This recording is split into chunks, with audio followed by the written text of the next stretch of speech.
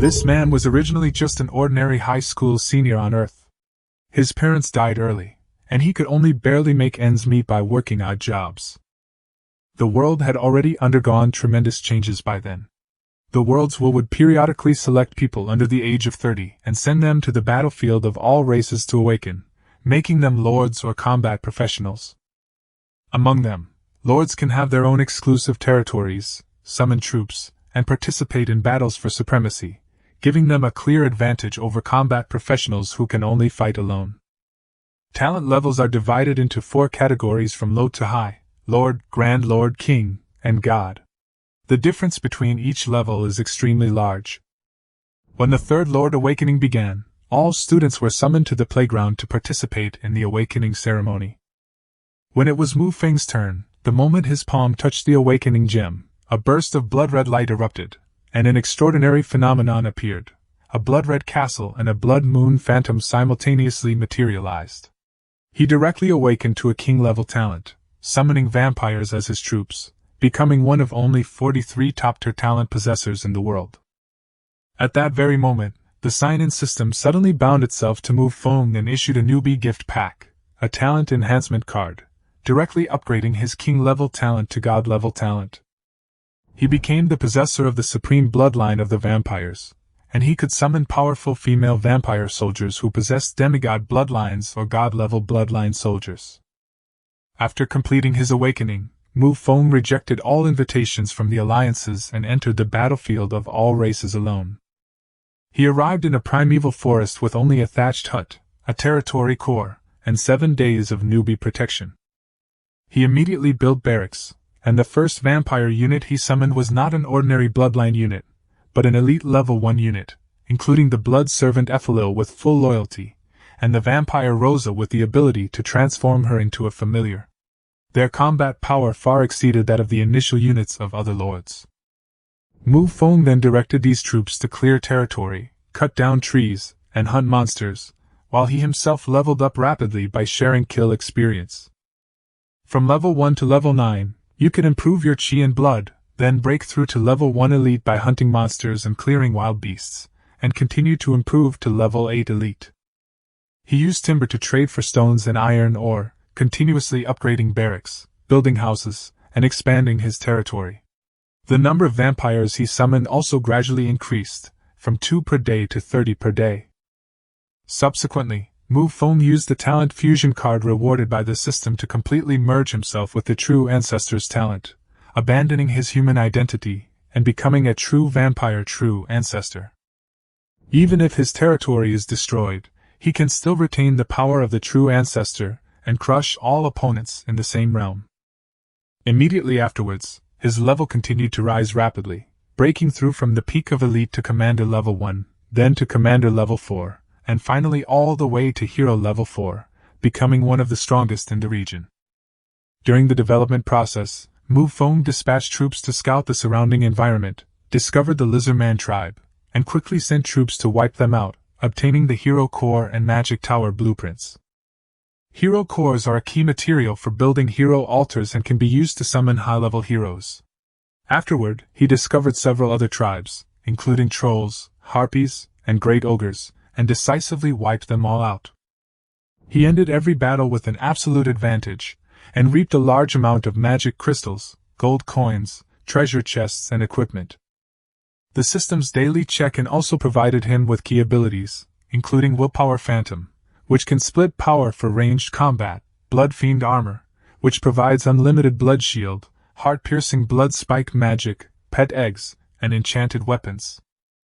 At the same time, he built a blacksmith shop, enabling the mass production of enchanted weapons, and exchanged iron ore and magic crystals through the trading market, thus completely solving the resource problem. Subsequently, Mu Feng used the Hero Core to build the Hero Altar and successfully summoned the first hero, Charlotte Tia. Born into the royal family of the vampire Lampreys, she reached the level of a first-level Eternal God King, possessed a damaged artifact, had maximum loyalty, and was extremely powerful in combat, making her his strongest force. Within the region, another monarch-level lord, Wang Tianyu, provoked Mu Feng. Mu Feng directly used his territory invasion token, sending only Xiao Luo, who destroyed the opponent's entire territory, shocking the entire region. Later, Mu Feng encountered a wandering merchant, purchased a communication scroll, and thus learned about the world's situation. He also reached an agreement with the Snake People. The Snake People allowed him to unify the entire region, and Mu Feng would serve as their vanguard in the unknown lands in the future. Immediately afterwards, Mu Feng subdued the Succubus tribe as an annex, assigning them to handle logistics and blood supply, thereby freeing up the main fighting force of the vampire clan. At the same time, he continued to clear out tribes such as wood elves and werewolves, constantly upgrading his territory and building powerful structures such as level 4 castles, experience towers, magic towers, plague towers, and strange statues, making his territory's defenses impregnable.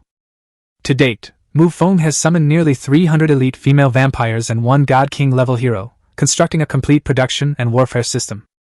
He possesses a wealth of resources, including magic crystals, gold coins, artifacts, special buildings, and stronghold treasure chests, establishing an unshakable advantage even in the novice stage.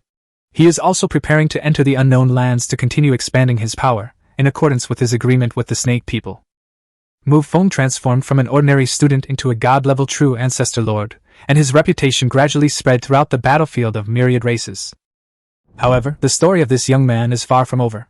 Next, he will summon even more female vampires, build a powerful vampire army, sweep across the land, embark on a new journey, and gradually dominate this continent, reaching the pinnacle of the world. Hello everyone, welcome back to my channel. Today I'll be bringing you the second part of Global Lords. Man summons powerful vampire butte army, conquers the continent, becomes a vampire lord. The story will begin in chapter 201. Within the vampire capital, a few days ago, Lord Mu Feng, who commanded countless powerful female vampire legions, had already completed the overall division and arrangement of the world's territories. The team demonstrated exceptional execution skills, and within just a few days, all tasks were progressing smoothly and efficiently. The first task completed was the construction of the teleportation array connecting the two worlds. Although they belong to two different planets, they are part of the same large world and share the same set of laws. Therefore, even ordinary teleportation arrays can achieve interplanetary teleportation. Ordinary teleportation arrays are extremely efficient to build, and the resources they consume are negligible for Mu Feng at this point. On the throne, Mu Feng sat alone, two fragments of the magic mirror appearing in his palm. Although the broken edges of the two pieces did not fit together perfectly, the frames attached to the edges confirmed that they originally belonged to the same piece. The 3 Lives Demon Mirror. One piece possesses the power of 3 lifetimes of reflection, while the other possesses the power of 3 lifetimes of reversal. These 2 fragments alone have already demonstrated astonishing power. Looking at the complete 3 Lives Demon Mirror, Mu Feng felt an even deeper anticipation. He had also inquired with the Queen about the origin of these mirror fragments. The Empress only stated that it was a legacy left by the previous Empress, and she was also unaware of its specific origin. Mu Feng shook his head slightly, not delving further into the matter. Instead, he turned his attention to the 2 newly acquired laws within his body and began to stabilize and integrate them. Olivia had successfully combined the laws of fire and desire, and the Empress was another successful example. Now, Mu Feng controlled a considerable number of laws, and he planned to fuse them in the same way. Area 031. Ever since Mu Feng's Law Phantom met with Saint Celine, the other party has launched an attack on the continent. Along the long coastline, towering waves over 500 meters high surged forth, their sheer force terrifying. Amidst these waves, fishermen wielded tridents, their dark blue eyes gleaming coldly. Faced with this sudden war, the human demigod was completely baffled and could not figure out the reason.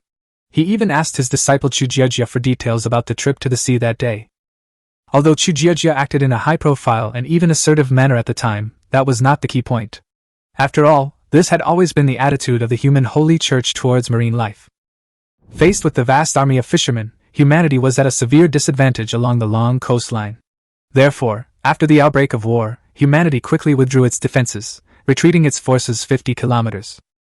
Once the fishermen set foot on land, their fighting power was greatly reduced, making them unable to break through the human defense system. Therefore, although the entire war seemed to be a grand spectacle, it was actually in a stalemate, since even demigod-level powerhouses had not yet made a move. Inside the vampire clan's headquarters, more than 10 figures emerged from the teleportation array and then stepped into the main hall of the headquarters. Charlotte's expression brightened upon seeing the newcomer, and he immediately asked, "Is the final battle about to begin?" Lily smiled and replied, "That's right.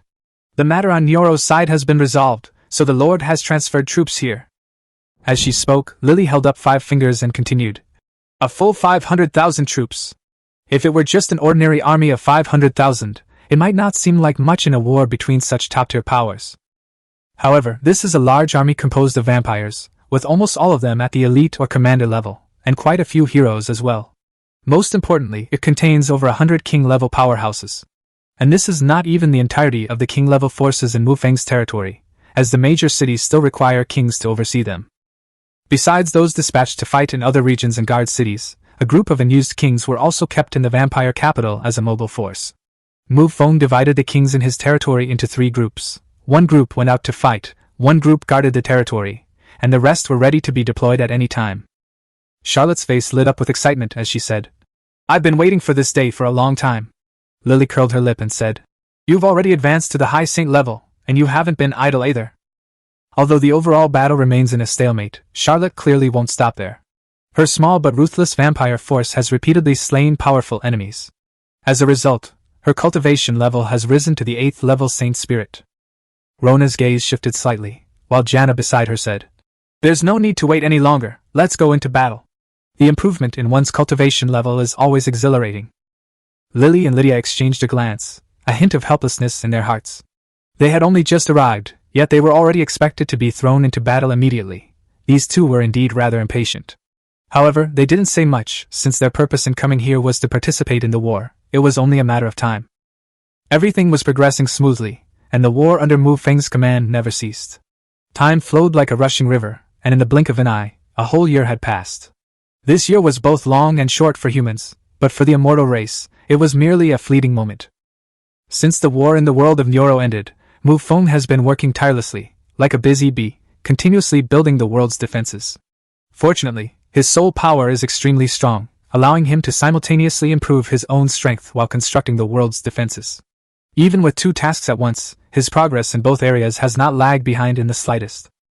The world barrier was completed a month ago, and the Nyoro world has now grown into a large world with a complete world barrier. For an ordinary demigod, constructing a world barrier in a year would be virtually impossible. But Mu Feng was clearly no ordinary demigod, and as his strength increased over the course of the year, his construction speed also accelerated. Within the vampire capital, the magnificent palace complex resembled an ancient forest, almost obscuring the sky when one looked up. Wide corridors crisscrossed the complex, and armored vampire soldiers patrolled back and forth. Inside a magnificent palace at the very center, the bedroom door was suddenly pushed open. A slender, pale hand gripping the doorframe stepped out of the room with some difficulty. Luo Qianqian subconsciously touched her neck. The bite mark there had completely healed. She sighed helplessly and murmured, "My master told me to lean on the wall, but unfortunately, he can't be crazy for me." She composed herself and, not wanting others to see her predicament, stopped leaning on the wall. As she reached the corner of the castle, a hurried figure bumped into her.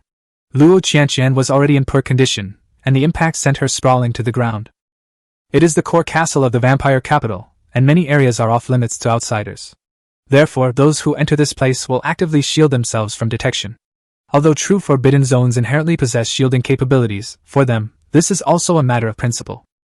Luo Qianqian was immediately annoyed. She raised her eyebrows slightly and looked up.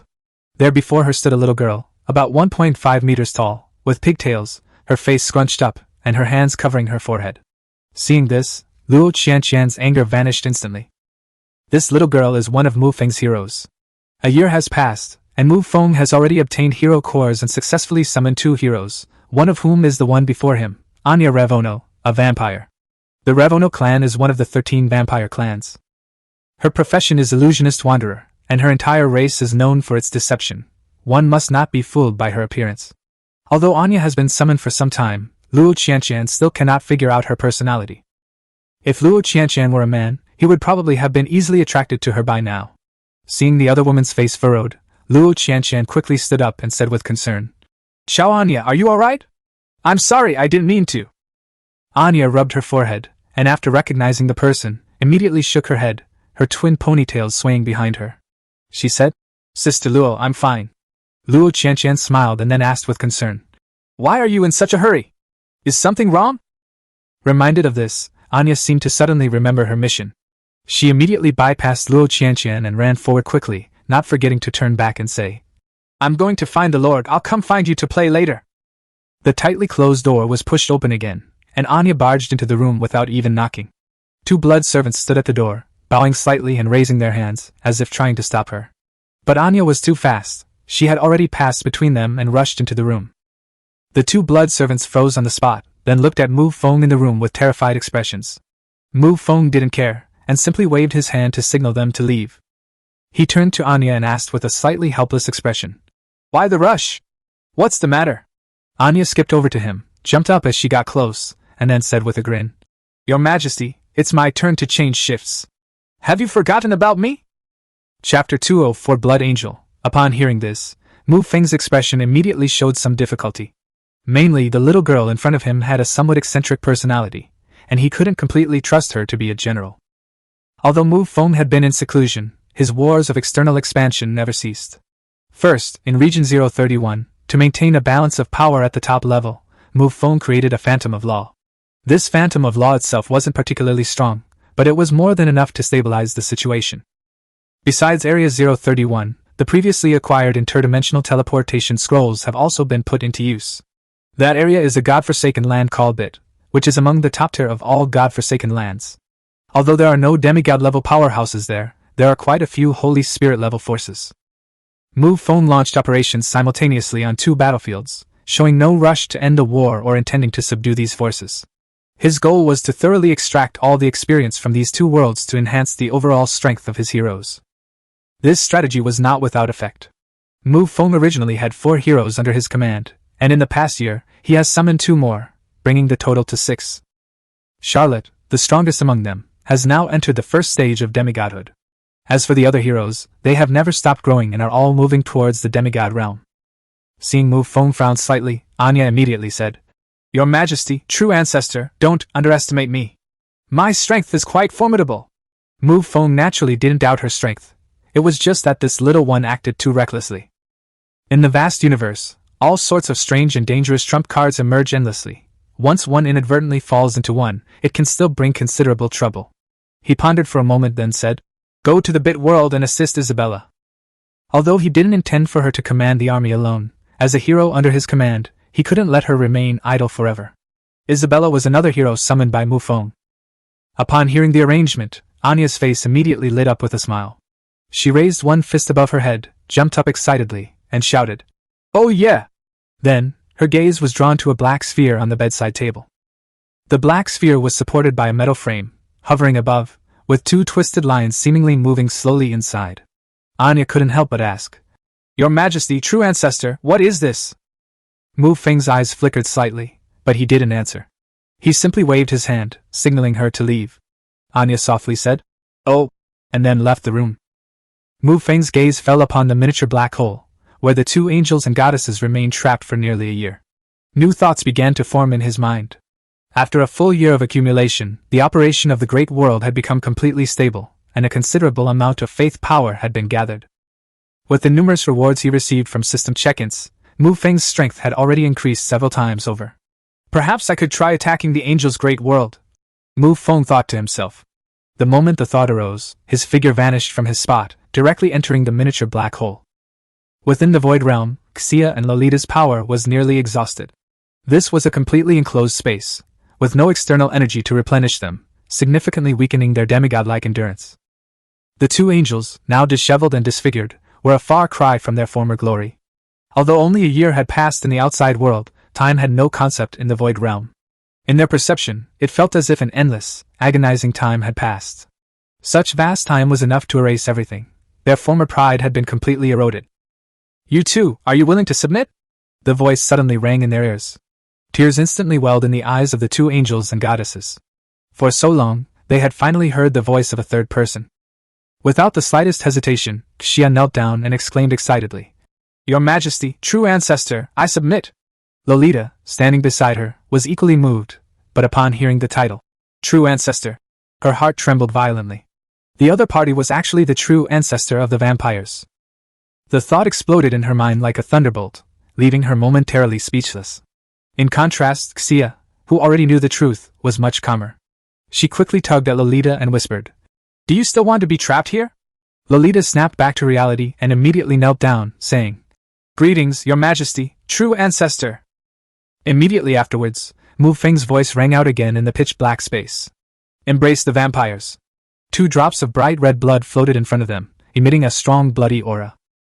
Upon seeing the 2 drops of blood, the 2 angels trembled involuntarily.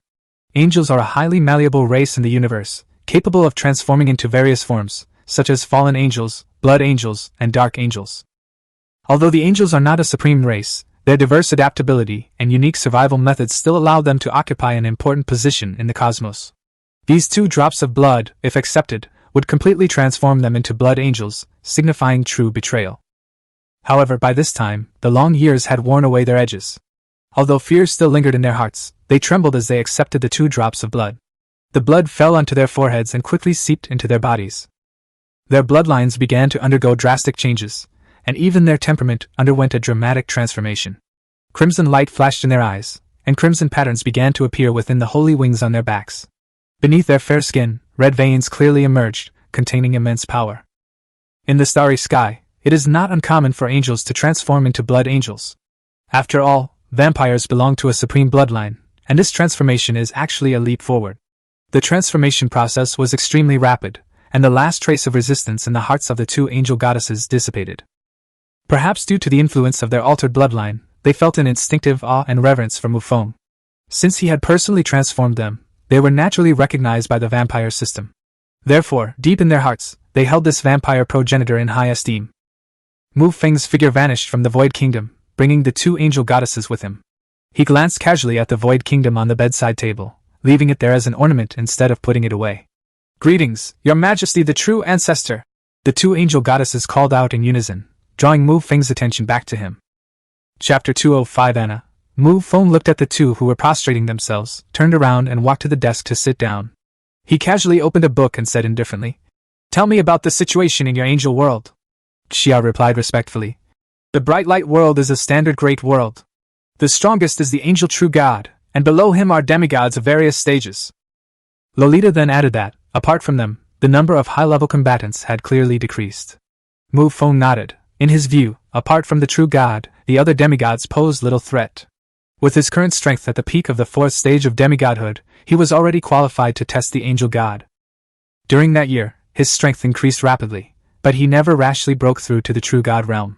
Condensing a divine body was a crucial step, and he could not allow any mistakes, so he suppressed his cultivation level to consolidate his foundation. He remained silent for a long time, lost in thought, while the 2 angels remained kneeling, too afraid to move. Finally Mu Feng spoke. "Return to the bright world and convert more blood angels." This was equivalent to planting faith in another world, similar to Chen Feng's actions, only with a vast difference in strength. The 2 demigod angels accepted the order and departed, quickly returning to the Radiant Empire.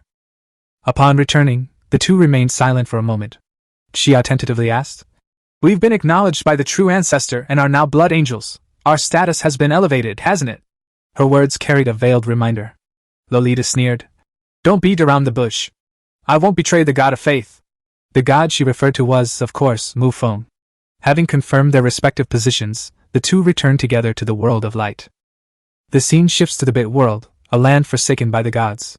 Mu Feng hasn't sent any demigods, only using the vampires for training. Their highest combat strength is only at the Saint Spirit level, yet the war has dragged on for a long time. Half a year ago, after the vampires descended, the world descended into chaos. The natives gradually united into an alliance, forming a north-south standoff with the vampires, resulting in a stalemate. In the grand hall behind the vampire clan, Isabella knelt in the center, not on the throne. A statue of Mu Feng was enshrined on the throne, and she was praying devoutly. She wore a conservative maid's outfit, her brown hair reaching her waist, and a blood-red double-edged sword was tucked beside her. Her aura was sharp. She was as quiet and solemn as a believer. Just then, footsteps sounded outside the hall, and Anna skipped in, grabbing her arm. "The True Ancestor sent me to help you. I want to go to the battlefield." Isabella finished her prayer before calmly replying. "The Southern Alliance no longer dares to fight." Her tone was calm and composed, based on her assessment. Anna frowned slightly. "Since they're afraid to fight, it means they're about to collapse. There's no need to delay any longer." Her tone was direct and confident. Isabella pondered for a moment, agreeing. Seeing Anna's expectant face, she sighed. "All right, I'll send you to the battlefield." As soon as she finished speaking, Anna shouted excitedly, "Okay!" The scene shifts to the battlefield, where a massive black shadow flies close to the ground, sweeping across with ferocious power, blasting away enemies in its path. The shadow spins back into its hand, gradually shrinking into a 3-meter-long hammer. The hammer wielder is Anna, less than 1.5 meters tall, yet possessing an astonishing aura. Isabella, watching from the rear, sighs in exasperation. On the battlefield, Anna laughed loudly. "You mere ants dare to block the path of the vampires!" An orc wiped the blood from the corner of his mouth and roared. "I surrendered before, but you wouldn't accept me!" His tone was full of anger and resentment. Anna scoffed. "Insects, I say what I mean!" She raised her giant hammer, her size increasing dramatically, her shadow pressing down like a mountain. The orc roared and swung his sword, gathering the power of heaven and earth, a sword light shooting straight into the sky, colliding head-on with the giant hammer. A shockwave erupted, churning the surroundings, and dust billowed across the earth. Chapter 206 The Undead Clan. The orc swung his sword across the void, the sword energy instantly dispersing the smoke, this attack leaving him completely unharmed. Anya curled her lip, put away her giant hammer, and with a flick of her wrist, a bone whip shot out, flashing red light, its aura eerie, even the space itself rippled with its swing. The orc's expression darkened, and he continuously poured power into his long sword, gradually staining the blade with an unusual color. His aura grew increasingly heavy, clearly indicating that he was preparing for a serious battle. In Area 031, a woman in a long golden robe wields a staff of holy light, and her opponent is another saintess who looks almost exactly like her. This woman is named Emily, originally a saintess of the Holy Church of the Radiant Empire. After the Empire's defeat, she became Mu Feng's spoils of war, gradually submitting after initial resistance. The vampire territory lacked a church system, and she, as the saintess, lost her original position. As a king-level powerhouse, she voluntarily stepped onto the battlefield to expand Mu Feng's territory. Her opponent was Chu Jiejia. The two saintesses clashed fiercely on the battlefield, holy light blooming, magical energy surging, and the fight was evenly matched. Behind the main force, Charlotte watched the battle with great interest and casually asked, "Who do you think will win between the two of them?" Lydia replied calmly, "They are evenly matched, and it's hard to tell who will win." The meaning was simple: this battle would most likely end in a draw. Charlotte is now at the first stage of demigod status, and no longer needs to take action personally. The more important thing now is to use the war to hone the army and allow units below the king level to grow rapidly. In the main hall of the vampire capital, Mu Feng slowly opened his eyes, looked at Lid who was walking towards him, and casually said, "I thought you had broken through to true god." Lid smiled and said, "It's not that easy. His Majesty the True Ancestor should know better than I do." The two were both at the peak of the fourth stage of demigods and had different experiences in breaking through to true god. Mu Feng asked again, "Then what are you doing back here? On vacation?" Lid shook his head. "I want to ask you to come with me to a place." Mu Feng raised an eyebrow. "To attack the New World?" "No," Lid said helplessly. "You're too bloodthirsty. I'm just going to take a look."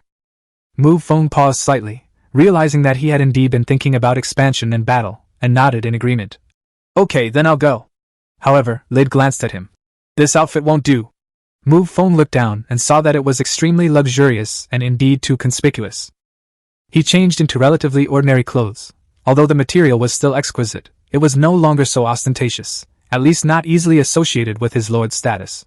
The two arrived at the interdimensional teleportation array in the capital. Mu Feng asked, "To another world?" Lid nodded and imprinted the coordinates on it. The teleportation activated, a flash of light appeared, and vision blurred. It lasted a full 10 minutes, indicating the extreme distance between the two realms. When they reappeared, the two were standing in an unfamiliar plaza. They were surrounded by armed bearmen, their eyes scanning them warily. The two quickly arrived at a magnificent circular building, its structure resembling a bird's nest. A golden plaque gleamed above it, Pelt Auction House. Mu Feng raised an eyebrow. He knew the name all too well. It was the very trading company the system had rewarded him with. Just as he was pondering, his expression suddenly changed. A figure had appeared 10 meters away, seemingly out of nowhere. The black robe was not actually clothing, but the figure's true form. More than 10 tentacles hung down from it, black mist swirled, and its aura was deliberately concealed. But Mu Feng immediately recognized him as a true god, and from the undead clan, one of the 5 supreme bloodlines of the abyss. What intrigued him even more was that the other's aura was vaguely familiar, yet he couldn't quite place its source. The undead clan member seemed to sense his gaze and turned to look. Upon seeing the 2 vampire demigods, he merely nodded in acknowledgement. Lid gently reminded him, "Let's go in." Mu Feng withdrew his gaze and followed him into the auction house, asking, You want me to participate in the auction? Chapter 207 Flying Bears Pouncing Killing Method. As Lid led the way, he explained that this auction was from the Starry Sky Merchant Guild, which only held itself once in a long while, but each time it attracted a large number of powerful individuals. He then added that there was no monarchy or church in this world. The 4 major merchant guilds truly controlled the situation, and the Pilt Merchant Guild was one of them. Mu Feng casually asked about their strength, and Li's calm yet formidable tone replied, "Very strong. Each merchant guild has 1 or 2 true gods." Hearing this, Mu Feng immediately abandoned any other thoughts. He knew very well that even with a contract, it was meaningless without the other party's recognition. The system had merely provided a title. It wouldn't make a massive merchant guild relinquish its position. The two entered the auction house, and soon bearmen came to greet them. Given their demigod status, even if not top tier, they were still VIPs. After taking their seats, Mu Feng began counting the large amount of gold coins in his possession. He had accumulated 410,000 coins through killing commander-level enemies and obtaining treasure chests, plus daily login rewards. However, this amount wasn't exactly a comfortable sum for him. A transcendent weapon costs around 1,000 gold coins, a sacred artifact costs tens of thousands, and a semi-divine artifact starts at 1,000,000. He simply can't reach that threshold. However, Mu Feng didn't intend to compete for semi-divine artifacts. He valued the resources that could improve the development of his territory more, and level wasn't his primary concern. The two sat in an upper-level box, overlooking the central stage. With heavy footsteps, a silver-furred flying bear spread its wings and entered, a demigod-level auctioneer. The bear surveyed the room and announced in a booming voice, "Welcome to Piltover Auction House. We will now begin with the first item." The tray was then lifted, revealing an exquisite tea set.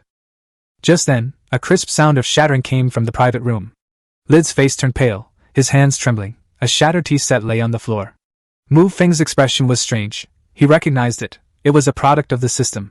It had once been in Lid's possession, but now it was at an auction, prompting him to question the system again.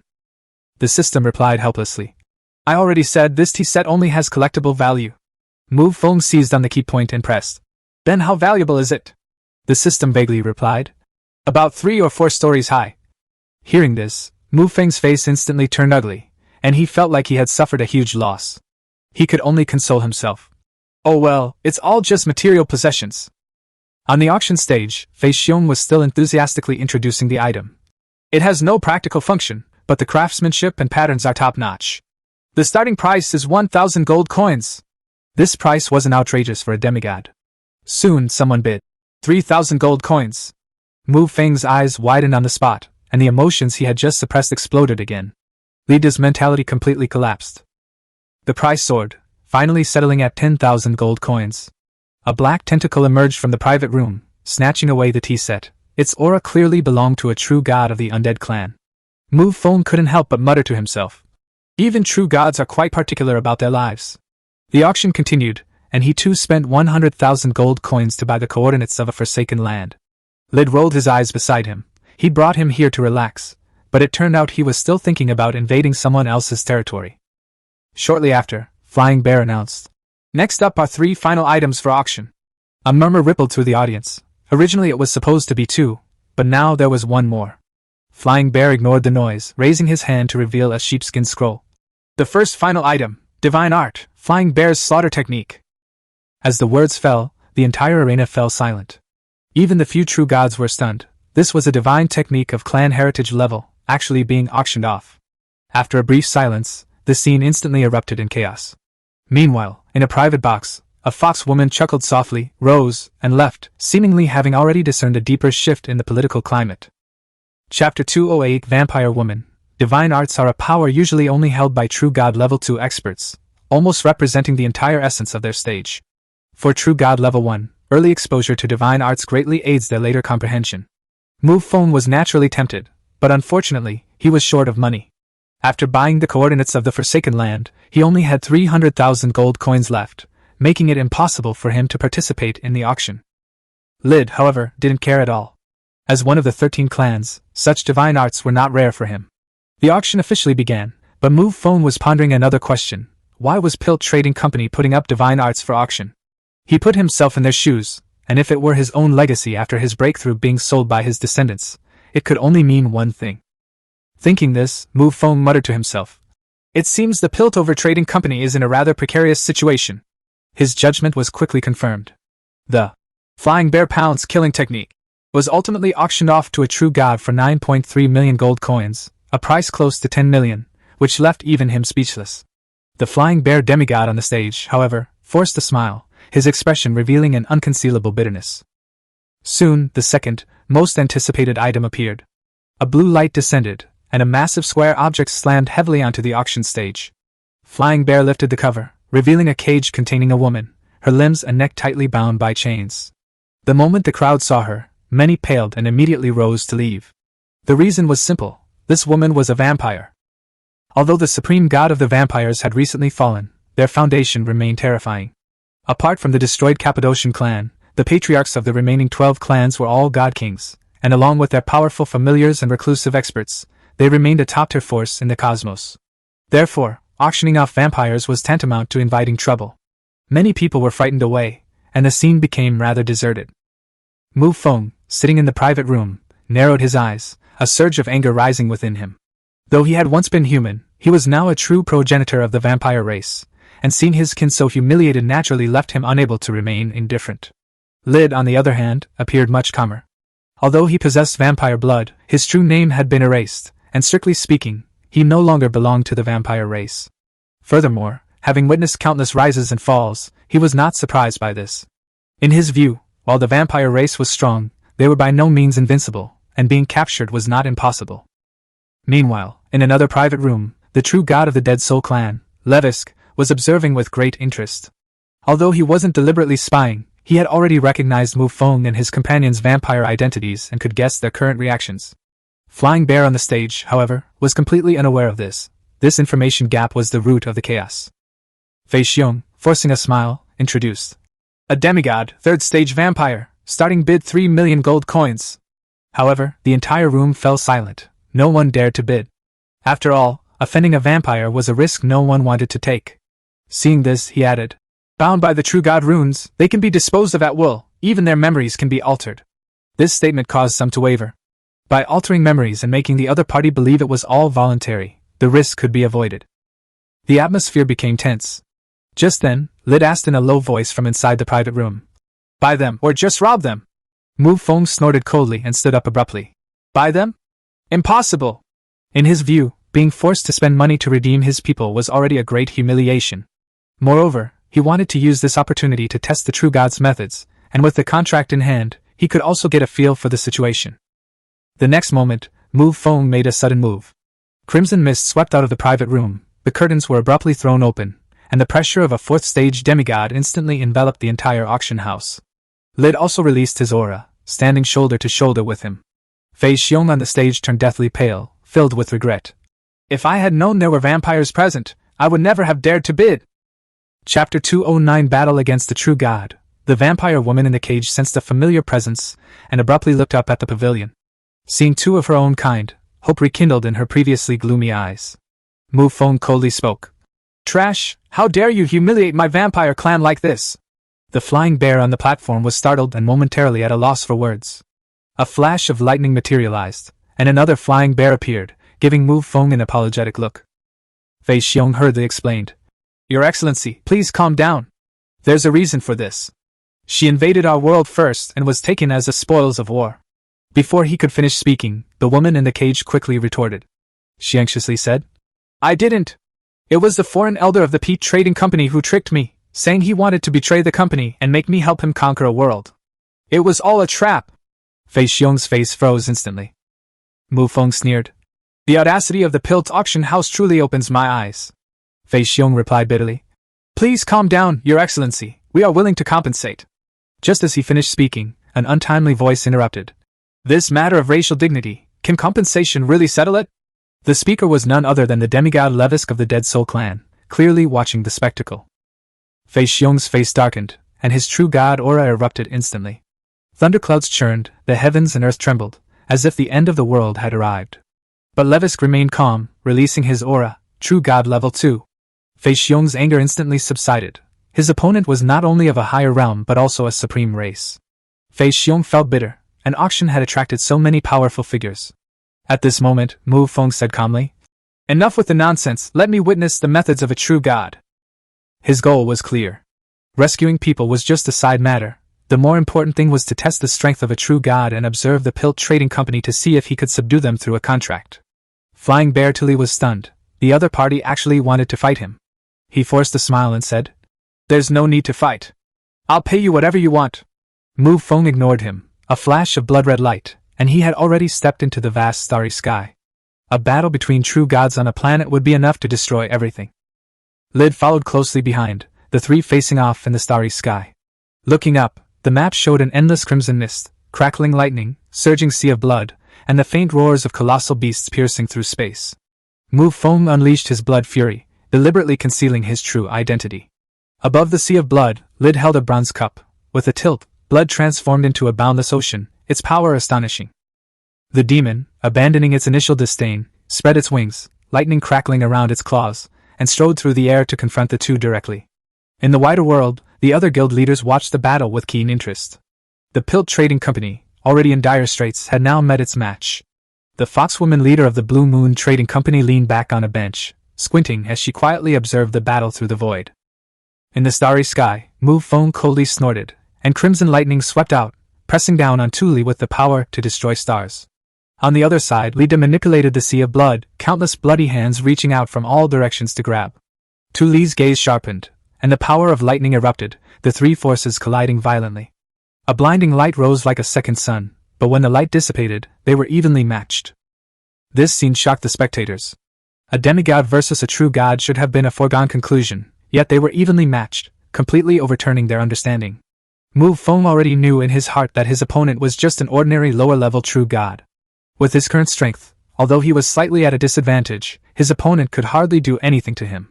He withdrew his lightning, his figure transformed into a streak of blood-red light, tearing through the void with his powerful physical body, and rushed straight towards Tulu. Chapter 210 discusses in detail. The illustration shows a cold smile appearing on the corner of his mouth as he sees the opponent charging straight at him. Although the Flying Bear clan isn't a top-tier race, their physical strength is extremely high. Thunder crackles around his wings, his legs are slightly bent, his 5 claws are outstretched, and he instantly transforms into a streak of azure lightning, rushing straight towards Mu Feng. Mu Feng only feels a flash of blue light before his opponent is already inches away. Without time to think, he raises his hand and throws a punch. Fists clashed with bare paw, blood mist and lightning exploding simultaneously. The terrifying power shattered the void, the sound of breaking echoing continuously. Tu Zhan's pupils contracted sharply. He hadn't expected this vampire's physical strength to be comparable to his own. The onlookers on the planet were also shocked, especially the fox woman who immediately stood up. This was a cross-border confrontation between a demigod and a true god, and it was a pure physical clash. In the distance, crimson streams converged, transforming into twisted, gigantic hands that lunged at Tuli. His eyes flashed with lightning, his power surging once more. The two exerted their strength simultaneously, repelling each other. Tuli dared not be careless, transforming into lightning and constantly shifting his position to evade the dense, net-like crimson hands. These crimson hands originated from the sea of blood, which in turn came from the bronze goblet of another vampire, Lid, a true divine artifact. Faced with the encirclement, Tuli unleashed a burst of lightning, shattering the blood hand. However, before the energy dissipated, 3 Mu Fengs simultaneously approached from different directions. The 3 Mu Fengs constantly shifted positions amidst the spatial distortion, making it difficult to distinguish the real from the fake. Tuli roared, lightning shaking the void, and he crouched on the ground. Then, the lightning condensed into a gigantic flying bear, its size reaching 1,000,000 kilometers, its roar shattering space. The 2 mirror images shattered instantly, and the image transformed into blue light, lunging forward, followed by a flying bear. Wherever it passed, the void collapsed. This was the divine technique, flying bear slaughter. Mu Feng's expression turned solemn. A black hole appeared behind him, and he pointed a finger, unleashing a beam of annihilation light. A blood-red hand once again formed a net to block it, but the flying bear ripped it apart with a single swing. The image didn't dodge, colliding head-on with the annihilation light. In just an instant, his expression changed drastically. The flying bear's body began to dissolve. He raised his arm, forming a lightning shield, but the moment it made contact, a chunk was sliced off flying bear's body, the cut smooth as if vanished into thin air. Fortunately, the attack was limited in scale, and the damage was minimal, but the next moment even the shield began to be eroded. Tuli quickly unleashed lightning to defend, simultaneously transforming into bolts of lightning and retreating.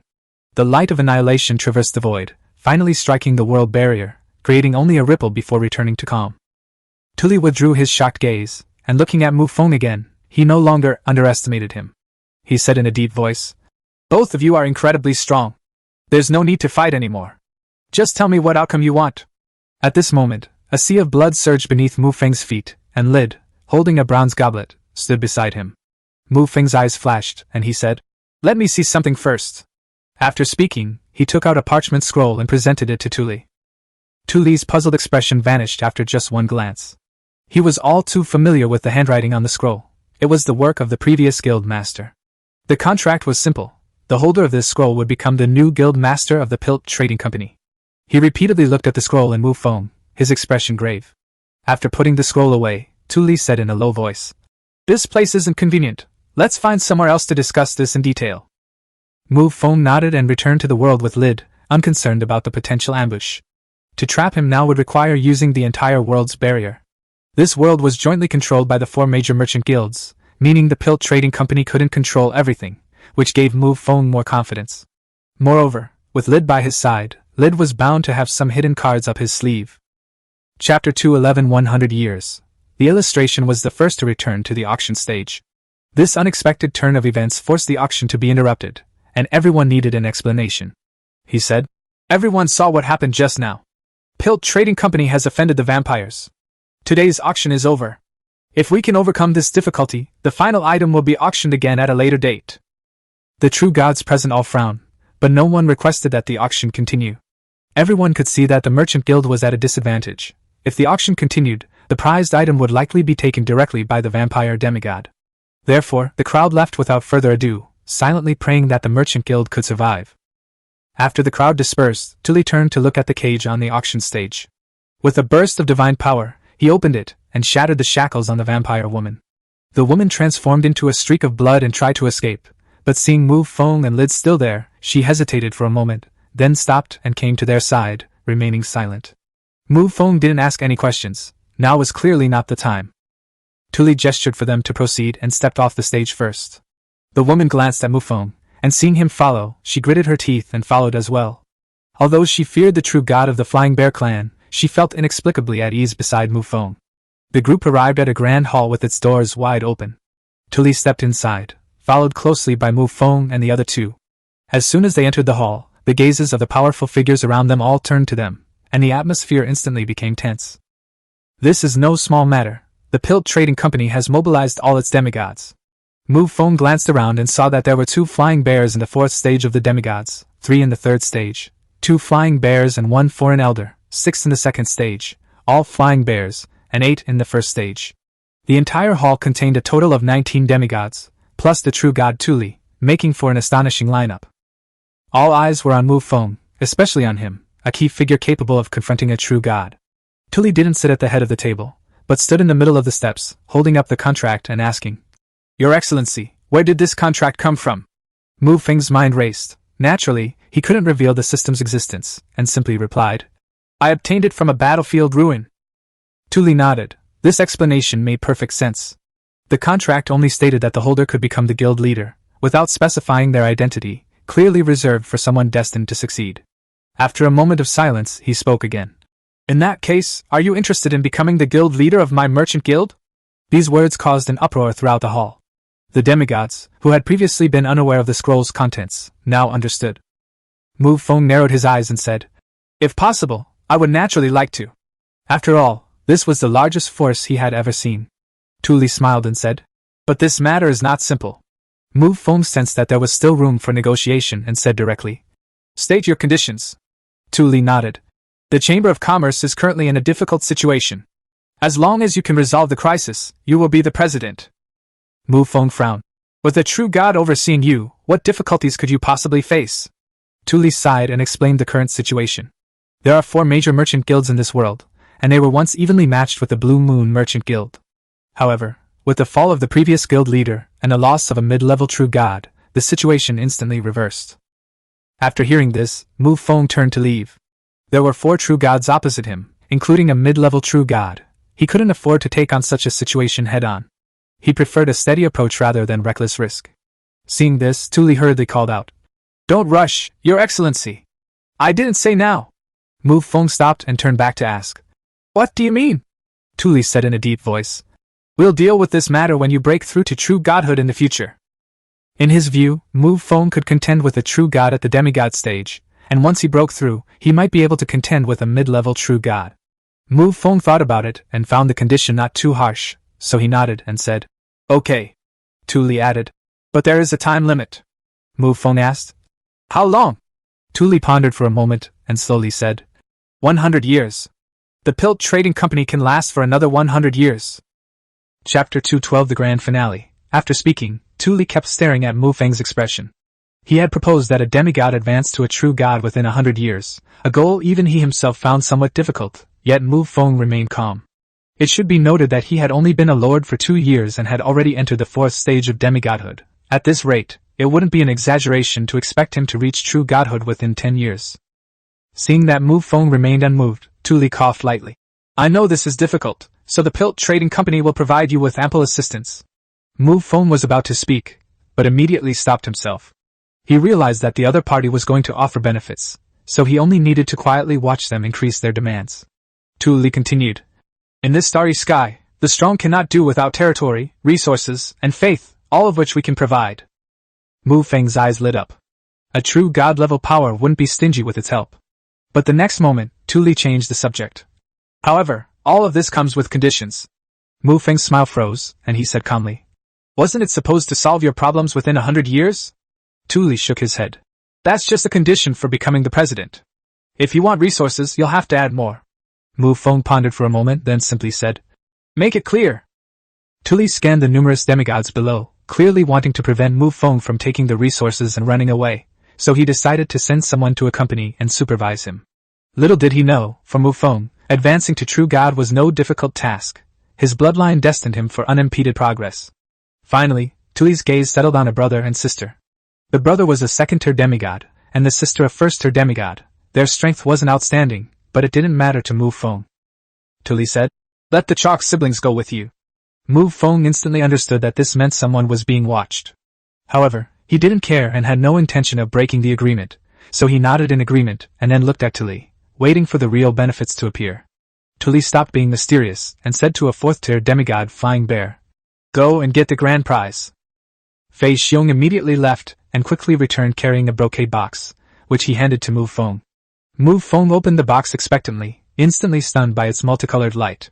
Inside lay a rhombus-shaped crystal the size of a human head, radiating a rich aura. Lida, standing nearby, was immediately shocked. This entire crystal contained the very essence of the world. Chapter 213 Exchanging the Origin of Worlds. This rhomboid crystal is much larger than the one that Lid obtained from the Abyss God. Judging from the energy fluctuations, this origin of worlds comes from an extremely prosperous great world. But unfortunately, once the origin falls into this place, it means that world has been completely destroyed. Mu Feng recognized the power within the crystal at a glance, and was overjoyed. Such a vast source of power was enough for him to break through to the true god realm within 3 years. He put away the brocade box, his expression returning to calm, and said lightly, Rest assured I keep my word. After the deal was finalized, Tuli personally escorted him to the teleportation array. With a flash of light, Mu Feng and his group disappeared. Since both sides had exchanged coordinates, a formal passage was established between this world and the Nyora world. Accompanying them were the brother and sister of the Flying Bear clan, and the vampire woman. After Mu Feng left, a demigod elder couldn't help but ask, President, are we really going to place our hopes on him? Tuli laughed and said, He's a vampire. Once he becomes a true god, we won't be able to reach him. The elder thought that made sense. If the Chamber of Commerce only said to the outside world, The president is backed by a true god vampire, the weight would be completely different. The scene shifts to the Nyora world, the vampire capital. A teleportation array glows, and 5 figures appear. A vampire servant immediately steps forward to pay respects. Mu Feng gives simple instructions, settling the Flying Bear siblings in, ensuring they remain within his perception range. Then, the 3 vampires enter the main hall together. Mu Feng ascends the throne, looking down and asking, What is your name? The woman bows respectfully. Your Majesty, my name is Isabel Charles. Mu Feng nodded and asked, Do you still have territory? Isaway quickly replied, Yes, my people are still here. The Pilt Trading Company is only targeting me. They wouldn't dare slaughter the vampires. Mu Feng casually asked, Would you like to join my territory? Isaway hesitated. Although she was grateful for being saved, she wanted to become a powerful lord independently. Mu Feng saw through her thoughts and said directly, "Then I won't force you. Leave your coordinates, and you can leave at any time." He didn't force her to submit. She might be more valuable if she developed on her own. Isaway felt relieved and felt even more favorably disposed towards Mu Feng. She smiled and said, "It's rare to come to the land of my own kind, so I'd like to stay a little longer." Mu Feng nodded in agreement, letting her do as she pleased. After she left, Reed stood in the hall, hesitant to speak. Mu Feng saw through his thoughts and directly took out the brocade box containing the origin of the world. For him, this was icing on the cake, but for Reed, it was a lifeline. Mu Feng's bloodline was powerful, and he broke through without any bottlenecks, while Reed's Cappadocia clan had long since had its true name erased, its bloodline decayed, and cultivation became extremely difficult. The so-called erasure of the true name meant denying its existence from its very root. Lid took a deep breath and said, "Your Majesty, True Ancestor, could you sell me this world origin?" Mu Feng smiled and said, "What do you have to offer in exchange for the grand finale?" "I'll offer 10 billion gold coins." Upon hearing this, Mu Feng was stunned for a moment. This was practically a walking gold mine. However, he quickly shook his head and said, "Money is just an external thing." Lid understood, and with a flash of blood-red light, he took out a bronze goblet. "This is the divine artifact Blood Demon Cup. Its attack power is average, but its ability to trap people is extremely strong." Mu Feng curled his lip. "Then you still couldn't trap Tu Zhan." Back then, that blood-red palm looked powerful, but it was shattered by the opponent's attack. Lid was somewhat unconvinced. "Isn't your mirror image also a divine artifact? It shatters with a single roar." As he spoke, his voice gradually lowered, realizing that he was arguing with the True Ancestor. Mu Feng, however, didn't take it to heart, and instead began to ponder. Logically, divine artifacts should correspond to true gods, but the divine artifacts in their hands are completely useless in the face of the illustration. Perhaps the Blood Demon Cup is indeed ordinary, but his 3 lives demon mirror could never be just an ordinary item. Chapter 2:14 The Space Cutter. Ultimately, even with true divine artifacts, the 2 demigods were still utterly powerless before a true god. The reason was simple: demigods simply couldn't unleash the true power of the artifacts. Having understood this, Mu Feng stopped hesitating and directly said, "Add a little something else." Lid looked helpless, but still gritted his teeth and took out 100 million gold coins, plus a human trapping true artifact, to exchange for the world origin in Mu Feng's possession. Mu Feng was satisfied and handed over the rhombus-shaped crystal the size of a human head, and the transaction was officially completed. Lid was overjoyed. The origin of the world is the essence of a world, practically priceless to a demigod. In his eyes, this deal was a sure win. If it were an ordinary demigod, Mu Feng would actually be at a disadvantage, but he didn't have much need for it. More importantly, this transaction will allow Lid to ascend to the true god realm even faster. Although the other party is not a subordinate, they have already settled in his world and can be considered a protective force. Mu Feng put away the bronze goblet, looked at the Blood Demon Cup, and could not hide the joy on his face. A month passed in the blink of an eye. On this day, Mu Feng received a message from the Abyss, but it wasn't from Olivia, but from the 3 undead demigods under his command. Although the 3 had submitted to Mu Feng, they still maintained their own territory on the 10th level of the Abyss. According to them, neighboring territories were being ravaged by a monster called the Space Cutter. This species, along with another being in the cosmos, is a race known for its unconscious yet exceptionally high talents, and is infamous. Logically, this disaster should have nothing to do with Mu Feng. He could have simply reaped the benefits and taken over after the other side was destroyed. But Mu Feng did not choose to wait. He planned to take the opportunity to expand his territory and acquire more faith. In addition, with the Pilt Trading Company about to take over, his desire to act was even stronger. Before setting off, he used the world teleportation scroll he had purchased from the Merchant Guild. He discovered that his destination was merely the lowest level Forsaken Land, not even at the Saint level, and immediately lost all interest. No wonder the scroll was only worth 100,000 gold coins. He casually dispatched 50,000 vampires and 10 kings to invade that world, while he himself led 3 undead demigods through the Abyss Rift in the far north, heading straight for the 10th level of the Abyss. Upon arrival, Mu Feng saw the territory of the undead demigods. This place was completely different from ordinary scorched earth. Green flames burned on the gray-brown land, and the flames rose into the air, transforming into the howls of souls. New undead were constantly crawling out of the ground, making it both eerie and spectacular. The 4 made no attempt to conceal their presence, and quickly arrived at the border of a neighboring territory, attracting the attention of the other side. A 2-headed ogre appeared, staring at them warily. Gentlemen, who is this? In the 10th level of the Abyss, most lords are only at the first stage of demigods, with a few reaching the second stage. Mu Feng, however, is already at the 4th stage, making him an almost overwhelming force. The undead demigod introduced himself arrogantly. This is our lord, the vampire demigod, Mu Feng. The ogre's expression changed, and he hurriedly said respectfully, Your Majesty, we beg you to lend a hand. Mu Feng said calmly, Take me to see it. He had seen the space cutter in his early years, but it was just a weak individual. Now, this one had already stepped into the demigod level, which aroused his interest. In fact, he didn't need a guide, he had already locked onto his target. The 5 of them walked on air and soon arrived at a dilapidated area. The ground was full of huge craters, clearly indicating that a colossal creature was active underground. Just then, the earth trembled violently, and a section of it suddenly collapsed. 2 giant teeth burst forth from the ground, followed by 2 more. As space twisted and cracked, the ground collapsed as if it had lost its support. Soon, a huge, round mouthpart appeared, with 4 sharp teeth arranged vertically and a central structure covered with sharp features. Then, its upper body emerged from the ground. It was a terrifying centipede with a body length exceeding 1,000 meters. The space around its mouth shattered like a mirror, swallowed whole.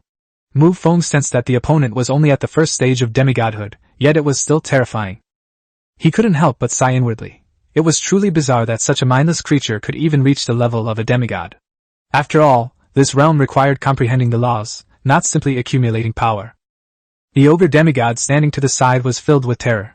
This monster had turned his territory upside down. He looked at Mu Feng and asked in a low voice, Your Majesty, shall we intervene? Mu Feng pondered for a moment, then said calmly, It can be resolved. However, afterwards, you will have to lead your ogre tribe to attack the higher levels of the abyss with me. He knew very well that expanding territory required not only strong leaders but also a sufficient number of subordinates to handle the mundane tasks. These were clearly not tasks suitable for his demigod. Chapter 215 Target, Abyss Level 25. The ogre demigod thought for a moment, then decisively nodded in agreement, saying, I am willing to obey your Majesty's commands. Mu Feng's expression remained calm, but he nodded in satisfaction before turning his gaze to the space cutter below. The other party's complex mouthparts, capable of cutting through space, seemed quite deceptive. By killing the opponent, Mu Feng can uncover their secrets through the loot given by the Lord's panel. With this in mind, Mu Feng no longer hesitated. The space on site was frozen like a swamp, and a pure black beam of light pierced through the head of the space cutter. With just a small move, he had already taken the opponent's life. Congratulations, Lord, on defeating the first stage of the demigod. The following items have been obtained. Power of Laws, Devouring Laws. Individual Treasure Chest, X1. Mu Feng also obtained the Devouring Law among the spoils of his battle against the Black Demon clan. Now, Mu Feng can finally use the Devouring Law he possesses. Seeing the individual treasure chests below, Mu Feng muttered to himself, It seems like every demigod drops a treasure chest. Mu Feng didn't kill many demigods, but each demigod dropped a treasure chest. This was, of course, fantastic news for Mu Feng. He glanced at the 3 undead demigods behind him and said, Go and organize the troops to prepare for an attack on the higher levels of the abyss. The 3 undead demigods bowed in respect, then left together with the ogre demigod. The 2 are neighbors and know each other well. Moreover, with Mu Feng leading the way, the ogres, for safety's sake, also planned to bring along other demigods. So the 4 of them traveled together to other territories in this area to summon other demigods. Mu Feng stood still and immediately opened the treasure chest he had obtained. Congratulations, Lord, for opening the demigod-level individual treasure chest. The following items have been obtained. Skill Scroll, Mouth of the Abyss. Skill Description, a powerful force capable of devouring everything in the world. The more it consumes, the stronger it becomes. Mu Feng's pupils suddenly contracted. This reward was absolutely top tier. In the future, when Mu Feng kills an enemy, he can use this skill to devour the opponent and gains some benefits. Then, when the opponent dies, the Lord's panel will give a reward. That means double the reward. The next step is to figure out the energy conversion ratio after the Abyss Maw devours the enemy. Mu Feng muttered to himself. If the conversion rate is only 1 to 10, then Mu Feng's hopes will be dashed. At the same time, he also understood why the space cutter could become so powerful even without consciousness. As long as you have this skill, and as long as you can eat, you can become stronger. Mu Feng did not return to the vampire capital, but waited in the abyss. The intricacies of invading the higher worlds of the abyss were not something Mu Feng needed to worry about. he only needed to deal with more powerful enemies. Compared to his previous invasion of the abyss, Mu Feng seemed much more relaxed this time. This time, the goal is to reach the 25th level of the abyss. Once you reach the 26th level, the territory of the true god will appear, so Mu Feng does not intend to enter the 26th level. Mu Feng hid in the void, his eyes closed, waiting for the army to depart, while cultivating alone. Area 031. The aura of the human demigod rose like a blazing sun, its intense holy light showering down upon the earth. On the opposite side, a towering tsunami stretched to the sky and reached the earth, its power terrifying beyond compare. Amidst the massive tsunami, wisps of crimson light seeped out. Charlotte held a long spear with a dropper in her hand, clad in the robes of a blood-red Valkyrie, and the oppressive aura of a first-stage demigod emanated from her. His gaze was fixed on the human demigod opposite him, his bloodshot eyes showing no fear whatsoever. Under normal circumstances, a human demigod of the Holy Church who reaches the second stage of strength can fight 3 people at the first stage. Mu Feng had stationed a phantom of law here to stabilize the situation, but with Xia Luo's breakthrough, he naturally withdrew. Charlotte did not disappoint Mu Feng, she was an absolute super-level being. The 2 weapons in his hands were also slowly being repaired as Charlotte's strength increased. Now, both weapons have reached the level of semi-divine artifacts, which perfectly matches Charlotte's strength. Charlotte swept the dropper-shaped spear across her body, transforming into a streak of bloody light as she charged forward. The moment she took a step, the dazzling magic circle beneath her feet shattered instantly. Her figure flickered, as if space itself had folded, and she instantly appeared before the human demigod. The human demigod was greatly alarmed. He instinctively pushed his hands out horizontally, and pure white holy light fell like steel needles, piercing the entire earth and leaving it riddled with holes. However, the bloody light in front of them seemed unaffected, and the dropper spear swept straight down. The human demigod staggered and was sent flying. A surge of anger rose within him. He was a second-stage demigod, yet he had been beaten so badly by someone at the first stage. Anger surged within him, and the pure white holy light illuminated the sky behind him, making it appear as if a heavenly kingdom stretched across the void. However, at that moment, the human demigod seemed to sense something and quickly looked in one direction. She was a vampire dressed in a black and red high-low gown, with fair, jade-like skin and alluring, captivating eyes. The other person was very beautiful, but the human demigod was in no mood to appreciate it at the moment. He was more concerned about the other person's aura. Demigod level. Lily spread her arms, tilted her head slightly, and a dazzling magic circle surrounded her in the center, her figure slowly floating up. An aura belonging to the first stage of demigod emanated from her body. The light of magic was ignited, and magic circles almost filled the entire sky. Once you reach this level, there aren't many restrictions on your profession, and you can use a little bit of almost any of your abilities, but mastering them is a big challenge. Charlotte can use magic or skills, but she focuses more on skills, with magic being just a supplementary means. Other demigods are basically like this, they focus on one type, and they can use another type, but they cannot be completely proficient in it.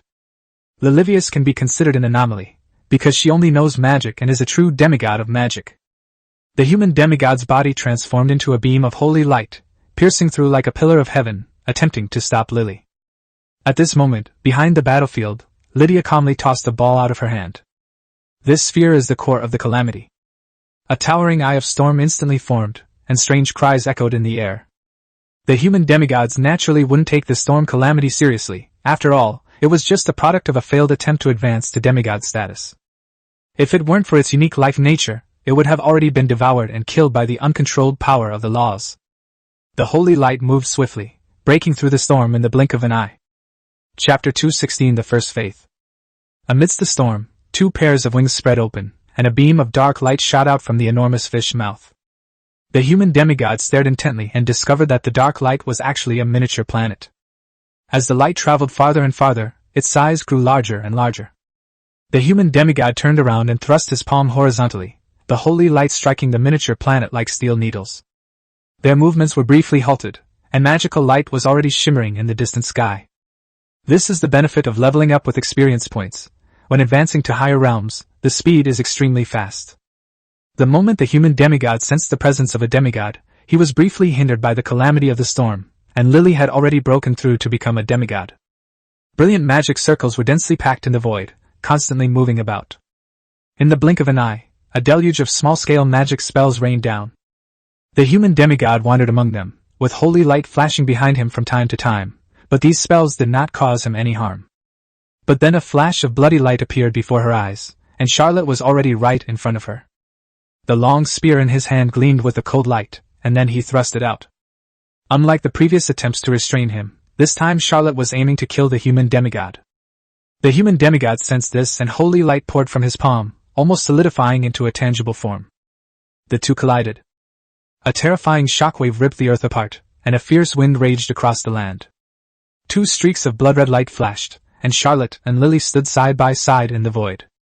A massive tsunami rose up behind them, and Saint Celine appeared. From that attack just now, Saint Celine had already sensed Charlotte's intentions and immediately asked, "Are you preparing to end the battle?" In previous battles, the main focus was on restraining the opponent, without intending to kill them.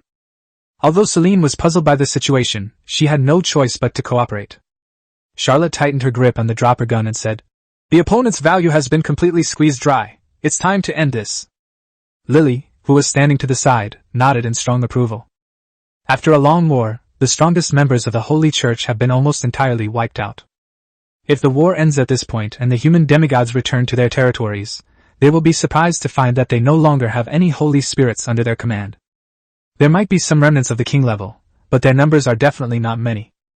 With this thought in mind, Charlotte's desire to end the war became even stronger. To be honest, with Charlotte's fighting prowess, it's a bit of a waste for him to be in charge of the overall situation here. The three demigods reached a consensus at that moment, and their deadly moves came one after another. After more than 10 minutes of fierce fighting, the human demigod was already considering escaping. However, faced with the dense array of sealing magic circles in the void, there was no way to escape for the time being. Charlotte thrust the dropper-shaped spear forward, a white spear beam piercing through the void. In the blink of an eye, it tore apart half of the body of a human demigod. A pool of blood appeared above their heads, collecting all the scattered demigods' blood into it. Human demigods can no longer cause any trouble, their demise is inevitable. Twilight World, a small island in the sea. A year has passed, and Qinfeng is now in high spirits. Both their strength and the territory they control have seen explosive growth. This is a top-tier world with incredibly abundant resources, making it not difficult to break through to the king level. Qinfeng's strength has now reached the lower-level king level, and he has completed the leap in class. Furthermore, Qinfeng has already taken control of 4 small islands in the sea. Inside the main hall, the fat man rushed in. He quickly said, "Qinfeng, the Church of Death has been very active lately, so we need to take some precautions." The Church of Death that the fat man mentioned was the church founded by another follower of an evil god who invaded the Twilight World. Compared to the church founded by Qinfeng, the Church of Death is undoubtedly much stronger. Qinfeng immediately asked, "What actions have they taken?" Without hesitation, the fat man said, "Large-scale mobilization of personnel, weapon forging, and war-related medicines." Qinfeng rubbed his chin. Just from these 3 points alone, he could already figure out the other party's goal. After all, they were no longer the common people they once were, and their character had matured considerably. "It's all related to war. Is the Church of Death preparing to launch a war?" Qinfeng muttered to himself. When a god invades another world, the first thing he does is spread his faith. When faith takes root to a certain extent, it can blossom and bear fruit like a vanguard force.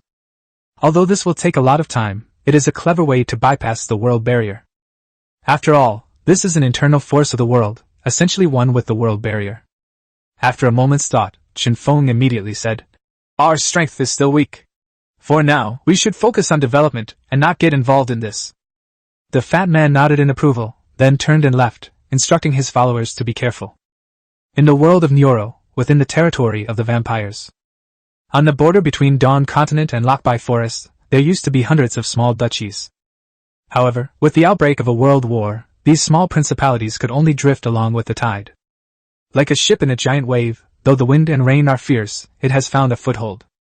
Along the long border lies the Duchy of Blaken. The Duchy of Blaken is just an ordinary small duchy on this border. Inside a luxurious room, the sounds of things being smashed and broken could be heard. Various exquisite porcelain pieces were now shattered on the ground. The maid who came in to deliver the food stood to one side, her hands clasped over her lower abdomen, her head bowed, not daring to utter a sound. His gaze fell on a photograph on the table. It was a portrait of a human being in mourning. The man in the photo is 50 years old. He was originally a marquis of the Starry Empire, which was also originally a king of the Starry Empire. The woman in the room has become increasingly irritable lately, and she often smashes things. Suddenly, a flash of black light appeared in the room, and a black statue appeared out of thin air. The statue was strangely shaped, like a deformed creature with no discernible pattern. Upon seeing this scene, the woman in the room paused slightly, her previously irritable expression momentarily stunned. Something seemed to flash through his mind, and a smile appeared on his lips. Finally, the woman burst into laughter, a laugh tinged with madness. "Ha ha! Vampire! You stole the glory that rightfully belonged to humanity. Now it's time to return it." No matter the circumstances or the time, there will never be a shortage of people who fight for their beliefs. Chapter 217 Entering the Void Again. Time flies, and 3 months have passed in the blink of an eye. Mu Feng has reached level 24 in the abyss, just 1 level away from his goal. But at this moment, Mu Feng had no choice but to stop.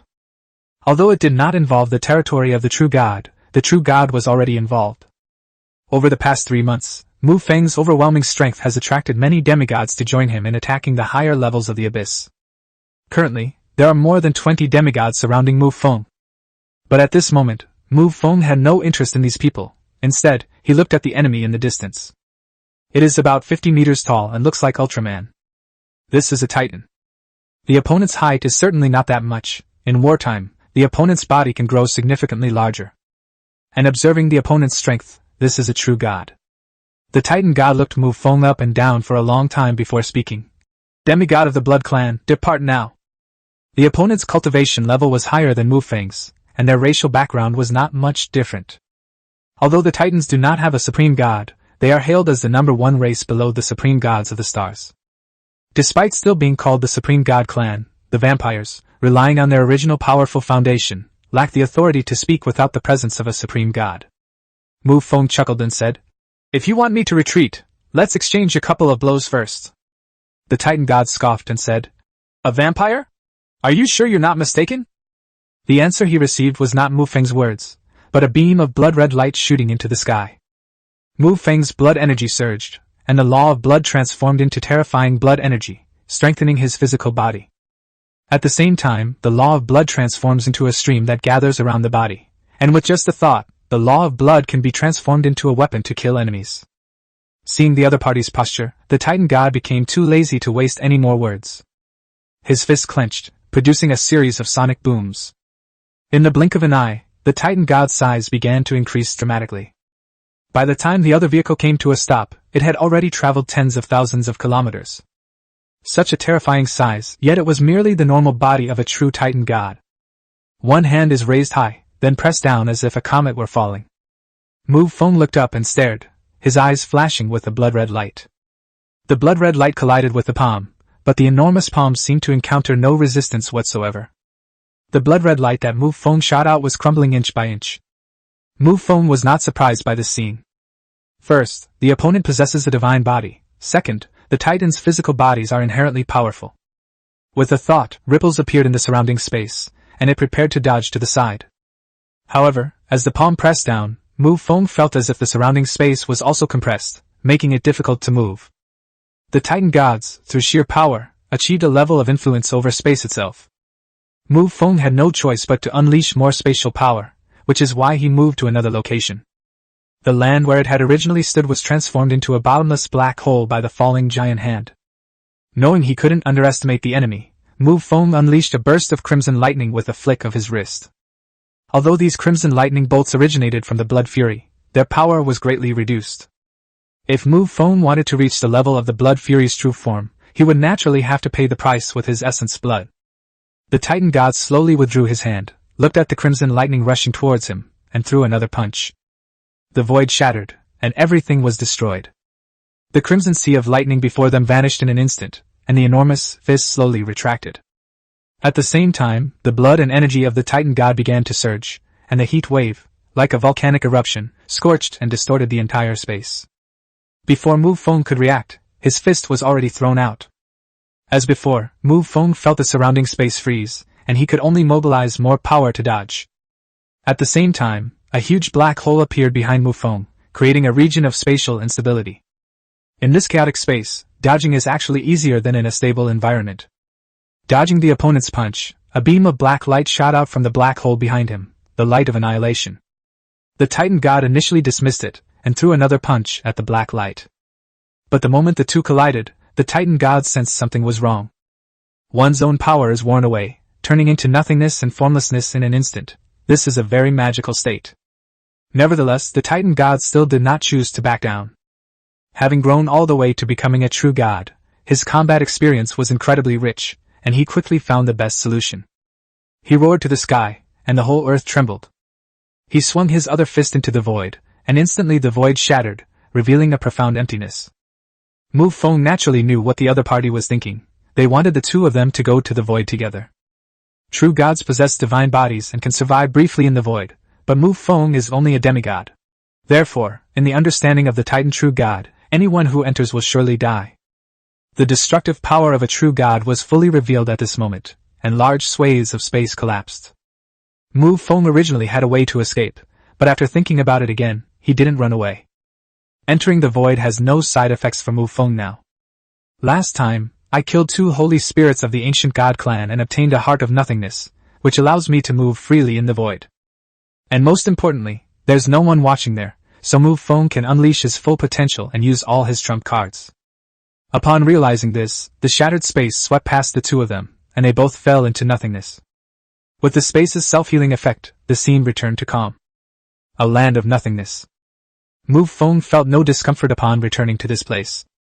The laws of blood surged within him, and crimson lines rose from his entire body, while the essence and blood of the True Ancestor were also mobilized. He raised one hand above his head, his arm covered in blood-red runes. "Come! Third familiar! Devour the dimensional spirit!" 2 eerie dragon roars echoed in this void. A 2-headed dragon suddenly appeared, its multicolored energy body appearing exceptionally dazzling. The Titan god in the distance suddenly contracted his pupils. As a true god, his knowledge reserves were quite substantial. The 12 familiars belonging to the True Ancestor are beings that are written into textbooks, whether in the starry sky or the abyss. Almost every major power with a lineage knows this. You. The Titan god stood there for a long time, but couldn't utter the next word. Mu Feng's lips curled into a smile, and he said coldly, "To prevent my secret from being leaked, you'd better die first." Chapter 218 The Strange Planet.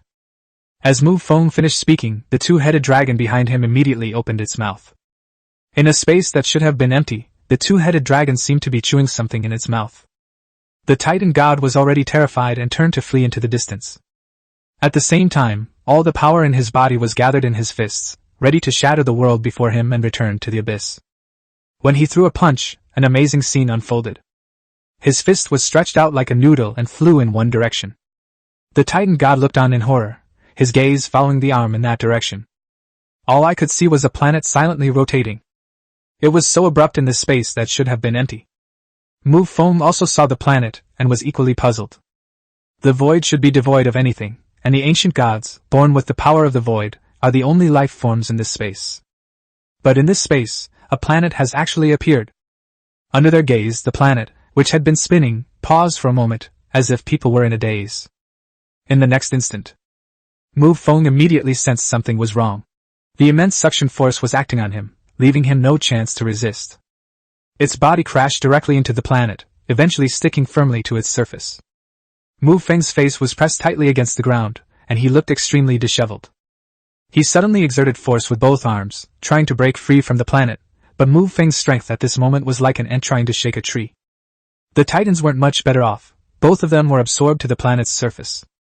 After a brief moment of panic, Mu Feng calmed down and came to his senses. The planet was able to hold the two of them in place because of its immense gravity. A ripple appeared in the distant void, revealing the figures of 2 ancient gods. Looking at Mu Feng, who was firmly attached to the planet's surface, his expression was one of surprise and uncertainty. One of the ancient gods spoke up.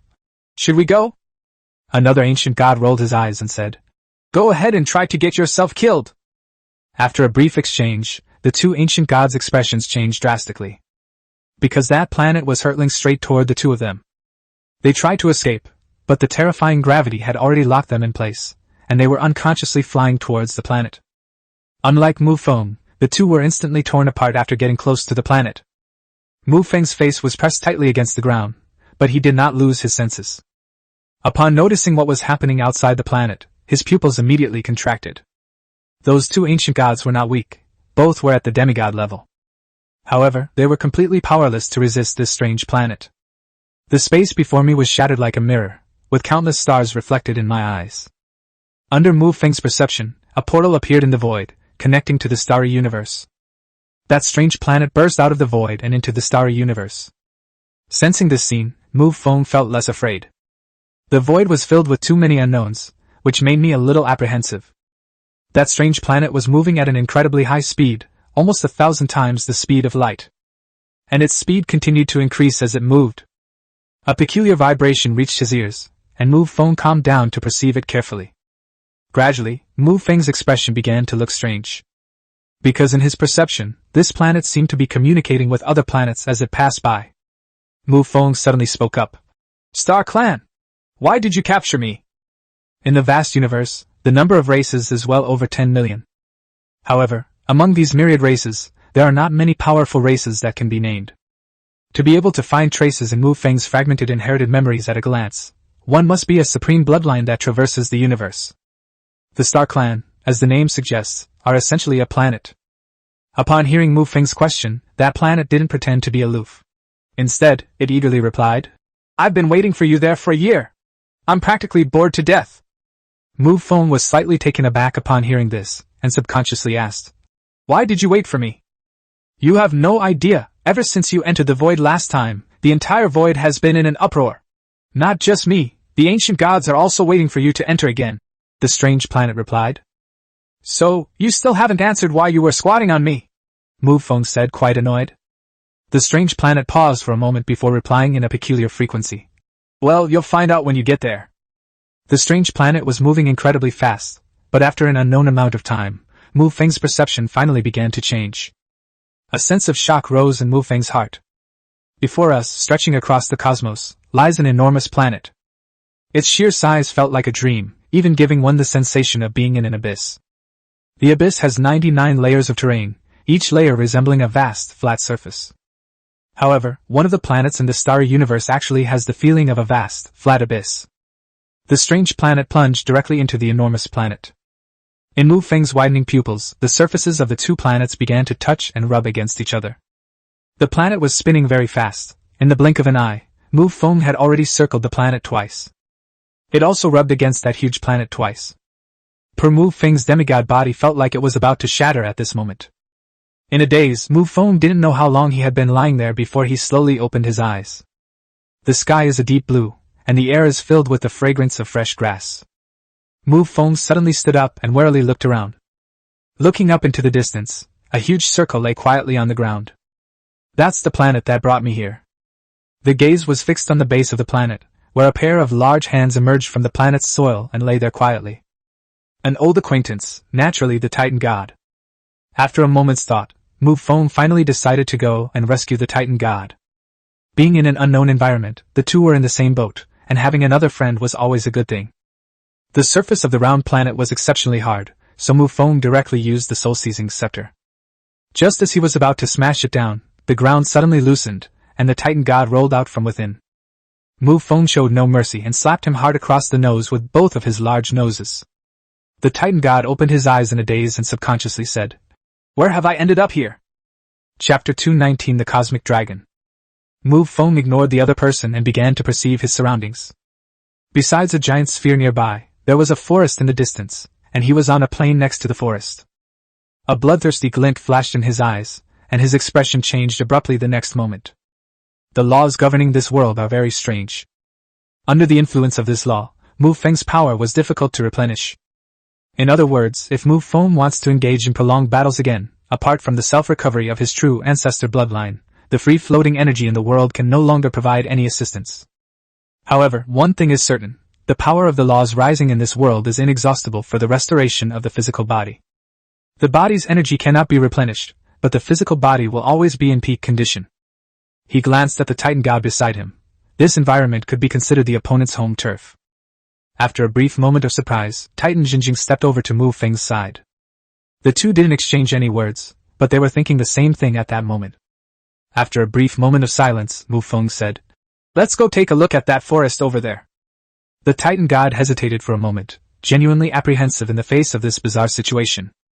However, after glancing at the vast plains beside him and then at the planet that looked like a lump of mud, he finally nodded. Mu Feng is now certain that the brown mud lump is a member of the Star Clan. However, after the other party brought me here, they never spoke to me again. Presumably they had already fallen asleep. He also knew the characteristics of the Star Clan, who spent most of their time sleeping. An ordinary-looking planet might just be home to the Star Clan. The two then walked together into the forest, encountering nothing else along the way. Once inside the forest, the two became wary. Suddenly, I could vaguely see white smoke rising from the distant forest. The two exchanged a glance. To avoid being detected by the other, they did not use their spiritual power to probe, but instead concealed their auras and approached. On the ground at that moment, there was a 30-centimeter-high building, a very small arch-tiled house. In front of the small tile-roofed house, offerings were laid out, and the ashes from the recent burning were still emitting white smoke. Mu Feng carefully examined the ground and indeed found traces of someone walking on it. After waiting a while longer, no one returned. Mu Feng immediately stepped forward to examine the small house. One side of the small house had a huge doorway, inside which was a grayish-brown sphere. Upon seeing this scene, the two of them naturally understood what was happening. This must be a ritual to worship the gods. Just as the two were wondering what to do next, they suddenly heard a whooshing sound behind them. Mu Feng instinctively dodged to the side. Fortunately, the energy here constantly replenished his physical strength, so he was still quite agile. With a sudden burst of power, the ground shattered, and he leaped thousands of feet away. This world does not suppress power, it simply cannot replenish the energy within its body. Therefore, when Mu Feng's physical body moves, it still possesses the power of a demigod, and with the energy replenishment here, his physical strength is even stronger than before. The Titan god was even more agile than Mu Feng. He had long since disappeared. Mu Feng cursed inwardly, then looked at the area of land where the opponent had attacked. A huge, deep pit appeared, but the small house floated there eerily, as if it had not been harmed at all. Amidst the billowing dust, a figure rapidly approached, and by the time Mu Feng reacted, a fist was already upon his face. Instinctively, he launched a side kick, his leg colliding with the opponent's fist. The terrifying shockwave ripped through the towering trees, sending Mu Feng flying as well. He rolled a long way on the ground, then quickly got up to steady himself, trying to see clearly who had attacked him.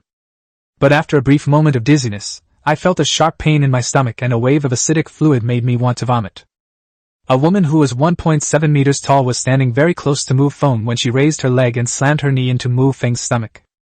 Mu Feng didn't even have time to react before he was hit hard. It rolled a long way on the ground and was now in a very sorry state. A bloodthirsty glint flashed in his eyes. The most urgent task now was to find out the other party's background. Based on the fluctuations in the opponent's chi and blood, their strength should be that of a mid-level true god. Blood-red patterns were already appearing on Mu Feng's arm, and he was about to summon the scroll beast. "Alright, outsider, come with me." The sudden words interrupted Mu Feng, but Mu Feng did not let his guard down. He spoke. "Who are you?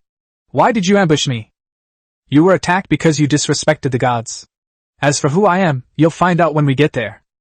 Mu Feng's brows furrowed deeply, and he immediately said again, "If you don't say something, I'm not going with you." The woman in the distance dismounted from her fighting stance, smoothed her ponytail, and said, "That's not up to you, third true ancestor Mu Feng." During their conversation, Mu Feng not only sensed the other party's strength but also tried to discern it. Ordinary methods of observation were useless. The power of the beast in Volume 13 quietly attached itself to his eyes. Mu Feng was silent for a moment before speaking. "With your status, you would still worship gods?" Using the power of the Eye of the Universe, Mu Feng had already seen through the other party's bloodline. The woman before him was no ordinary person, she was someone on par with Mu Feng. Dragons, the bloodline of dragons in the universe. The dragon race was originally a race of supreme gods, but their supreme god had long since perished. The supreme god among vampires has the bloodline of the True Ancestor, while the supreme god among dragons has the bloodline of the cosmic dragon. The woman flicked her ponytail behind her, pursed her lips, and said, "That's because you don't know anything, that's why you think that way. Once you know everything, you won't think that way anymore." Mu Feng frowned, but relaxed his body and no longer adopted a wary posture. He spoke from a distance, saying, "You lead the way." The woman glanced at Mu Feng, who was being unusually cautious, and immediately rolled her eyes. But he didn't dwell on it any longer and turned to walk deeper into the forest. As the two walked into the forest, the damaged ground in the distance began to recover, and in a short time it was restored to its original state. A golden afterimage suddenly appeared beside Mu Feng, revealing the figure of the Titan God. The Titan God immediately asked, "Aren't you afraid something will happen if you go with her?" Mu Feng couldn't be bothered to pay any attention to the other party at this moment. Now it seems that everything happening before my eyes was aimed at me. Chapter 220 The Beginning. Furthermore, the opponent's power was exceptionally strong, and the Titan God was of no help whatsoever. As he followed the other party, Mu Feng attempted to use his bloodline power to communicate with Xia Luo. Unfortunately, perhaps because of the distance, there was no reaction at all. I tried it on other people, and the result was the same for all of them. Mu Feng silently brought up the Lord's panel, found Luo Qianqian's friends on it, and sent her a message. "I have some business to attend to and will return in a while. Please pass on the order that all heroes who are available return to defend their territories." "Yes, master." Seeing the reply from the other party instantly, Mu Feng breathed a sigh of relief and then closed the Lord panel. During the journey, we also saw some similar small houses, each containing a sphere about the size of a human head. Whenever she passed by these small houses, the woman would interlace her fingers and clasp them to her chest, making a gesture of prayer. Mu Feng was completely baffled by what he was seeing. The opponent is a cosmic dragon, a terrifying existence on par with the True Ancestor bloodline. It is truly unbelievable that such beings would worship gods. After the woman finished praying, she looked at Mu Feng, who was following her at a distance, and said, "With our strength, this distance is no different from kissing." Mu Feng shrugged helplessly, then quickened his pace to catch up and came to the other person's side. The woman was silent for a moment before speaking. "Avia, that's my name." After a pause, Avia spoke again. "I know you're more interested in what's in front of you than my name." After speaking, Avia looked into the distance. After walking for some distance, a village began to appear faintly in the distant mountains and forests. Avia began. "This village is very important to your vampire clan because it is the birthplace of the vampire clan, and Bo Guan was born here." Mu Feng's pupils suddenly contracted, his heart filled with shock. Since the birth of the starry sky in the abyss, the vampire race has experienced 3 true ancestors, and Mu Feng is the third. The first true ancestor, also known as the progenitor, was the first vampire and laid the foundation for the vampire race. His name is Bo Guan. After Avia finished speaking, she turned around and looked around, as if surveying her surroundings. He then said, "Looking at this vast world, almost all life in the universe was born here." After being deeply shocked, Mu Feng asked a question. "The vampires are a race from the abyss, so why were they born in a starry world?" "Because when the vampires were born, the abyss world had not yet appeared," Avia replied calmly. Mu Feng then asked, "How do you know all this?" Avia glanced at Mu Feng, then at the small house in front of her, and calmly said, "This is what the gods told me." Before Mu Feng could speak, Avia said again, "The gods I speak of are not referring to realms." Mu Feng frowned immediately. He could understand what the other party was saying. After all, in terms of realm alone, even a true god can be called a deity. However, it is clear that the gods that Avia speaks of have nothing to do with this realm. It is highly likely to be a deity on a spiritual level. Although it was said that it had nothing to do with realm, Mu Feng did not believe that the god the other party mentioned was weak. After a moment of silence, Mu Feng asked, "So, what's your purpose in bringing me here?"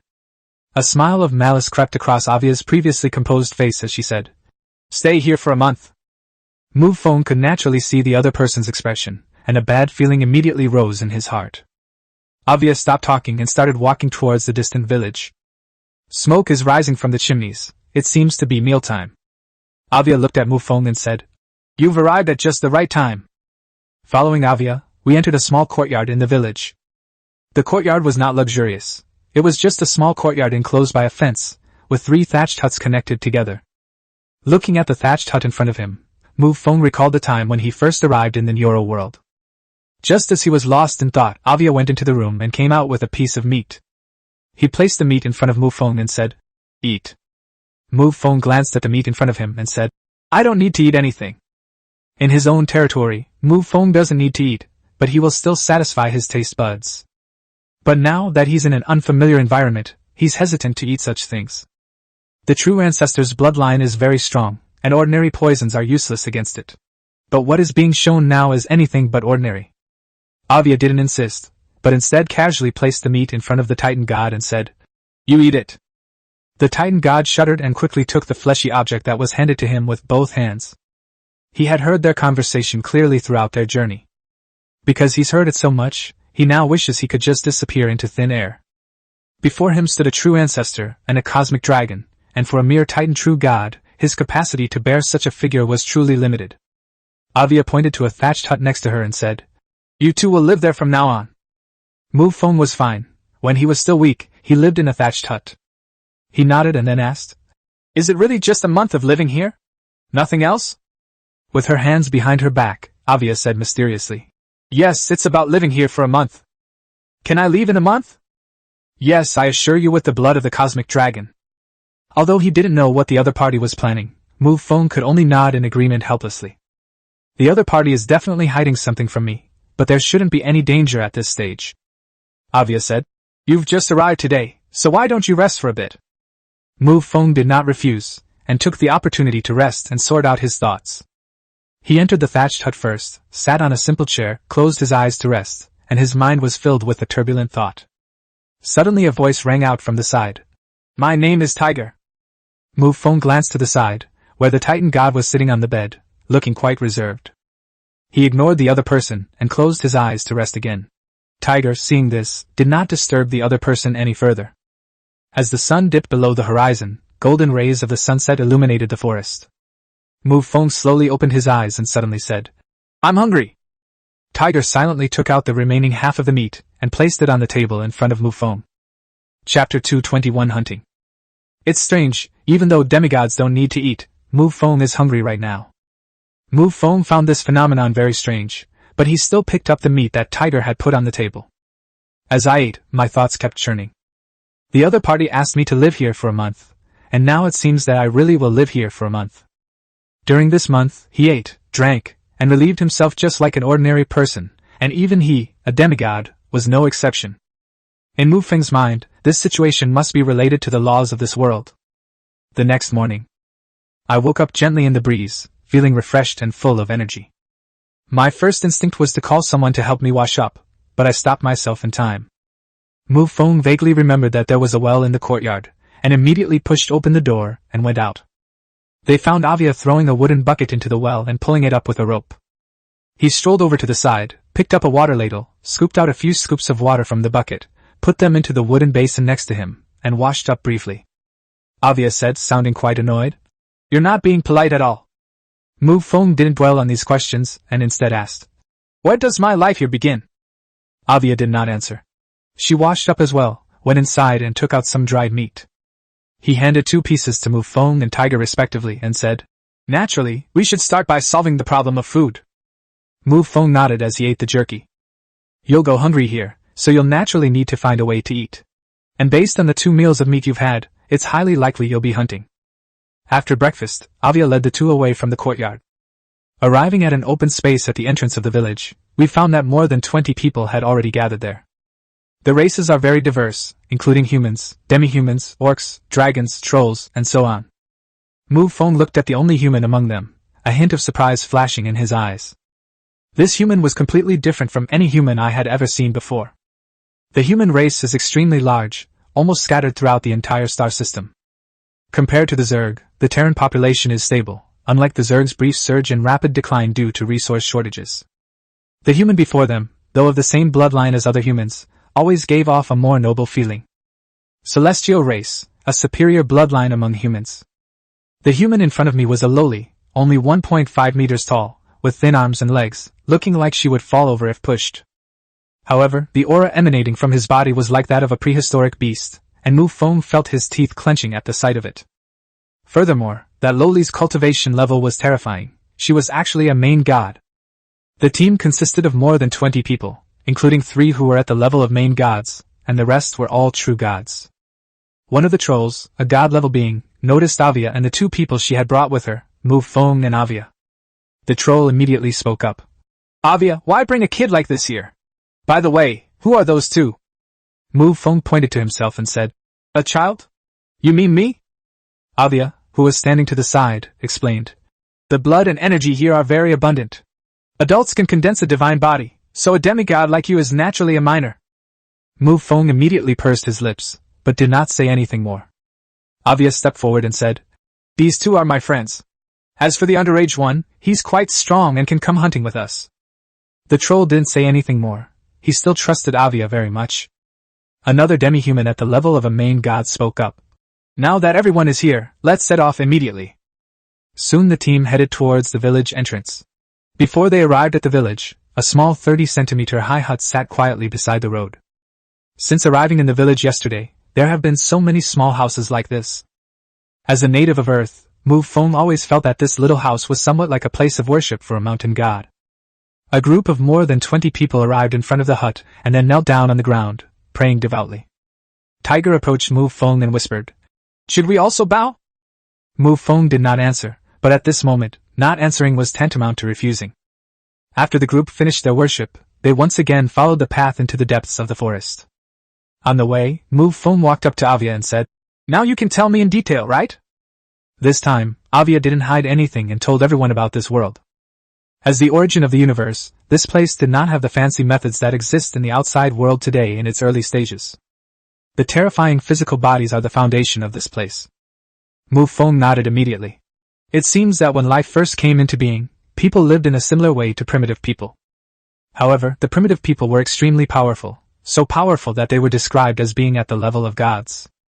Given the strength of this group, although they walked very easily, as if taking a stroll, their speed was definitely not slow. The group arrived at a small hill. Before Mu Feng could react, Avia grabbed his shoulder and pinned him to the ground. At the same time, Avia said, "Be careful." Mu Feng didn't think about getting up. Instead, he lay prone and peered down the hillside. A group of wild boars were foraging for food in the dense forest. Mu Feng's eyes flashed with bloodlust as he sensed the strength of the wild boars, feeling as if he had been struck by lightning. Among that herd of wild boars, the most powerful one has already reached the level of a main god. There are quite a few true gods, some of whom are small in size, obviously minors, and have the strength of demigods. Mu Feng glanced at Avia beside him and asked, "Are all the people here this powerful?" Avia rolled her eyes and said, "The origin of the entire universe, what do you think?" Mu Feng was speechless. Although the strength here was terrifying, considering the background of this place, it didn't seem like much. The troll chief god whispered, "Everyone get ready." Everyone instinctively lowered their bodies, ready to sprint. Before Mu Feng could react, everyone rushed out like arrows.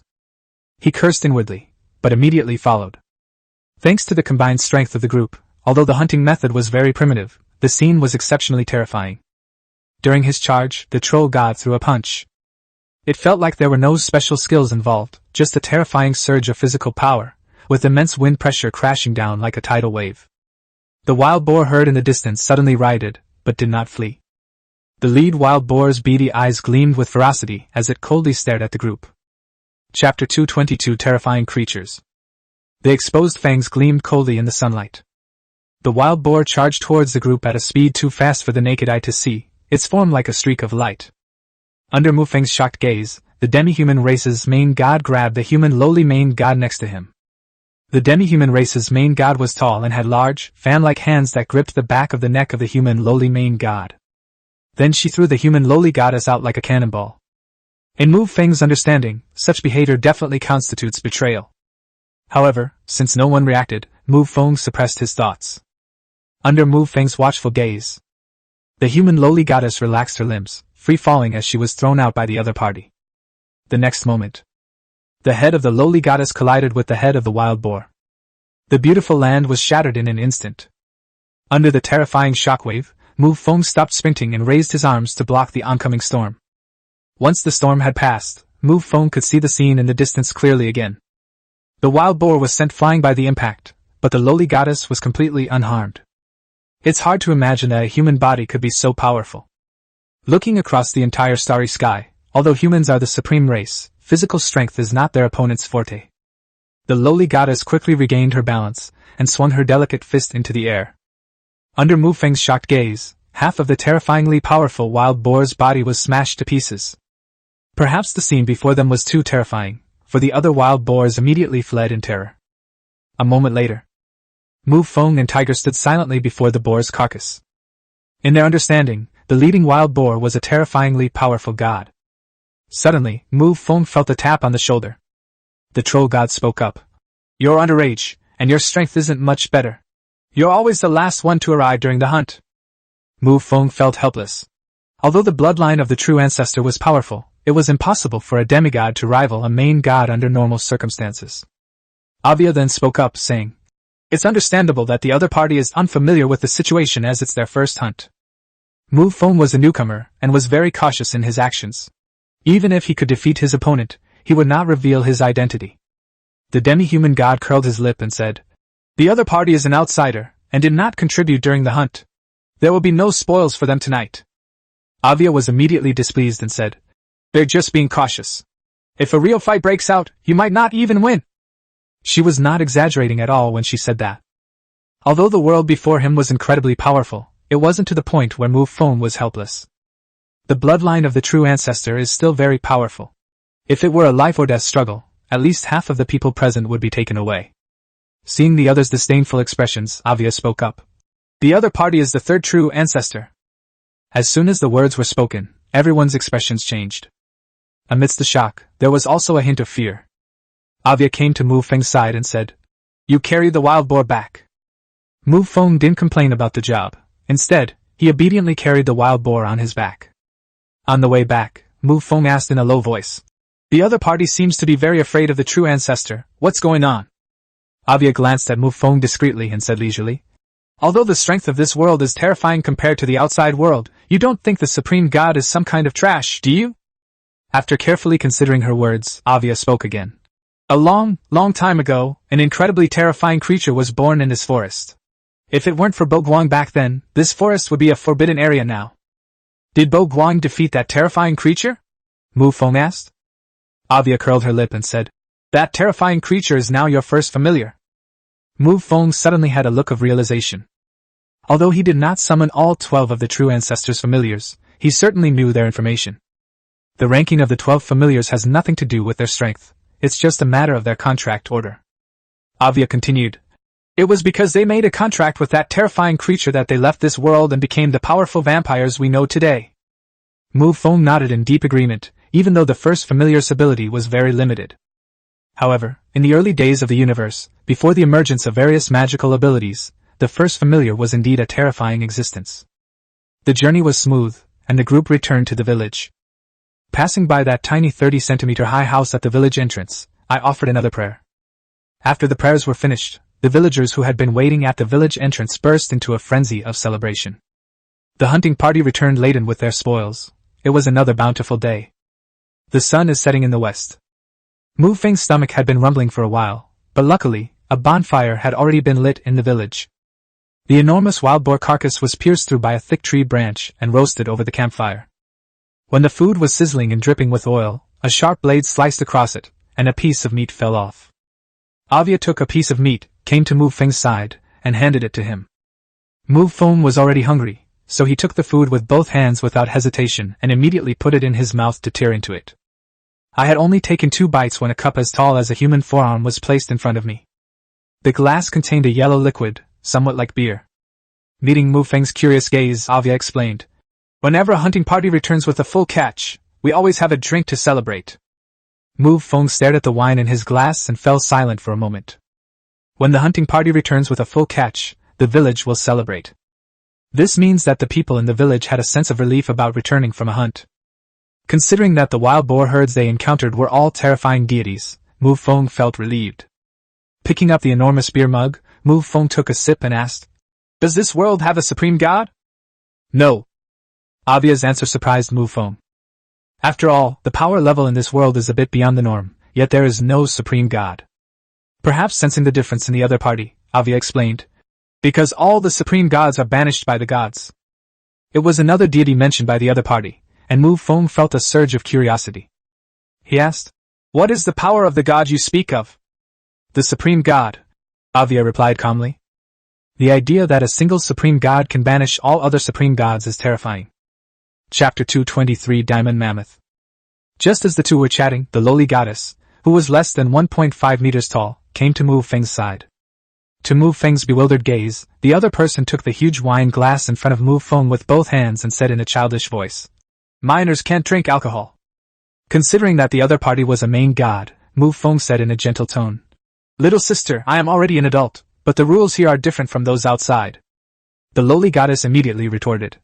You are only 20 years old this year, while I am already 400,000 years old, so whether it is strength or your age in the outside world, you can be said to be a minor. Mu Feng awakened as a lord at the age of 18, and has been in the lord world for 2 years. So he's 20 years old this year. Mu Feng never expected that the lowly goddess in front of him was already 400,000 years old. In the end, thanks to Avia's efforts, Mu Feng was able to drink the beverage in his glass. After all, everyone knows that Mu Feng is an outsider and cannot be completely bound by the village rules. The issue was raised because of the village's rules, but ultimately none of them were upheld, firstly because of Mu Feng's powerful bloodline, and secondly because of Avia's mediation. Around 9 o'clock in the evening, the bonfire party gradually came to an end. By 10 p.m., all the scattered lights in the village had been extinguished, indicating that everyone had gone to sleep. Mu Feng sat on a bench in the room, leaning against the wall with a look of utter despair. Because he ate too much. The wine glass, as tall as an adult man's forearm, clearly contained no ordinary liquor. In addition, the meat they eat is also the flesh and blood of a supreme god. For a moment, Mu Feng felt like he had indigestion.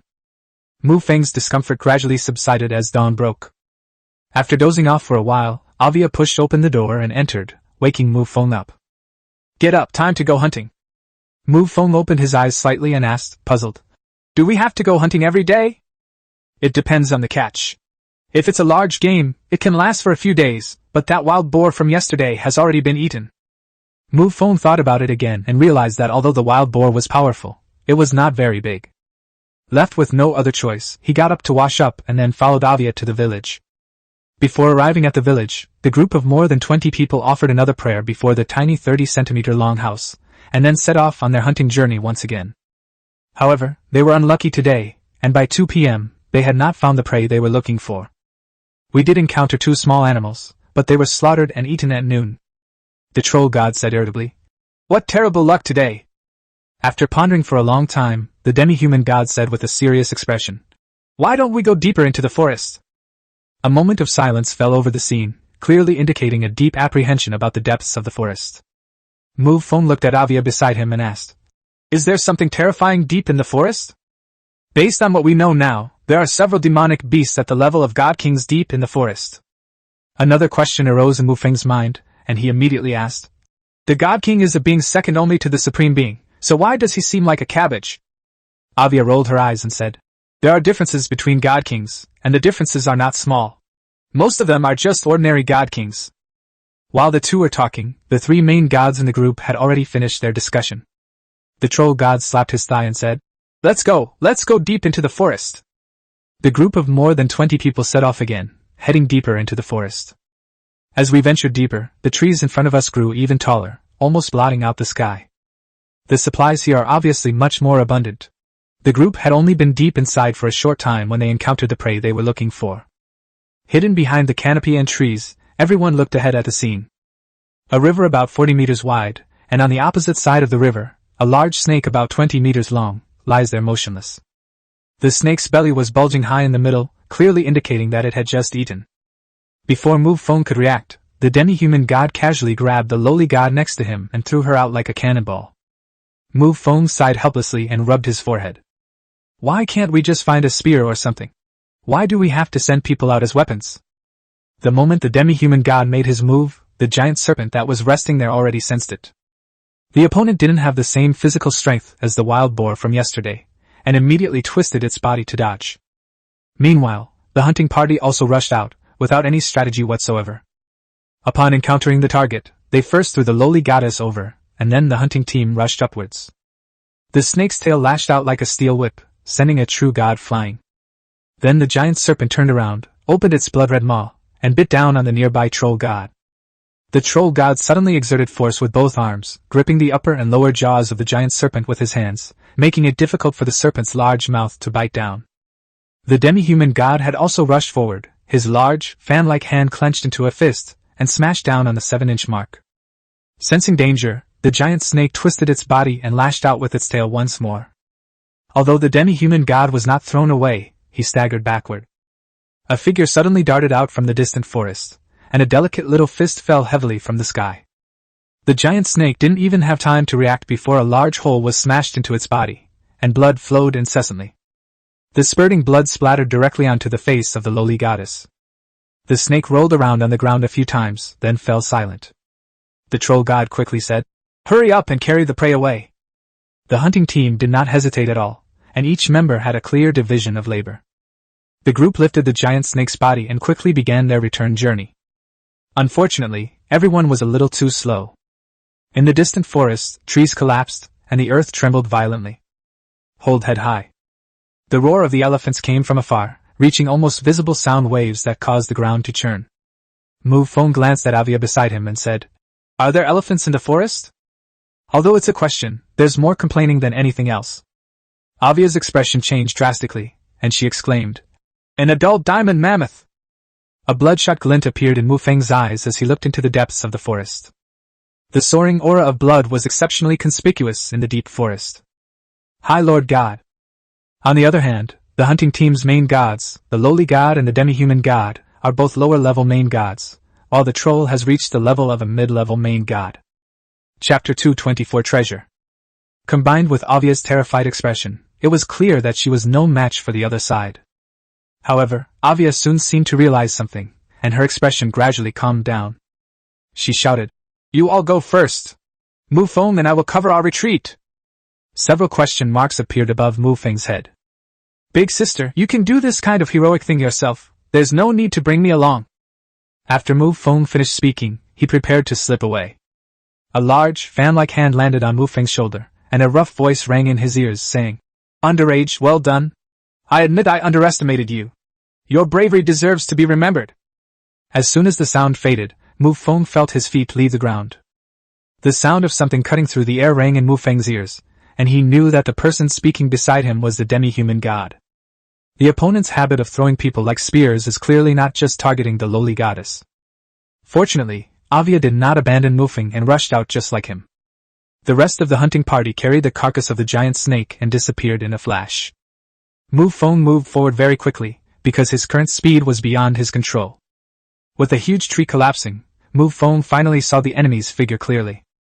Standing over 100 meters tall, its two exposed tusks gleamed like diamonds. Wherever the other party passed, the trees that hit them collapsed. The overwhelming surge of vital energy sent a chill down Mu Feng's spine. He quickly regained control of his body and kicked the diamond mammoth in the forehead.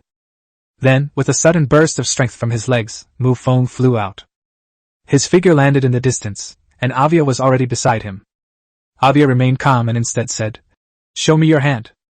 Mu Feng turned to look at her. Avia blinked her big, bright eyes, looking innocent and curious.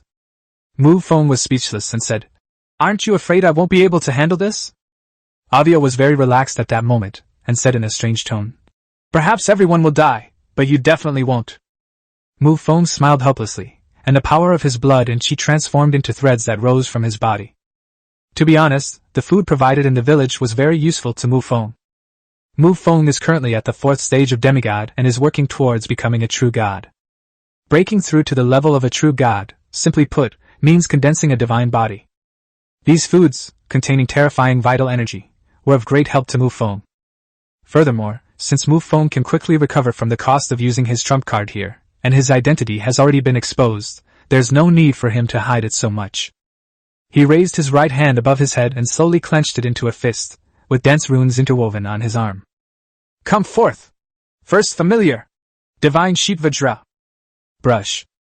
A cold glint appeared from the void, and terrifying energy blades stretched from the sky to the earth. He swung his sword at the charging diamond mammoth. A furrow was plowed into the earth, the clouds in the sky were blown away, and earth and wood flew everywhere, creating a terrifying scene. The roar of an elephant echoed in the distance, and then the diamond mammoth collided directly with the blade. Despite the attack, the diamond mammoth was completely unharmed. Behind Mu Feng, a blood-red light flashed, and two curved ram horns appeared first. An axe as large as a mountain was held by a hand covered in red hair. The blood-red light gradually solidified, and a goat stood upright, holding an axe in its hand, its eyes gleaming with blood-red light, standing behind Mu Feng. The power of chi and blood surged into the sky, staining half of the sky red. The divine sheep King Kong raised his axe high and swung it down at the diamond mammoth. Boom, boom, boom. Before the axe even touched the ground, the terrifying wind pressure had already caused the ground to sink. A crimson pillar of light shot into the sky, and then its size gradually expanded. Wherever the pillar of light touched, everything turned to ashes. The blood-red light on Mu Feng's body dissipated, and the divine sheep Vajra behind him also slowly dissipated.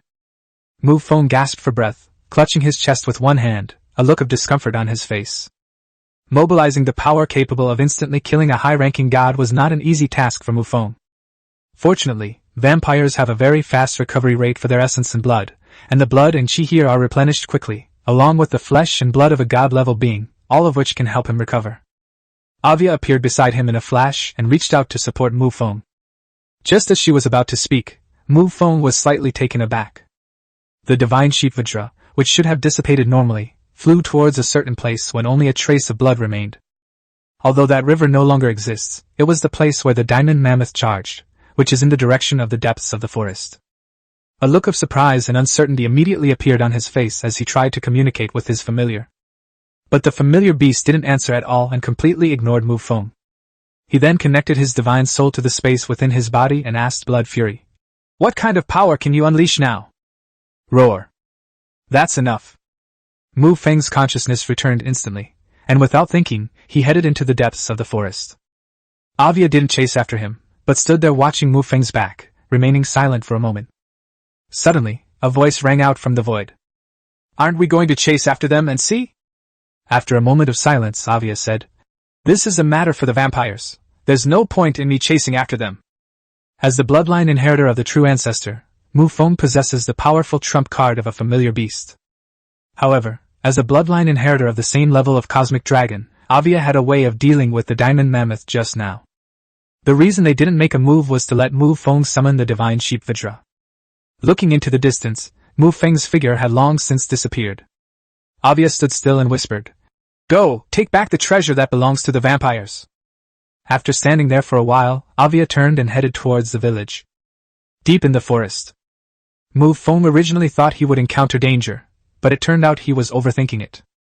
The blood-red light transformed from the divine sheep's Vajra caused a surge of blood and chi wherever it passed, like crashing waves, causing all the ferocious beasts to tremble in fear. Even the ferocious beasts of God King level that the village feared were now keeping their distance. The soaring crimson light reminded these powerful beasts of a scene from their inherited memories, filling them with uncontrollable fear. It wasn't until 3 days later. The blood-red light arrived at a colossal mountain that pierced the sky, and then plunged into it. Following the blood-red light, Mu Feng saw a cave. After hesitating for a moment, he finally entered it. After entering the area by more than 10 meters, Mu Feng subconsciously slowed down. Because he could no longer sense the aura of the divine sheep Vajra. Chapter 225 Boguang. Mu Feng subconsciously slowed his pace. Blood-red light flashed before his eyes, and a shield appeared. This is a semi-divine artifact produced by the system. After all, there was a year-long time span during which Mu Feng obtained many good things. A blood shield reappeared before my eyes, providing 360-degree defense with no blind spots. Mu Feng then cautiously walked into the cave. After walking about 30 steps, a dark red glow emanated from the deepest part of the cave, illuminating the cave walls on all sides. Although Mu Feng could see clearly even without these lights, some marks appeared on the cave walls as the lights appeared. Mu Feng instantly focused his gaze, and those marks looked like patterns drawn by primitive people. Right next to Mu Feng was a very simple circular pattern. I took 2 steps forward, and the next pattern came into view. The circular pattern has disappeared, replaced by a simple stick figure. Let's delve deeper. Patterns of trees and villages came into view one after another. In the next image, the trees transform into a forest, and a tall, ram-headed creature stands between heaven and earth. Countless lives trembled under the axe in the ram-headed creature's hand. Mu Feng was slightly taken aback. If he wasn't mistaken, the sheep-headed creature should be the divine sheep Vajra.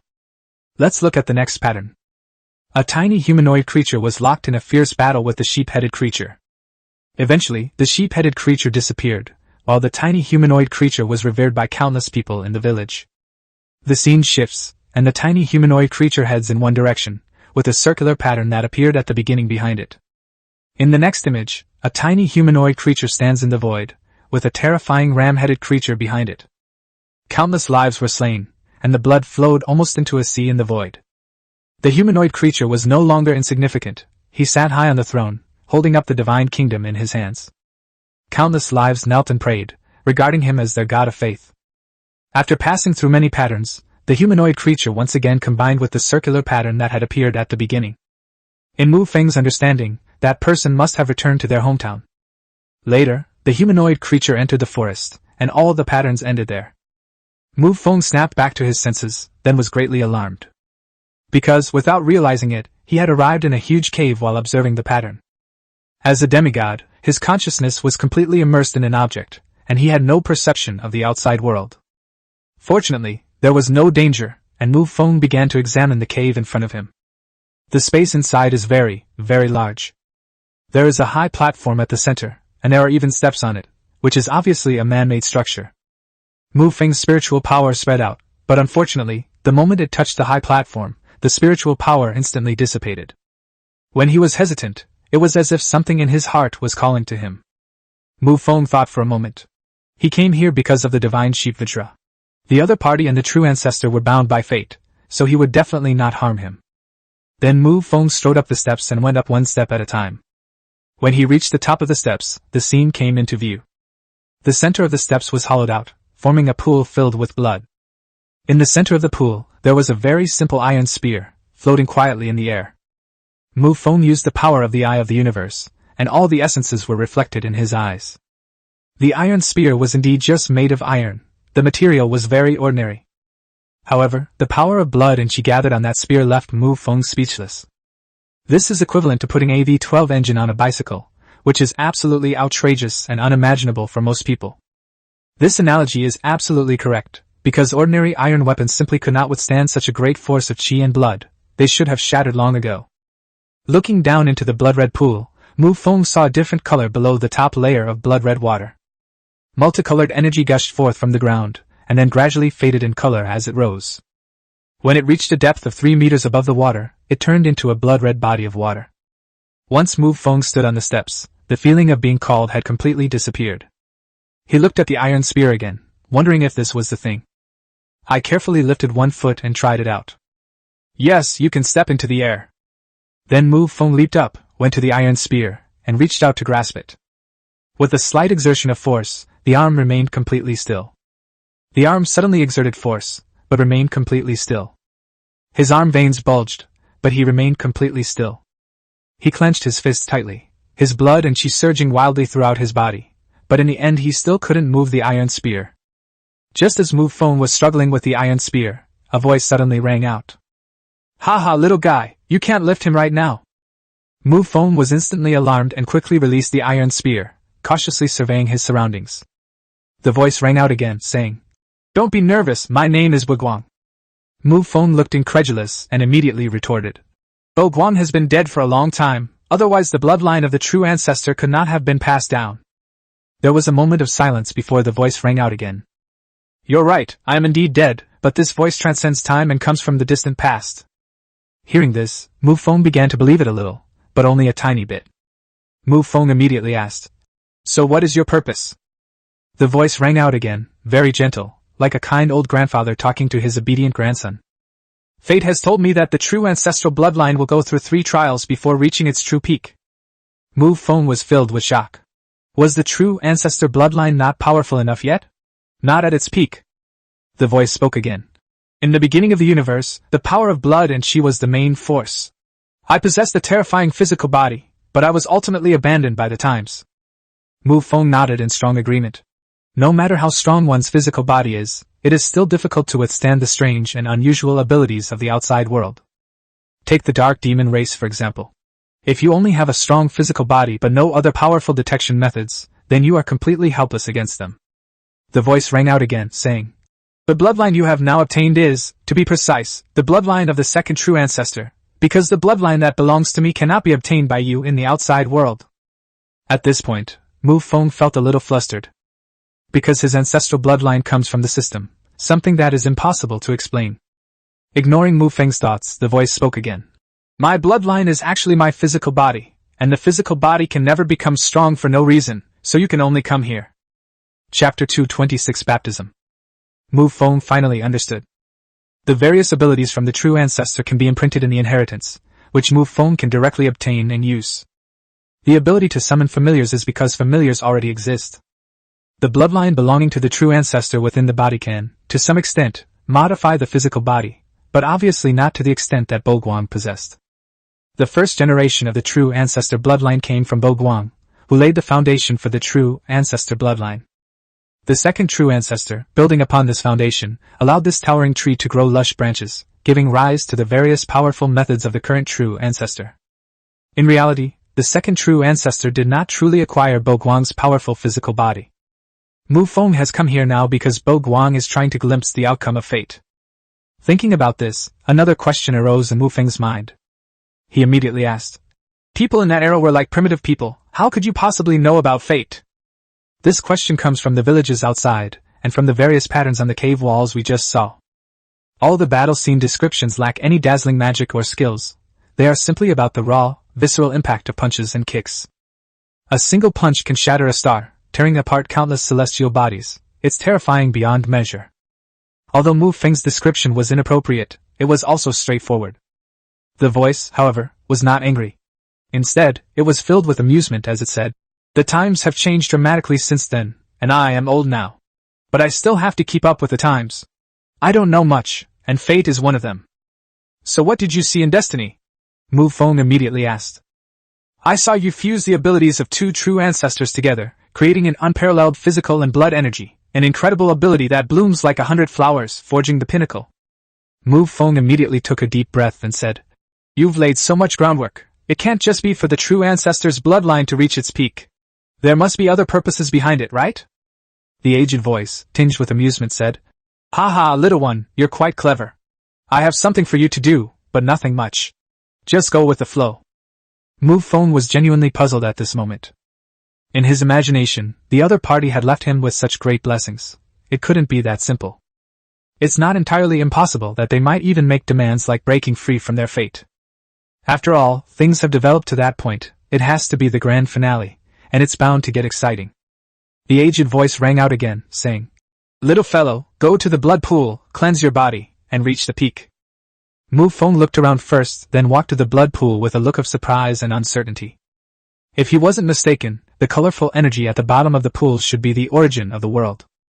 If the origin of the world gushes forth from the earth, then it must come from the world beneath our feet. It was like a leaky balloon, but it could still maintain its original size, which surprised Mu Feng. The truth gleaned through the eye of the universe is that this pool poses no harm to me. Mu Feng quickly stripped himself naked and jumped directly into the blood pool. At first, there was nothing wrong, but as time went on, Mu Feng felt as if his skin was cracking. It felt as if countless electric drills were drilling holes in his skin, pouring massive amounts of energy into them, causing him to groan in pain. His fists were clenched, veins bulged on his arms, and his face showed extreme pain. He thought to himself, "The true ancestral bloodline obtained by the system is still more humane." The system's true ancestor bloodline comes from the second true ancestor, but who would have thought that the second true ancestor's bloodline was not at its peak? Inside the village, Avia had already returned to the village. After all, Mu Feng had already spent 3 days chasing after Shui Guang. The moment Avia returned to the village, the hunting party immediately surrounded her. The troll god asked anxiously, "Where is the miner?" As the troll god spoke, he glared fiercely at the demi-human god. It's one thing for the other side to throw lowly goddesses around like spears, but this time they're throwing around a miner. A group of people gathered around, chattering excitedly, clearly very concerned about Mu Feng's absence. Their fighting style may be very aggressive, but they are indeed simple and honest people. Avia shouted, "Don't worry, everyone! That guy is a true ancestor!" As soon as he finished speaking, everyone breathed a sigh of relief. Perhaps because they were in a hurry, they actually forgot about it. Of all these people, Tiger was arguably the most anxious. After all, he and Mu Feng were kindred spirits. If Mu Feng were gone, he might have to stay here forever. 2 days passed in the blink of an eye, and Mu Feng had been soaking in the blood pool for 2 days. Although it has been 2 days, the pain in my skin has not subsided much. A large hand emerged from the water and then gripped the edge of the pool. With a splash, Mu Feng burst out of the pool. His entire body was covered in blood-red skin, as if someone had poured a bucket of red paint all over his head. However, after a few seconds, the skin color gradually returned to normal.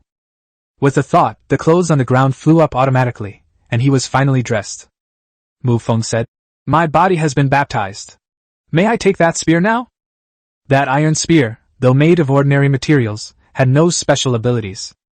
However, the sheer amount of vital energy contained within it is an absolutely unparalleled weapon of mass destruction.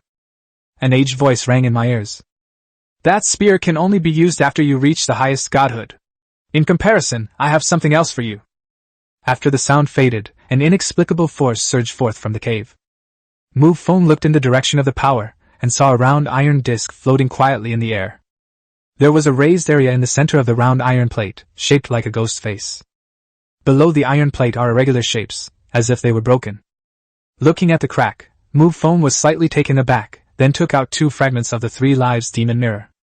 One of the broken pieces of the magic mirror could be pieced together with the broken edge of the disc. There are 5 fragments of this artifact in total. Mu Feng has obtained 3 of them and is already able to determine the original appearance of the object. 4 of them should be fragments of the mirror, and the remaining one is the demon mask on top. Mu Feng thought for a moment and then asked, "This artifact is extraordinary. What is its origin?" "This is that girl's weapon." Mu Feng was shocked. The girl the other party was talking about must be referring to the second True Ancestor. But then, Mu Feng thought of a crucial question. How could something like this possibly be in the hands of the Dark Demon Clan? Chapter 227 Immortality. Seemingly sensing Mu Feng's doubts, the voice rang out again. "It doesn't matter where you get the item, what matters is that it ends up in your hands. That's the wonder of fate." The other party's explanation was easy to understand. Simply put, it was fate that dictated this outcome. As for why the second True Ancestor's weapon is only a divine artifact, that depends on the quality of the weapon. Above the semi-divine artifacts are divine artifacts, and above that are the spirits of the universe. The highest quality weapon, the spirit of the universe. This is not something that can be obtained casually. The corresponding level is Supreme God, but it is even rarer than Supreme God. According to Mu Feng's fragmented inherited memories, there are probably fewer than 15 Supreme Gods in the starry universe and the abyss. However, there are only 3 weapons at the level of the spirit of the universe. The creation of a weapon of this caliber, as its name suggests, requires the approval of the universe, which is quite mysterious. Looking at the iron spear behind him, Mu Feng realized that even this level of quality did not reach the level of the spirit of the universe. He could hardly imagine the terrifying power of the spirit of the universe. Mu Feng looked around and said loudly, "Can I leave now?"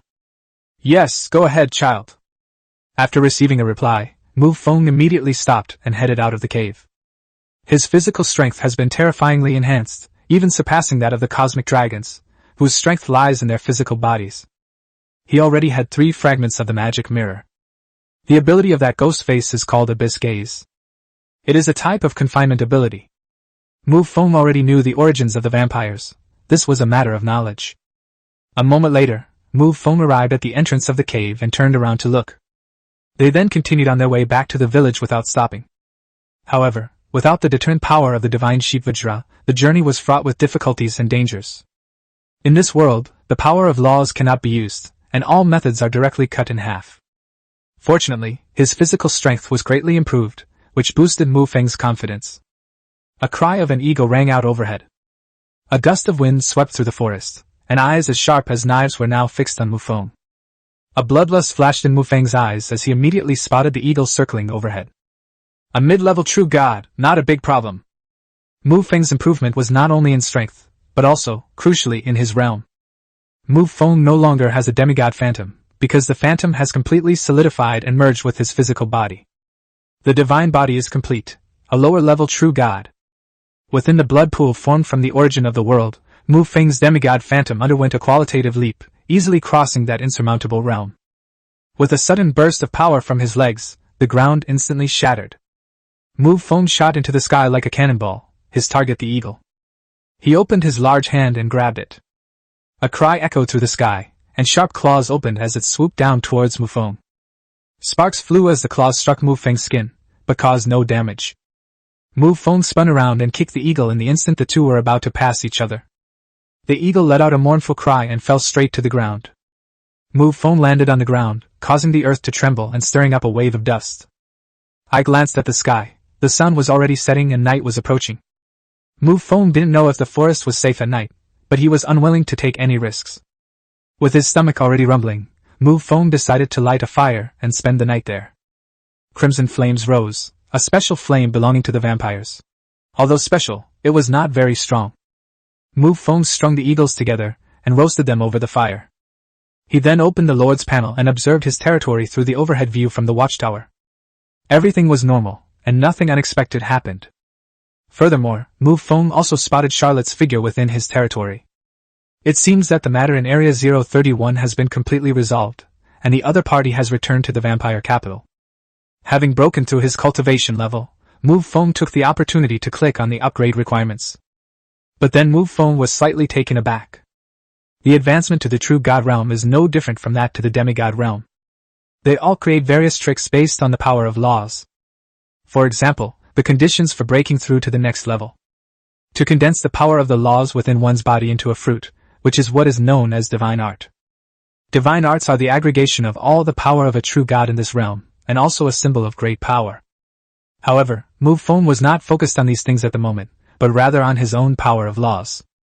The Lord panel shows his own panel, and his power of law remains unchanged, without any improvement. It should be noted that Mu Feng had previously killed a diamond mammoth at the level of a high-ranking main god, and now he had killed a mid-ranking true god. Even if these two creatures don't have the power of laws, they shouldn't have left without any spoils. Mu Feng muttered to himself, puzzled. With a suspicious expression, Mu Feng opened his warehouse again. At the very top were two treasure chests, one of the level of a main god and the other of the level of a true god. Good grief, even the notifications are gone, Mu Feng complained. Without any hesitation, Mu Feng immediately chose to open the two treasure chests. As expected, there was no notification on the Lord's panel, but the item was already in front of Mu Feng. He held a scroll in his hand and slowly unfurled it. This is a skill scroll. Skill, Immortality. Skill description. Gathers the power of the body's blood and chi to greatly enhance defense in an instant, even allowing one to resist attacks across a major realm, even at the level of a god. Mu Feng instantly understood. This skill scroll naturally comes from Diamond Mammoth. At that time, when the divine Sheep Vajra was summoned, the true form of the familiar had not yet appeared, but the axe had already cleaved out a blade of light. However, the Diamond Mammoth was not harmed at that time, thanks to this skill. This is a really good thing. Mu Feng was overjoyed and quickly learned the skill scroll. Then he looked at another piece of loot, which was a special item. A pair of wings radiating a blue light. Special item, Stormwing. Item description, equipment item. When the Stormwing hovers behind you, you will gain unparalleled speed. For Mu Feng, such equipment was not very useful, since he himself possessed the laws of space. When it comes to movement speed, how could it possibly be faster than spatial displacement? However, this thing can indeed solve a big problem right now. In this world, due to the influence of the world's rules, if you don't have wings, you can never fly. These storm wings will allow Mu Feng to soar freely through this world. Chapter 228. Not wanting to participate in the hunt. At this stage, the storm wings can provide great convenience. After putting away the two items he had opened from the treasure chest, Mu Feng fell into deep thought once again. The kill rewards provided by the Lord panel have always been his way of quickly advancing in rank. But it's gone now. Mu Feng had only one guess in his mind, and that was the reason for the world before him. As for whether it was because he had advanced to the true god realm, Mu Feng had already killed an enemy before entering the cave to achieve true godhood. Therefore, it cannot be due to the realm of cultivation. The only possible reason is this world. The Lord panel is the reason Mu Feng entered this world, and the system is the foundation of Mu Feng. Both are extremely important. After much deliberation, Mu Feng finally concluded that the abnormal state of the Lord's panel was related to this world. After all, it's the origin of the entire universe, so it's normal for it to be a bit special. Mu Feng shook his head, shaking off the thoughts in his mind, and turned his gaze to the roasted eagle in front of him. The roasted eagle was already sizzling with oil, and the hunger pangs in his stomach were almost unbearable. This world is truly amazing. No matter what level you are at, you must follow the most basic rules of survival. Mu Feng ate the barbecue with big bites. As the sun completely disappeared, Mu Feng gradually fell into a deep sleep. However, being in this environment, Mu Feng naturally couldn't fall asleep completely and remained somewhat awake. The next morning, with wings hanging behind him, Mu Feng transformed into a streak of green light and headed towards the edge of the forest. Along the way, numerous magical beasts attacked him in the forest, but he managed to evade them all thanks to his agile movements. Under normal circumstances, Mu Feng wouldn't mind gaining more experience. However, it was already known beforehand that killing monsters here would yield nothing but treasure chests. Mu Feng's interest was immediately dampened by more than half. 4 days later, Mu Feng finally spotted the village in the distance, and, without any hesitation, rushed straight into it. The timing was perfect. It was early morning, and the hunting party in the village had not yet set off. Everyone looked up at Mu Feng in the sky, their faces all wearing smiles. With a smile on his face, Mu Feng landed at the entrance to the village. The troll god, beaming, quickly stepped forward and said, "Wei, young man, you are truly a hero of the village." Perhaps sensing Mu Feng's improved strength, the way the other party addressed him changed accordingly. As for the so-called heroes they mentioned, in their village, anyone who can emerge alive from the depths of the forest is a hero. Avia stepped forward, smiling, and asked, "How was it?" Although it was only 3 simple words, Mu Feng was able to understand a lot of meaning from them. Perhaps they are asking if the depths of the forest are dangerous, or perhaps they are reflecting on what they have gained from this trip. However, Avia's situation is by no means a simple question. Moreover, the first person I met when I first came into this world was Avia. Mu Feng was absolutely certain that Avia was the one who caused all of this. Even if we take a step back, Avia will inevitably be involved in this matter. However, without showing any emotion on his face, Mu Feng smiled and said, "I was quite lucky along the way and didn't encounter any danger." The troll god smiled broadly and said, "You've just returned, so you don't need to participate in today's hunt. Go back and rest." Mu Feng was naturally 100% willing and quickly nodded in agreement. Afterwards, the hunting party left the village and began their hunt for the day, while Mu Feng returned to his room. I started calculating the time in my mind, 10 days. I have been in this world for 10 days, and I need to stay for another 20 days. To be honest, Mu Feng is now very eager to return to his territory. After all, his strength has undergone a tremendous change, and the great worlds that he was previously unable to conquer are now all within his grasp. Night fell. The hunting party has returned, and today's catch was clearly good. Although Mu Feng did not go hunting, he enjoyed the day's prey with a clear conscience. Given Mu Feng's contributions, no one will dare to cause him any trouble today. The demi-human god stepped forward first, holding a wine cup as tall as his forearm, and said, "Young man, I was wrong about what happened a few days ago. I just threw it without thinking."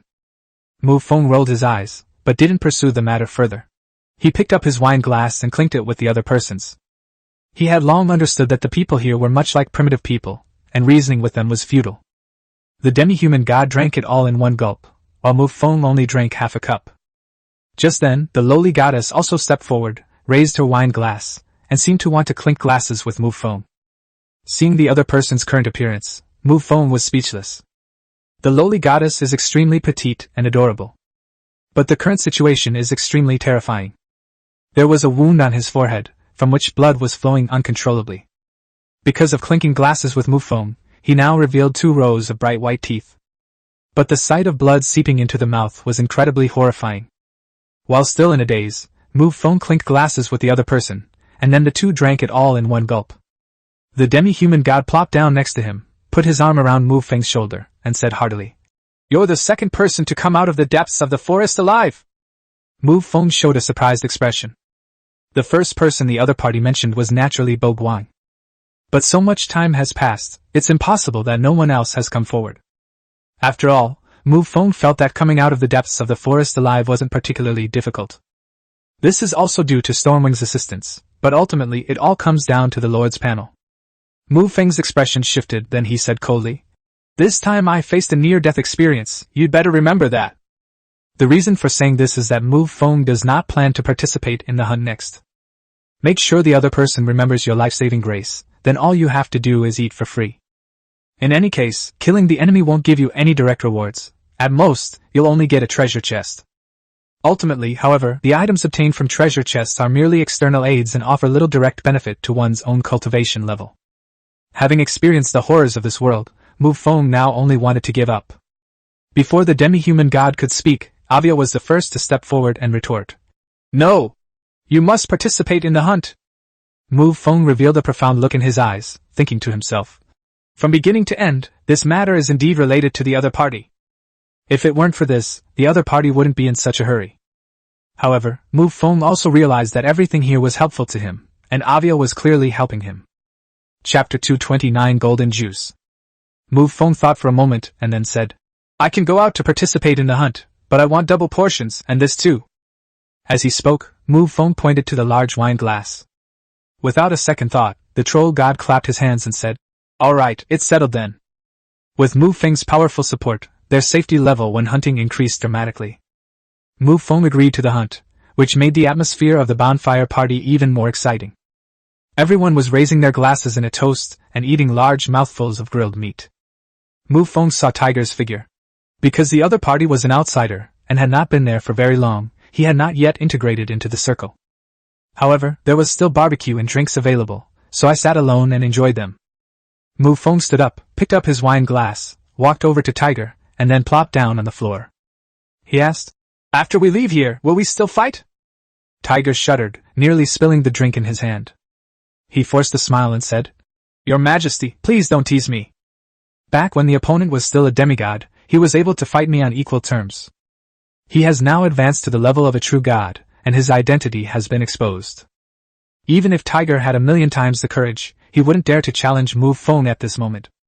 With a smile on his face, Mu Feng raised his glass and said, "Then follow me from now on." Tiger's expression shifted rapidly, then he quickly picked up his glass and clinked it against Mu Feng's. He said, "Thank you for your appreciation, Your Majesty. I'll drink this first as a sign of respect." After saying that, Tiger downed the drink in his glass in one gulp. Mu Feng opened the Lord panel, but there was still no panel notification. However, he had already received a true god-level treasure chest. So I simply opened the treasure chest.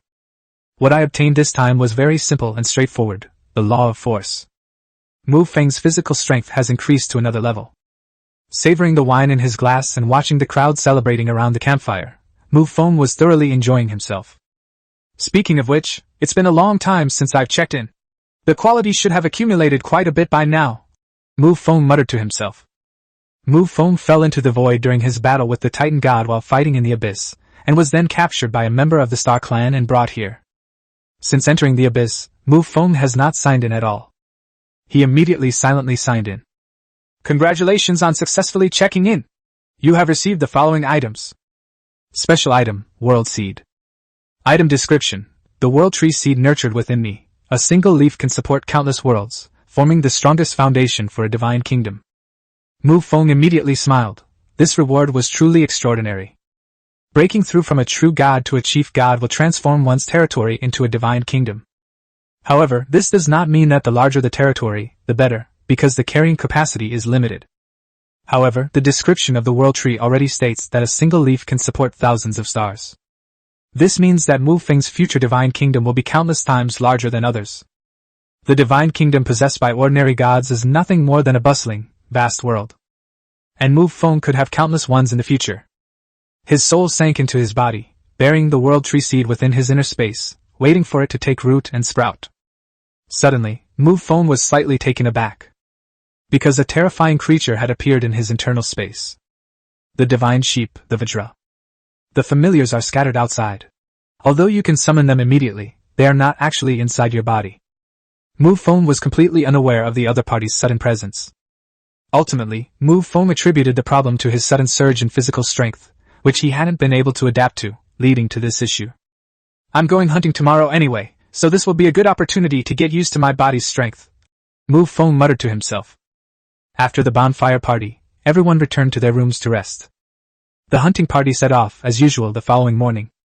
When Mu Feng arrived at the village entrance, he stopped very consciously. The rest of the hunting party offered another prayer before the small house at the village entrance. Upon arriving at the hunting grounds, Mu Feng was accompanied by the storm wings hovering behind him. Just as he was about to take off, Avia suddenly grabbed him. He said, "It's best not to fly up there casually." Mu Feng nodded, readily heeding the advice. When Mu Feng flew back to the village using the storm wings, he flew through the canopy, trying to avoid being seen. During the subsequent hunt, Mu Feng did not continue paddling. Each time, it's an all-out attack, constantly adapting to its own strength and power. Time flies, and in the blink of an eye, it has been 29 days since Mu Feng came into this world. The day's harvest was plentiful, but Mu Feng had little appetite. Because today's harvest was monkeys, and an entire troop of them at that. Following the troll god's instructions, this time the meat wasn't roasted, but instead stewed into a large pot of mixed stew. Looking at the golden, viscous broth and the plump intestines, Mu Feng's brows furrowed deeply. If he wasn't mistaken, the intestines hadn't been turned inside out to be washed, or perhaps they hadn't been washed at all. Therefore, in conclusion, this large intestine should be stuffed. The lowly goddess scooped up the soup, holding the golden soup in one hand and a wine glass in the other, and came to Mu Feng. She casually placed the golden broth in front of Mu Feng and said with a smile, "Don't you usually order 2 servings? Why aren't you eating today?" Mu Feng rolled his eyes. If this were the capital of the vampires, and someone were to feed him this kind of thing, it would surely provoke the wrath of an emperor, and blood would splatter 5 steps away. Mu Feng casually said, "I don't have a very good appetite today. You guys eat, I'll just have some wine." The lowly goddess didn't care and plopped down next to Mu Feng. He immediately began to savor the golden broth in his hand. A look of enjoyment appeared on her face as she said, "It would be such a waste not to eat it." Mu Feng had no idea what to say, so he simply shut up. Avia approached Mu Feng and handed him 2 pieces of dried meat, saying, "Here, I knew you might not like it." Mu Feng took the jerky and started tearing into it. Avia plopped down on the ground and said, "Tomorrow is the last day. Will you miss life here?" Mu Feng munched on the jerky while glancing sideways at the other person. Avia fell silent instantly, feeling as if she had said something wrong. A world ruler from the outside world, a being revered by thousands, running a hunting party here. It would be a miracle if anyone could reminisce about him. Especially when he saw the bubbling, golden, viscous broth in the large pot, an embarrassed expression immediately appeared on his face. After a brief silence, Mu Feng suddenly spoke up. "Why are you staying here?" Chapter 230 Return. Avia sighed and said, "Dragons aren't as united as vampires. If my identity is exposed to the outside world, half of the people hunting me down will be dragons." The dragon race also has a very strict bloodline hierarchy, almost identical to that of the vampire race. However, there is a significant difference in bloodline between the cosmic dragon and the True Ancestor. The True Ancestor's bloodline abilities are all-encompassing, covering a wide range of areas. With his 12 familiar beasts, it's very difficult for outsiders to mess with him. However, the cosmic dragon is different. Her power is more singular, which also means she is easily countered. He clinked glasses with the other person again, then drank it all in one gulp. The terrible cooking tonight greatly reduced Mu Feng's appetite. He didn't even finish 2 pieces of jerky before going back to his room to sleep. But it's still early, and I'm leaving tomorrow, so I can't fall asleep for a while. I decided to open the Lord panel to check the situation in my territory. As he watched, he realized that Luo Qianqian had sent him a message while he was talking to Avia. "Master, Xia and Lolita have something urgent to discuss with you." This message was sent not long ago, only about half an hour ago. Previously, when friends sent messages, there would be a small notification on the Lord's panel, but it seems to be affected by this world, and the panel is now muted. Mu Feng immediately replied with a message. "Did I tell you what it was about?" "Master, the other party didn't say." Luo Qianqian replied immediately. Although either of them told Luo Qianqian, Mu Feng could guess the general idea. The 2 demigod angels have now been transformed into blood angels by Mu Feng and returned to the bright light world to spread the faith of the vampires. This matter has probably been exposed. After all, they were 2 angelic demigods, so their efficiency was extremely high. Tell them to wait a day. Yes, it's the master. The next morning arrived. The hunting party did not go out today because they had wiped out the monkey troop yesterday, enough to feed the village for 3 or 4 days. At the same time, Avia also told the villagers that Mu Feng would be leaving today.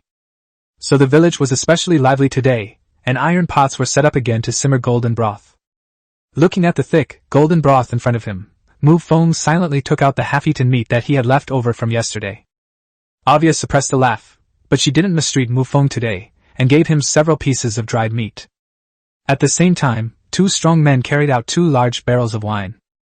The troll god patted his chest and said heartily, "Mu Feng is leaving today, so let's drink until we drop." The wine glass, which was originally as tall as a forearm, was also thrown aside. The newly brought out wine glass was as tall as an adult's leg. The handles alone are thicker than the legs of the lowly goddess. Mu Feng really enjoyed his drinks today. In the afternoon, Mu Feng approached Avia and asked, "How do I get back?" "So eager, huh?" Avia said, pursing her lips. Mu Feng didn't hide anything and immediately said, "A world-class war is about to break out again, and I have to go back to take charge." Avia naturally knew what was important and what was urgent. Her advancement here was nearing its end, so she naturally wanted the other party to go back and attend to the matters at hand. Alright, come with me. After she finished speaking, Avia left the village with Mu Feng and Tiger. When the three main gods of the village learned of this, they all came to see him off. Avia walked at the front, with Mu Feng close behind. Suddenly, Avia turned around abruptly, her terrifying blood energy gathering in her palm as she grabbed at Mu Feng's chest. Mu Feng reacted extremely quickly, kicking Avia in the stomach and sending her flying. Avia clutched her stomach, her little face contorted in pain. The cosmic dragons are a terrifying race of dragons known for their physical prowess. He was kicked so hard that his stomach churned violently, and he felt like he was about to vomit bitter water at any moment. Before she could react, a shadow had already enveloped her. As Mu Feng looked up, his knee struck Avia's chin directly. Avia soared straight into the sky like a rocket. A bloody tooth flew out of the mouth. Avia sprouted wings from her back, touched her chin, and swirled her tongue in her mouth. Feeling a void in his mouth, flames shot from his eyes. Admittedly, Avia's sudden attack was to test Mu Feng's true combat strength. Mu Feng knew this, but he didn't think a single kick would end the fight, so he gave her a knee strike. I just didn't expect that one of my teeth would be knocked out. Mu Feng! I'll kill you! After roaring across the sky, its body swooped down like the terminal phase of a missile. Mu Feng narrowed his eyes. Before his physical body improved, he knew he would not be a match for his opponent. After all, they are of the same bloodline, and one of them is a cosmic dragon known for its physical strength. But now, even though his opponent is a minor realm higher than him, Mu Feng is not afraid at all. He swung his fist and collided with the other person. A terrifying shockwave ripped across the land, stretching for thousands of miles. Mu Feng twisted his wrist, grabbed Avia's wrist, and slammed it to the ground. Avia felt dizzy and saw stars. After she came to her senses, she saw Mu Feng smiling in front of her. Without saying a word, Avia got up and left. He rubbed his slightly sore cheek and subconsciously licked the missing tooth with his tongue. This feels so awkward. The group walked out of the forest and came to the grayish-brown sphere. Avia kicked him and said, "Wake up, it's time to take him back." The sphere trembled for a moment, then gradually lifted off the ground and began to rotate slowly. Avia turned to look at Mu Feng, a smile playing on her lips. She crossed her arms and gave him a playful expression. "Go back the way you came." Mu Feng, also with a smile, said, "I'm not holy crap anymore." Before he could finish speaking, he felt a powerful suction force acting on him. Just as Avia had said, Mu Feng was pressed tightly against the sphere and could not move at all. I originally thought that after breaking through to the true God realm, my physical strength would surge, and I wouldn't be in such a sorry state when facing this sphere again. But to my surprise, nothing has changed at all. Mu Feng knew that this sphere belonged to the Star Clan. However, what Mu Feng didn't know was that this Star Clan member's strength had already reached the level of an upper god. Another crucial point is that the Star race will not be subject to any suppression in this world. Just like in the outside world, all abilities can be used freely. And there was also a certain degree of increase. Chapter 231: The Vast Battlefield. Then, under everyone's watchful eyes, the sphere slowly lifted Mu Feng and Tiger off the ground. The lowly goddess stood on tiptoe and waved to Mu Feng repeatedly. The troll god clenched his fist and patted his chest, looking quite heroic. As for the demi-human god on the other side, he always felt empty-handed and wanted to throw something away. The sphere's speed increased rapidly, and after leaving the atmosphere, it moved forward at an extremely fast speed that was barely perceptible to the naked eye. As they drifted further and further away from the planet beneath their feet, Mu Feng clung tightly to the surface of the sphere, turning his head to look at the enormous planet in the distance. Although it wasn't the first time he'd seen it, Mu Feng still felt a sense of awe. "It's so big!" On the planet, Avia stood gracefully with her hands behind her back. She murmured to herself, "Will he, as fate would have it, overcome all his enemies? Fate does not lie." The answer echoed in my mind, but I didn't know where the voice came from. Avia took a deep breath and gazed at the sky. "Looking forward to seeing you again." In the starry sky, the Star Clan carrying Mu Feng did not stray too far from that enormous planet. The gravitational pull emanated from his body, instantly causing a large area of space to collapse. The sphere hurtled into the void at a speed imperceptible to the naked eye. The moment he entered, Mu Feng's brows furrowed slightly. He twisted his neck forcefully, looked in one direction, and his pupils gradually widened. Countless star rays being stretched across the void, their terrifying gravitational fields permeating the void. Meanwhile, in a distant land, the ancient gods, equally numerous, charged fearlessly toward the Star Clan. Under the terrifying gravitational pull, a large number of ancient gods were instantly torn to pieces and then turned into nothingness. Pure black light shot out from the body of the ancient god. The gravity of the Star Clan's front line twisted, and the black beam of light changed its course as if it were bent into a soft dough. Although gravity can effectively prevent attacks from the ancient gods, it can also efficiently kill them. However, under Mu Feng's brief gaze, any Star Clan member who touched the black light perished instantly. The massive planet's body shattered and then gradually dissolved into nothingness. Mu Feng didn't look for long, because the Star Clan he was with was moving very fast. In the blink of an eye, the battlefield, which stretched as far as the eye could see, had disappeared from sight. After a long silence, Mu Feng finally asked, "Has your Star Clan been at war with the ancient God Clan all this time?" The Star Clan did not hide anything from Mu Feng, saying, "Yes, the war has been going on for a long time. It broke out when the second True Ancestor was still alive." Mu Feng fell silent. It seems that it was precisely because of this war that the second True Ancestor perished. The Star Clan member said again, "Actually, the outbreak of the war can be pushed back further. After all, the cosmic dragon also died at the hands of the ancient gods." Mu Feng's pupils contracted instantly. If that's the case, then the time span is quite terrifying. The time between the fall of the second True Ancestor and Mu Feng obtaining the True Ancestor's bloodline was extremely short in the grand scheme of the universe. But the cosmic dragon is different, because it has been more than 8 billion years since its fall. For Mu Feng, who was only 20 years old, such a time span was unimaginable. In the context of cosmic time, 8 billion years is an incredibly long period of time. Mu Feng remained silent from then on. And in that battlefield just now, an ancient god stood at the rear of the army, watching the planet that flashed by in the distance behind the Star Clan, a profound meaning flashing in his eyes. Suddenly an ancient god appeared beside them and said, "Is he the one destined for us? His strength is indeed impressive, but it seems far from enough to defeat a god." He glanced at the ancient god beside him and replied, "The other party has not yet reached its peak. After all, fate does not lie." The ancient god beside him sighed and said, "Fate, something that makes one feel powerless." As the two ancient gods spoke, their expressions changed simultaneously. "That guy's about to turn things around. Let's get out of here." With a cry of alarm from one of the ancient gods, the ancient god army retreated instantly like a receding tide. In the vast universe, a gigantic planet floats silently, so large that it seems to have no boundaries. The enormous planet lay quietly in the starry sky, not rotating like ordinary planets. But the next moment, the enormous planet began to rotate slightly. In an instant, a massive space-time collapse took shape. The terrifying gravity, which drove everyone to despair, invaded the void in an instant. The ancient gods who didn't have time to evacuate perished in large numbers in an instant. Among them were countless demigods, and even the supreme gods could only fall into deep despair in the face of this terrifying power. After a simple rotation, the enormous planet returned to its tranquil state. The abyss space shattered. Mu Feng and Tiger were thrown out, and returned to the abyss once again. And the other party was very considerate. The place they were in at that moment was also the place they had left from. The great battle seems to have just ended. Although the two powerful fighters are not present, it does not mean that the war is about to stop. It's just that it's not as intense as before. Mu Feng looked at Tiger and said, "I'll leave the abyss to you."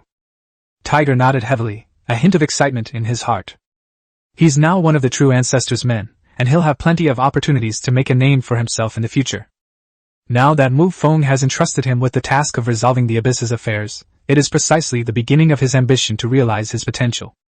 As soon as Mu Feng finished speaking, the space around him distorted, and he quickly left the abyss. His figure flashed by in the abyss of the far north, and when he reappeared, he had already returned to the vampire capital. There was a person standing in the magnificent hall at that moment. Mu Feng was not surprised, because he had already noticed it. It was Lid. Mu Feng looked the other person up and down and said, "You're pretty fast." With a smile on his face, Lid first bowed and said, "With such a vast world origin, I naturally cannot fail His Majesty the True Ancestor's expectations." The opponent's realm had already reached the peak of the fourth stage of demigod, and breaking through to true god was just a matter of time. Although their true names were erased, causing the vampire's bloodline abilities to become almost ineffective, the opponent made rapid progress thanks to the massive accumulation of world essence. Lid also gave Mu Feng a deep look and said, "Your Majesty the True Ancestor has truly exceeded my expectations." Mu Feng smiled but did not choose to continue the conversation. Chapter 232 Arrangement. The two exchanged only a few words before two auras emanated from outside the main hall. Two flying bears strode into the main hall, their faces still showing anger. One of the male members, Fei Xiong, pointed at Mu Feng and said angrily, "How dare you leave my sight?" The two of them were originally there to keep an eye on Mu Feng. Mu Feng's original goal in conquering the abyss was to expand his territory, so the two flying bears naturally didn't say anything and just followed from a distance. However, Mu Feng and Titan True God fell into the void and were gone for a month, which made them extremely anxious. Since Mu Feng's sudden disappearance, both of them have sent messages to Piltover Trading Company. Upon learning this, Piltover Trading Company immediately began packing their bags, preparing to leave that big world. After all, Mu Feng, whom they had bet on, had disappeared, so naturally they were preparing to pack their bags and leave. Mu Feng frowned slightly because the other person was pointing at him with their finger. Snort. With a cold snort, the male flying bear suddenly felt a tightness in his chest and staggered back several steps. Clutching her chest, she stared at Mu Feng in disbelief. True God! Lid also had a smile on his face at this moment, but his aura had already spread out. Lower level True God. The two flying bears were immediately filled with horror and disbelief. It's only been a short time, yet both demigods have advanced to true gods. If word got out, probably no one would believe it. After a moment of shock, the two flying bears recovered and quickly bowed in respect. Greetings, Your Majesty the True God. I have offended you greatly, and I hope you will forgive me. Mu Feng did not continue to rage and suppressed his aura. Piltover Trading Company has staked its entire future on itself, but its sudden disappearance would cause anyone to panic. Mu Feng turned and sat on the throne. His voice resounded throughout the entire vampire capital, saying, "Come to the main hall to see me." From the moment Mu Feng finished speaking until all the powerful figures gathered here, it took only a minute. Charlotte, Lily, Lydia, Rona, Jana, Anya, Isabella, the Queen, Number 1, Number 2, Xia, Lolita, Zona, Salaroto, Dragon Demigod, Miuk, Frost Dragon, 2 flying bears, and 3 undead demigods. These were all demigods present. Indeed, during the time Mu Feng was away, all of his saint-level heroes had now reached the demigod level. After all, although Mu Feng had left, the war in the territory had not stopped. Area 031, the world teleportation scroll that Luo Qianqian was asked to buy, the war between these two worlds has never stopped. Furthermore, Charlotte and Lily were the first to advance to demigod status, so the other heroes were naturally full of energy, killing those of the same level if they were not, and killing those of lower level if they were not. As for the first and second black demons, since the other side is a race that pursues efficient operation, titles are naturally inherited in order of seniority. Number 1 was originally Number 2, the second stage of a demigod. Number 2 was originally Number 3, the peak of the first stage of demigod. All told, there were a total of 19 demigods present. There is also the True God, read. Furthermore, Olivia and Tiger are also in the abyss, and Tiger has several demigods under his command. Mu Feng looked around and finally his gaze fell on Xia and Lolita. He spoke up asking, "What's the situation with the bright light world?" The 2 blood angel goddesses immediately stepped out of the ranks, knelt on one knee and said, "Reporting to the Lord, due to the large number of blood angels converted, this matter can no longer be kept secret." "How many?" Mu Feng asked calmly. Xia immediately replied, "About 7 million. Sure enough, even a starved camel is bigger than a horse. Although the vampires do not currently have a supreme god in the eyes of the outside world. However, there are still many angels who, in pursuit of the power of the vampires, voluntarily choose to transform into blood angels." And Xia wasn't referring to the total quantity, but rather the quantity currently available. After all, the matter was exposed, and many blood angels were directly slaughtered. 7 million was just the remaining number. Since the entire army of 7 million has already been brought to the world of Nyoro, there is no immediate need to rush things in the world of Mingguang. Mu Feng looked down at the 2 flying bears and said, 3 days later, I will return to the great world with you." The 2 flying bears were overjoyed and quickly stepped out of the group to express their gratitude profusely. After pondering for a moment, Mu Feng said to Charlotte below, "Go to Area 031 and have Celine come to see me." Charlotte bowed, then turned and left.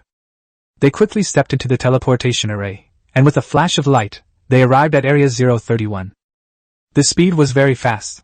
The distant sound transmission flashed by in an instant, and the waves beneath their feet surged. Charlotte looked at Celine walking on the sea and said, "The Lord wants to see you." Celine took a deep breath and whispered, "This day has finally come." The remaining 7 colored fishtails swayed for a moment, then transformed into a human form. They followed Charlotte into the teleportation array. When Celine saw the magnificent imperial city before her and felt the power of the laws surrounding her, her breathing became rapid. This is a vast world. This must be the territory of a true god. It seems that the vampire powerhouse is a subordinate of a true god. The two then arrived at the front of the main hall. Celine looked at the statues in front of the hall, feeling somewhat confused. This is the territory of a true god, so why is there a statue of that vampire in front of the main hall? Before she could think any further, Xiao Luo had already entered the main hall. Celine hurriedly followed, not daring to look up before entering the hall, for the true god was sitting there. Sensing the figures on both sides out of the corner of his eye, his heart skipped a beat. How many demigods must there be? I can't even imagine. Mu Feng leaned back on the throne and suddenly spoke. Are you willing to submit? At the time, he only asked the other party to do things for him, without explicitly indicating that he would submit to him. Celine paused slightly upon hearing the familiar voice and instinctively looked up. After finally seeing the figure on the throne, the expression on his face was absolutely priceless. She immediately knelt on one knee and said without the slightest hesitation, Greetings, your lordship. Mu Feng nodded in satisfaction, and at the same time, a notification sound appeared on the Lord panel. Congratulations, Lord, on subduing the local forces and obtaining a demigod-level treasure chest. He raised an eyebrow slightly, thinking to himself, It really is because of that world. Mu Feng said to Celine, From now on, you will be responsible for guarding the world you are assigned to.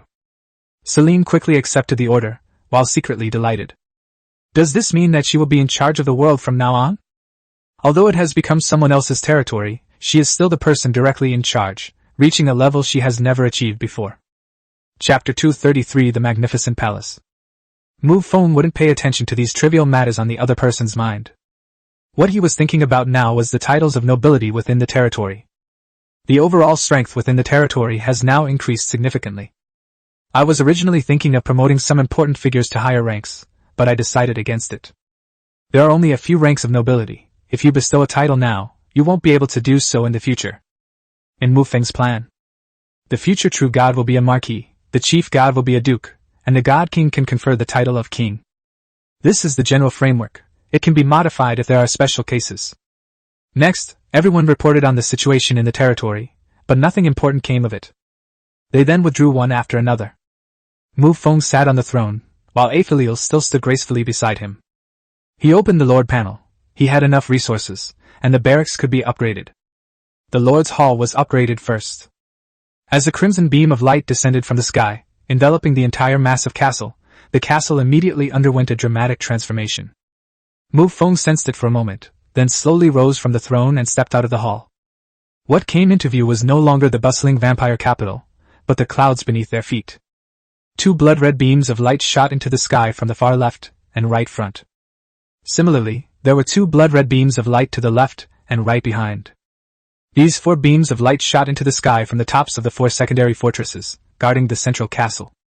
The intricate network of corridors resembles vines in a primeval forest, dense yet not chaotic.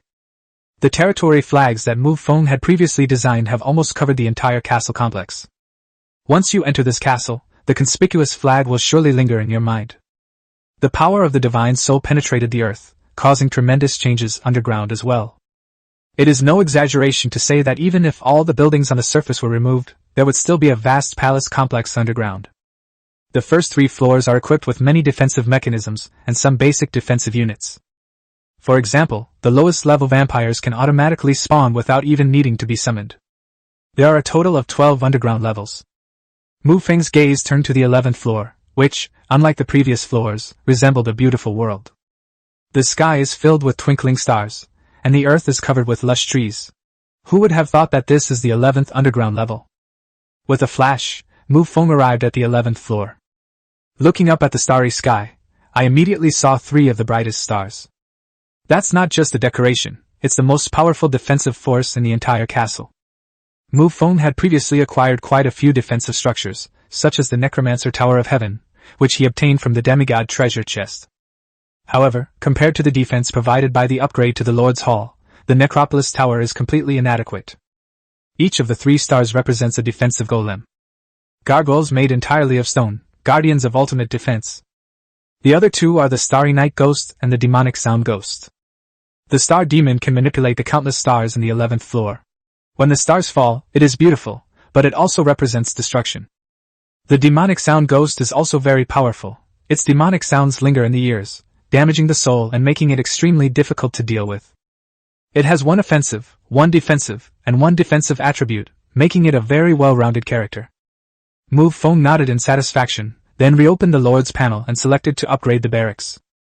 The base summon count reaches 10,000 per day, with an additional 4,200.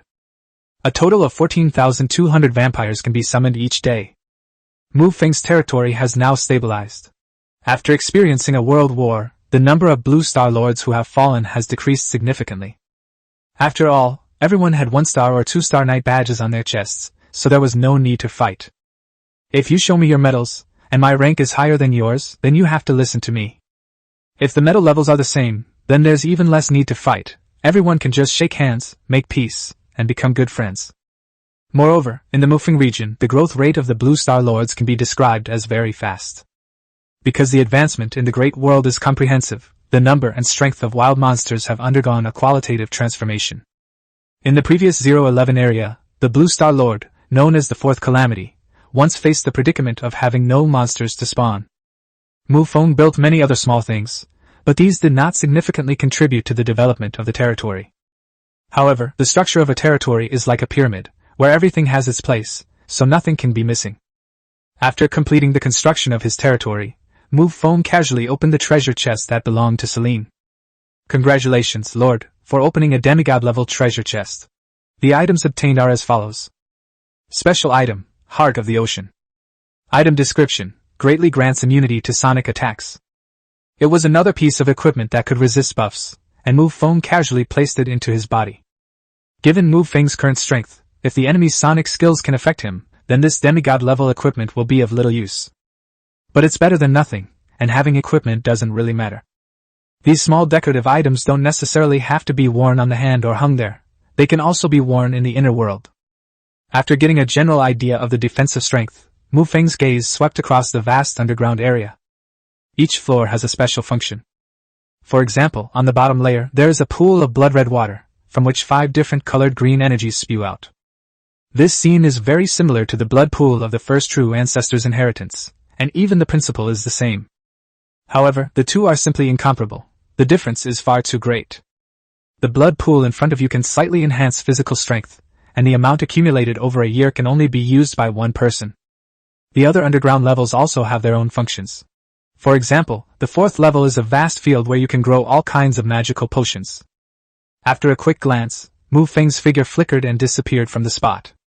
When he reappeared, he came to a rather secluded palace. Deep within the palace sat a figure, none other than Shalinti. Noticing Mu Feng's arrival, Shalinti smiled and said softly, "It seems you haven't forgotten me." Mu Feng smiled and then took out a wisp of the world's origin. The origin of this world was a reward from the system, but the quantity was very small, and it is no longer a necessity for Mu Feng now. When Shalinti looked at the origin of the world in the other person's hand, her eyes lit up instantly. Just as she got up to take it, Mu Feng suddenly moved his hand aside, avoiding her. Meeting Shalinti's puzzled gaze, Mu Feng smiled and said, "This thing isn't given away for free." Chapter 234 I've fallen in love with you. Serendi rolled her eyes. Her fair, jade-like hand rested on her collar, and then she pulled the collar open. Seeing that the other party was so cooperative, Mu Feng smiled and said, "As a vampire, blood is definitely necessary, but today let's have something else." A look of confusion crossed Shalinti's eyes as she waited for an explanation. "Come on, seize the future." An hour later. Shalinti covered her neck with one hand and rubbed her cheek with the other, her walking posture still a bit awkward. She really couldn't understand where Mu Feng got all these fancy tricks from. Fortunately, the floating world before her swept away all the resentment in her heart. 3 days passed in the blink of an eye. Mu Feng wanted to wait 3 days because he wanted to rest. People need rest, and Mu Feng's taste buds also need some nourishment. Mu Feng, along with Lid, 2 blood angels, and 2 flying bears, headed to the Pilt Trading Company. The teleportation array flashed, and half an hour later, they had traversed the endless starry sky and arrived at their destination. Sensing the familiar auras of the 2 flying bears, Tuli flashed to the teleportation array. She looked at Mu Feng with a look of surprise and uncertainty, and then gasped. How long has it been? This is truly amazing. However, Tuli quickly realized what was happening, bowed respectfully, and addressed him as Your Excellency. As a true god who had fought against Mu Feng, he naturally knew how powerful Mu Feng was, especially since Mu Feng was only a demigod at that time. Tuli immediately spoke up.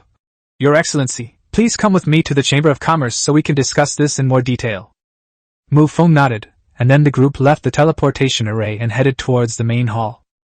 While walking on the road, Tuli also noticed Lai next to him.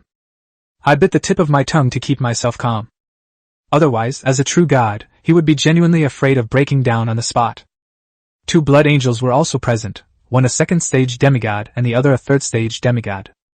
The group arrived at the main hall together, and waited briefly before all the demigods of the Piltover Trading Company gathered there. Seeing this, Tuli spoke first, asking, When do you plan to deal with the Blue Moon Merchant Guild? Any time is fine, Mu Feng said calmly. The reason the other party asked such a question was because they didn't really understand Mu Feng's strength. The higher the realm, the greater the gap. Although they are all true gods, the difference in strength between the lower and middle realms is terrifying. Therefore, judging from the illustration, although the opponent has broken through to the true god level and is a super-level existence, he can at most fight against the mid-level true god, and defeating him is basically impossible. With Mu Feng's combat power, even before obtaining the inheritance of the first True Ancestor, he would have been able to defeat a mid-level true god once he broke through to the true god realm, let alone now. It can only be said that a person's ability will inevitably limit their understanding. Tuli and the demigod beside him exchanged a glance, then looked at Mu Feng and said with a smile, We still need to plan this out carefully. In his mind, since both sides were evenly matched in combat strength, they could only rely on their brains. Mu Feng knew what the other party was thinking, and with a wave of his hand, he set up a blood-red barrier. A terrifying aura of blood emanated from him, permeating the entire hall. The illustration shows the eyes widening instantly, the face filled with horror. In an instant, all the demigods in the hall felt a sense of suffocation. Fortunately, Mu Feng quickly withdrew the spreading aura, and the demigods present were all breathing heavily, their faces still showing signs of shock. After the initial shock, the illustration stood up with delight and said, Okay, I'll do whatever you say. The phrase, I'll do whatever you say, in the illustration refers not only to the current situation of dealing with the Blue Moon Merchant Guild, but also to the future of the Pilt Trading Company. Because Mu Feng could already hear the notification sound from the Lord's panel in his mind. Congratulations, Lord, I'm conquering the local forces and obtaining the true god-level treasure chest. Mu Feng smiled and said, There's no time to lose. Having witnessed Mu Feng's demonstrated strength, Tuli naturally acted swiftly. However, Mu Feng waved his hand and said, There's no need for such trouble. We can just go to the Blue Moon Merchant Guild. The pursuit of profit by merchants is an eternal truth, regardless of the era.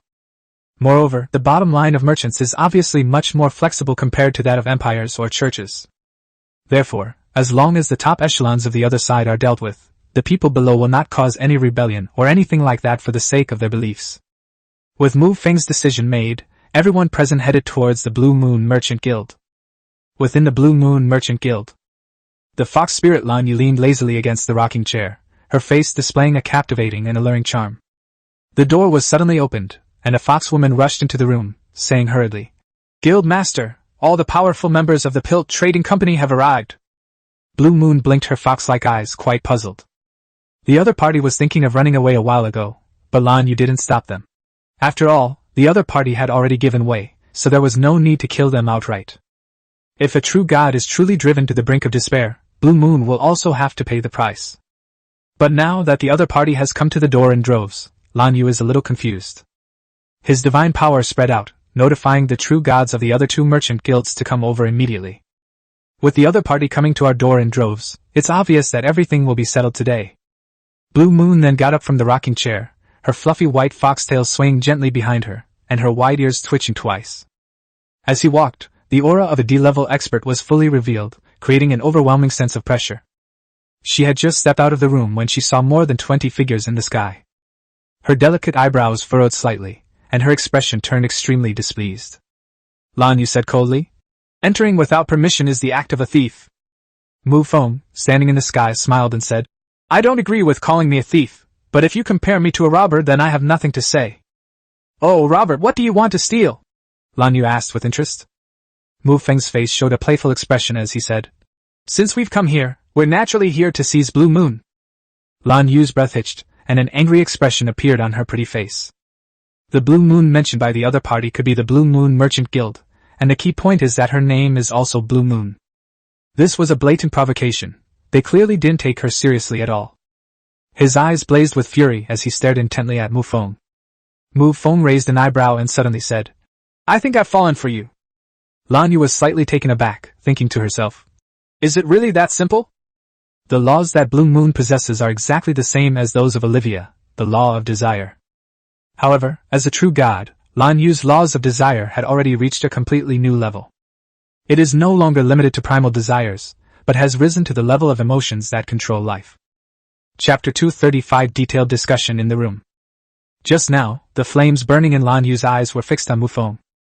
In reality, they were using the law of desire on Mu Feng to manipulate the emotions within him. As for Mu Feng saying he's fallen for Lan Yu, that's just something he says casually. However, Blue Moon neither knew nor believed that it was so easy to control a true god. After all, Lan Yu knew the power of the law of desire better than anyone else. With this in mind, Lan Yu decided to try and probe the matter. "If that's the case, then leave now and don't make me hate you." After she finished speaking, Lan Yu stared intently at Mu Feng, trying to find a change in his expression. Mu Feng chuckled and said, "Now that I've fallen for you, I'll naturally try to get you." Lan Yu was slightly taken aback. It seemed that the situation was under control, but it appeared that things had gotten worse. To make the other person like you, but still maintain your original principles of conduct and not become their sycophant. Just then, the void in front of Blue Moon distorted, and two true gods appeared. These were the other two presidents of the Chamber of Commerce. Blue Moon's confidence soared. Both sides were three true gods, but she was only a mid-level true god. She immediately said, "If you're here to discuss business, you're welcome. But if you're here to make fun of me, don't blame me for being impolite." Mu Feng frowned slightly, and a look of anger gradually appeared on his face. He immediately shouted angrily, "You too, stay away from Blue Moon." Lid next to him practically rolled his eyes to the sky. "Seriously, do you have to get this into character?" He's a typical spoiled rich kid with a loyal sycophant, a role he portrays perfectly. Lan Yu was also slightly taken aback, as she was really unsure whether the other side was truly being controlled. Just as she was about to speak, she felt the space in front of her distort. Click click. Two consecutive sounds of bones breaking rang out, and the two true gods who had been standing in midair fell straight to the ground. Silence. Horrifying. Blue Moon's eyes nearly popped out of their sockets. The two true gods before her had been defeated just like that. The reason it is described as a defeat is because the two true gods did not die. After all, he was a true god who had condensed the divine body. It was just a matter of his neck being twisted, nothing serious. The key point is not the injury itself, but the broken neck. The other party didn't even move, yet they snapped the necks of two true gods. Doesn't that mean? Blue Moon shuddered, not daring to think any further. The two true gods who had fallen to the ground quickly stood up and had recovered completely, but they could not suppress the fear on their faces.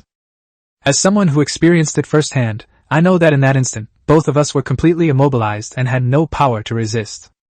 Then I felt a tremendous force strike me, and my neck snapped. The anger on Mu Feng's face completely disappeared, replaced by a smile. He said, "That's right, stay away from the people I like." Lan Yu swallowed hard and said, "You'd better not make fun of me." At this moment, Lan Yu had fully realized that the other party was just teasing her. A look of pain crossed Mu Feng's face as he said, "How could you say that? I truly love you. If you don't believe me, let's go into the room, and I'll prove it to you." Upon hearing that they were to enter the room, everyone present adopted a strange expression. Lan Yu's face was filled with horror. If they went into the room, the other party couldn't possibly take off their pants and pull out a game of Ludo. She hurriedly said, "Your Majesty, please speak freely." Mu Feng composed himself and said, "I said from the beginning that I'm here to steal Blue Moon." Upon hearing this, Lan Yu hurriedly asked, "Do you want Lan Yu Trading Company or Lan Yu herself?" She had barely finished saying those words when she immediately wanted to slap herself. "Is there a difference between the two?" With a gentle smile, Mu Feng said, "Won't you invite us in for a seat?" Lan Yu forced a smile, bowed slightly and said, "It was my oversight. Please come in." After speaking, Lan Yu returned to her original room first. The fox woman who had just been notified had been following them the whole time. As soon as they entered the room, Lan Yu immediately said, "Hurry up and pack your valuables. We can't stay in this world for even a second longer. The foxwoman beside him was slightly taken aback, but then she realized what was happening, bowed, and quickly withdrew. Lan Yu's expression quickly returned to normal, and she smiled as she looked at the people who entered the room. As the president's room, this room is often used for meetings, so it naturally has rune restrictions to isolate the soul. Mu Feng stepped 1 foot over the door frame, but his body remained stationary. Although the entrance was large, everyone looked at Mu Feng with questioning eyes as he stopped with 1 foot inside the room. Mu Feng's expression changed for a moment, then he said, "This is Lan Yu's room, you'd better not come in. Look, what powerful love this is." Everyone had a look of realization. They naturally didn't believe that Mu Feng was being controlled by the other party. Everyone present knew the truth. But it doesn't matter, it has nothing to do with them anyway. Everyone immediately stepped back a few paces, with no intention of entering the room again. Blue Moon, sitting in the room, felt her heart pounding in her chest. She wanted to slap herself twice for letting this person into the room. Mu Feng stepped into the room, and the 2 doors closed instantly, leaving the people outside looking at each other in bewilderment. Reed's eyes darted around, then he stepped forward and pressed his ear against the doorframe, trying to find out what was happening inside. Fortunately, due to their different races, their heights and body types also differ. For example, the flying bears are generally 2 to 3 meters tall. So there are more than 20 ears stuck on the entire door, from top to bottom. Mu Feng smiled and looked at Lan Yu, saying, "Let's discuss the future." As Lan Yu slowly retreated, she said warily, "I can give you most of the Lan Yu Merchant Guild's assets, and I'll take all the people in the guild with me. From now on, this world belongs to you." Mu Feng tilted his head back slightly, took a deep breath through his nose, and then exhaled heavily through his mouth. He suddenly spoke up. "If it's a daughter, how about naming her Muyue?" The veins on Lan Yu's forehead bulged. It seemed the future the other person was referring to was this. Suppressing her panic, Lan Yu said, "If you really like me, you should bless me instead of forcing me. After all, a forced relationship is never sweet." Sparse. As Mu Feng unbuckled his belt, he said, "It's to quench my thirst." Chapter 236 Methods. Lan Yu's expression grew even more terrified. Transforming into a streak of blue light, it intended to break through the wall and escape from this place. She was incredibly fast, even faster than the speed of light. Unfortunately, they were no match for Mu Feng. I felt my ankles being grabbed by a pair of large hands, and then a tremendous force struck me, sending me flying backward.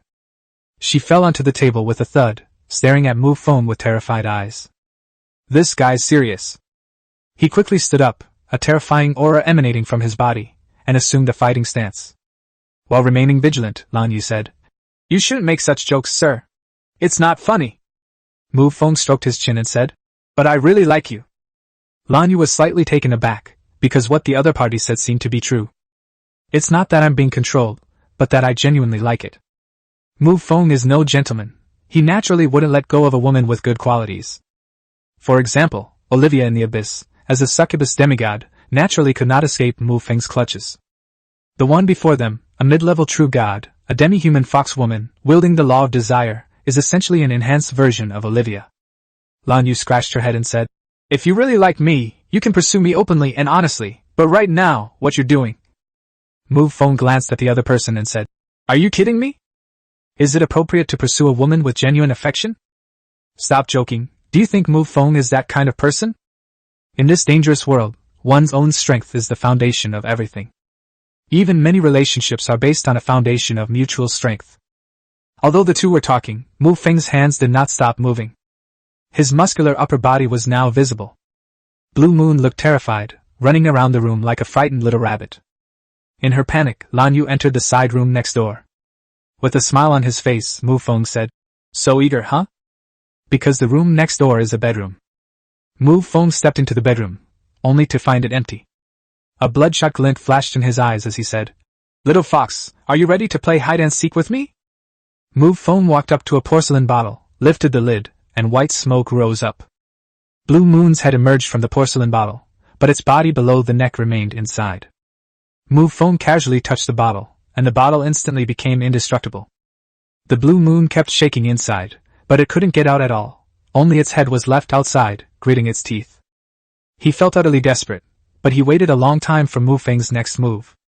Lan Yu looked up at Mu Feng, who was smiling at her. After a moment of silence, Lan Yu said, Tell me all your requirements, and I'll consider it. Mu Feng sat down on the rocking chair next to him and lay down on it, saying, I used to have a pet, but that pet was special. Now it has become a super being, so I want to get a pet. Lan Yu's face immediately turned bright red. The other party's meaning was very clear. They wanted to take her as a pet. A scholar can be killed, but not killed. Before he could finish speaking, Mu Feng drew his soul-seizing scepter and pressed the end of the scepter against Lan Yu's face. He then said, Being my pet won't be a waste of your potential. I'll help you break through to the level of a main god in the future. Lan Yu scoffed and said, Breaking through to the level of a main god is no joke. Mu Feng sighed. He had tried his best to downplay the situation, but the other party still didn't believe him. With a slam of his scepter, the bottle shattered instantly, and Blue Moon regained her freedom. However, she no longer thought about running away. Mu Fenglu's move just now had already made her give up the idea of running away. Seeing that the rocking chair in the room had been taken over by the other party, Lan Yu simply plopped down on the bed. With his legs crossed, he said, I might consider making me your woman, but being your pet is absolutely out of the question. Despite being a lower-level true god, the opponent displayed immense strength, and Lan Yu felt she could indeed consider it. Mu Feng suddenly stood up and said, Okay. Lan Yu was slightly taken aback. Wasn't it supposed to be a pet? Why did she agree so readily? Seeing Mu Feng walking towards her, Lan Yu said in a panic, I said I'd think about it. Heh, are you treating me like a dog? Mu Feng said with a sneer. Mu Feng decided not to continue playing around and decisively revealed his sharp teeth. Blood slid down his neck, then flowed backward as if time had reversed, all entering Mu Feng's mouth. Lan Yu felt all her strength drain away instantly, and instinctively put her hands on Mu Feng's shoulders. He said in a soft voice, Beast. The door to the room was pushed open instantly, and Mu Feng walked out. Tuli hurriedly stepped forward and cautiously asked, How did things go? Similar to the illustration, there are also the presidents of 2 other chambers of commerce. Mu Feng smiled slightly and said, Tomorrow, all the demigods from the 4 merchant guilds will come to the Pilt Trading Company for a meeting. The illustration immediately lit up with joy. If the other party said that, it meant the matter was settled. Inside the room, Lan Yu slowly opened her eyes, raised her jade-like arm that resembled a lotus root, placed the back of her hand on her forehead, and her face was filled with sorrow. Suddenly, she paused for a moment. When he placed it on his forehead, he lifted it up slightly, his eyes wide open, staring at the back of his hand. A blood-red rune appeared on his hand. Ah! Screams erupted from the room. Damn vampires! Weren't they supposed to be women? Why are they treating me like a pet? Although Lan Yu accepted this identity, she was still unwilling to become the other party's pet. After all, he was the president of a Starry Sky Merchant Guild, a mid-level true god. The bloody mark on the back of his hand was not unfamiliar to a Chamber of Commerce president who had traveled all over the country. Those are the marks of master and servant among vampires. She hurriedly sat up in bed, secretly annoyed at her own body for being so uncooperative. The same despicable person who was angry at now Mu Feng actually took advantage of the fact that he secretly planted a mark while now Mu Feng's soul was flying to the heavens. By the time she finished dressing, Mu Feng and the others had already left. A fox woman entered the room and said cautiously, Guild Master, everything is ready. Lan Yu sighed and said, Forget it, we're not leaving. The fox woman breathed a sigh of relief. She didn't want to leave this bustling world either. He immediately spoke again, saying, That vampire prince said that all the demigods from the 4 major merchant guilds will be meeting at the Pilt Trading Company tomorrow. I understand, you may leave, Lan Yu said calmly. Chapter 237 Magic Potion. If Lan Yu throws a tantrum at this point, she naturally won't attend tomorrow's meeting. However, Lan Yu wasn't that foolish, because tomorrow would be the first time the entire great world would hold a meeting, which would also be accompanied by Mu Feng establishing his authority. To walk right into the line of fire at this moment would be utterly foolish. The following morning, inside the main hall of the Piltover Trading Company. Originally, this place belonged to a merchant guild and did not have a throne, but now that it belongs to Mu Feng and has become his territory, a throne naturally needs to be added. Mu Feng sat upright on the throne, his gaze sweeping over the crowd below. The top executives of the Pilt Trading Company are mostly from the Flying Bear clan, with a few elders from other clans. The Blue Moon Merchant Guild is entirely composed of demi-human foxes, while the other 2 merchant guilds are entirely composed of humans. I didn't sense anything special about this group of people. They were just ordinary humans, not the advanced celestial race like the lowly goddess of the origin land. The hall was filled with people, a testament to the prosperity of this world. After looking around, Mu Feng said, "From this day forward, the 4 major merchant guilds will be merged into one and named Piltover Trading Company." The powerful members of the Pilt Trading Company quickly stepped out of the ranks, bowed, and said, "We respectfully obey the Lord's command." The others fell silent, naturally feeling extremely unwilling. Both human true gods turned their gazes toward Blue Moon, hoping she would put up a fight. Lan Yu sighed, stepped out of the queue, saluted, and said, "I will obey the Lord's orders." The 2 human gods shook their heads helplessly, then bowed in unison to agree. Although the 4 major chambers of commerce have been brought together, no action has been taken yet. Therefore, Mu Feng's gains were still 4 true god-level treasure chests, otherwise, Mu Feng would definitely not have combined them together. With overwhelming force, the issues of the 4 major chambers of commerce were easily resolved. Twilight World. Holy Light City No. 1. The towering tree, rooted in the boundless ocean, with countless vines entwined in the air, is quite a magnificent sight. Within the canopy, a colossal city sits, inhabited by hundreds of millions of people. The gaze moves downwards, penetrating the endless depths of the sea. The thick tree trunk stretches endlessly, frantically drawing energy from the earth. And directly below, deep underground, there is a huge cave.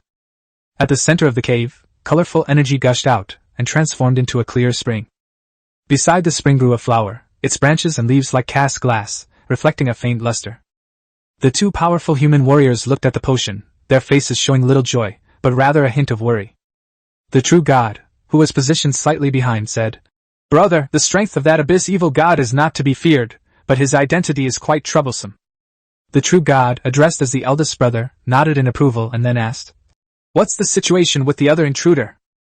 "We already sent people to investigate. It turned out to be a vampire, an abyssal fiend." There is a difference between a malevolent god and an evil god. Evil gods can be said to commit all kinds of evil deeds.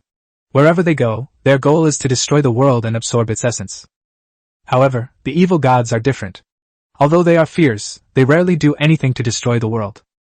One is both righteous and wicked, the other is so evil that he can dig up people's ancestral graves.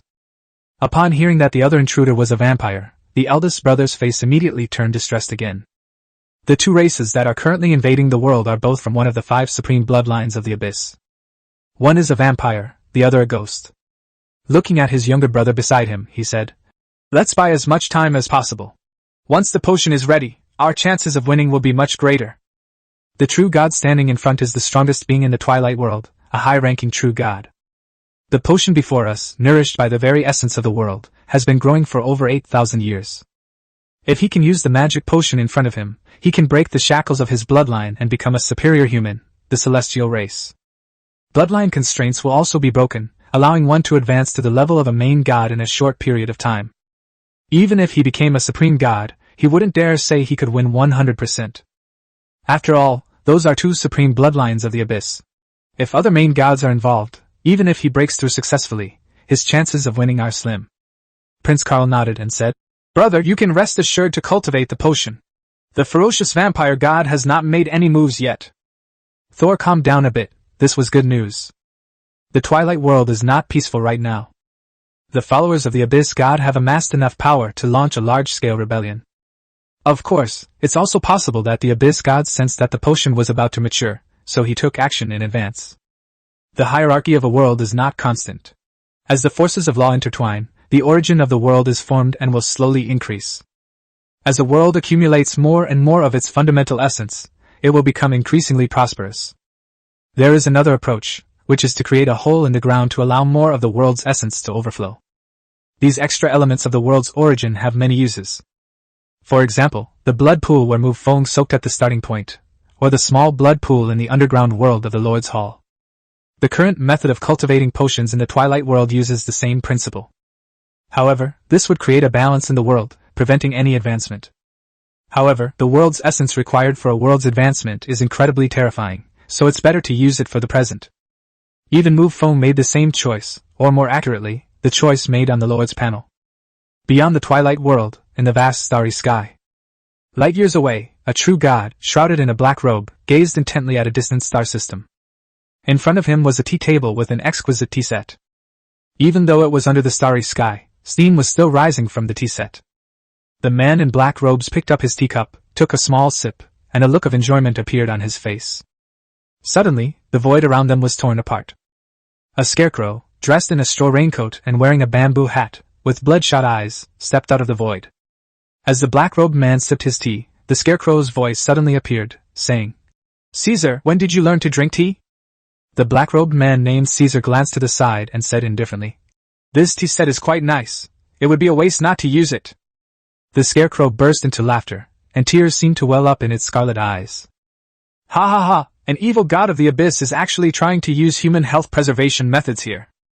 Caesar put down his teacup and said, "Mind your own business. The potion is almost ready." The scarecrow instantly stopped smiling. Chapter 238 Surrounded by Powerful Enemies. Jokes aside, business is definitely more important. The scarecrow immediately said in a deep voice, "As we agreed before, the potion is mine, and I don't care about anything else." Caesar nodded in satisfaction. That was exactly what they had agreed upon. The potion's purpose was to enhance talent, but Caesar, being a member of the undead race, didn't need it. After a brief discussion, the two of them turned their attention to the Twilight World. As the absolute leader of the Piltover Trading Company, Mu Feng naturally didn't need to handle those complicated matters. Similarly, Blue Moon only needs to give the order. Now that both of them have some free time, a big battle is inevitable. Even though Lan Yu was unwilling in her heart, her body was quite honest. After all, she was a fox spirit, and having tasted forbidden fruit for the first time, she was quite horny.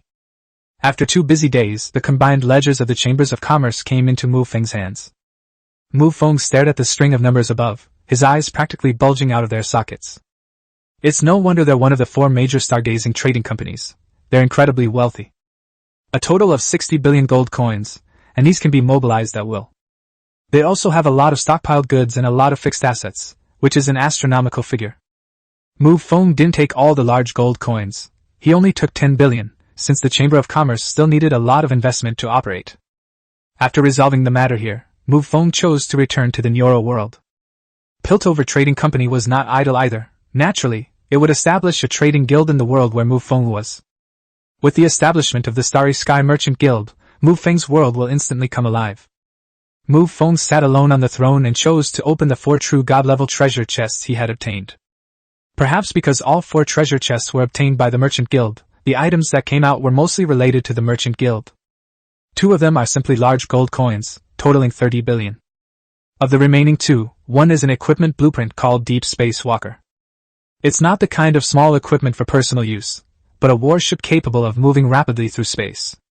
If a Chamber of Commerce wants to continue to expand its scale, it naturally needs to constantly discover new worlds. However, the coordinates of the World Teleportation Array are not obtained out of thin air. They must be explored little by little. The last item was a divine artifact, a longsword called Shattered Star. The divine weapon has the widest range of grades among all weapons. This weapon grade corresponds to the levels from True God to Supreme God. The divine artifacts are further divided into 4 grades: lower, middle, upper, and supreme.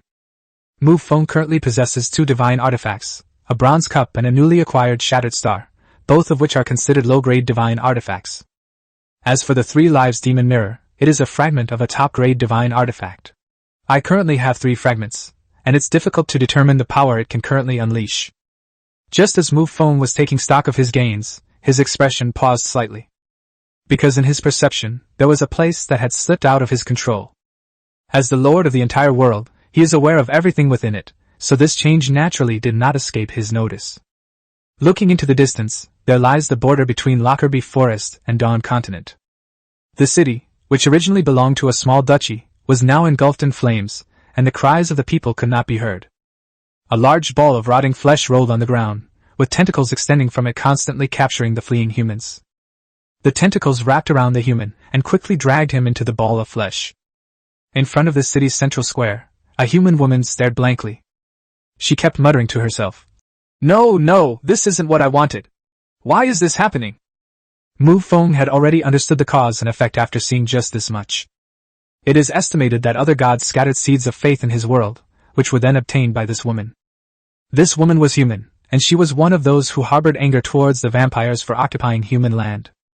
So she resolutely became a follower of that god, wanting to overthrow the rule of the vampires. Unfortunately, the god she worshipped didn't seem to be very intelligent. After all, how long has it been since the vampires occupied the Dawn Continent? Instead of properly developing its followers, that god on the other side has already made the invasion public. Isn't that a sign of a lapse in judgment? After all, Mu Feng had followers in other worlds, and his influence seemed to be developing quite well, but Mu Feng was still in no hurry to make a move. Given the current situation, the invading force has been exposed, and all the believers have also been exposed. Mu Feng could easily eradicate them with a single move. They don't know how to lay low, they put all their eggs in one basket, and they're in such a hurry. They're just a bunch of fools. Even though they were his enemies, Mu Feng was still speechless at their stupidity. After a brief moment of thought, Mu Feng decided not to rush to suppress this emerging force. Why not take the experience points that are offered to you? As for whether things might go too far, Mu Feng had no such concerns. With Mu Feng's current normal combat ability, he can handle any opponent except a main god. Even a supreme god can reveal their trump card and engage in a fierce battle with the opponent. After all, the divine Shiv Vajra is still inside him, and the opponent is at his peak and has not been injured. Just as Mu Feng was making these plans in his mind. In the void beyond the world, holy light shone down, and sacred hymns echoed in our ears. Huge, winged mountains stretched across the void. Streaks of light flew out from the warship, each woman holding a sharp sword, her white wings fluttering behind her. Good heavens, they've come to seek revenge? Mu Feng muttered to himself. The visitor was an angel. Mu Feng knew without even thinking that it must be the angel god of the bright light world. After all, having transformed so many of the other party's angels, it would be strange if they didn't come for revenge. However, due to the existence of the world barrier, the other party can only be outside the world. As for interdimensional teleportation arrays, these are bidirectional and require the consent of the other teleportation array. Otherwise, if there were teleportation arrays in the world, one could simply follow them and fight their way there. Such a scenario is impossible. A white dot of light appeared in the void, and pure white feathers drifted through the air. As the white light grew brighter, the figure of the true angel god finally appeared in a flash of light. She was dressed in armor, wielding a sword, and had 5 pairs of pure white wings growing from her back.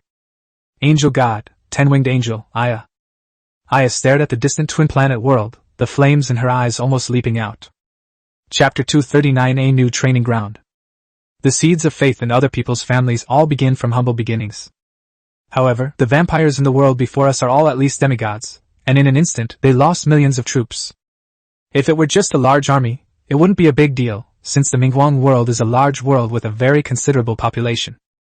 The key lies in demigods, who are not commonplace. Not every true god can be like Mu Feng, easily gaining a large number of demigod subordinates. Aya looked at the slightly shimmering world barrier before her, in which 2 planets were quietly orbiting each other. She said coldly, "Vampires! Do you have the guts to come out and fight?" Mu Feng was in a dilemma for a moment, not because he was afraid of not being able to beat his opponent, but because he was afraid of scaring his opponent away. Given their current anger, they certainly won't retreat easily unless they're completely outmatched. This is another major source of experience points. Mu Feng's vampire army has long since exceeded 1 million in size. Now, the focus is on improving its quality. After thinking for a moment, Mu Feng decided to create a phantom of a law to play with the opponent. The laws of space and fire emanated from his body, transforming into a blurry energy figure that vanished from the spot. The space outside the world distorted, and the phantom of the laws appeared. Before Mu Feng could even speak, Aya had already raised her long sword and slashed down at him. A dazzling sword light crisscrossed the starry sky. Looking up from above the planet, that pure white sword light almost illuminated the entire world.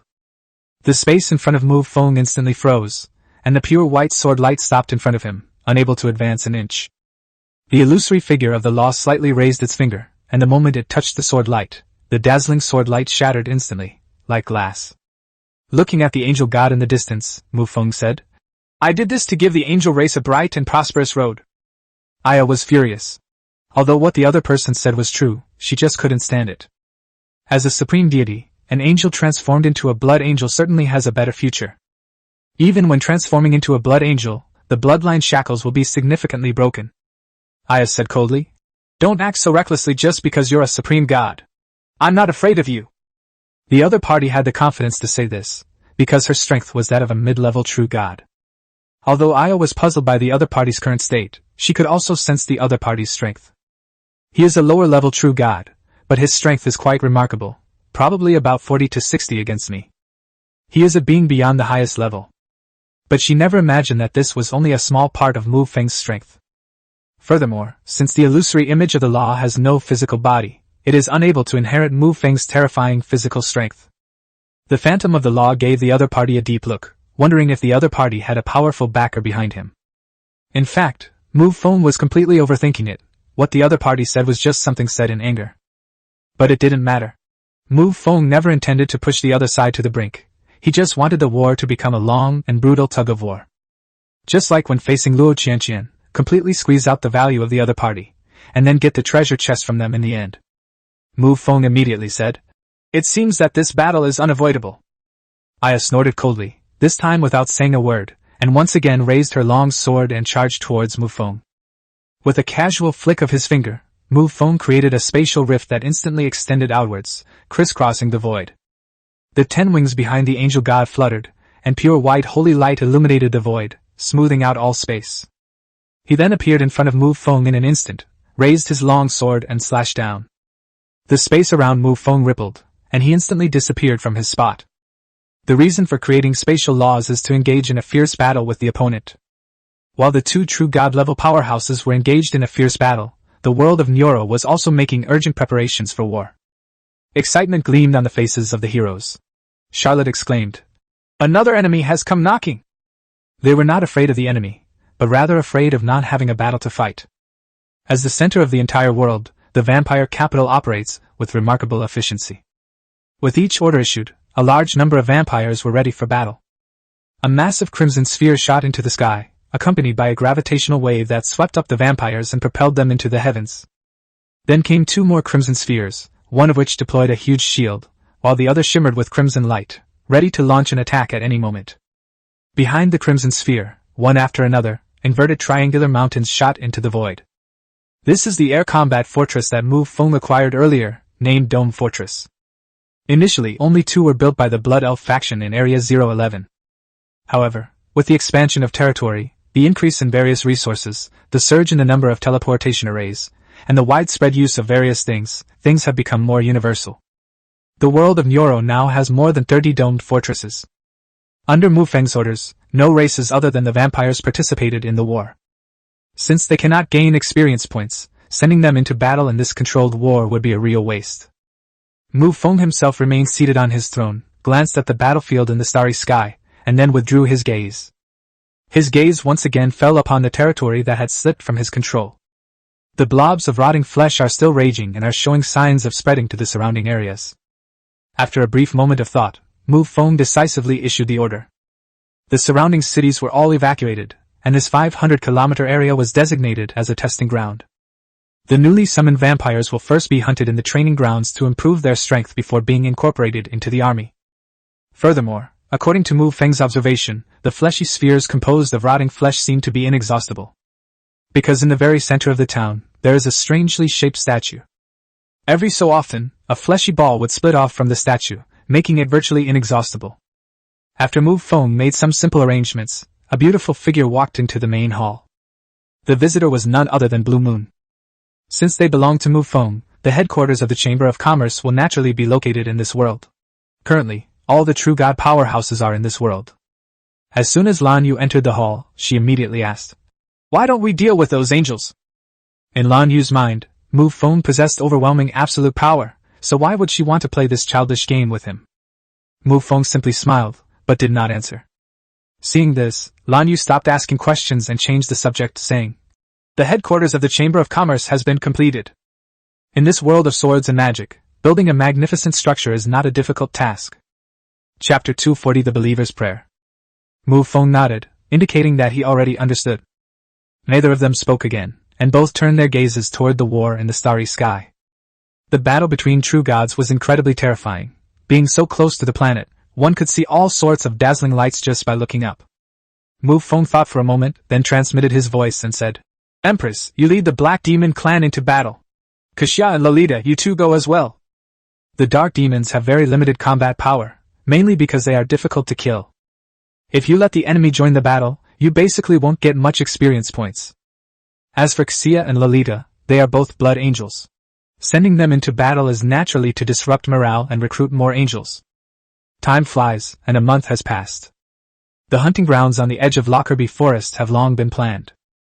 The newly summoned vampires will all enter and engage in a killing spree to increase their strength. When those vampires emerged from inside, their strength had mostly reached the upper elite level, with quite a few at the commander level. A power structure is like a massive pyramid, and the strength at its base cannot be ignored. Looking up at the starry sky, the war had temporarily come to an end. I have finally understood that the opponent's strength was not to be underestimated and that it would be impossible to defeat them in a short time. Therefore, the opposing side led its angel army and temporarily withdrew from its star system. Mu Feng, too, didn't want to look up and see the dazzling aftershocks of the battle. Therefore, he directly ordered the vampire army to attack and intercept the enemy outside the star system. Twilight World. Caesar sat in the void, his expression somewhat gloomy. He slammed his hand on the coffee table in anger, causing the tea set on it to jump up. "Damn humans! They're so strong!" The scarecrow beside him lay limp and weak, saying, "Thor was a high-ranking true god, a terrifying being who had condensed a divine spark." The two of them alone are clearly not enough to fight against the two true gods of the Twilight World. The two people in front of them were both mid-level true gods, while the two humans opposite them were a lower-level true god and an upper-level true god, respectively. Moreover, it is no exaggeration to say that Thor's strength has reached the peak of the upper true god. If it weren't for the shackles of his bloodline, he might already be a chief god. Caesar remained silent for a long time, as if he had thought of something, then a smile suddenly appeared on his lips, and he said, "It's all right, we still have allies." The scarecrow looked at Caesar with confusion. Given Caesar's status, it would indeed be very easy for him to bring in allies. However, this would also divide their spoils into 3 parts. This is completely different from what we initially agreed upon. The scarecrow thought for a moment and said, "Why don't we try again?" Caesar glanced at the scarecrow beside him and said dismissively, "Don't worry, that guy won't try to steal your potion." The ally he was referring to was, of course, Mu Feng. After all, Mu Feng's follower Chen Feng is doing quite well in this world, and his strength has reached the king level. A believer of the vampire clan must have a vampire god behind them. The vampires are of the bloodline of the supreme gods, and those who can cultivate to the true god realm are undoubtedly high-level vampires. Naturally, there's no need for potions to increase bloodline level.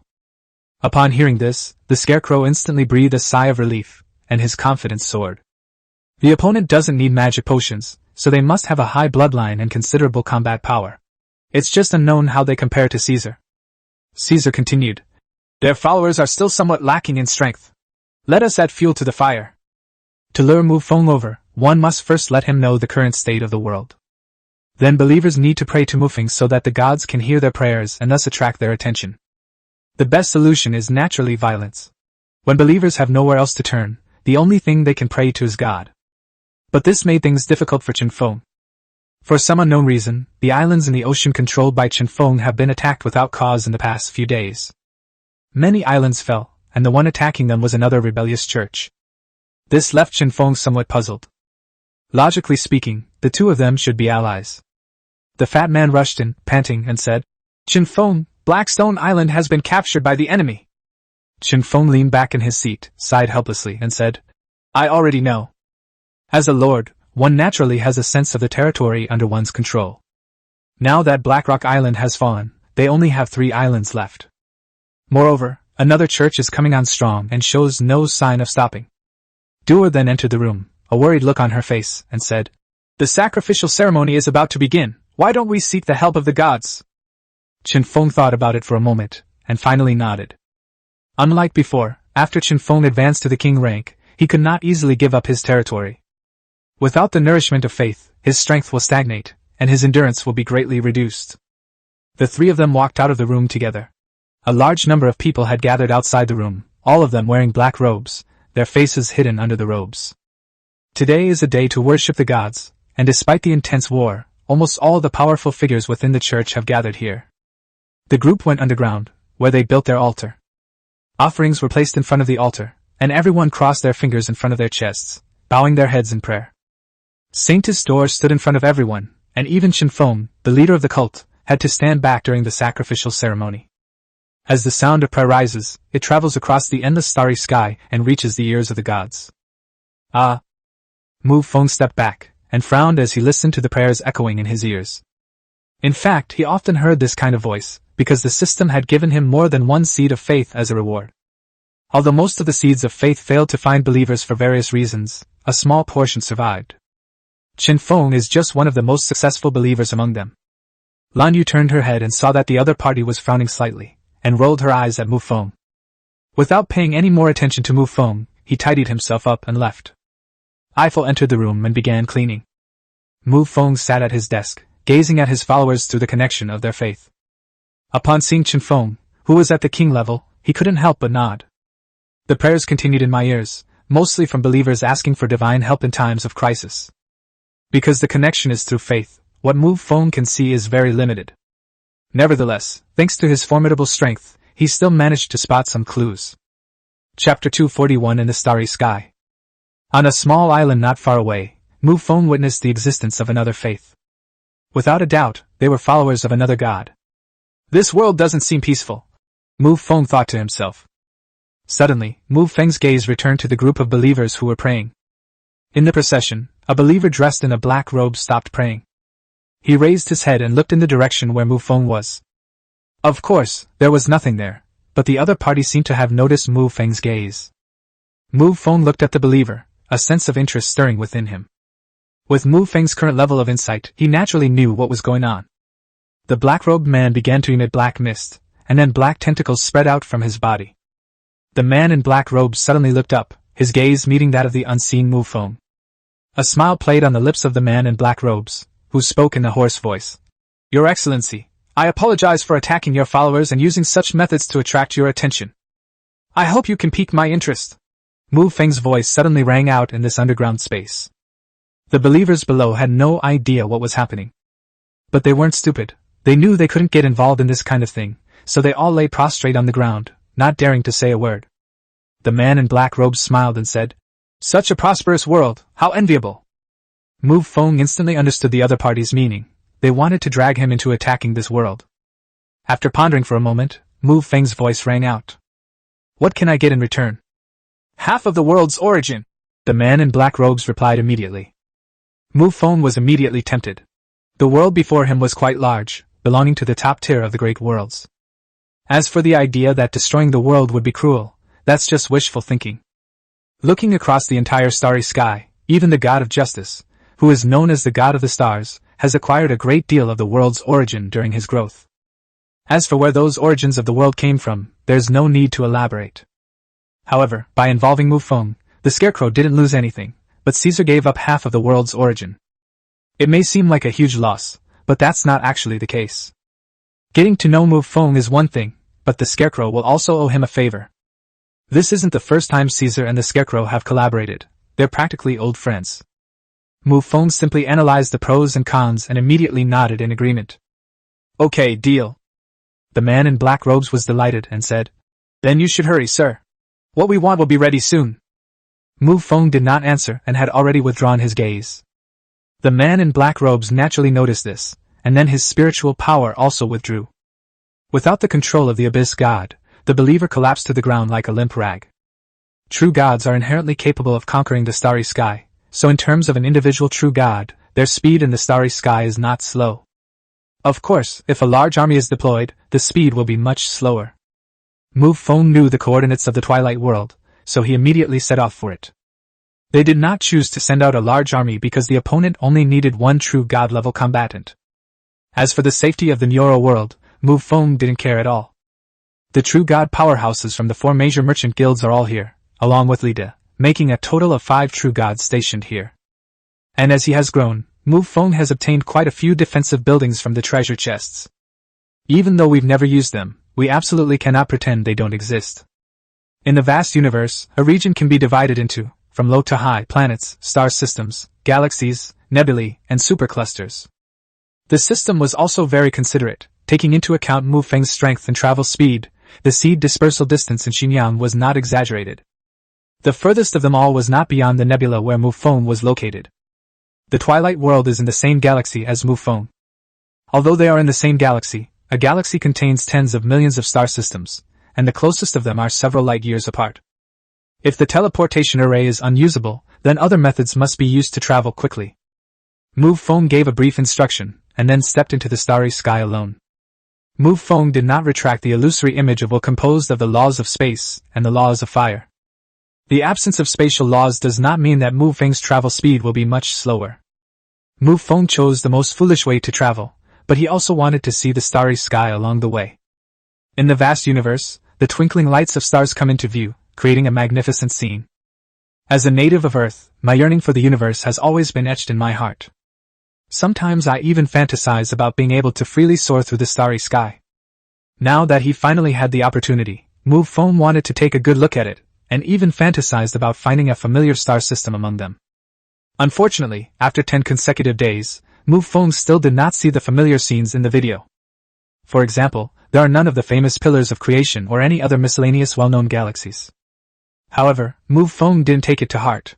After all, the universe is so vast, how could he possibly run into it by chance? They had only just arrived at the edge of the star system when two beams of light, one black and one red, were already approaching them from afar. A figure dressed in a black robe emanated black energy from the cuffs, trouser legs, and even the hood, with tentacles writhing within them. Mu Feng was slightly taken aback, because the guy in front of him was all too familiar. The Undead Clan, and one that I've seen before. It was that same undead he met at the entrance of Piltover Auction House on his first visit that day. The moment Mu Feng saw the other person, he felt a familiar aura emanating from them, but he just couldn't place it. He could still sense that familiar aura, but no matter how hard he racked his brains, he couldn't figure it out. When Caesar saw that the visitor was the vampire he had met at the auction house entrance, he was somewhat surprised and marveled at how small the vast universe was. But then he became serious. Because when they first met, the opponent's strength was only at the 4th stage of demigod. He has become a true god in such a short time, and we must take him seriously. The scarecrow beside him was also somewhat shocked to see that the newcomer was a vampire. But he was mostly excited. With two supreme gods as teammates, he had never fought such a rewarding battle in his life. Caesar chuckled and said, "I never expected that you would become a true god in such a short time. It truly surprises me." Chapter 242 The Culprit. Mu Feng smiled and said, "I never expected to see you here again. I believe this will be a pleasant collaboration." The two exchanged compliments and entered the star system together. Before arriving in the Twilight World, Mu Feng looked at the enormous planet and was filled with emotion. As expected of a top-tier world, even if I combined my two planets, they would probably only be half the size of the other world. "You've come from afar, sir. Please have a cup of tea and rest for a while." Caesar's voice rang out at the opportune moment. Mu Feng turned to look at the other person, a knowing look on his face. The tea set that was sold at the auction house was taken away by black tentacles. And this undead soul is definitely a tentacle monster. It's obvious who bought it. The three of them sat down at the coffee table and began to savor the tea in their cups. Mu Feng glanced at the scarecrow beside him. The other party opened its mouth wide, revealing a serrated mouthpart made of straw, and then drank the tea in one gulp. Mu Feng couldn't help but marvel at the wonder of the creator, for there truly were all sorts of strange and wonderful things. He ignored the other person and instead savored the tea in his own cup. Suddenly Caesar spoke up. "I always sense a familiar aura about you, but I don't know why." Mu Feng was also somewhat surprised that the two of them had the same feeling, which obviously couldn't have been without reason. However, either of them could give a clear answer, so they changed the subject. Caesar began. "The universe is full of wonders, and I once encountered something amazing." Mu Feng and the scarecrow immediately became interested. The other party was a true god, and for him to feel something amazing, it was definitely not an ordinary thing. Caesar then continued. "I once passed through a medium-sized world, thinking I'd collect some of its essence as snacks, but a miraculous thing happened. I couldn't destroy that world." Mu Feng and the scarecrow looked at each other in bewilderment. This matter was indeed a bit outrageous. That was just a mid-level world, but this is a mid-level true god. True gods are beings who hold the sun and moon in their hands, yet they still can't handle a mid-level world. Mu Feng then asked, "Didn't you investigate the reason?" "Of course I need to find out, and the root cause turns out to be some small barriers," Caesar said, somewhat frustrated. Mu Feng and the scarecrow immediately became interested, eagerly awaiting each other's next words. Caesar didn't keep them in suspense and said, "Those are very small territories, just a thatched hut. Although they are all different in style, they are basically the size of a room. A barrier protects an area of about 10 meters. Although the barrier is not big, it is extremely sturdy. Even I couldn't get through to it." Mu Feng had just taken a sip of tea when he immediately spat it out. Caesar calmly wiped his face, showing no anger. Mu Feng was quite shocked. According to the other party's description, wasn't this the Lord who had just arrived? As for that small barrier, that's naturally the newbie protection period. Recalling that the newbie protection period in Area 034 had just ended and they were immediately wiped out, Mu Feng's expression suddenly became somewhat strange. So this is the guy who started it all. Caesar noticed the strange look in the other person's eyes and was momentarily puzzled. Mu Feng remained silent for a moment before asking, "After you absorbed everything from that world, did anything change?" Upon hearing this, Caesar immediately perked up and exclaimed excitedly, "The changes are tremendous. Since absorbing that world, my strength has skyrocketed. I'm now a super-level being." Caesar believed there was no need to hide these matters. Having traversed the cosmos for so long, I've only encountered one such wondrous planet. It's not a common resource, so why would anyone come and try to take it from me? So this was just a serendipitous encounter, an unrepeatable one. Upon hearing the other party's answer, Mu Feng immediately went into a mental whirlwind. The first thing that comes to mind is the familiar aura emanating from the other person, which is easy to understand. That's something all Blue Star Lords have, the Lord's Panel, without a doubt. Therefore, Mu Feng sensed the familiar aura because the other party had absorbed the energy from the Lord's Panel. The Lord Panel may seem magical, but Mu Feng has come to understand some of its principles as he has grown. Everything in the world needs energy to function. No matter what laws or special principles there are, they all require the support of energy. Even pure nothingness is a form of energy, nothingness energy. So another question arose in Mu Feng's mind: what keeps the Lord's Panel active, and what is its energy source? Mu Feng shook his head. This matter was beyond his capabilities, so he simply stopped thinking about it. To prevent the other party from saying things he couldn't understand, Mu Feng simply turned his attention to the Twilight World. He began by asking, "How strong is the opponent?" Seeing that Mu Feng was getting down to business, both of them became serious. Caesar said, "There is a high-level true god and a low-level true god. The high-level true god has already reached the peak level. I can only fight him to a 40 to 60 chance." Mu Feng gave the other party a meaningful look. It seemed that the energy on the Lord's Panel greatly amplified the other party's power. Without dwelling on the issue any further, Mu Feng immediately said, "If the two of us join forces, killing the opponent will be no problem." Caesar immediately suggested, "Why don't you go and delay the enemy's lower-level true god, while I join forces with the Scarecrow?" If Mu Feng were just an ordinary lower-level true god, this arrangement would be very reasonable. The other party simply doesn't know Mu Feng's strength, which isn't a big problem. As Mu Feng unleashed his aura, the two immediately leaned back tactically, looking directly at Mu Feng with their nostrils flared. Realm and aura are two different things. One represents social class, and the other represents strength. Normally the two are linked, but this is clearly not the case right now. Caesar was silent for a moment, then said, "When I saw you fight the Guild Master of Piltover, I already knew your fighting strength, but it seems I underestimated you." Mu Feng did not answer and fell silent for a moment. Then, as if on the same wavelength, Mu Feng and Caesar both looked at the Scarecrow beside them. The Scarecrow was startled. They had indeed come. The original agreement was for a magic potion and the essence of the world, one for each person. But now he has the potion, but the origin of the world is to be divided in two, while he, the Scarecrow, has suffered no loss. Chapter 243: The Laws of Time. In fact, the distribution of the spoils had nothing to do with Mu Feng.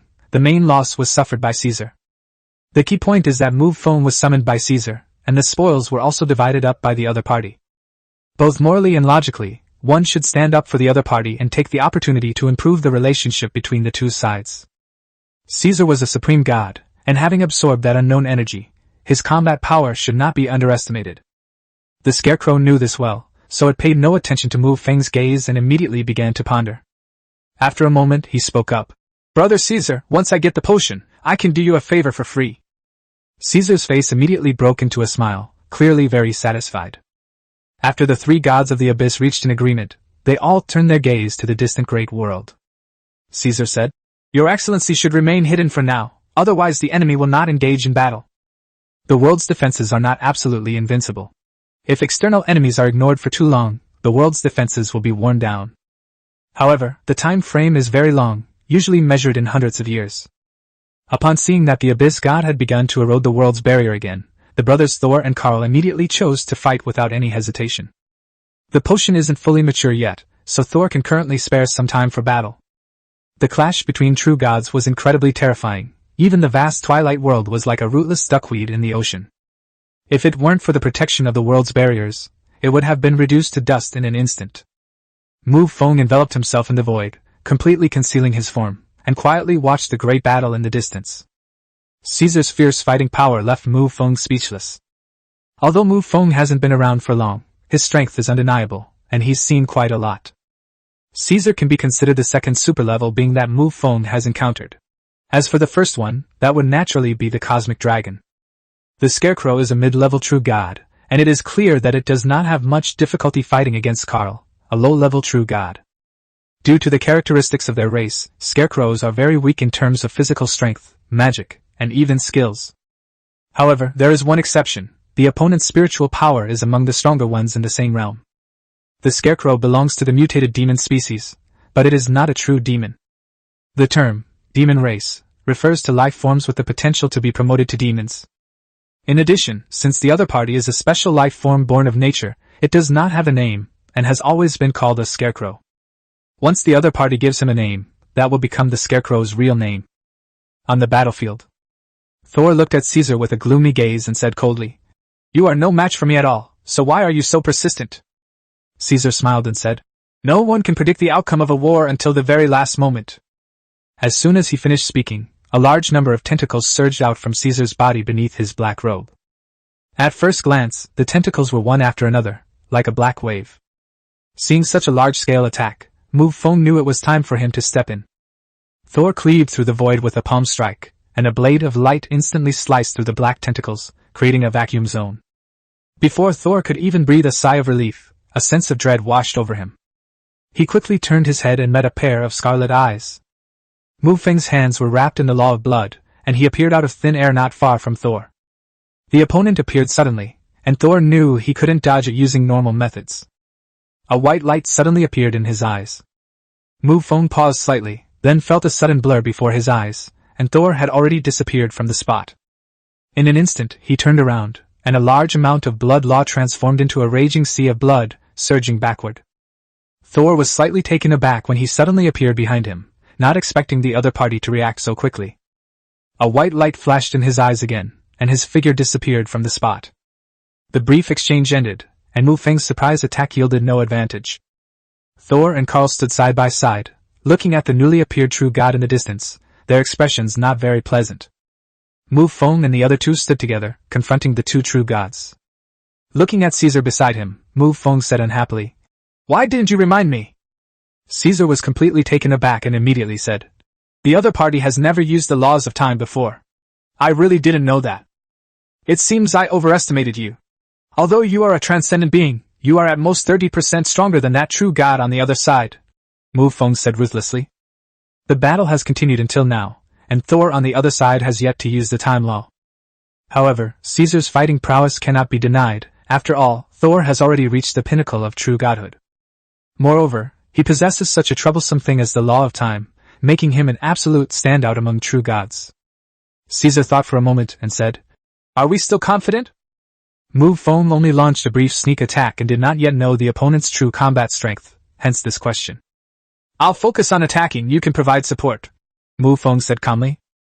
After he finished speaking, Mu Feng transformed into a streak of blood-red light, instantly traversing tens of thousands of miles of starry sky. The sound of crashing waves echoed from the sea of blood behind them, and a giant blood-red hand reached out from it. A terrifying law of blood entwined around it, an unparalleled life force. Blood is the foundation of life, except for some special life forms, such as the Scarecrow next to us, which has no blood. However, blood is merely a manifestation of the law of blood, its essence is life force. When the law of blood wraps around an enemy, it's as if they're enveloped in life force. Infusing life force is life, otherwise it is death. Thor raised his hand in the distance, and a stream of white light flowed out, making a gurgling sound. Mu Feng's crimson hand stretched out into the distance, directly grasping a planet in his hand, and then smashed it towards Thor. A planet collided with a white stream, and was swept away by the white stream. That planet actually exuded a vast and ancient aura. Mu Feng knew clearly that the white stream was accelerating the flow of time. Having reached this conclusion, a strange feeling involuntarily arose in my mind. Then Mu Feng neither dodged nor avoided, only knowing to charge towards Thor. Thor was also slightly taken aback. With a wave of his hand, the white stream rushed towards Mu Feng. Mu Feng was instantly enveloped by the white stream, and the battlefield fell into silence for a moment. But in the blink of an eye, a streak of blood-red light burst forth from the white stream with astonishing force. Sultan cursed inwardly, his eyes flashing with white light as he accelerated the flow of time. Everyone realized what was happening at that moment. The person in front of me is a high-ranking vampire, a genuine immortal being. Chapter 244 The Clock. Even if time is accelerated by trillions of times, without the influence of external objects, the other party will still be immortal. Thor immediately reversed time and, after getting away from Mu Feng, launched another attack. A blood-red light flashed in Mu Feng's eyes, and a fragment of a magic mirror appeared out of thin air beside him. The white light shone out and collided with the rushing white stream. The two forces eroded each other, eventually turning into nothingness. Sultan was immediately shocked. This divine artifact could actually control time. After Mu Feng advanced to the true god realm, the power of his divine artifacts increased significantly compared to before. Under Thor's watchful gaze, the streak of blood-red light rushing towards him instantly split into three. Not daring to be careless in the slightest, a pure white barrier rose up, enveloping him. A streak of blood-red light rushed towards them, revealing Mu Feng's figure. Mu Feng clenched his fist and slammed it down on the white barrier in front of him. A terrifying explosion echoed through the starry sky. The white barrier in front of him shattered instantly, and the fist smashed directly into Thor's abdomen, sending him flying. Mu Feng's figure flickered wildly, like a frozen scene, before disappearing completely. Thor rolled a long way through the void before finally regaining his footing.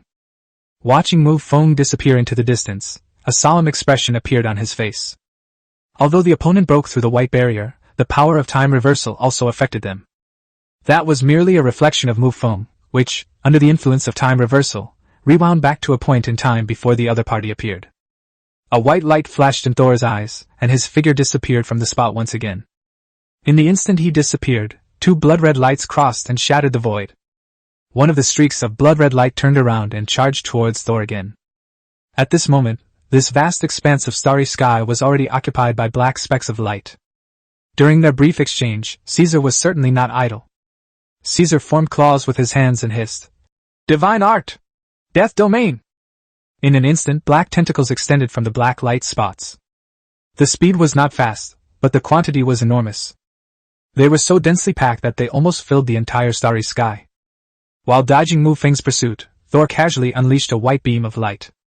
The black tentacles that came into contact with the white light paused slightly as they extended, then began to retract as if time were flowing backward. But it was useless, because even more tentacles extended out. Upon seeing this, Mu Feng unleashed his full power. A wine glass appeared out of thin air in his hand, and as the glass tilted, a line of blood flowed out from it. 3 meters below Mu Feng's feet, blood suddenly scattered, turning into a vast sea of blood in the blink of an eye. Countless blood-red hands, along with black tentacles, emerged from it and swarmed towards Thor. Seeing that he could not avoid it, Thor revealed his final trump card. He stood tall amidst the starry sky, letting the barrage of attacks come crashing down upon him. Clang! A sound like the ticking of a pendulum rang out, and the starry sky fell silent instantly. When Mu Feng came to his senses, he found his body stiff, and his head seemed to be fixed in one place. However, the body was spinning intermittently, as if it had become a second hand. The divine soul spread out, not just as, but truly transformed into a second hand. In this starry battlefield, with Mu Feng's disappearance, the bronze cup also vanished. Thor stood amidst the stars, with a clock about 7 meters tall floating behind him. The second hand inside the clock was none other than Mu Feng. Mu Feng's head bumped against the forehead of a werewolf, who was none other than the minute hand. There is also a skeleton at the very back, which represents the clock hand. Caesar was at a loss for what to do when he saw this bizarre scene. The main reason was that they were frightened by the opponent's strange methods, not because of Mu Feng's fate. After all, he is an evil god of the abyss. Expecting him to save his allies is practically impossible. Mu Feng moved his body forcefully, but was not completely restrained. His physical strength is still terrifying. He seems capable of escaping danger using only his physical strength. With this thought in mind, Mu Feng began to mobilize the chi and blood throughout his body. The clock behind Thor suddenly began to distort. The ticking of the second hand was intermittent, and sometimes it would not move for several seconds. Thor cursed inwardly. This vampire was really troublesome. Having grown up to this point, this is the first being that, even after being trapped inside the clock, still possesses the power to resist. The laws of time emanating from Thor began to surge into the clock behind him. Time reversal! With a soft shout, the second hand, represented by Mu Feng, instantly began to spin backward. With each second that reversed, Mu Feng's power gradually diminished. If time were accelerated, Mu Feng, being a long-lived being, would naturally be unaffected. But if time were to reverse, the most significant point would be that Mu Feng would only have 20 years of life left, and by then he would probably have become an embryo. Caesar noticed the unusual clock and realized that Mu Feng still had the power to resist. Immediately, black mist surged around him, and countless black tentacles filled the starry sky as he charged towards Thor once more. Thor did not choose to confront Caesar head-on, but instead kept dodging. A massive amount of time laws surged into the clock, intending to eliminate Mu Feng first. The second hand spun backward faster and faster, until finally it resembled a helicopter propeller. Regardless of the extent of the damage, Mu Feng felt like his head was about to be shaken to pieces. While the laws of time are terrifying, it's clearly unrealistic to expect them to harm a special being like Mu Feng. Considering only the existence of the two familiars, Blood Fury and Divine Sheet Vajra, within Mu Feng's body, they could not possibly be affected by the laws of time. Of course, this is because Thor's laws of time are not powerful enough. About 2 minutes later, Thor stood in the void, his expression grim. Mu Feng inside was unaffected, but his eyes were unfocused, clearly indicating that he was dizzy. In a sense, this is also a considerable form of harm. Mu Feng shook his head and immediately returned to normal. Your Excellency, let's work together and break out of here. As Mu Feng was considering his next move, a voice suddenly came from behind him. It was the werewolf under Mu Feng's head. Because of the time reversal, the werewolf, who was originally on the verge of death, has now come back to life. Mu Feng ignored the other party, because if the other party could get out, they wouldn't have been trapped until now. Chapter 245 3 against 1. And to be honest, although this clock artifact is designed to trap people, with Mu Feng's current strength, he has a way to break free from it. However, there is one prerequisite, that there should be no outside interference.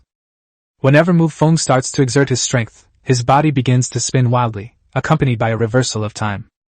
Although reversing time wouldn't significantly affect Mu Feng, a few seconds would still be enough. However, those few seconds are enough for Mu Feng to return to the state before he gathered his strength. In the end, Mu Feng sighed. It was practically impossible for him to get out of this artifact without damaging it. Since obtaining this artifact is no longer a priority, the options suddenly become much more numerous. A ray of black light emanated from between his brows, and an ethereal power quietly gathered. Upon noticing this, Soul immediately began to reverse time, attempting to turn back Mu Feng's time to before he accumulated power. But this time he was destined to be disappointed, because the void law is not affected by the laws of time. As the annihilation beam shot out, the clock's glass shattered with a deafening roar. The internal laws of time also dissipated instantly, and this artifact lost its original power. 2 beams of blood-red light shot out from within, and a towering sea of blood instantly condensed. Mu Feng reached out and grabbed Thor. Before the latter could react, he grabbed Thor's shoulder.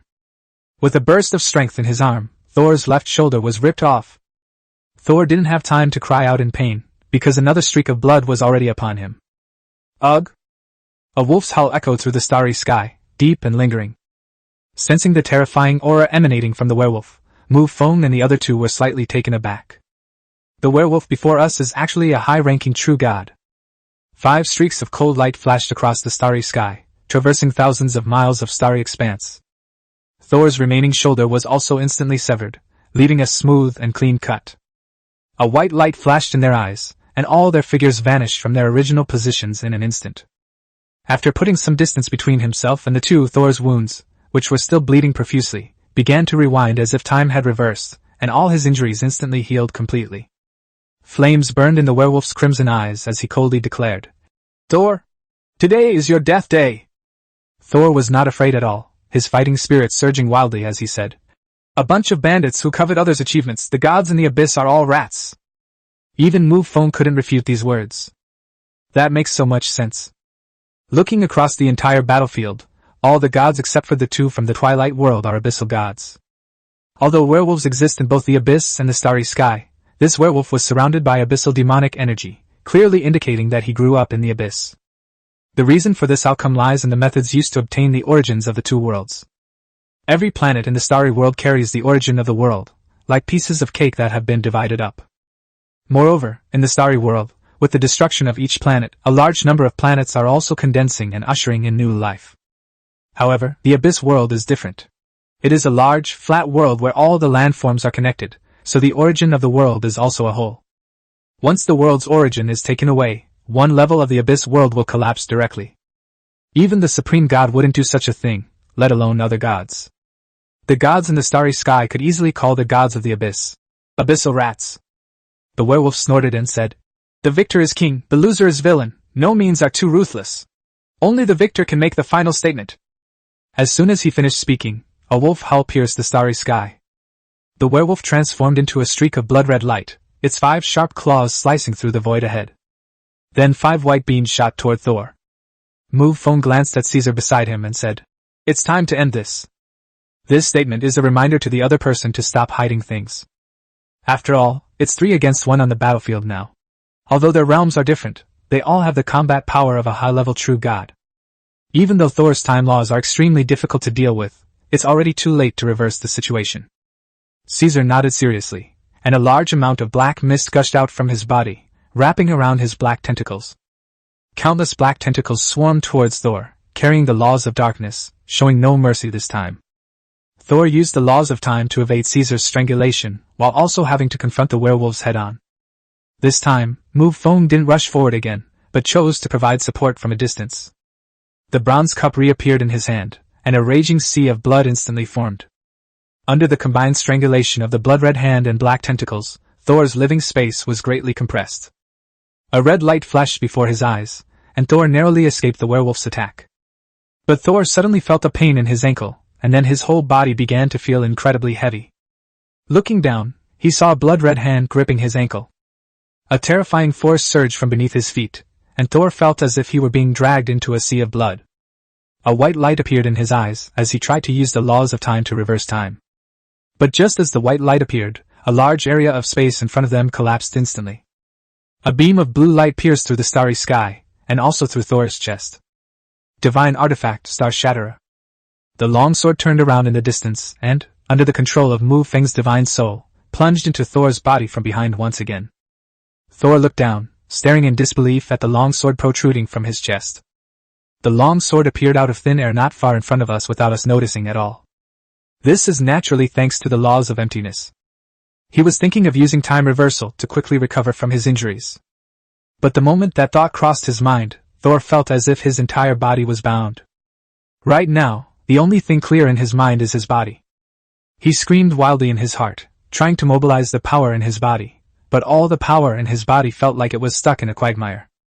Previously, Mu Feng was the main attacker, and Thor's attention was entirely focused on Mu Feng, so even the slightest movement would be noticed. However, Mu Feng is now providing support from a distance, and he can use all sorts of magical artifacts. As for why Caesar wasn't allowed to lead the attack from the beginning, it was because doing so would have created another problem. The werewolf's figure flashed past rapidly, its sharp claws already raised high, ready to reap lives in the next second. The biggest problem is that the kill reward is stolen. Mu Feng's eyes widened, and the binding power of the 3 lives demon mirror was instantly applied to the werewolf.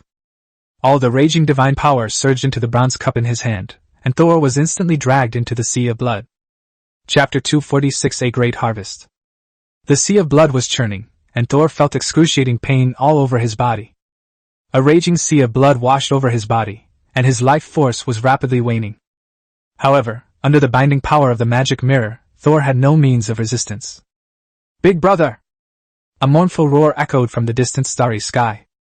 Karl transformed into a streak of azure light and arrived before the battlefield. The scarecrow's form blurred for a moment, then returned to the battlefield. Karl was in no better shape at the moment. There was blood at the corner of his mouth and his eyes were bloodshot.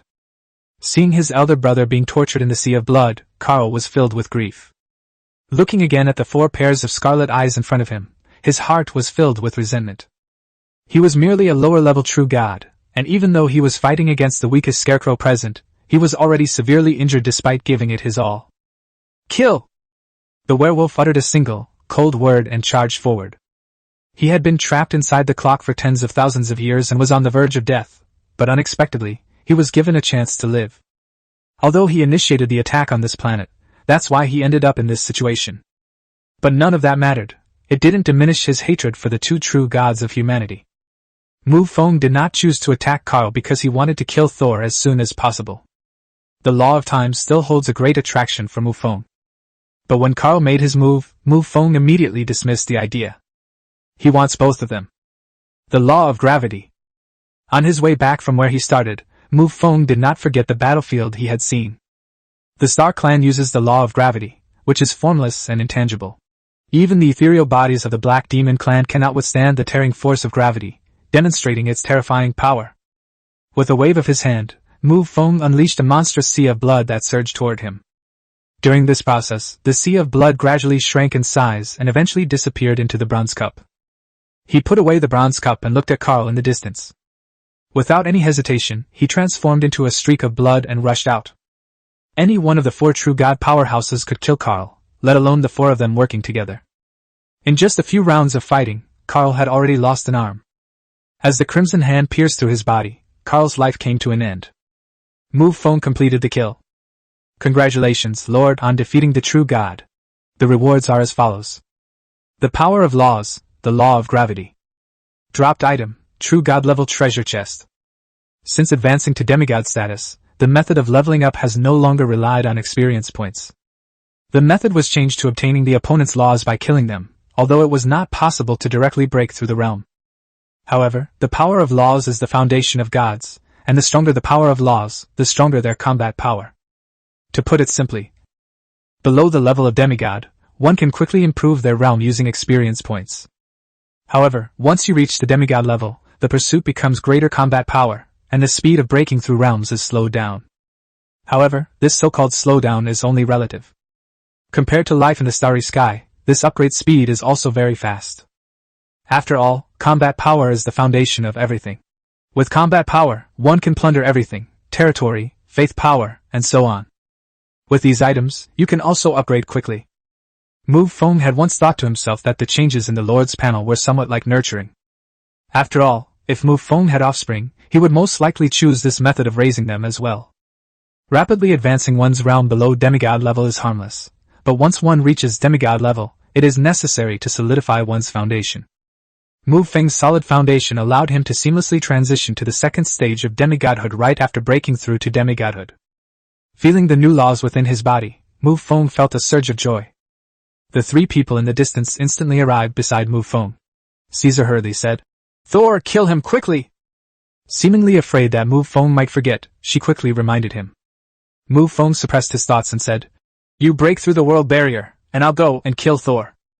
Caesar and the Scarecrow both looked at the werewolf, who nodded in agreement to help.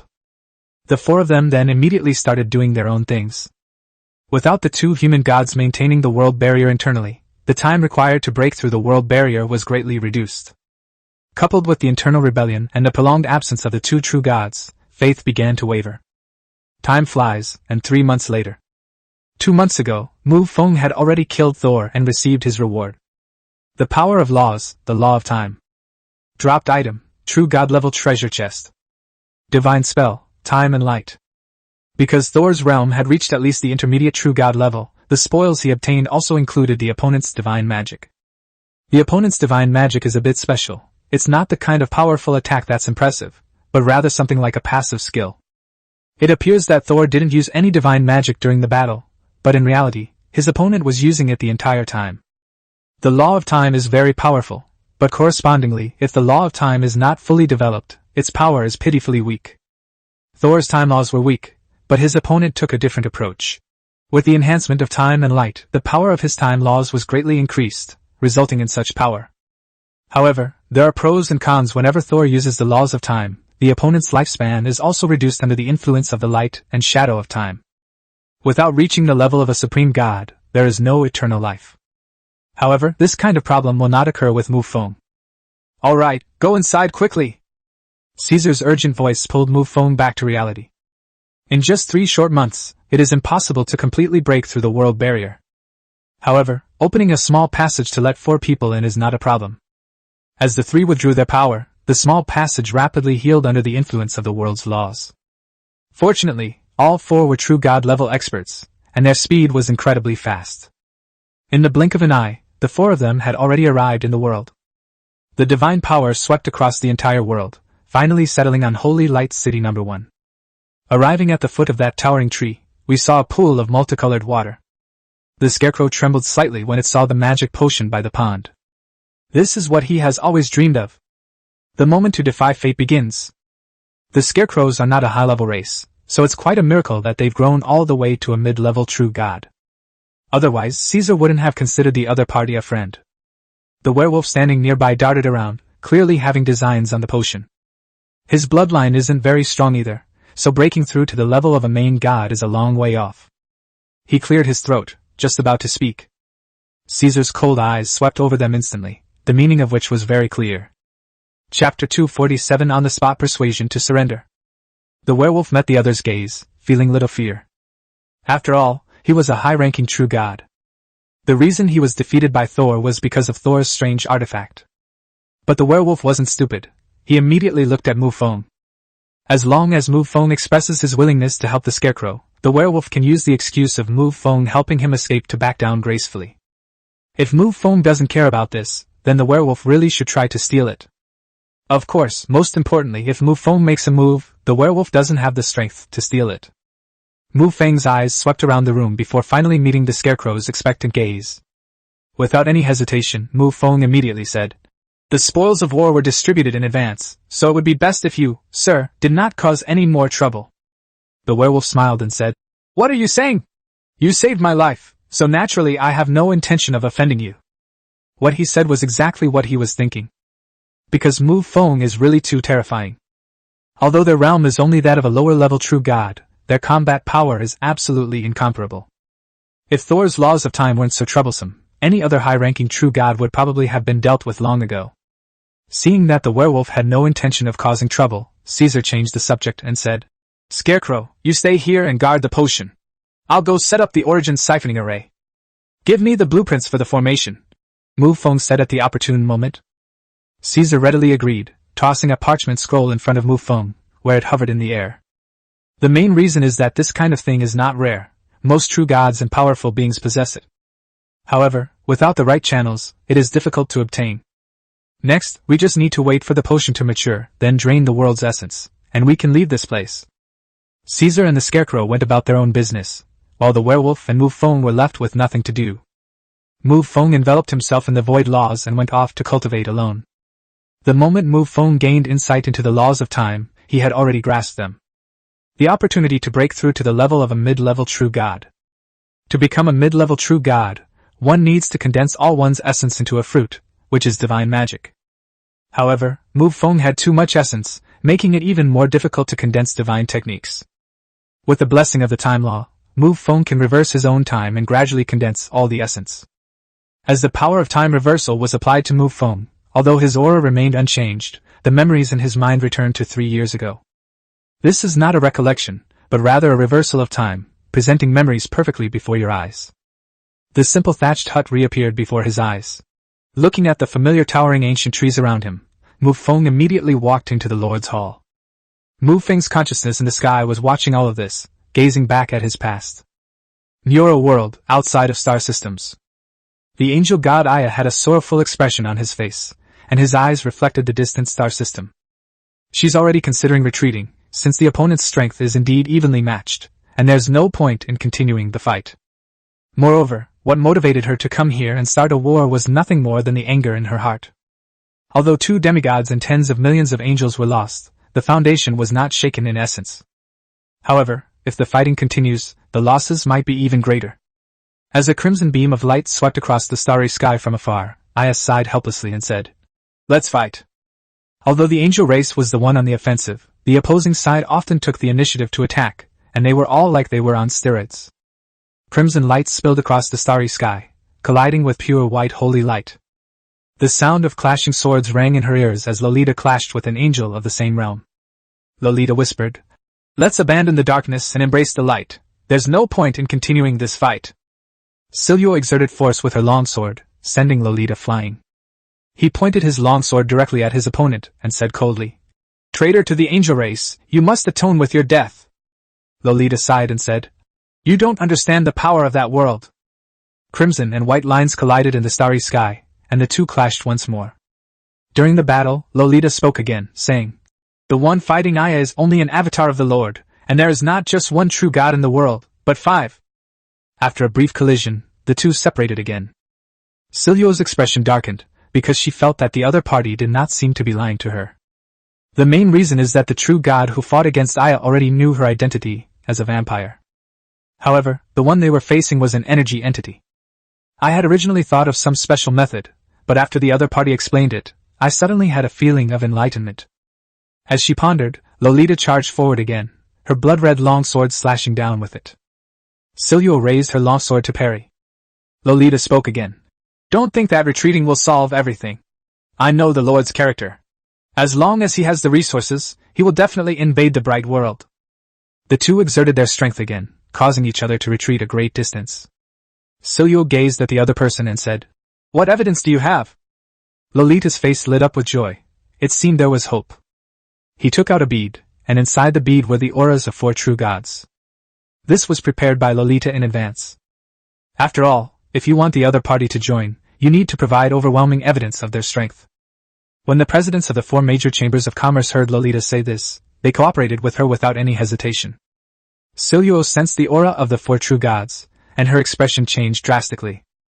He and Lolita are at the same level, both at the 3rd stage of demigods, so he has that much insight.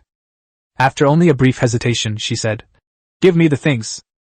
As soon as he finished speaking, the two collided again. During the brief exchange, Lolita threw out a blood-red orb, which Silio caught. After 2 days of fighting, both sides ceased hostilities and rested. Silva returned to the moving angel castle and then immediately went back to her room. Sacred runes appeared on the walls, isolating the room from the outside world. He took out the crimson sphere given to him by Lolita, hesitated briefly, and then immediately swallowed it in one gulp. The aura of holy light emanating from her began to transform, turning into a raging crimson hue. The transformation of an angel into a blood angel is not difficult in essence, it only requires a catalyst. There are many ways to obtain this catalyst, among which the blood angel can be easily condensed. A flash of blood-red light appeared in Silio's eyes, and she transformed into a blood angel. Chapter 248 Continue Fighting. This transformation is not just a matter of attributes. The most direct impact is on strength and the constraints of bloodline. Silio's original combat power could only be considered that of an ordinary 3rd stage demigod. Although his realm hasn't improved, his strength has increased by at least 20%. And then there's the most troublesome bloodline constraint. Silio's original talent was at best only at the 4th stage of demigod. However, given her current bloodline strength, Silio believes she has a chance to break through to the true god realm.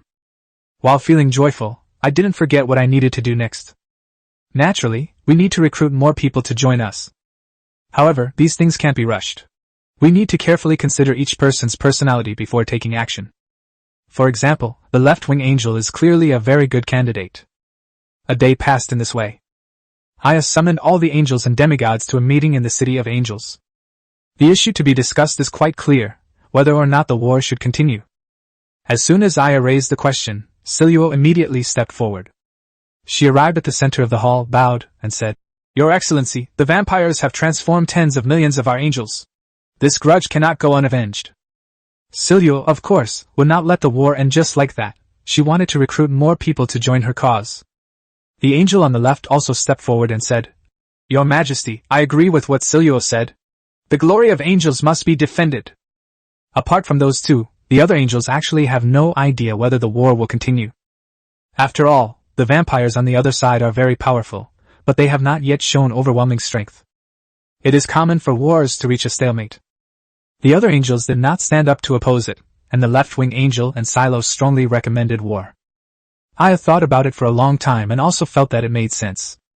And so the war continued. 2 days later, another war broke out, which lasted for 3 days. That is, 5 days later. Aya convened another meeting. Looking at the angels below, she said, "I don't think the war needs to continue." As before, Silio and the left-wing angel stepped forward again. They said things like, "The glory of angels needs to be defended. We can't just slink back like this, or it will affect the angels' faith." Aya was immediately overwhelmed with a headache. Last time, the two of them had strongly opposed the withdrawal of troops, but this time she had made up her mind. Just as she was about to speak, 2 more angels and demigods stepped forward. The 2 women bowed deeply and said, "Lord, the vampires have caused us to lose millions of troops. We cannot swallow such hatred." Seeing that 4 demigods on the scene were already objecting, Aya wavered again on the idea of withdrawing his troops. Then another war broke out. 5 days later, Aya once again suggested withdrawing the troops, and it was assumed that the same 4 people would stand up and oppose it again. But to everyone's surprise, apart from the remaining second stage demigod, all the other demigods present stepped forward. They bowed in unison and said, "We are willing to fight to the death for our lord." Their eyes were filled with hatred, as if they wanted to tear the vampires apart. Seeing the astonishing cohesion of the angel race, Aya couldn't help but feel a surge of satisfaction. His fighting spirit was reignited, and the idea of retreating was suppressed once again. After yet another war, Aya sat on the throne and said, "I have decided to withdraw my troops. You need not say anything more." But to her surprise, no one stood up to object this time. She nodded in satisfaction. It seemed that this angelic deity still possessed authority. He got up and walked out of the main hall. Beyond the vast city of angels, one can see a dazzling starry sky. Outside the main hall, angels stood suspended in midair, their white wings fluttering behind them. Seeing this, Aya couldn't help but look surprised. Why did the army of angels gather? The next moment, a deafening sound rang out. "We are all willing to fight to the death. Why does your majesty the true god speak of retreat?" Aya was completely stunned. The reason she wants to withdraw her troops now is actually quite simple. Because an angelic demigod has fallen. It was the second stage demigod who did not stand up to oppose the retreat that day. And behind her, the angels and demigods looked at each other in bewilderment. Is there any need to keep pretending? Aya sighed and said helplessly, "My people, I know how you feel, but the vampires on the other side are incredibly powerful. Continuing to fight will only increase casualties." The left-wing angel stepped forward and said, "My lord, you have repeatedly spoken of retreating the troops. Could you be a spy for the vampires?" Aya's breath hitched, and her face flushed red with anger. She angrily declared, "I am the true god of angels. How could I possibly betray the angel race?" The right-wing angel also stepped forward and said, "If that's the case, then why are you so afraid of the vampires on the other side? Your lordship has fought against vampire powerhouses several times, and each time it ended in a draw." I didn't know what to say at that moment. But it's clear now that retreating is impossible. I don't know what's wrong with these angels, they insist on fighting the vampires to the death. With Aya's latest compromise, the war continues. Amidst the vast starry sky, Aya stared at the illusory energy entity opposite her, and for a moment she gritted her teeth in hatred. The surrounding flames were raging, the space before him was distorting, and his divine power was overwhelming. Aya didn't bother to say anything more to Mu Feng at this moment, and charged forward with her long sword in hand. The space around Mu Feng distorted as he engaged in battle with Aya once again. Since the two sides were evenly matched, Aya naturally had no interest in observing the distant places. Moreover, the battlefield of true god-level powerhouses is exceptionally large in scale, and their movements, whether flashing back and forth, have even exceeded the scope of a star system. In a starry sky, Scylla sipped her tea, gazing at the distant battlefield, and exclaimed in amazement, "Our lord is quite capable." Upon hearing this, even Charlotte, who was standing to the side, couldn't help but nod in agreement. Although Aya is not a super-level being, she is considered one of the strongest among mid-level true gods. Lydia, who was standing to the side, did not comment, but instead asked a different question. "How many angels are left now?" The left-winged angel pondered for a moment, and said, "Probably half left."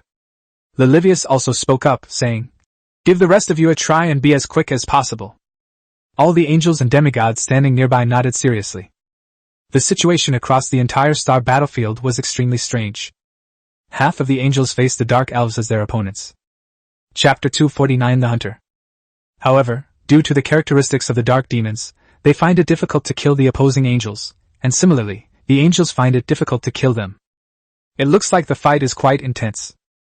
However, a closer look at the record shows that both sides are tied at 0-0. The remaining half of the angel army will naturally face the vampires. The vampires are exceptionally ferocious, and hero-level combatants are everywhere. The number of players at the king level is outrageous. In a war where the strong cannot be determined and the lower-ranking soldiers are massacred, they are easily tempted to have other ideas. Twilight World. To speed up the potion's maturation, the Scarecrow brought out all of his stockpiled world essence. Under normal circumstances, it would take more than 10 years, a time span that would be like a snap of the fingers for a true god. But the Scarecrow didn't want to drag it out any longer, since things might change if it did. Fueled by the origins of the extra world, the potion has reached full maturity. Caesar's origin siphon array has also been completed. He said to the empty space in front of him. Everything is ready. Mu Feng's figure appeared instantly. Although he had not broken through to the middle-level true god, his aura had become much stronger. Mu Feng said, Then let's get started. Everyone present nodded, swept up in the Scarecrow's spiritual power. The potion gradually detached from the ground and was collected into his pocket.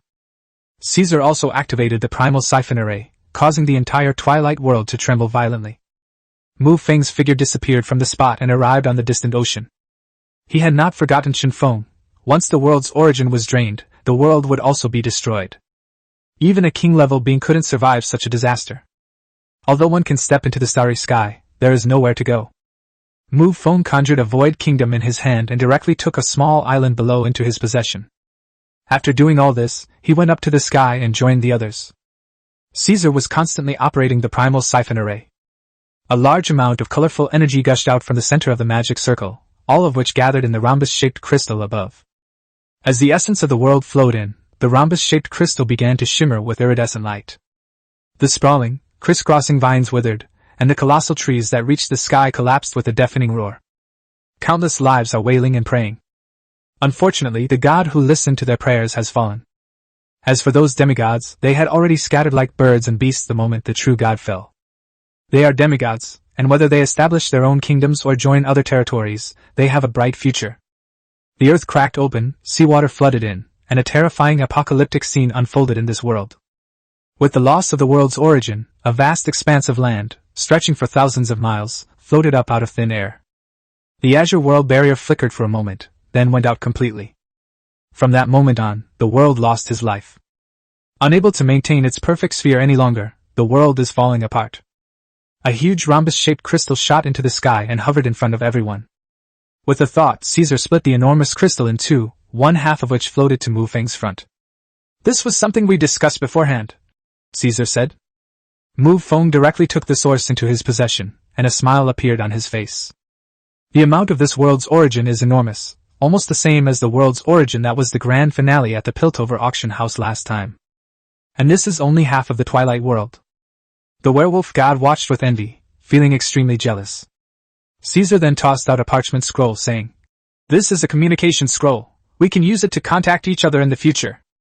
This collaboration was very pleasant, and the three of them had a very good impression of each other. Mu Feng accepted the communication scroll and said, If anything like this happens again, feel free to come to me.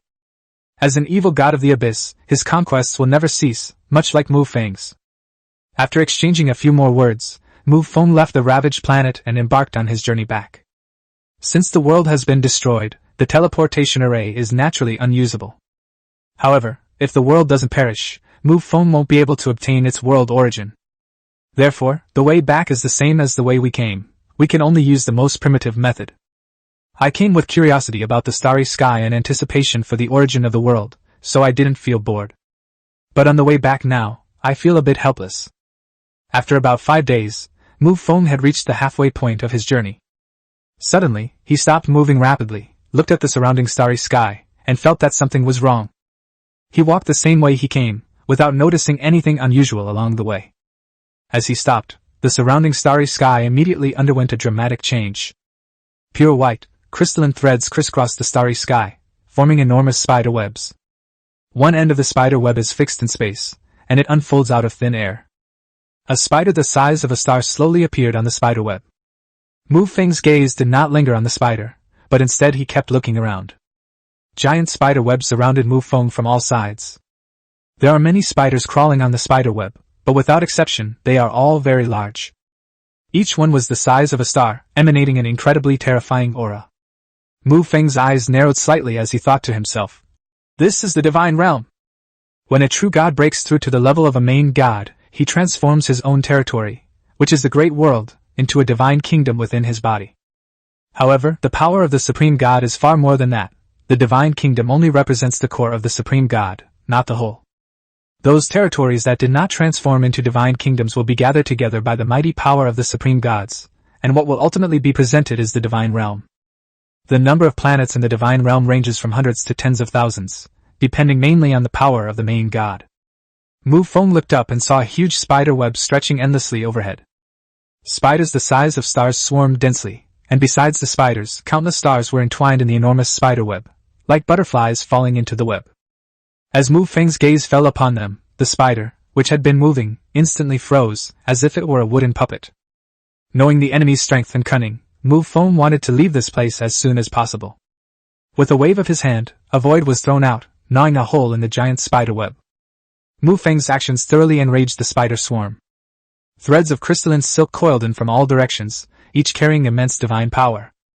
A void realm suddenly appeared behind him, and then his size rapidly increased. Chapter 250 All-Out Attack. At the same time, the law of gravity also came into play, with immense gravitational forces exerting their influence across the starry sky. Gravity pulled the spider silk, dragging them all into the void. Mu Feng transformed into a streak of blood-red light, followed by a vast void kingdom, and rushed towards the gap in the spider silk. Seemingly sensing Mu Feng's intentions, the giant spiders swarmed towards the gap. A beam of black light emanated from the void behind Mu Feng, annihilating a large number of spiders. This attack intimidated the spider swarm, and for a moment no spider dared to fill the gap. Just as Mu Feng was about to break free, his eyes suddenly narrowed, and then he quickly darted to the side. A cold light descended from above, blocking Mu Feng's path to break through. The enormous spider legs resembled pillars supporting the starry sky, and their terrifying size inspired fear. After regaining his balance, Mu Feng looked up along the spider's legs. His gaze gradually turned serious, and then a blood-red light flashed in his eyes. Because even with his normal visual limit, he couldn't see the spider's body. The size of just one spider leg was already beyond the field of vision. After using the vampire's detection abilities, Mu Feng finally saw the huge yet blurry figure, as if the clouds had parted to reveal the sun. The spider had a ghostly face on its abdomen, and its 6 eyes gleamed with an eerie green light as it stared at Mu Feng. Mu Feng was currently located directly beneath that giant spider. A gigantic spider stretched across the starry sky, surrounded by countless stars. Mu Feng sensed the other party's life level, and his eyes grew increasingly gloomy. This is a chief god, and a high-ranking chief god at that. At the starting point, although Mu Feng had a record of killing a high-level god, the diamond mammoth and the giant spider in front of him could not be compared. Unable to utilize any of the laws or methods of the starting point, they relied solely on their own brute force. However, this does not mean that the physical strength of life there is necessarily greater than that of life outside, but only that the average level is higher. After all, looking across the vast starry sky, there are countless races that value the physical body. While these races value the physical body, they are not without other abilities. The place of origin sounds impressive, but in reality, it's a backward place that can't keep up with the times. Mu Feng put aside all his contempt, and unleashed his strongest fighting power ever. 3 fragments of the magic mirror emerged from his body and surrounded him. A raging sea of blood surged beneath his feet, and the bronze cup silently floated beneath his feet. He held the divine artifact, Shattered Star, in his hand, as crackling crimson lightning danced through the void.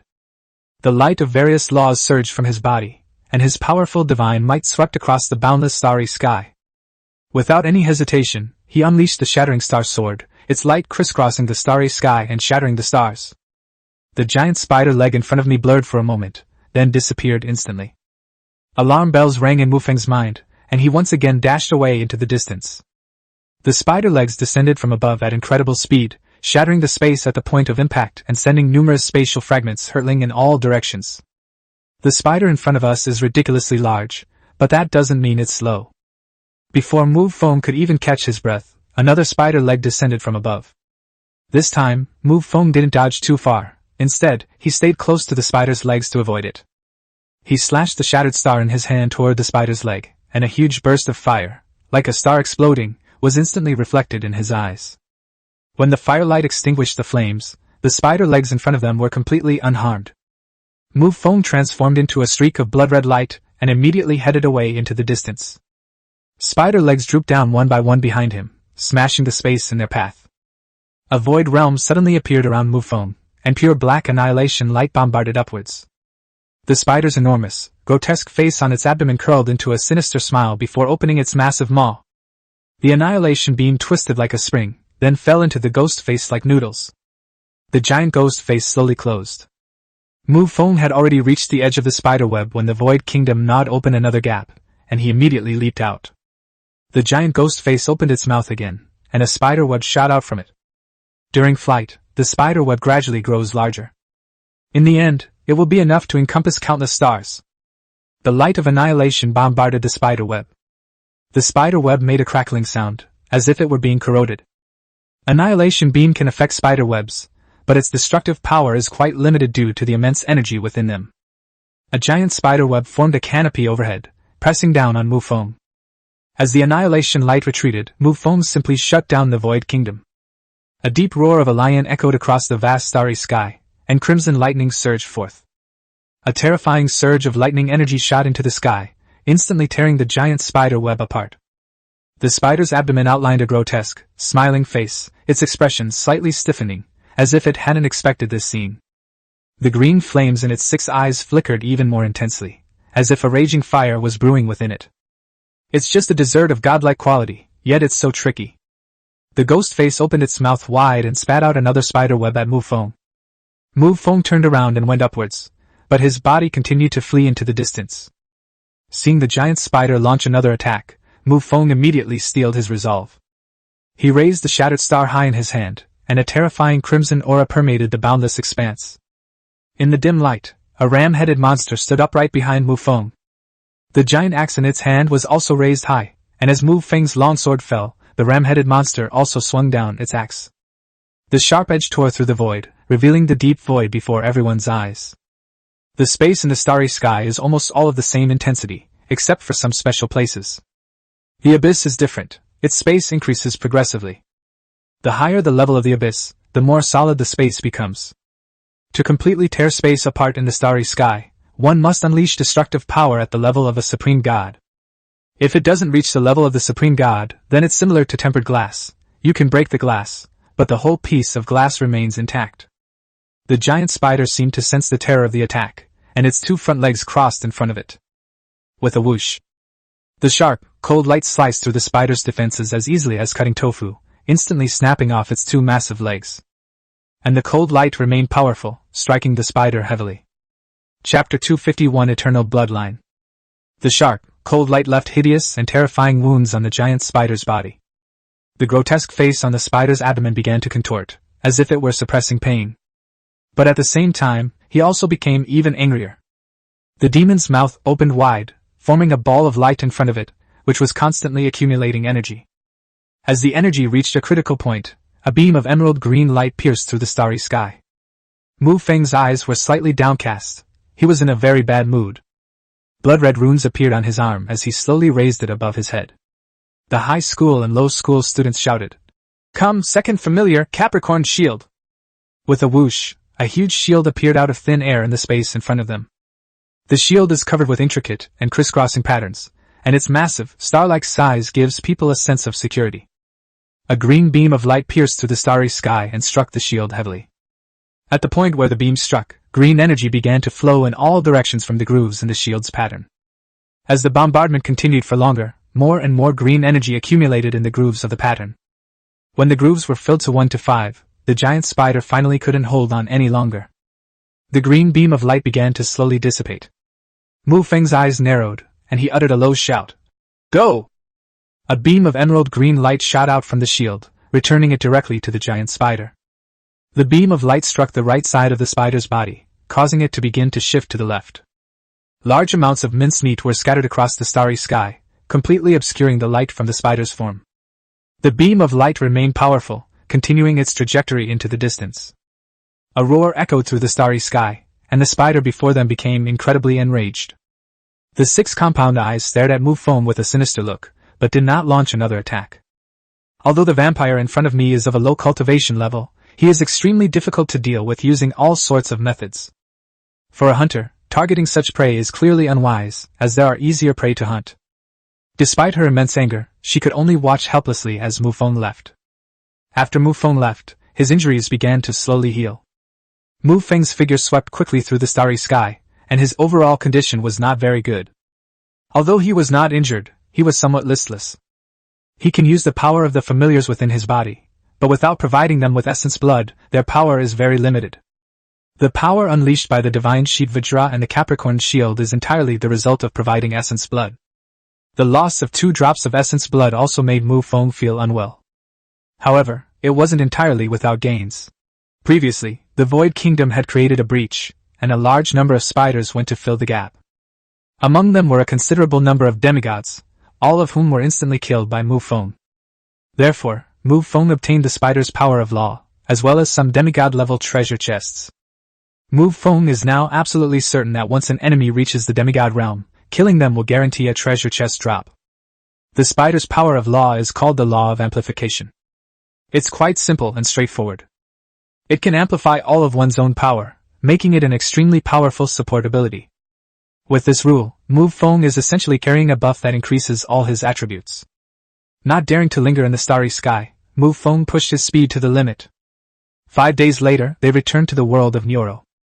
The loss of essence and blood does not mean that one is seriously injured. It just means that one's energy is somewhat weak and one feels listless. As they approached the Neuro world, Mu Feng glanced at the edge of the star system and was slightly taken aback. The war with the angels continues, but the scenes on the battlefield are extremely bizarre. Mu Feng's lips twitched involuntarily, because looking across the entire battlefield, apart from Aya and his own illusory law image, almost everyone else was putting on an act. The entire angel race, all the angel demigods, were transformed into blood angels, but this was not revealed. The angels below the level of demigods have already reached 80% of their transformation level. After this period of war, the strength of the vampire soldiers has increased dramatically.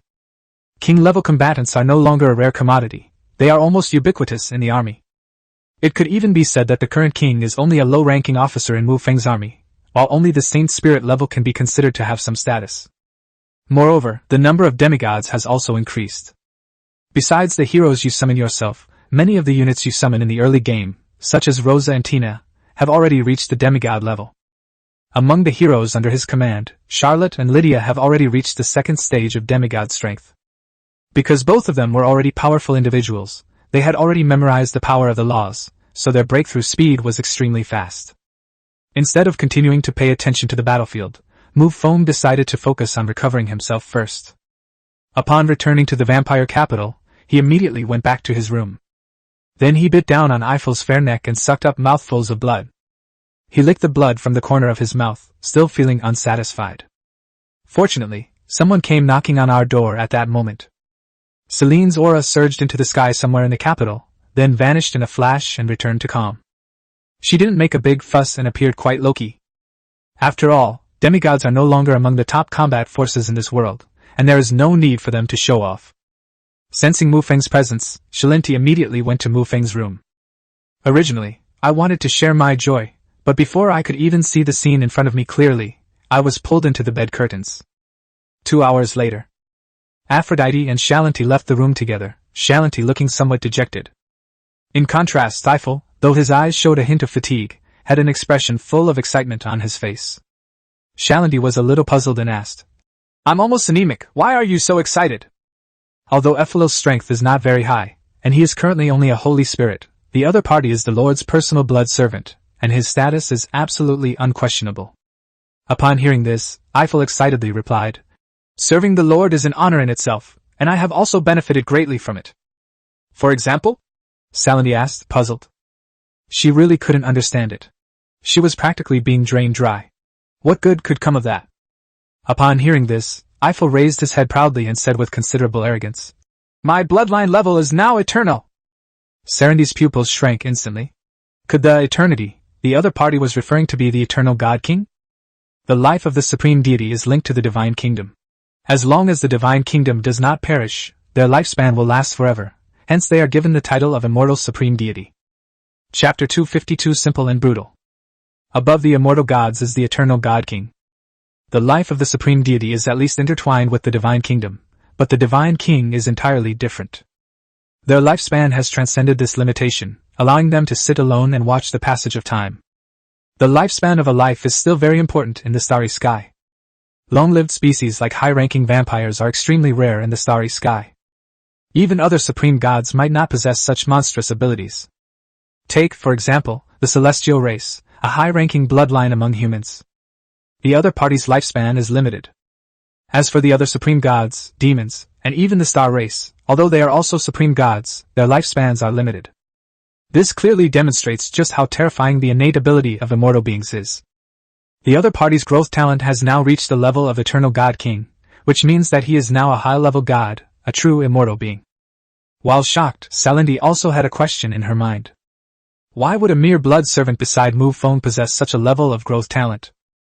Shalindi was unaware that the being who had been suppressing her all along was the true ancestor of the vampires. Inside the room.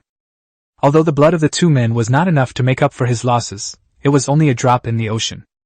But it doesn't matter. The true ancestor's recovery ability is terrifying, and Mu Feng's current state is only temporary. Moreover, he doesn't need to recover. His powerful bloodline level will automatically replenish it. Mu Feng's consciousness is now lost in time, gazing at his past. Following the scenes he had witnessed in the Twilight World, Mu Feng's understanding became even clearer. Time passed second by second, and Mu Feng kept looking at his past self. As his strength increased, the abilities of the true ancestor bloodline were gradually unlocked, and the drop of treasure chests marked his progress. The first time I summoned a familiar, the first time I ventured into the abyss, the first time I set foot in the starry sky. Every detail was reflected in Mu Feng's eyes, allowing him to see himself more clearly. Time passed by second. Mu Feng saw the bustling capital of the vampire clan. Eiffel and Shalanti left the room, leaving him alone to meditate with his eyes closed. Mu Feng opened his eyes in the room and looked at himself gazing into the endless space and time, a smile appearing on his lips. An invisible aura emanated from him, and he saw himself clearly, understanding all the essence within himself. All the essence-born fruit, condensing into its own divine magic. His cultivation level has also reached that of a mid-level true god. What puzzled Mu Feng was that he actually possessed 3 divine arts. These are, respectively, the Sea of Blood, the Kingdom of Blood, and the Triple Rashomon. Of these 3 divine arts, the Blood Sea's power left Mu Feng utterly speechless. If he were to give his evaluation, it would be just average. It's so ordinary it couldn't be more ordinary. The Blood Kingdom is indeed something special. It's definitely a powerful killing move. As for the Triple Rashomon, Mu Feng could only describe it as a bug in the world. After some thought, Mu Feng finally understood some things. The 2 divine arts, Blood Sea and Blood Kingdom, were most likely given to him by the true ancestor's bloodline, that is, the divine arts comprehended by the 2 true ancestors mentioned earlier. Without a doubt, the Blood Sea was something that the progenitor Bo Guang comprehended. Because the methods available in the starry universe at that time were relatively limited, the Blood Sea was not very powerful. By the time they reached the Blood Kingdom of the second true ancestor, their abilities had already skyrocketed. As for the Triple Rashomon, there is no doubt that it was created by Mu Feng. The supreme fruit formed from all of its own abilities. He slowly stood up, then pushed open the door and walked out of the room. Eiffel stood gracefully at the door, waiting. When she saw Mu Feng push the door open and come out, a smile immediately appeared on her face. She bowed and said, "Congratulations on your successful breakthrough, Master." Mu Feng nodded, and as he walked down the corridor, he asked, "How much time has passed?" Reporting to Master, it has been almost 3 years. Mu Feng paused, then used the laws of time to sense the current time. The other party wasn't lying. 3 years have passed since they returned from the Twilight World and went into seclusion. However, upon closer reflection, Mu Feng understood. He used the time to peek into his past, not fast-forwarding a single second, looking at it with such meticulous care, like a perverted voyeur. Before going into seclusion, Mu Feng had grown for 3 years, so naturally he had spent 3 years observing the past. Having grown up to this point, Mu Feng has been in seclusion for a long time. But never before had I been so completely absorbed in this state that I didn't even notice the passage of time in the outside world. In the past, I would always retain a sliver of clarity during my cultivation, paying attention to things happening outside while I was cultivating.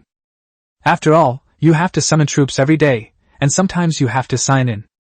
Mu Feng's expression turned sour when the topic of summoned units came up. It's been 3 years since any troops were summoned, resulting in the direct loss of approximately 15 million troops. His face was somewhat grim. He opened the Lord panel and planned to summon today's troops first. However, it shows that it has already been summoned, and today's summoning opportunity has been used up. Mu Feng was slightly taken aback, then released his divine soul to sense the number of vampires in the entire star system. His gaze returned to the Lord's panel, and he said, You have self-awareness? Although Mu Feng has been in seclusion for 3 years, the size of his army has not decreased at all, and now it has reached about 23 million. In other words, during the period of seclusion, troops will be automatically summoned every day. If others can't access your Lord's panel, then the problem must lie with the Lord's panel itself. However, the Lord's panel did not respond. A smile appeared on Mu Feng's lips. He felt he was getting closer and closer to the truth. Caesar absorbed the special energy from the Lord's panel, becoming incredibly powerful and leaping to the level of a super-tier being. While he was in seclusion, the Lord panel also showed initiative. The fog obscured our view, but now it seems that a corner of the fog has receded. Mu Feng stretched and said to the system, "System, sign in." "Congratulations, host, you have successfully checked in and received the following items." Special item, myriad stars. Item description, tens of thousands of medium-sized planets, a simple and straightforward reward. Mu Feng was speechless at the system's simple and crude approach. However, upon closer reflection, this thing is indeed very useful to Mu Feng right now. I previously obtained the world tree by checking in with the system, and now it has taken root and sprouted in my body world. Chapter 253 Instant Kill. Although it is just a seedling now, it looks a bit like a newly sprouted bean sprout. A tender green stem with a green leaf spreading out on each side, it is very small and cute. After thinking for a moment, Mu Feng placed the planet directly among the green leaves of the world tree sapling. All the myriad stars are stored within the system space, so there's no need to worry about storage issues. Mu Feng is now a mid-level true god, and his inner world is ridiculously large, capable of supporting a planet without any problem. He did this merely to test the world tree. It wasn't actually of much use. After all, it is still in its infancy. A pair of scarlet pupils slowly lowered, staring at the tiny seedling below, a hint of curiosity appearing in their eyes. He stretched out his enormous claws and touched the tiny planet. It's not that the planet is small, but rather that the lion is too big. Just like a normal male lion using its sharp claws to pierce a drop of water. After being nourished by the power of Mu Feng's bloodline, Blood Fury's injuries have recovered to about 70 to 80%. Although it has not reached its full strength, it is basically back to normal. Mu Feng entered the main hall, his consciousness remaining within his own body as he fiddled with the various new things he had acquired. Outside the Neuros star system. In a room that is both sacred and warm. Aya was secretly observing the outside world.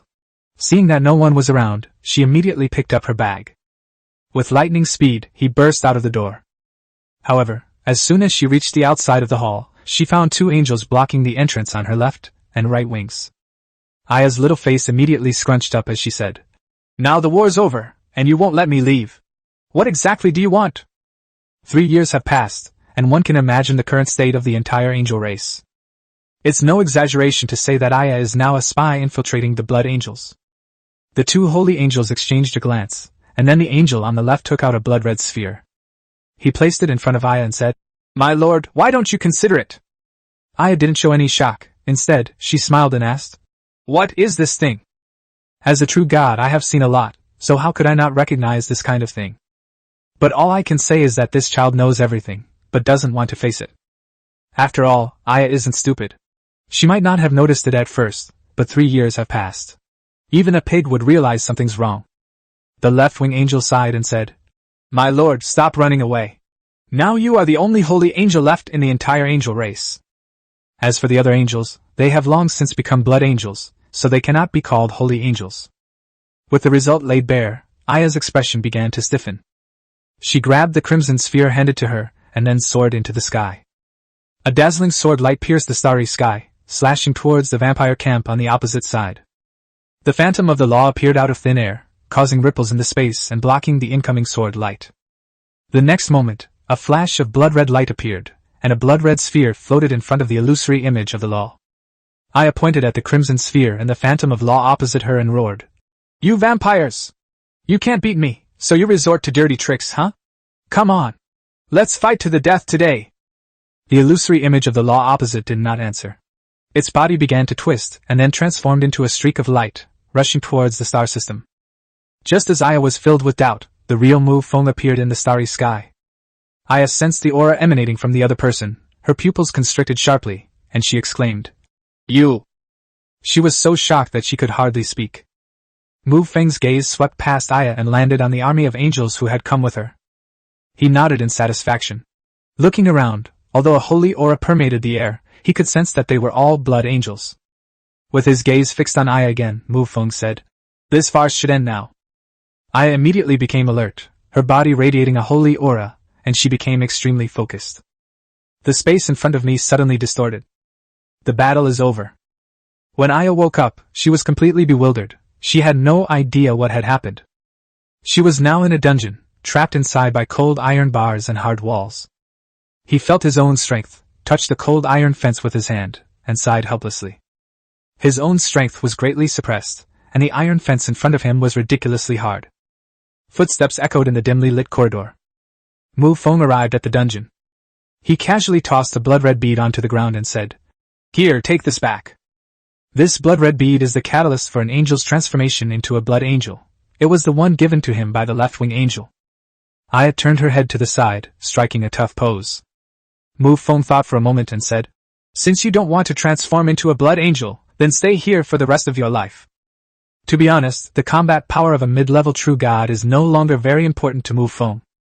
However, he did not intend to kill the other party, because this was, after all, the dungeon of the Lord's Hall's underground world, and it would be a bit inappropriate for it to always be empty. The small amount of reward that was lost is not important to Mu Feng, who is now wealthy and powerful. After Mu Feng finished speaking, he walked away into the distance, leaving Aya stunned. She grabbed the iron bars and tried to squeeze her head through the gap. At the same time, he hurriedly shouted, "Say a few more words! Say a few more words and maybe I'll agree!" Mu Feng naturally heard it, but he didn't reply. He decided to leave the other party waiting for a while until he was completely obedient. Upon returning to the vampire capital, Mu Feng frowned slightly. Looking at Eiffel beside him, Mu Feng asked, "Has something happened in the capital?" Although Mu Feng didn't say he had noticed anything, Eiffelier was quite clever. Otherwise, he wouldn't have been able to keep Mu Feng by his side for so long.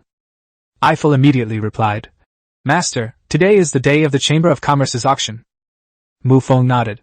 No wonder he sensed many powerful auras in the world. There are as many as 100 demigods and more than 10 true gods. The 4 major chambers of commerce have long since merged and established their headquarters in the Aura world. Such a grand auction would naturally be held at headquarters. Although the presidents of the 4 major chambers of commerce were all true god-level experts, Mu Feng did not include them in the battle lineup. Instead, they let them continue to run the Chamber of Commerce, bringing them enormous wealth. Of course, this is under the condition that actual combat power is not needed. If it is really needed, they will still be included in the combat sequence. Chapter 254 Within the Royal Capital. Mu Feng had been in seclusion for 3 years and planned to visit the Blood Clan's capital. The next moment, he concealed his aura. Note that it is about restraining one's aura, not hiding it. Mu Feng never deliberately hides his cultivation level. Because he is the face of the entire territory, the pillar of the territory, to play that kind of trick is simply a sign of being out of one's mind. Walking on the wide bluestone road, looking at the dazzling array of shops on both sides, Mu Feng couldn't help but nod in satisfaction. A group of people walked over from a distance, and Mu Feng immediately recognized their identities. This group consists entirely of Blue Star Lords. Each person wore a pentagonal badge on their chest, some had 3 points lit up, while others had all 4. They represent 3-star knights and 4-star knights, respectively. Of all the Lord worlds right now, Nyoro is definitely the safest. Because they are all under the rule of the vampires, war between them has been fundamentally avoided.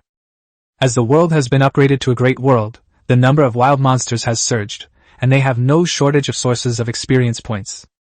Moreover, there are newly designated trial grounds, which are also open to the public. Under Mu Feng's protection, these Blue Star Lords truly felt as if they were playing a game. These Blue Star Lords, being under Mu Feng's rule, also brought him the power of faith. Of course, many of them harbored fantasies of overthrowing the vampire clan. But it doesn't matter anyway. The gap between Mu Feng and them is even greater than the gap between an ant and a giant elephant. I came to the front of a shop and glanced inside. A dwarf was arranging weapons on a rack, including many enchanted weapons and some magical weapons. Such a shop is definitely considered second-rate in the entire vampire capital. Vampires don't need such weapons at all, but Mu Feng's territory isn't entirely populated by vampires.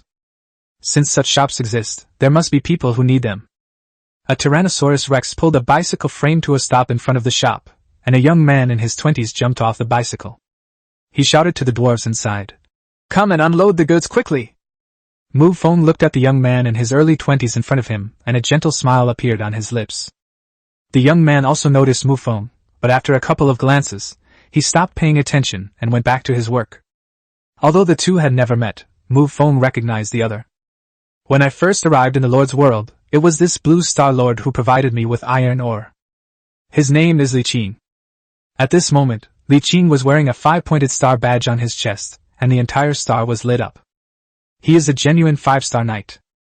This means that the opponent's strength has reached the hero level and they have been registered as a valuable lord in the vampire clan. The previous 4-star knights corresponded to 4 realms, but to reach the 5-star knight level, one needs to be examined by the vampires. Mu Feng was in a pretty good mood when someone patted him on the shoulder. He didn't turn back, but walked along the street toward the more bustling parts of the capital. Caesar, standing beside him, remarked with admiration, "I truly didn't expect you to have secured these 4 merchant guilds so quickly." The one who just patted him on the shoulder was, of course, Caesar. As a long-time customer of Piltover Trading Company, they were naturally on the invitation list for this auction. Mu Feng didn't answer the question directly, but instead asked, "Do you know what items the auction house is selling this time?" Caesar looked surprised and said, "This merchant guild is yours, right? You still don't know what to sell." He had barely finished speaking when he sensed the aura emanating from Mu Feng. He had already reached the level of a mid-level true god. The twisting of his tentacles reflected the turmoil in his heart. However, he also realized that the other party must have been in seclusion for the past 3 years, otherwise he would not have been unaware of the situation in the territory. Caesar said, "You should ask your men about that." As they talked, the two walked together into the huge auction hall.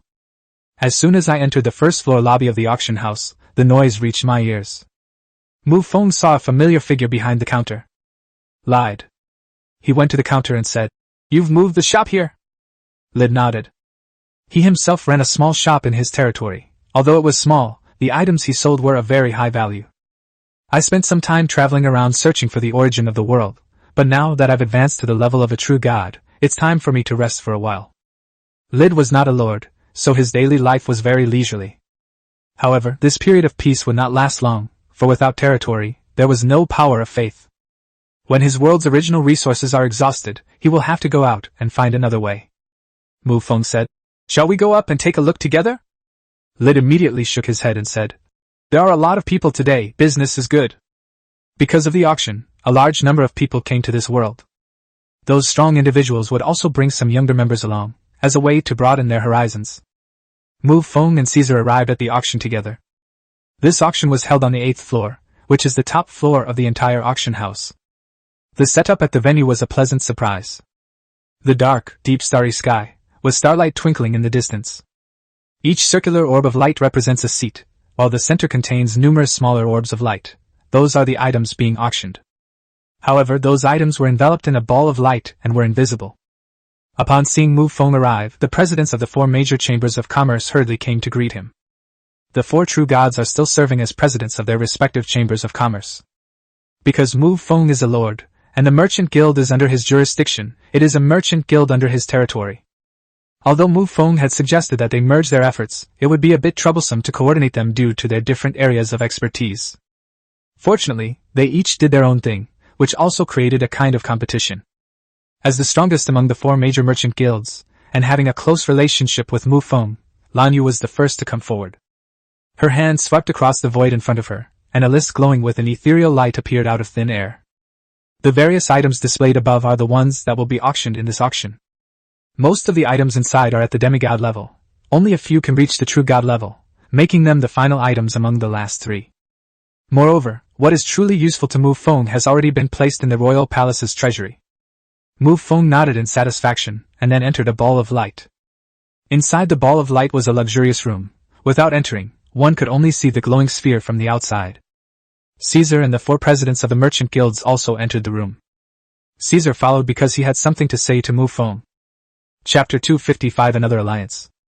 After entering the room, Caesar did not treat himself as an outsider and sat down without any hesitation. He casually tossed the fruit into his mouth, and while eating, asked, "Do you have any territory in the abyss?"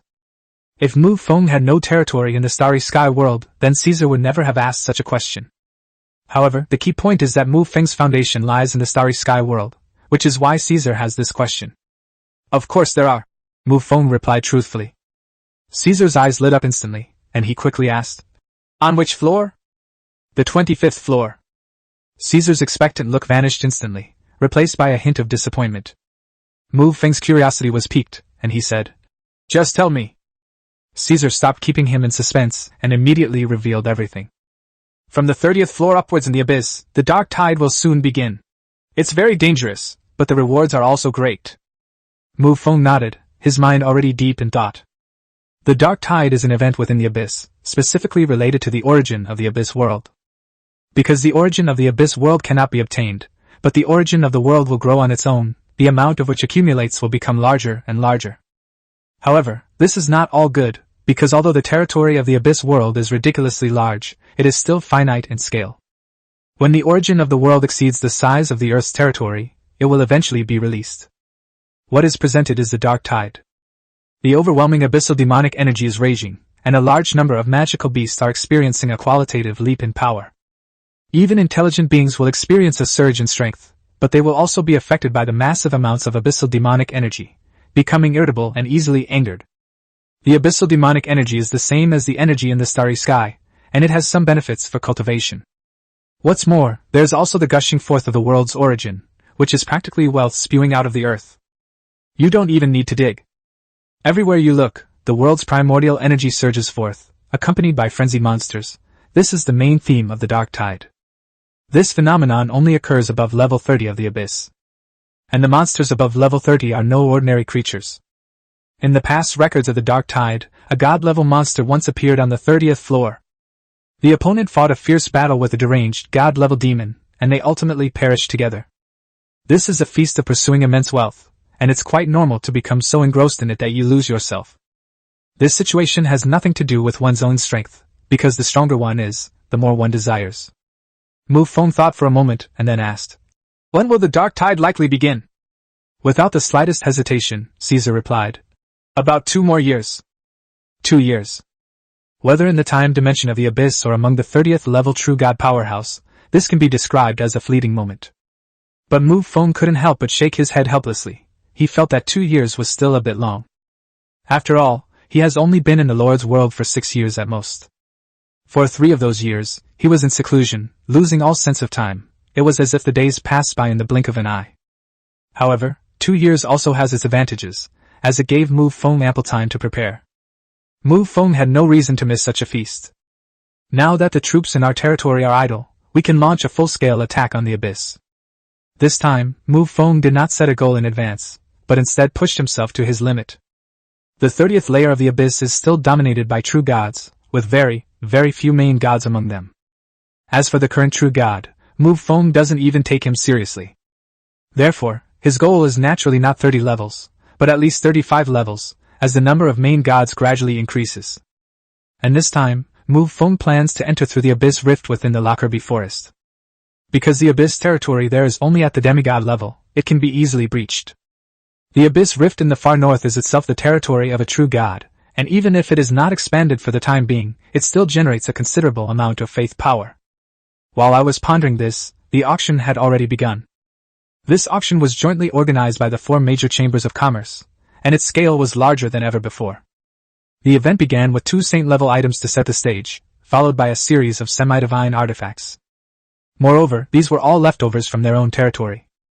If suitable sacred artifacts or semi-divine artifacts are available, they will be provided to the troops in the territory first. After more than 3 hours of intense bidding, the auction concluded successfully. Mu Feng couldn't suppress the urge to smile. Because all those large gold coins ended up in his bag. The large gold coin is not just of ordinary commercial value. The material it is made from is a universal energy crystal. This energy can be used to power teleportation arrays and various items that require external energy supply. Even those below the demigod level can directly use large amounts of gold coins to level up. It's somewhat similar to the spirit stones in the world of cultivation. After the auction ended, Mu Feng looked at Caesar beside him, his expression as gentle as a spring breeze. "I plan to march into the abyss. Do you want to cooperate?"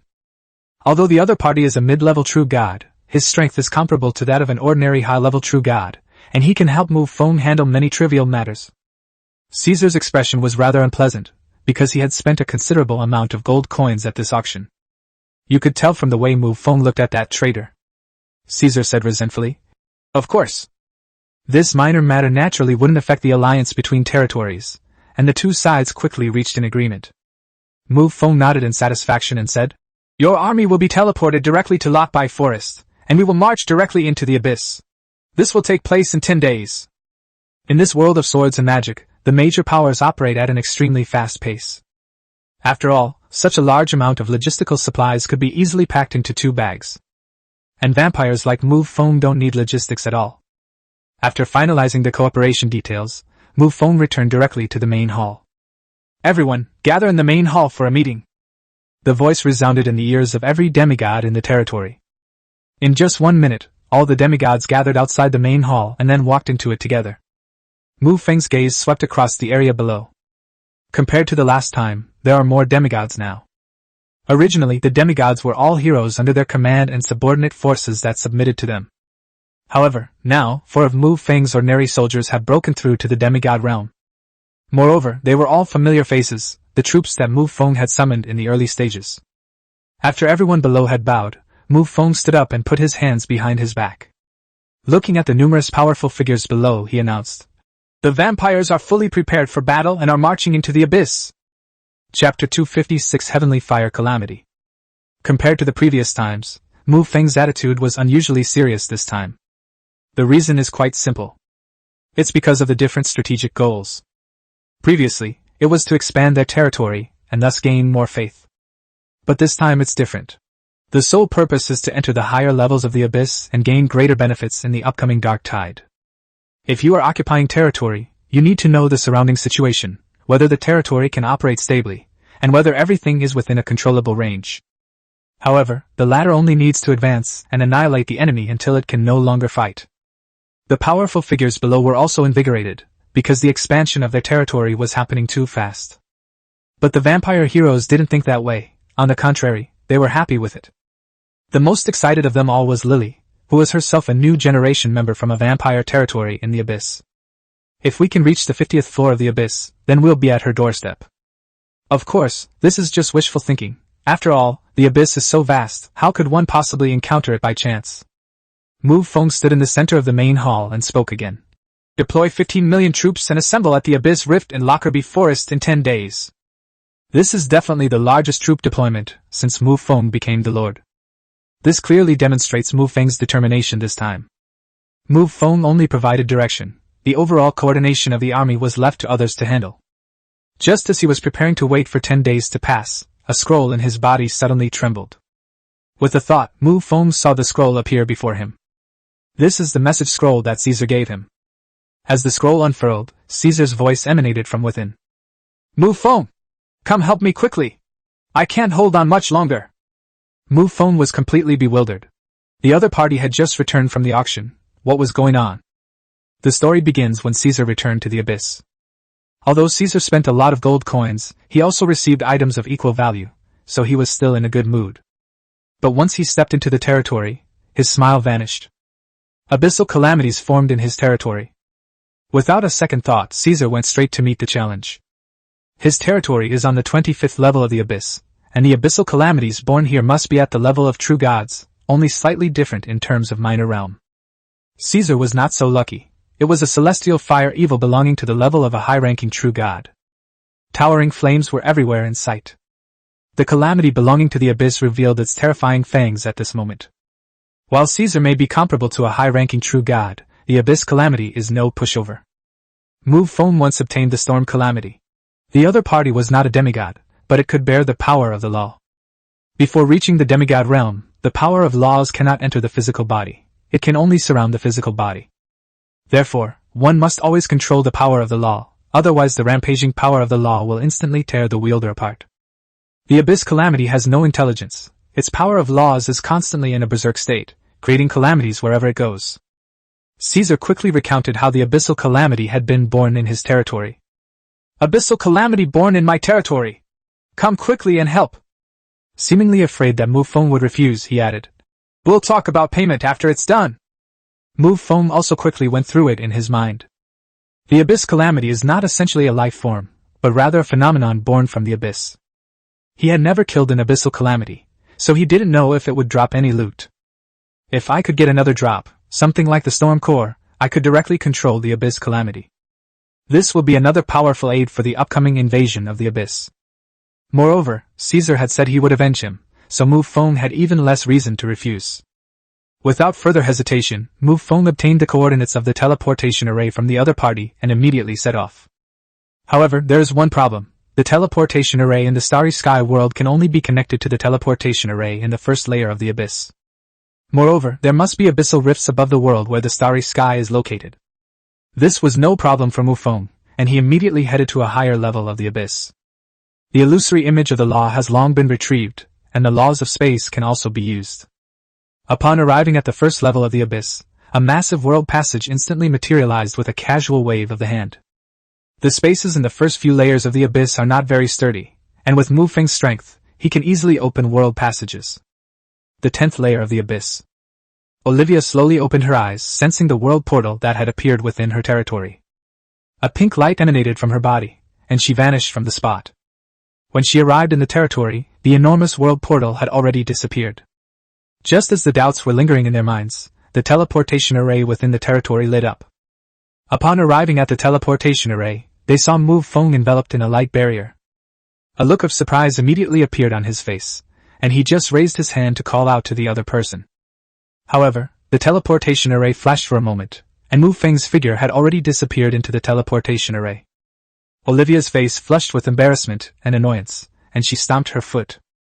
It's hard to believe that such a girlish demeanor would appear in a demigod-level powerhouse. But Olivia hadn't seen Mu Feng in a long time. Whenever she finished her seclusion and opened her eyes, the first thing she did was take a bath and then burn her clothes.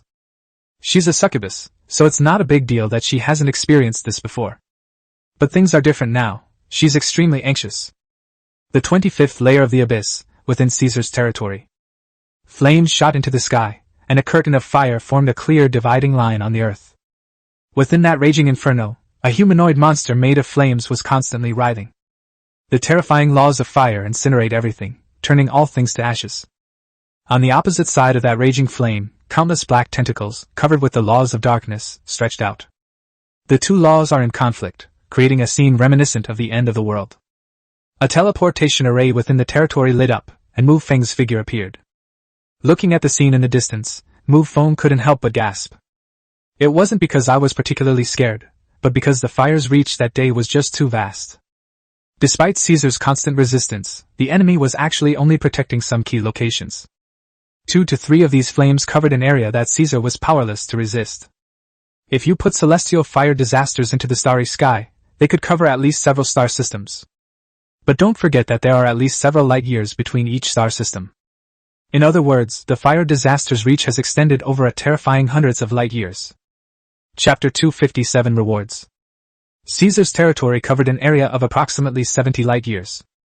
In other words, although the calamity of fire originated in Caesar's territory, its neighboring areas also suffered as a result. Caesar quickly said, "Brother, make your move!" Upon hearing this, Mu Feng no longer hesitated, and the surrounding space immediately distorted. An extremely large space solidified and formed instantly, blocking the advance of the heavenly fire. Caesar finally breathed a sigh of relief, and the pressure on his hands lessened. Mu Feng glanced at Caesar beside him and said leisurely, "Your strength is progressing very quickly too. Although we had just met at the auction, I didn't sense the other party's strength at that time. After all, it's only been 3 years. It's difficult for a true god to make any major breakthroughs in such a short time. Even if Caesar possessed a vast amount of the world's essence, there still wasn't enough time." However, upon arriving in the opponent's territory and observing the range of their skills, it was deduced that Caesar's strength had increased by at least 20% compared to his previous encounter with Thor. In 3 years, one's strength has increased by 20% at the true god level, which is already an extremely terrifying figure. Caesar glanced at the temporarily blocked heavenly fire and breathed a sigh of relief, but when he heard the other party ask this question, a troubled look appeared on his face. In the vast universe, others might be curious about Mu Feng's advancement speed, but they can't ask because of his strength. Similarly, Mu Feng was also curious about how others' strength had improved so rapidly, and now he had the strength and opportunity to ask. Finally, Caesar sighed and slowly said, "This is actually the origin of that magical world. Although that origin is small, it contains a lot of energy. I have only refined half of it so far. Why didn't you say so before? Mu Feng asked subconsciously. Caesar did not answer, but simply looked at Mu Feng. Mu Feng touched his nose somewhat embarrassedly. The question was indeed a bit silly. If it were Mu Feng, he definitely wouldn't tell anyone, and he wouldn't even talk about encountering that magical planet. Ahem, didn't we talk about the reward before? I want half of the world's origin. Mu Feng coughed twice and said. Caesar was in a dilemma for a moment. After all, the benefits that ball of world origin had brought him were too great. He could even give up his own territory for this primordial essence of the world. After all, with his current strength, establishing territories in other places wouldn't be difficult for him. But we can't just look at the present moment. Next, they will attack the abyss together, reach a higher level of the abyss, and reap huge benefits from the dark tide. Considering the safety of his territory at present and the future dark tide, Caesar decided to grant their request. All right. I'll give you half after it's done, Caesar said somewhat reluctantly. Having received the other party's promise, Mu Feng turned his gaze to the heavenly fire calamity opposite him. Perhaps because the flames were blocked, the humanoid creature formed from the flames twisted even more violently, seemingly engulfed in rage. Mu Feng immediately stopped holding back and raised his hand, unleashing a blood-red pillar of light that pierced through the heavens and earth. The crimson beam of light moved as if it were in an empty field, instantly shattering the towering curtain of fire. It also tore apart the humanoid creature within the flames. In the blink of an eye, the flames converged on the humanoid creature again, and everything returned to normal. Although it was very subtle, Mu Feng could sense that when the fiery humanoid figure was restored, the laws of fire at the scene weakened slightly. The other party needs energy to recover, and when all the energy is exhausted, the natural fire and evil will recede.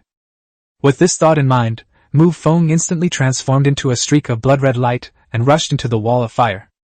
He raised his fist and slammed it downwards, the terrifying air pressure tearing the earth apart, and a crater thousands of miles deep instantly formed. At that moment, his terrifying physical strength was displayed, and Caesar behind him gasped in shock. However, Caesar quickly realized what was happening and hurriedly called out, "Brother, be gentle! This is his territory. At most, the things will be destroyed after it's burned by the flames." But now that Mu Feng has made his move, the earth has been torn apart, and everything has been shattered. For a moment, it was impossible to tell which was the calamity of the abyss. Mu Feng pursed his lips, but did not continue the large-scale destruction. After all, it was the territory of his ally. He opened his palm, aimed at the celestial fire calamity, and the devouring law was instantly activated. The devouring law was originally obtained from the Black Demon clan. Although it was only a demigod-level law at the time, it has become quite useful under Mu Feng's cultivation. A deep vortex appeared in front of his palm, instantly drawing in the raging flames. Upon witnessing this scene, the natural fire calamity let out a shrill roar. The face made of flames began to distort, and the flames around it became even more violent. He opened his mouth and spat out a flame, which, like a twisted giant python, rushed towards Mu Feng. Mu Feng remained calm and unhurried, simply pointing his palm at the oncoming flames. The flames, like a twisted spring, shot straight into the vortex ahead. The fire law of the heavenly fire calamity is very powerful, at least much more powerful than that of Mu Feng. By directly absorbing the opponent's fire law, Mu Feng can enhance his own fire law. If you can obtain loot after killing your opponent, then the fire law can be strengthened even further. This is what Mu Feng was thinking. Moreover, according to Mu Feng's observation, although the natural fire calamity covers a very wide area, its destructive power is slightly insufficient.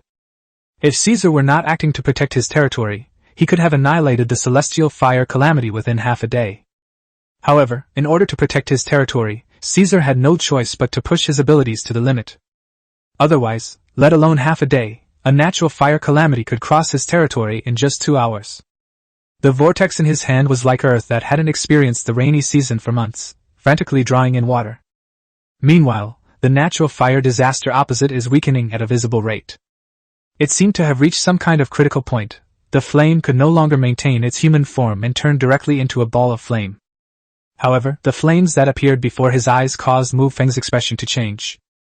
He immediately put away the vortex in his hand and dodged backward.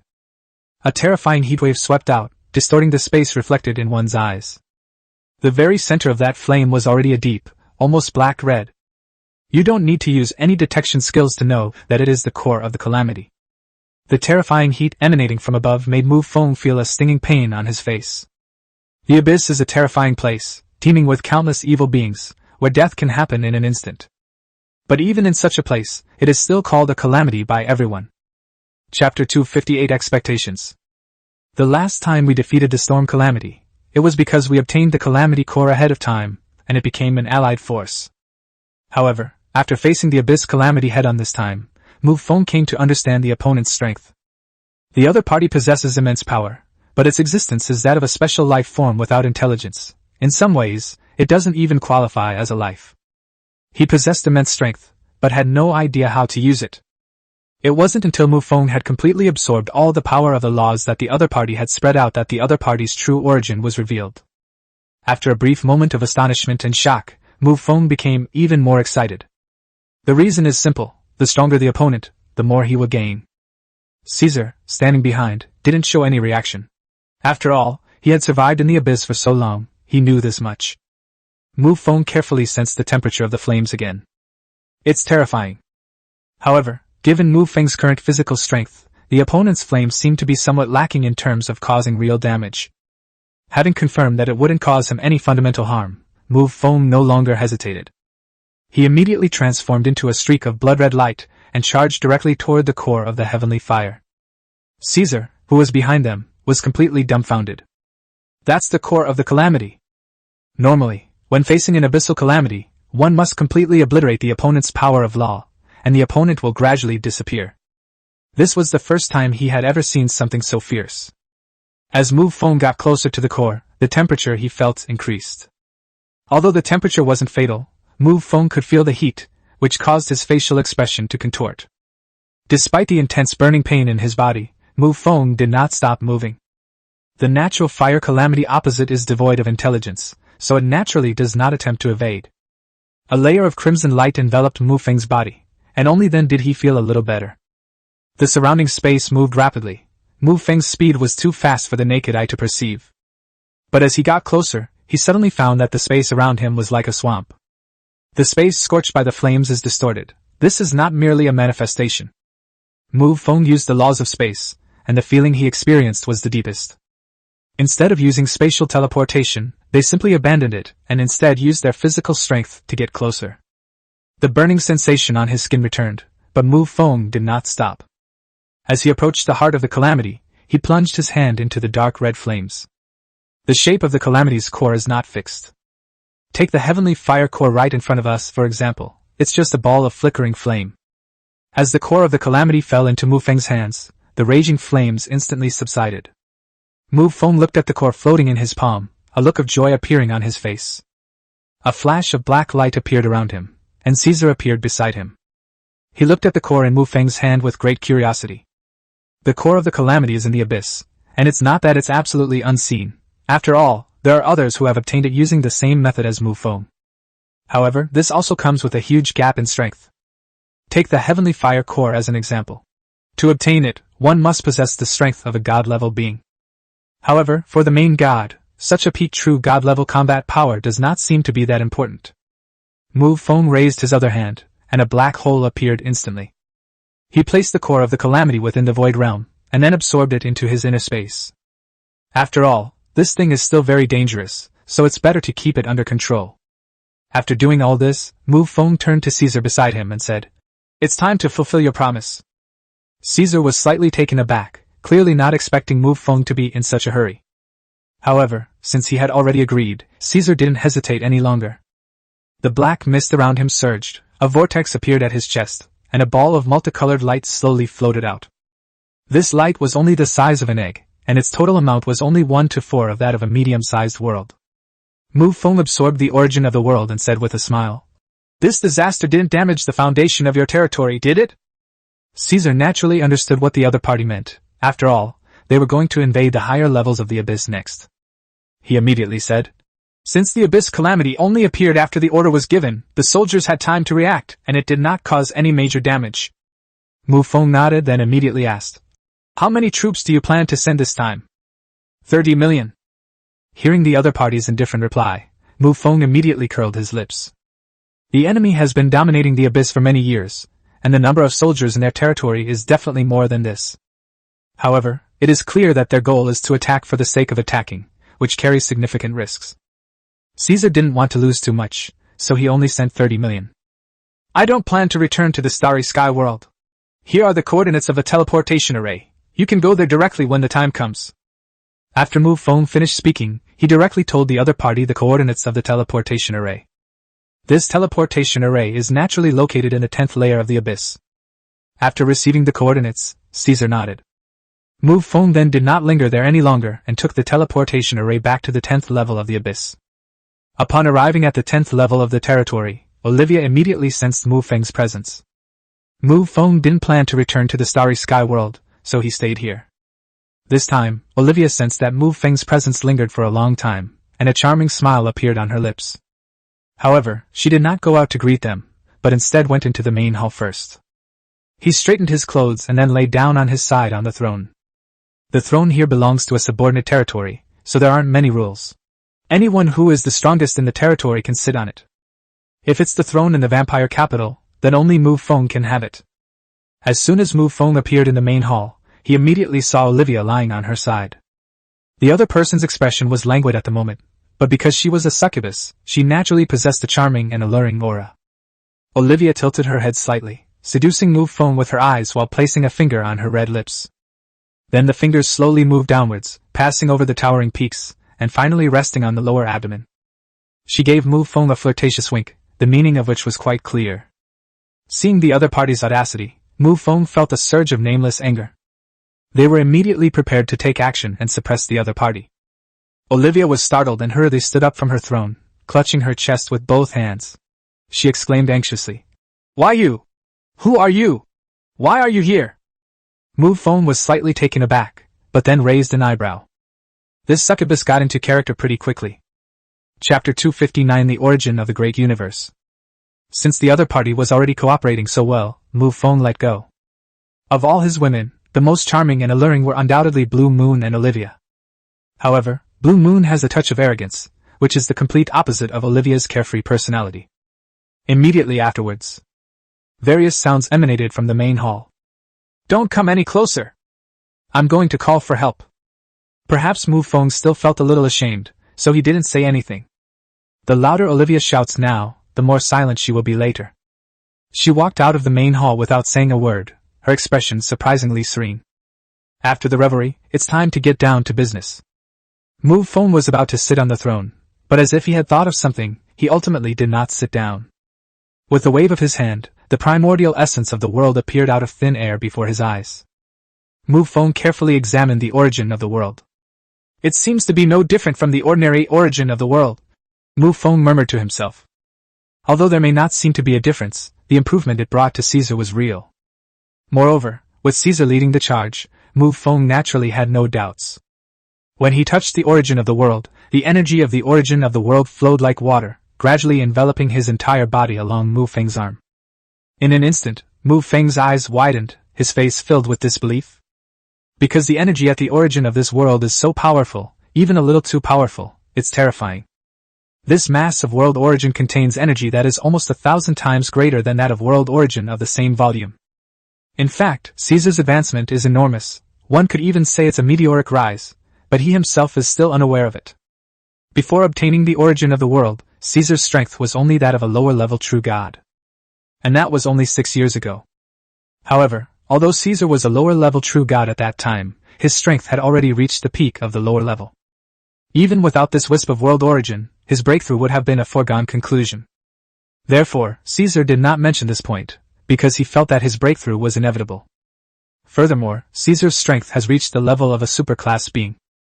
These benefits are only temporary. In the future, before Caesar breaks through to the God-King level, everything will go smoothly. Even among the bloodlines of the supreme gods, not everyone can reach the pinnacle of power. However, those with the bloodline of the supreme god generally have a higher potential for talent than other races. But they are basically all limited to the true god. Because to reach the level of a true god, unless one has a truly heaven-defying bloodline, it is basically very difficult. For example, among humans, it's very difficult to break through to the king level, and at most they can only reach the true god level.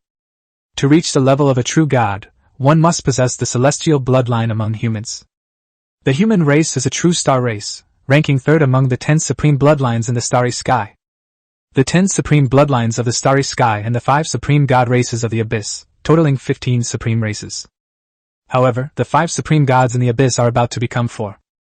Because the vampires no longer have a supreme god. However, because the opponent's time of demise was relatively short, its residual power still remains. In the vast starry sky, treasures that can transform the shackles of a life's bloodline are rare, but they are not uncommon. For example, the magic potion obtained by the Scarecrow. As for those like Caesar who can directly elevate their bloodline level to the God-King realm, there are practically no other like them. Mu Feng groaned as he felt the energy surging into his body. This is even better than before. Feeling the power almost bursting forth from within his body, Mu Feng's expression changed slightly. What's going on? Why do I feel like I'm about to explode? When energy enters the body, it will significantly enhance various aspects of life. Strength is one aspect, and bloodline level is another.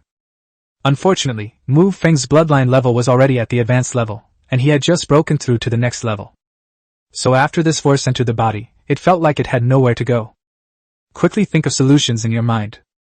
This energy can be transformed into nothingness using the realm of nothingness. But that would be such a waste. Mu Feng pointed his palm at the void in front of him, his eyes narrowing slightly. A clicking sound rang out. A portal carved with fierce ghosts and demons slowly appeared in the hall. The clicking sound was the sound of the door slowly opening. Red smoke mixed with purple hues slowly seeped out from the cracks in the door as it opened. This is Mu Feng's divine technique, Triple Rashomon. Unlike ordinary divine magic, this thing has a physical form. In other words, he only has one Rashomon, and each time he uses it, he summons the same one. Once the Triple Rashomon is destroyed, this divine technique will cease to exist. The gates slowly opened a crack, and Mu Feng mobilized all his power, directly throwing the world's origin into it. Rumble. It was as if a tremendous earthquake had erupted within the Triple Rashomon gate. A raging sea of blood surged, and 13 towering phantoms unleashed terrifying power. The primordial energy of the world entered the portal, splitting into 13, and rushed towards the 13 illusory figures, slowly disappearing into them. After doing all this, Mu Feng slowly exhaled a breath of stale air. At least nothing was wasted. With a wave of his hand, Mu Feng caused the Triple Rashomon gate to vanish into the void. Recalling the terrifying power of the world's origin, Mu Feng still felt a lingering fear. The item is a good item, but Mu Feng has no room for modification. The physical body has a first True Ancestor, and various magic and skills have a second True Ancestor. Mu Feng combined the two into one, making his True Ancestor bloodline unprecedentedly powerful, even more so than before. After taking care of these things, Mu Feng took 2 steps forward. Suddenly I felt dizzy and lightheaded, and my body felt unsteady. Then a sharp pain shot through my head, and a flood of memories rushed into my mind. A moment later, Mu Feng regained his senses, and a blood-red light flashed in his eyes. So that's how it is, Mu Feng murmured to himself. Perhaps due to contact with such a thing, Mu Feng's inheritance from the True Ancestor's bloodline awakened once again. For example, when he encountered the 2 ancient gods in the void, Mu Feng only remembered the second True Ancestor after they mentioned him. Now that they have come into contact with that source, the mist surrounding the other party has completely dissipated in the memories of the True Ancestor's bloodline. The origin of the universe. That is the source of energy that constitutes the entire starry universe. It is the highest quality energy in the entire universe, bar none. Chapter 260 Creation God Mountain. Since energy is the origin of the universe, the big boss behind the Lord panel seems self-evident. Could it be that consciousness exists in the universe? Mu Feng rubbed his chin and muttered to himself. If consciousness truly exists in the universe, then Mu Feng cannot imagine just how powerful it must be. Even a primordial energy the size of an egg is so terrifying, if one could obtain all of it. Mu Feng quickly shook his head, banishing this unrealistic idea from his mind. With a wave of his hand, a dark red flame floated in his palm. It is the core of the heavenly fire. The other party is not a living being, but rather similar to an NPC that randomly spawns in the abyss.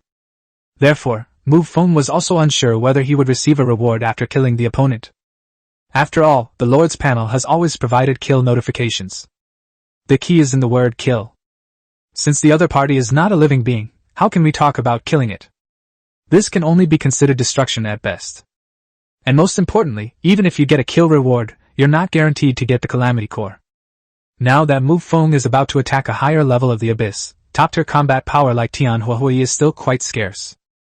Mu Feng did not intend to destroy the opponent, but instead opted to take direct control. The power of the soul immediately invaded it, but as soon as it touched the core, the soul power was instantly burned away. This is a bit tricky. Mu Feng frowned immediately. He snapped his fingers out of thin air, and an ancient-looking door behind him slowly opened.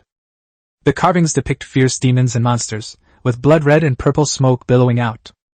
Mu Feng transformed into a streak of blood-red light, holding the core of calamity in his hand, and entered the triple Rashomon gate. Crimson and purple smoke filled the surroundings, making visibility inside extremely limited.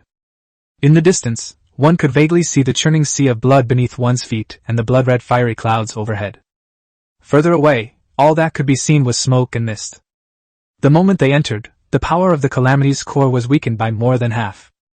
Mu Feng's soul once again enveloped the core of the calamity, and this time it went much more smoothly. This thing has no intelligence, so it's relatively easy to control. It's somewhat similar to a phantom of the law, except that it doesn't need to differentiate its own law power. Instead, it differentiated its soul power to directly take over external natural disasters and calamities. Under the suppression of the triple Rashomon, coupled with Mu Feng's powerful divine soul, the progress was extremely rapid. Such a massive event as the Dark Tide could not be kept secret even within the abyss. 40,000 years have passed since the last outbreak of the Dark Tide. According to the pattern of the Dark Tide's eruption, the eruption occurs every 10,000 years, with a duration of 1 year.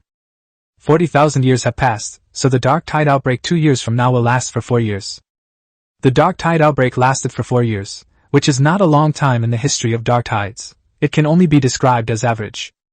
However, it is undeniable that with each outbreak of the Dark Tide, countless lives have used it to defy fate. However, many more lives perish there, turning into piles of bones. The higher the level of the abyss, the more energy the Dark Tides unleash. Therefore, on the eve of the Dark Tide eruption, countless abyssal beings were scrambling to enter the higher levels of the world. During this period, major wars to invade higher worlds broke out frequently.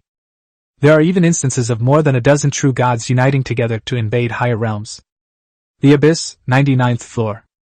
This is the highest world of the Abyss, where the vast abyssal demonic energy transforms into clouds in the sky, which have never dissipated. With each breath, the abyssal demonic energy it inhales and exhales is a total amount that many abyssal creatures could never reach in their entire lives. The 99th level of the Abyss, the Creation God Mountain. 5 towering peaks stand here, their mountain ranges interconnected, like a curtain stretching across the sky.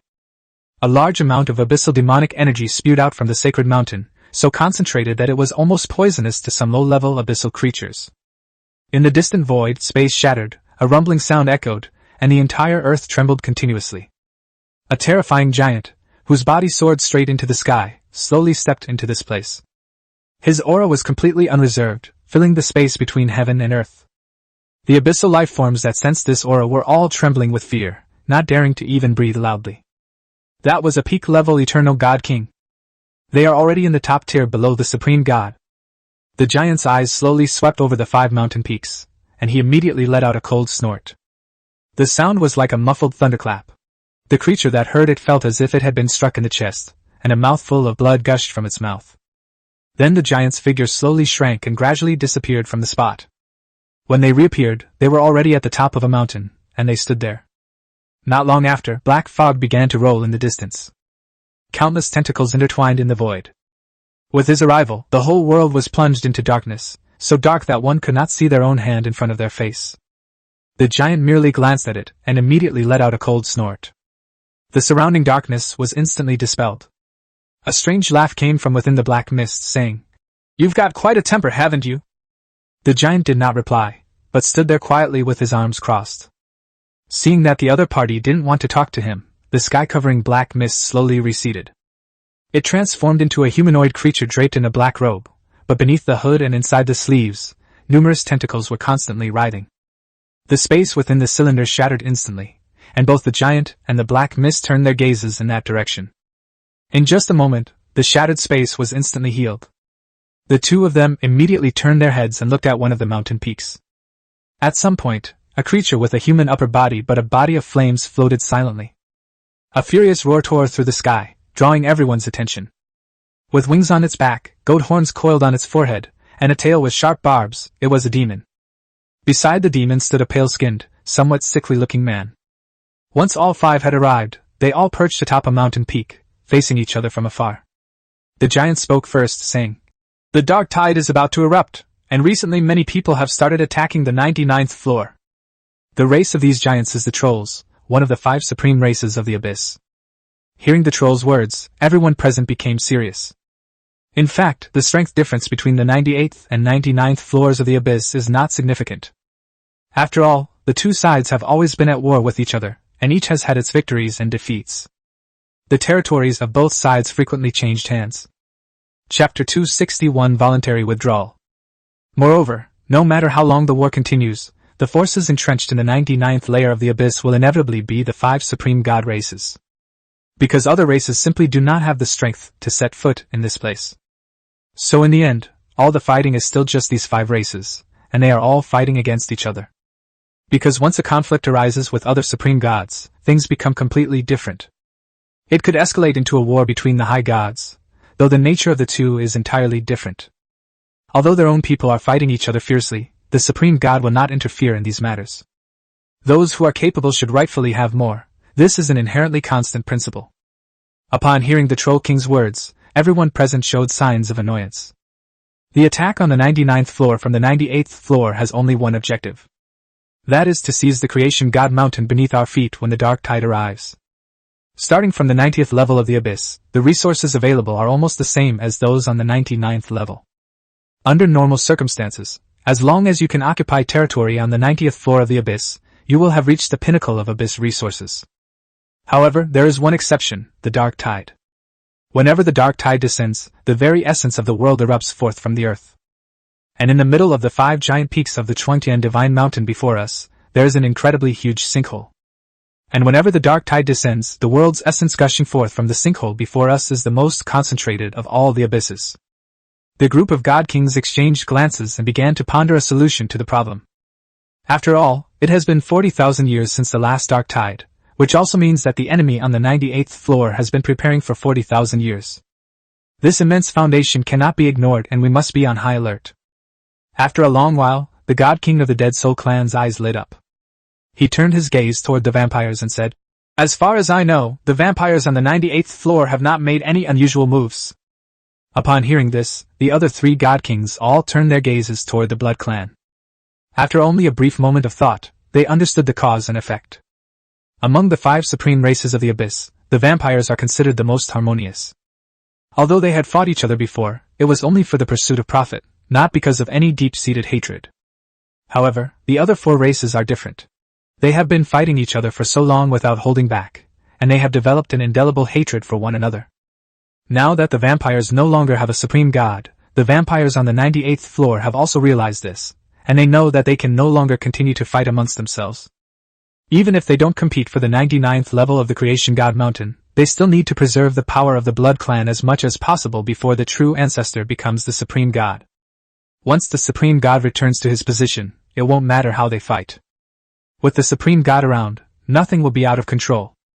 There was a strange look in the eyes of the 4 God Kings, indicating that they were somewhat displeased. After all, everyone else was busy with preparations, but the vampires were unusually quiet this time. They didn't need to go through any fighting, they just needed to wait for the dark tide to erupt.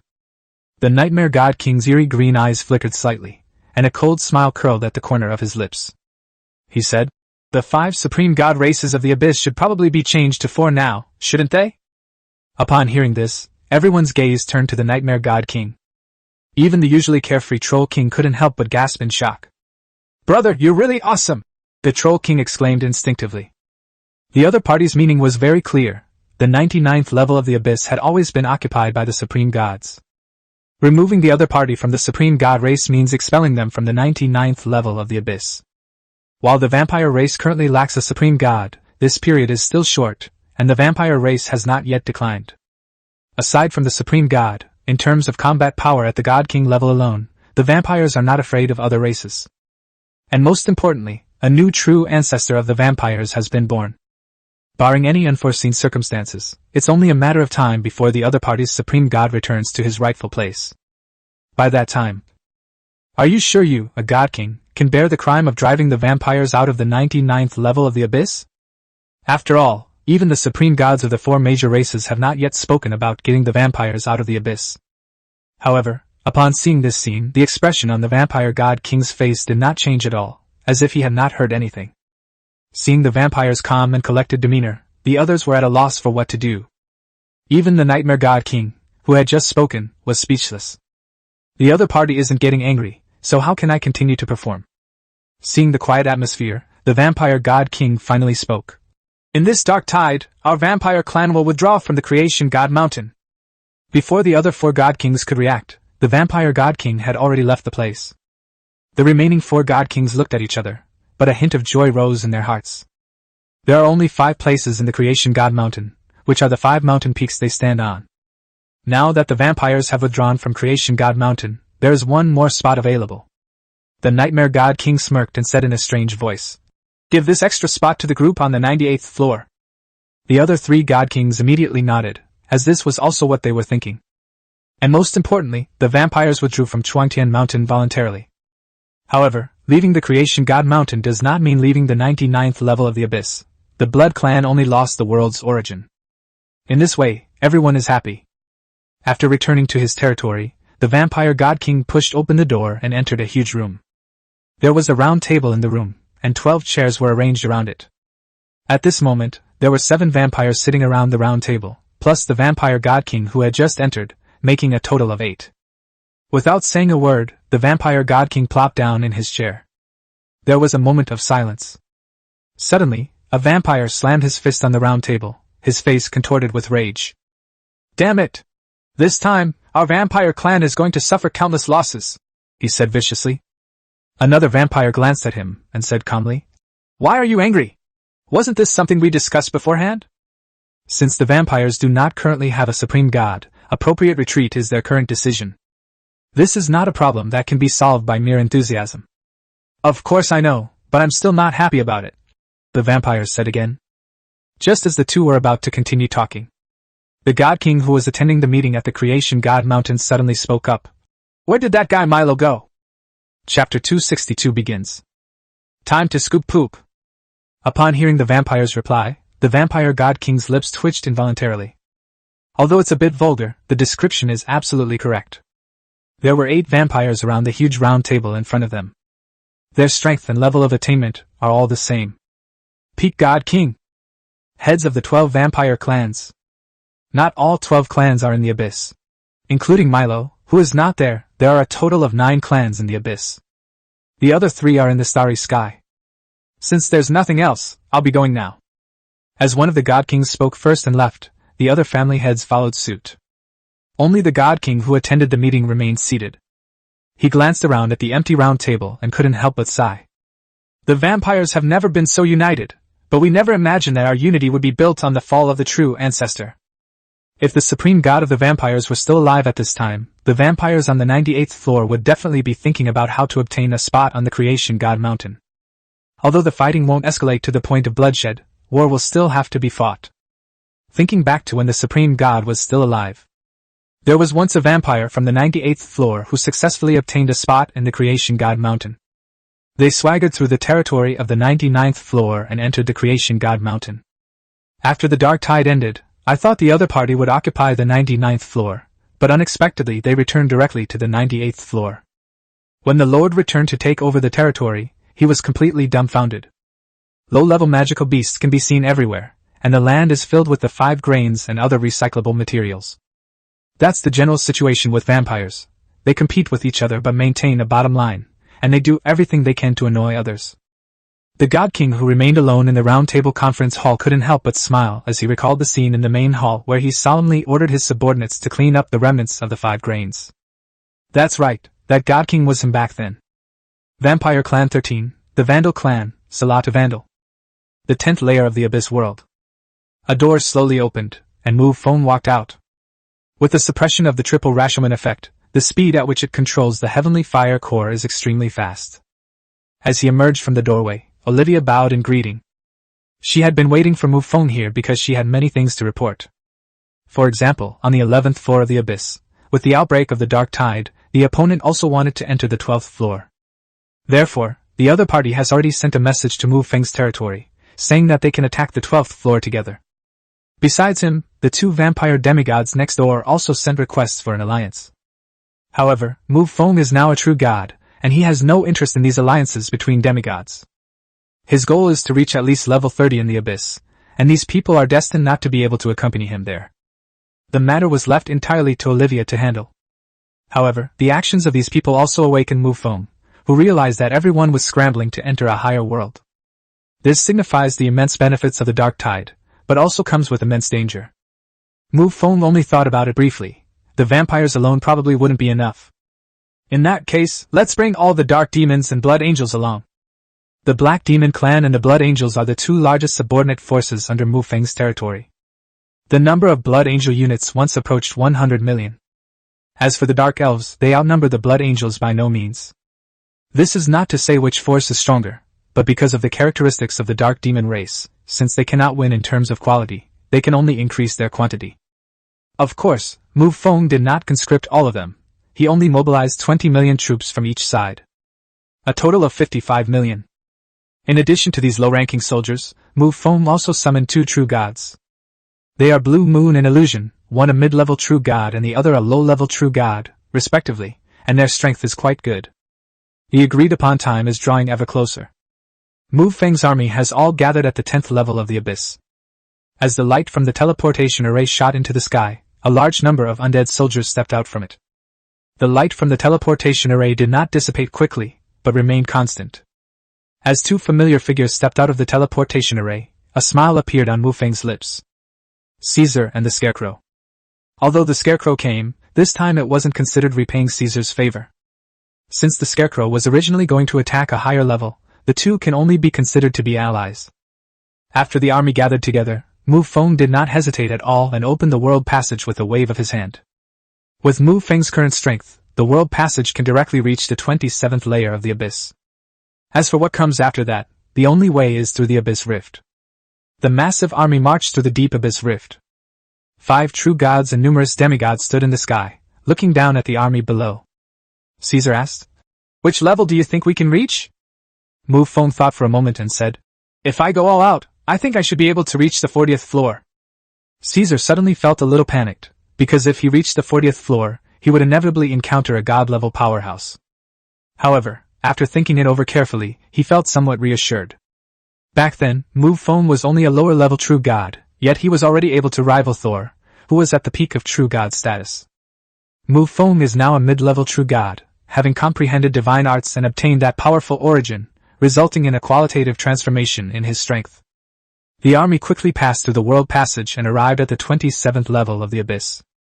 A powerful aura of true divinity descended upon the area, enveloping the entire army. However, when the auras of the 5 true gods appeared in the army, the opposing side instantly wilted. A mid-level true god of the Ghost clan looked at the opposing force and found himself in a dilemma. However, his eyes darted around, and a strange voice suddenly rang out. "I presume that you all also aspire to enter a higher level of the world. Since we share this common strategic goal." Mu Feng looked at the Ghost clan opposite him and said calmly, "I don't care where you're going. Get out of my way, or die." Upon hearing this, the demon on the other side immediately turned pale. Mu Feng wasn't going to seize territory this time. Having too many people would be counterproductive. He only needs to occupy a place where the world's primordial energy is gushing out for a short period of time, and that will be enough. With Caesar and the Scarecrow added, their group only needs to occupy 3 at most. Caesar himself is quite powerful, and unless he encounters a god, he basically doesn't need Mu Feng to intervene. As for the Scarecrow, Caesar wanted to help him, and since Mu Feng had also cooperated with him before, he decided to lend a hand as well. Chapter 263 Unstoppable Momentum. The ghost god opposite him looked rather grim when he saw that Mu Feng had refused his request. He said in a somber tone, "If you are unwilling, please return the way you came." The atmosphere at the scene immediately became tense. The Scarecrow sneered, and its immense spiritual power poured out. The demon on the other side was shocked. They never expected their opponent to attack so directly, nor did they expect their opponent to be so powerful. The Scarecrow of today is not the same as it used to be. After obtaining the potion and refining it for 3 years, he is now a genuine alien demon. His realm has reached the peak of the middle-level true god, and his divine soul power is comparable to that of a slightly weaker upper-level true god. A flash of cold light appeared in the hand of the demon god, and a katana was grasped. The blade flashed, instantly tearing apart the formless and intangible divine soul power. However, he showed no excitement, because the Scarecrow's attack came again. This kind of thing, which is invisible and intangible and can only be defended against by the power of the soul through perception, is extremely difficult to defend against. With each successive slash of sword light, the Ghost Clan True God could only manage a difficult defense. Mu Feng watched this scene calmly, then suddenly said, "We're in a hurry." As soon as he finished speaking, Caesar transformed into a swirling cloud of black mist and rushed out. Tentacles sprouted out of thin air, densely packed together, and began to strangle the true god of the ghost race. A dense cloud of dark laws enveloped this void, obscuring everything in sight. The Ghost Clan True God was greatly alarmed and hurriedly shouted, "I'll let you all pass! If the two sides don't fight, then everything is fine." But now that the killing move has been made, they naturally won't give up easily. That Ghost God was only a mid-level True God. Although the three were at the same level, even in a one-on-one fight, the Ghost Clan True God was no match for any of them. Moreover, the two joined forces. In just the time it takes for an incense stick to burn, the Ghost Clan True God's body was already covered in wounds. The black mist formed from the laws of darkness lingered on his body, constantly eroding his flesh. Just as the Ghost Clan True God was about to give up, the space around Mu Feng flickered. With a spatial displacement, Mu Feng appeared directly behind the Ghost Clan True God. A large hand gripped the other's crown, while a crimson light rose from his body. With a forceful squeeze of his palm, the other person's head was crushed. "Congratulations, Lord, on slaying a mid-level True God. The rewards are as follows. The power of laws, the law of the blade. Dropped item, True God level treasure chest. Divine art, one sword azura." Looking at the newly acquired power of laws, Mu Feng couldn't help but feel a little curious. The law of the blade, this was the first law concerning weapons he had encountered. However, there was simply no time for him to study it. Caesar and the Scarecrow have arrived. Caesar couldn't help but retort, "I've noticed you have a particular fondness for stealing kills." The same thing happened when Thor was killed, and his brother Karl was even worse, plus what's happening now. Mu Feng simply smiled and did not intend to dwell on the topic. The Dark Tide eruption is still 2 years away, so the army's advance is still very urgent. The reason why it is necessary to bring a large army is naturally the responsibility of a lord. The outbreak of the Dark Tide is a golden age for the entire abyss, from which these top powerhouses can benefit. The people below can also benefit from this. This is an excellent opportunity to enhance the collective strength, and naturally, we will not let it slip by easily. Mu Feng could imagine the scene of kings everywhere after this army finished the Dark Tide. The army continued its march. They swept through the enemy lines with unstoppable momentum, killing all who dared to resist. Mu Feng reaped a total of 4 True God treasure chests, and 4 kinds of law power along the way, which can be said to be quite fruitful. When the army reached the 30th floor, Mu Feng casually threw out a black hole. Caesar asked curiously, "What is this?" He had wanted to ask this question for a long time. Thor had used it before when they faced each other, and its power was extraordinary. "A divine art composed of the power of laws," Mu Feng said truthfully. However, he did not elaborate, since the concept of the void law is difficult to explain. Propelled by Mu Feng's divine power, the black hole traveled a very, very long way forward. The black hole vanished suddenly, just as it became undetectable even to the souls of true gods. An island fell to the ground out of thin air.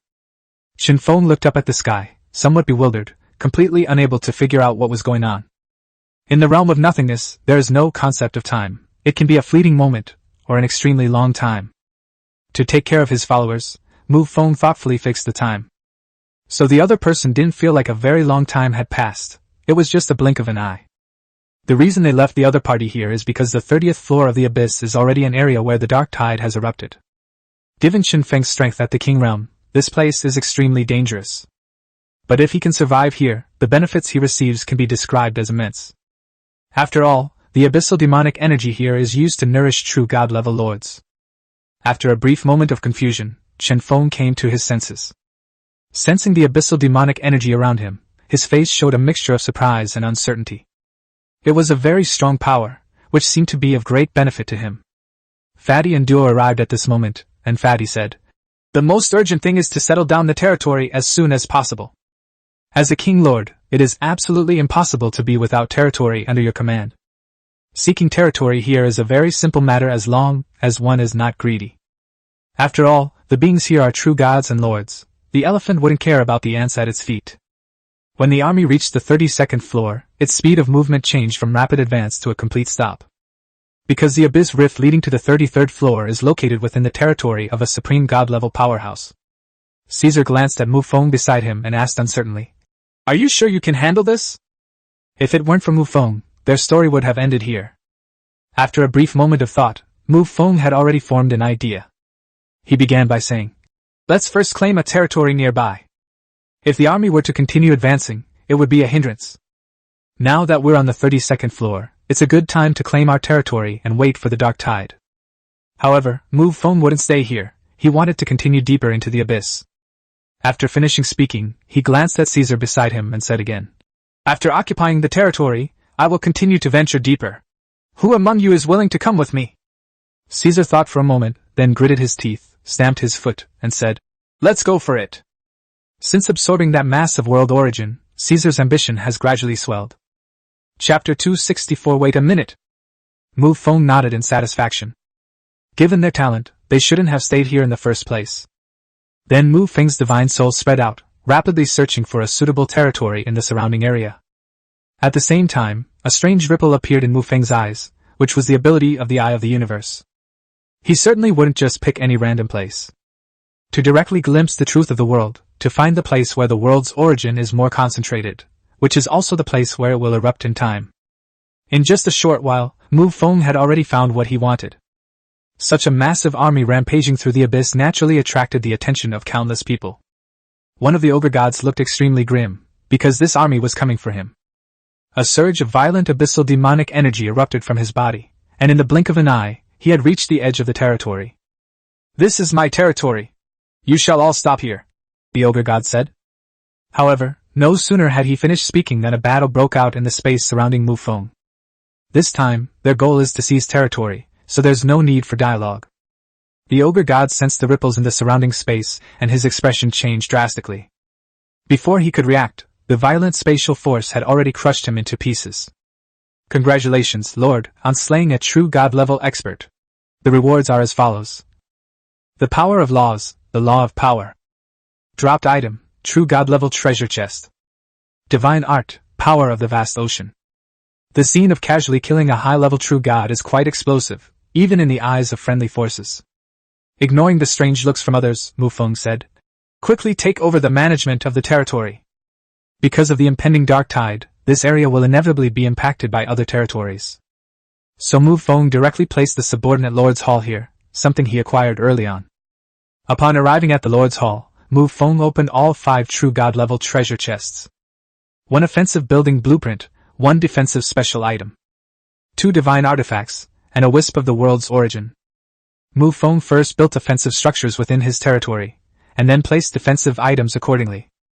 With 1 offensive and 1 defensive weapon, and both being true god level, Mu Feng was incredibly lucky this time, getting exactly what he wanted. Caesar and the Scarecrow initially seemed somewhat dismissive of the buildings that had sprung up in their territory.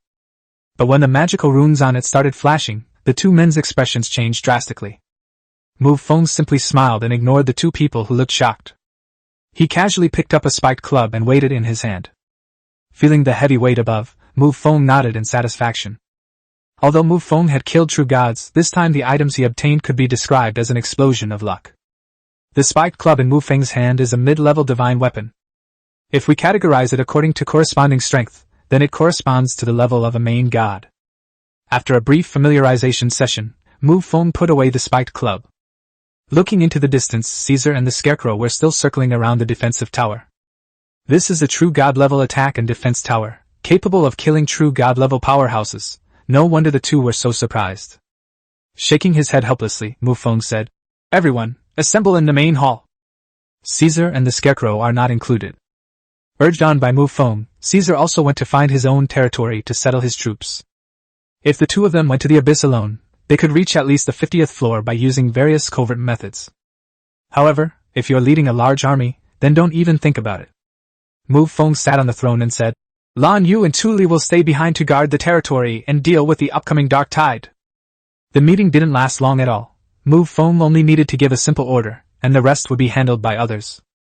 After giving a brief explanation, Mu Feng prepared to help Caesar find territory. Absolutely not, I can sense the direction of the world's origin. Caesar's reply surprised Mu Feng slightly. However, Mu Feng quickly figured it out. It's not surprising that the other party, having absorbed the origin of the universe, could sense the origin of the world within the abyss. I plan to train for a while first, and then go over to help Caesar when he gets into a fight with someone else. But to his surprise, Lan Yu pushed the door open and entered as soon as he returned to his room. Olivia was following behind the other person. Seeing this, Mu Feng asked, "What trouble have you encountered?" Olivia chuckled and said, "This is a huge problem. No one but Master can solve it." Her words stunned Mu Feng. The meaning is too obvious. But what's going on between the two of them? This story will be told during the army's march. A group of women naturally gathered together, and then, under Olivia's shameless instigation, they made a bet. The dark tide will erupt in 2 more years and last for 4 years, making a total of 6 years. During these 6 years, Mu Feng must have been busy with various matters and couldn't spare the time for a while. For Olivia, who was a succubus, this time was torture. So what they were betting on is self-evident. After a brief moment of stunned silence, Mu Feng quickly came to his senses. He first gave Olivia an appreciative look, then turned his gaze to Blue Moon. The other person kept their head down, their face flushed with embarrassment, and didn't dare to look up at Mu Feng.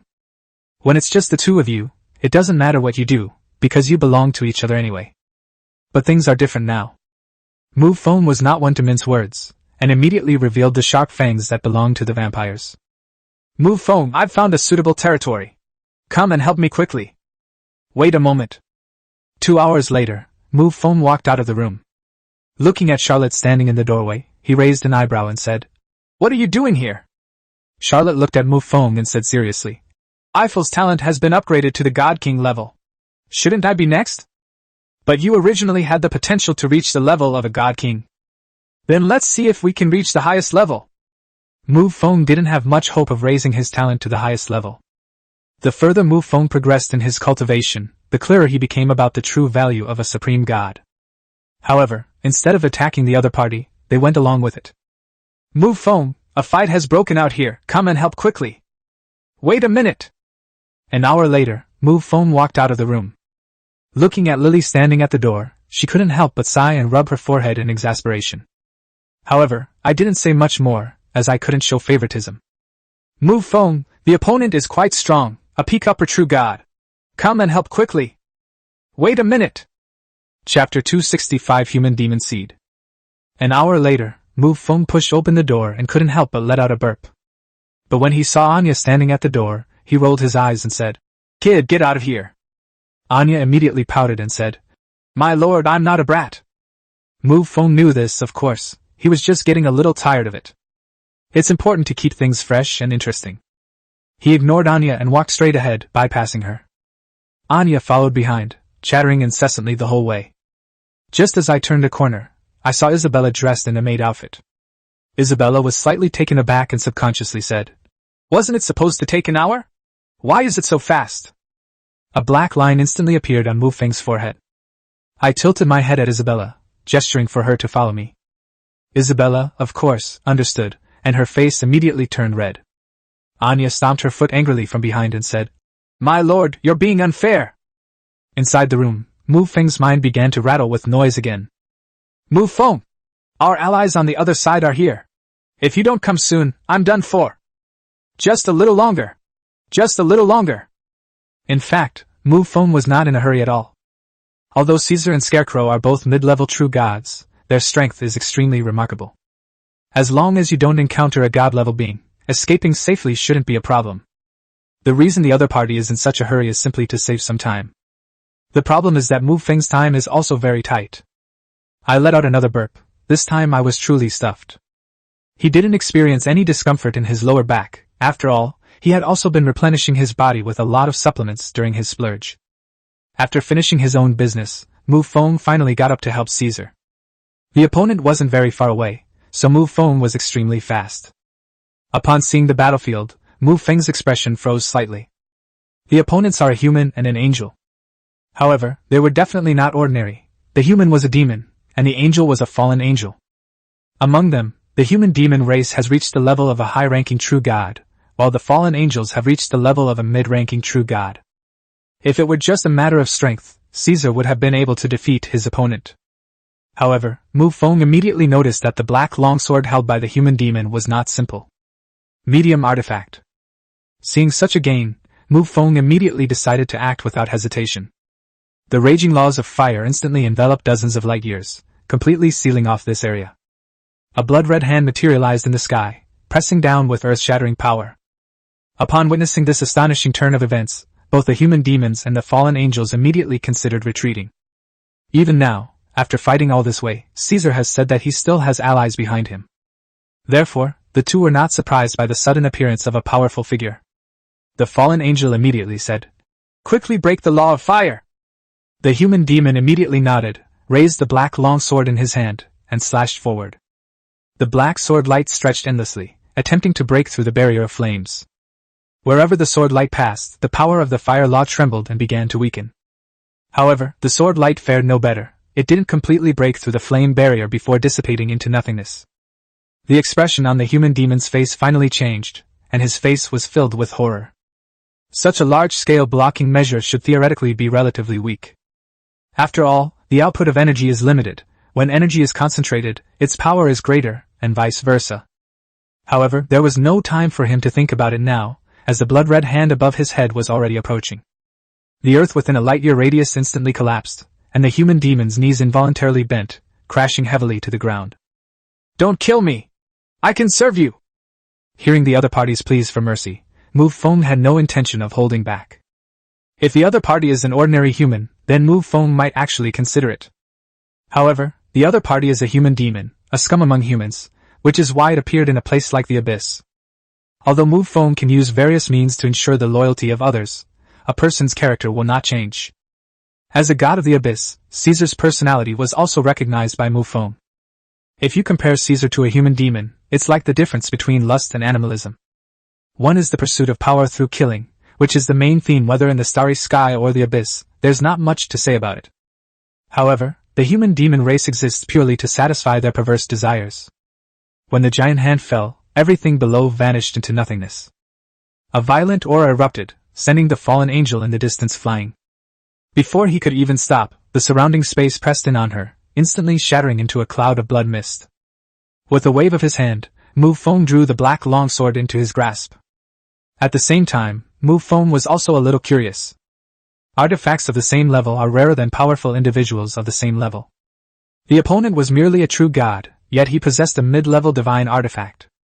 After sensing the soul power emanating from the black sword, Mu Feng immediately had a guess. Refined by sacrificing one's soul. The soul power emanating from this black sword has been refined from at least hundreds of billions of humans.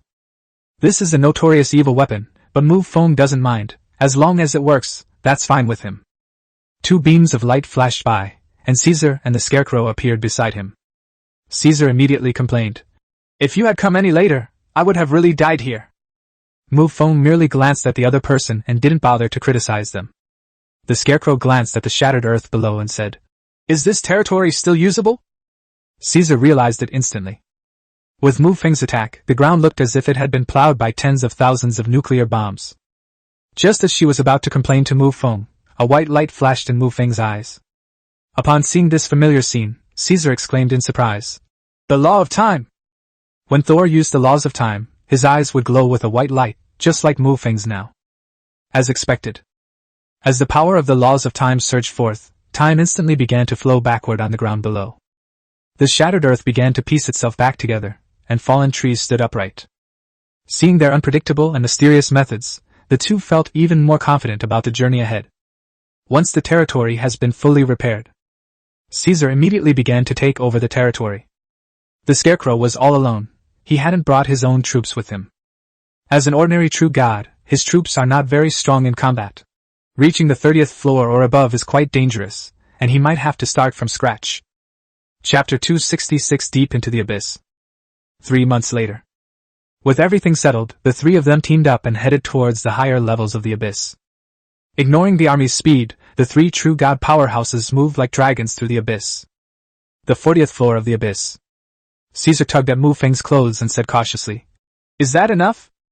Mu Feng immediately rolled his eyes. He's supposed to be a fearsome abyss god, but I never expected him to be so cowardly.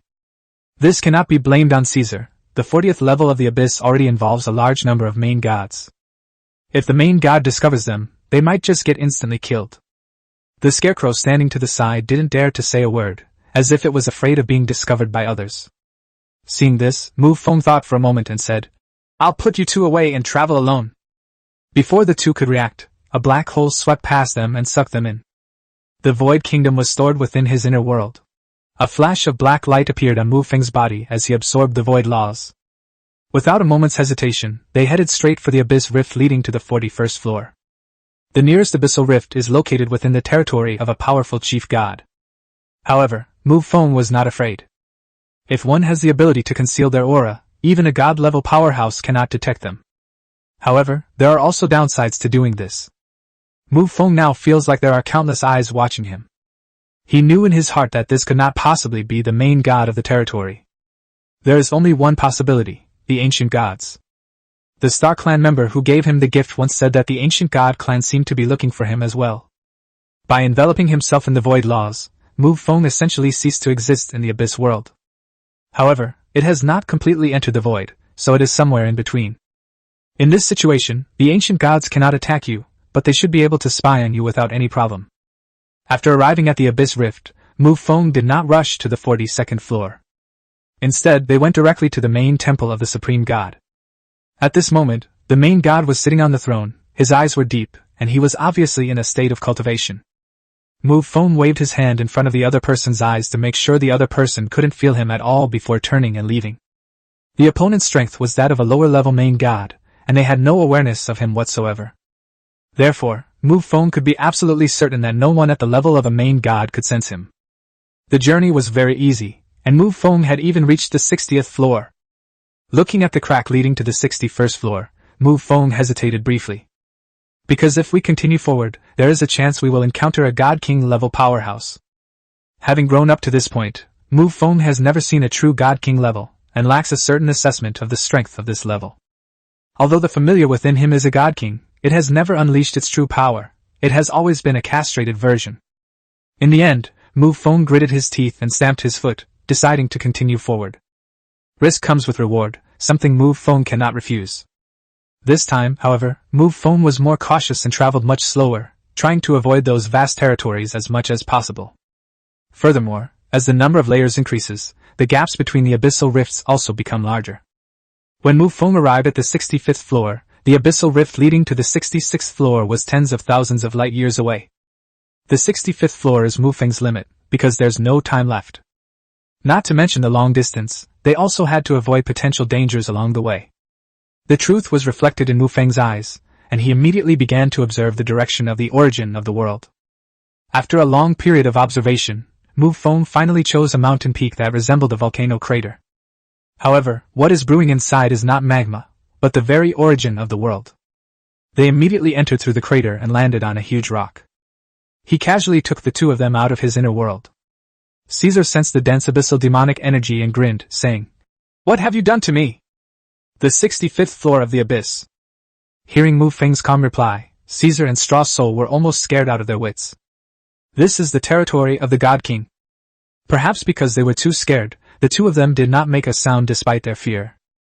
He just kept his head down, constantly scanning his surroundings. Seeing this, Mu Feng smiled and said, "Don't worry, no one will come here." "How can you be so sure?" "Because in my observation, this is the weakest eruption point of the world's origin in the vicinity," Mu Feng said helplessly, spreading his hands. Mu Feng naturally wanted a better place, but unfortunately, the God King thought the same thing. He believed himself to be powerful, but if his opponent were a God King, Mu Feng would have to pay the price of at least half his life. And they only managed to escape from the other side. It's not an exaggeration. When Mu Feng escaped from the spider, which was at the level of a high-ranking god, he used 2 drops of his essence blood. Caesar breathed a sigh of relief when he heard the other party say that. After all, if he were a God King, he wouldn't choose the weakest eruption point. Mu Feng plopped down on a rock and said, "Although it's not time for the eruption yet, we can already absorb a little bit. I'll cultivate for a while first." In this situation, it is commonly referred to as running the juice first. Upon hearing Mu Feng's words, the two immediately entered a state of cultivation, even faster than Mu Feng, since this was exactly what they had been dreaming of. Mu Feng shook his head helplessly. A feather appeared in his palm, and then he threw the feather into the air. The feather hovered directly above the crater, enveloped by the void law, before slowly disappearing. This feather was plucked from Nightshade. It allows Mu Feng to sense changes in his surroundings without using the eye of the universe. Although its abilities are greatly reduced, it is perfect for warning purposes. Mu Feng slowly closed his eyes and began to enter a state of cultivation. His current strength is that of a mid-level true god. To break through to the level of an upper-level true god, he needs to condense his own divine spark. The so-called divinity is actually a projection of the divine kingdom. However, breaking through to the upper true god level is still a bit of a rush for Mu Feng right now. After all, he has only just reached the middle-level true god realm, and has not yet reached the peak of the middle-level realm. He still needs a period of time to mature. With the help of the vast origin of the world, this speed will be extremely fast. When you are immersed in cultivation, time will fly by. In the blink of an eye, there is only 1 month left before the dark tide erupts. At this moment, the colorful origins of the world are already visible to the naked eye in the crater where we are standing. Looking up at the crater, the sky was now a hazy gray. The abyssal demonic energy was so dense it was outrageous. With each breath, one could even feel a burning sensation in their lungs. Chapter 267 Uninvited Guest. There was a slight pain with each breath, but my vitality was constantly increasing. At this moment, the creatures of the abyss seemed to have their primal, underlying genetic code awakened. Although there is still a month before the outbreak, the very essence of the world beneath our feet has already begun to surge. Mu Feng slightly opened his eyes and slowly exhaled a breath of stale air. He has been cultivating here for over a year, and his strength has reached the peak of the middle-level god. Taking advantage of the dark tide eruption, I'll break through to the upper true god level directly, Mu Feng muttered to himself. However, no sooner had he finished speaking than a dark wave emanated from not far away, spreading outwards like ripples. Black dots appeared out of thin air in the void, and tentacles seeped out from them, twisting and turning in the air.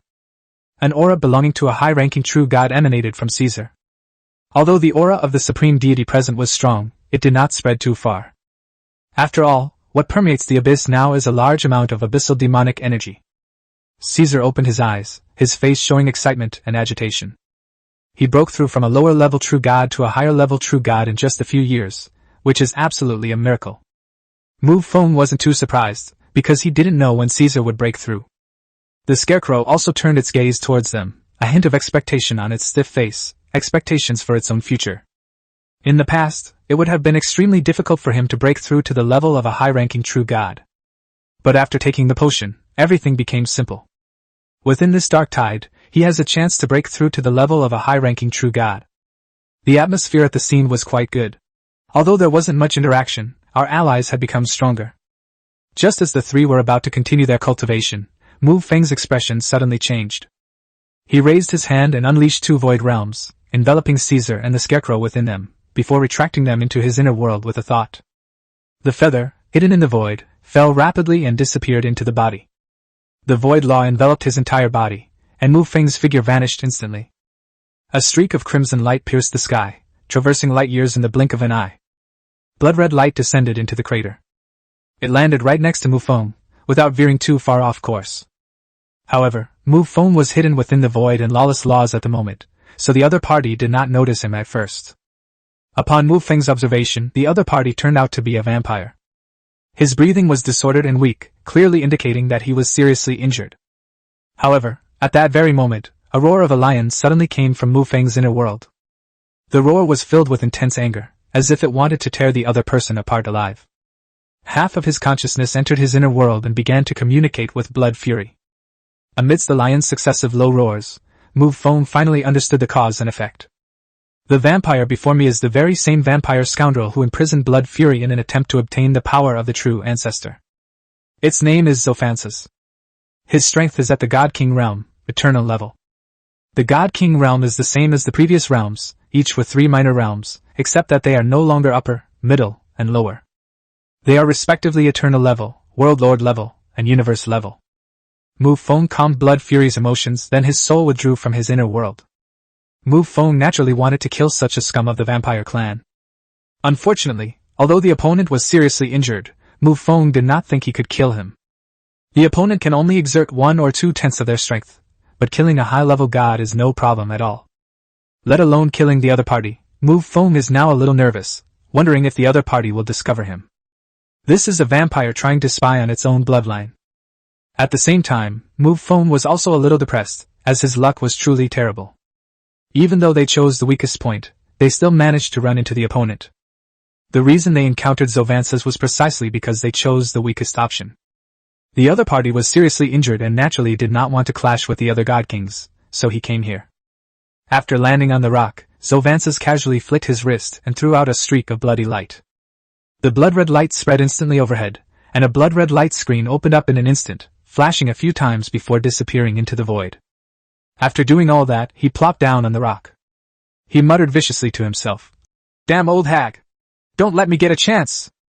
Last time, when Blood Fury was imprisoned, it was ambushed by other vampires with the Mist of Carapace, and all their efforts were in vain. Zovances became a pariah, hated by everyone in the vampire clan.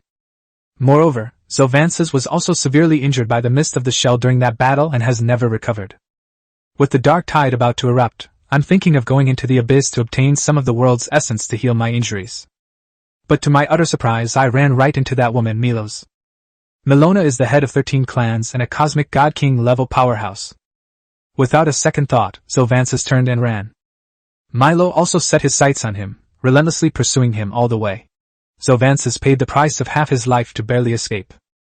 As for why it's described as barely, it's because Milo is currently on floor 65, while Zovances hasn't gone far at all. As Mu Feng listened to the other party's impotent rage, he had already begun to think about leaving. After all, he wasn't a fool. It was definitely not worth it to risk getting himself half dead just to kill his opponent. He was not alone, he had territory, and he was a lord. He shifted his body slightly, his gaze fixed intently on Zovances. The other party did not seem to notice them. Slowly moving towards the crater, Zovances never looked in their direction. Perhaps because the other party was seriously injured, their perception ability was also greatly reduced. Mu Feng successfully left the crater, and then headed away into the distance. Once they were far away, Mu Feng cursed his bad luck under his breath and immediately began looking for a new trigger. Moreover, this time, Mu Feng did not deliberately seek out weaker points of attack. There's still a month until the dark tide erupts. If a spot is chosen for an eruption, that person is already inside. Therefore, Mu Feng only needs to check whether there are any rune restrictions. After more than half a month of searching, Mu Feng finally found a suitable trigger point. Deep in the mountains, Mu Feng entered a rather secluded cave. The stalactites overhead are constantly dripping the colorful green essence of the world. The enormous cave was slightly damp and covered in moss, but it also possessed a unique beauty that did not match the terrifying atmosphere of the abyss.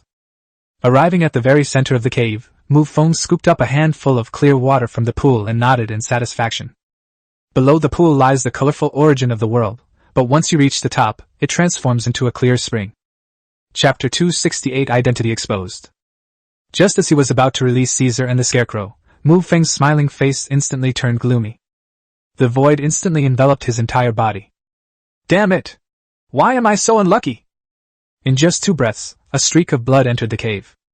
As the bloodstains faded, a tall figure came into view. Her fiery red hair cascaded down her shoulders, and her red armor with black lines exuded a heroic and domineering aura. His blood-red pupils scanned the surroundings, and a faint smile appeared at the corner of his mouth. She walked to the pool, splashed some water with her hand, and nodded in satisfaction. After chasing for so long, it's time to relax a bit. Then, under Mu Feng's gaze, the other person fastened the soft buckle on his shoulder with his hand. With a snap, the armor on his body came loose. One piece of armor fell off his body, and Mu Feng watched quietly, even his breathing unconsciously slowing down. It wasn't that I was lustful, I was simply afraid of being discovered. As the armor pieces fell off one by one, the inner lining gradually came into view. However, it's not revealing. Only after removing the inner lining is the underwear underneath. Slender, delicate fingers rested on the buttons. The woman turned slightly to the side, leaving Mu Feng with only her back view, and unbuttoned her inner garment. The lining dipped slightly, revealing her fair and delicate shoulders.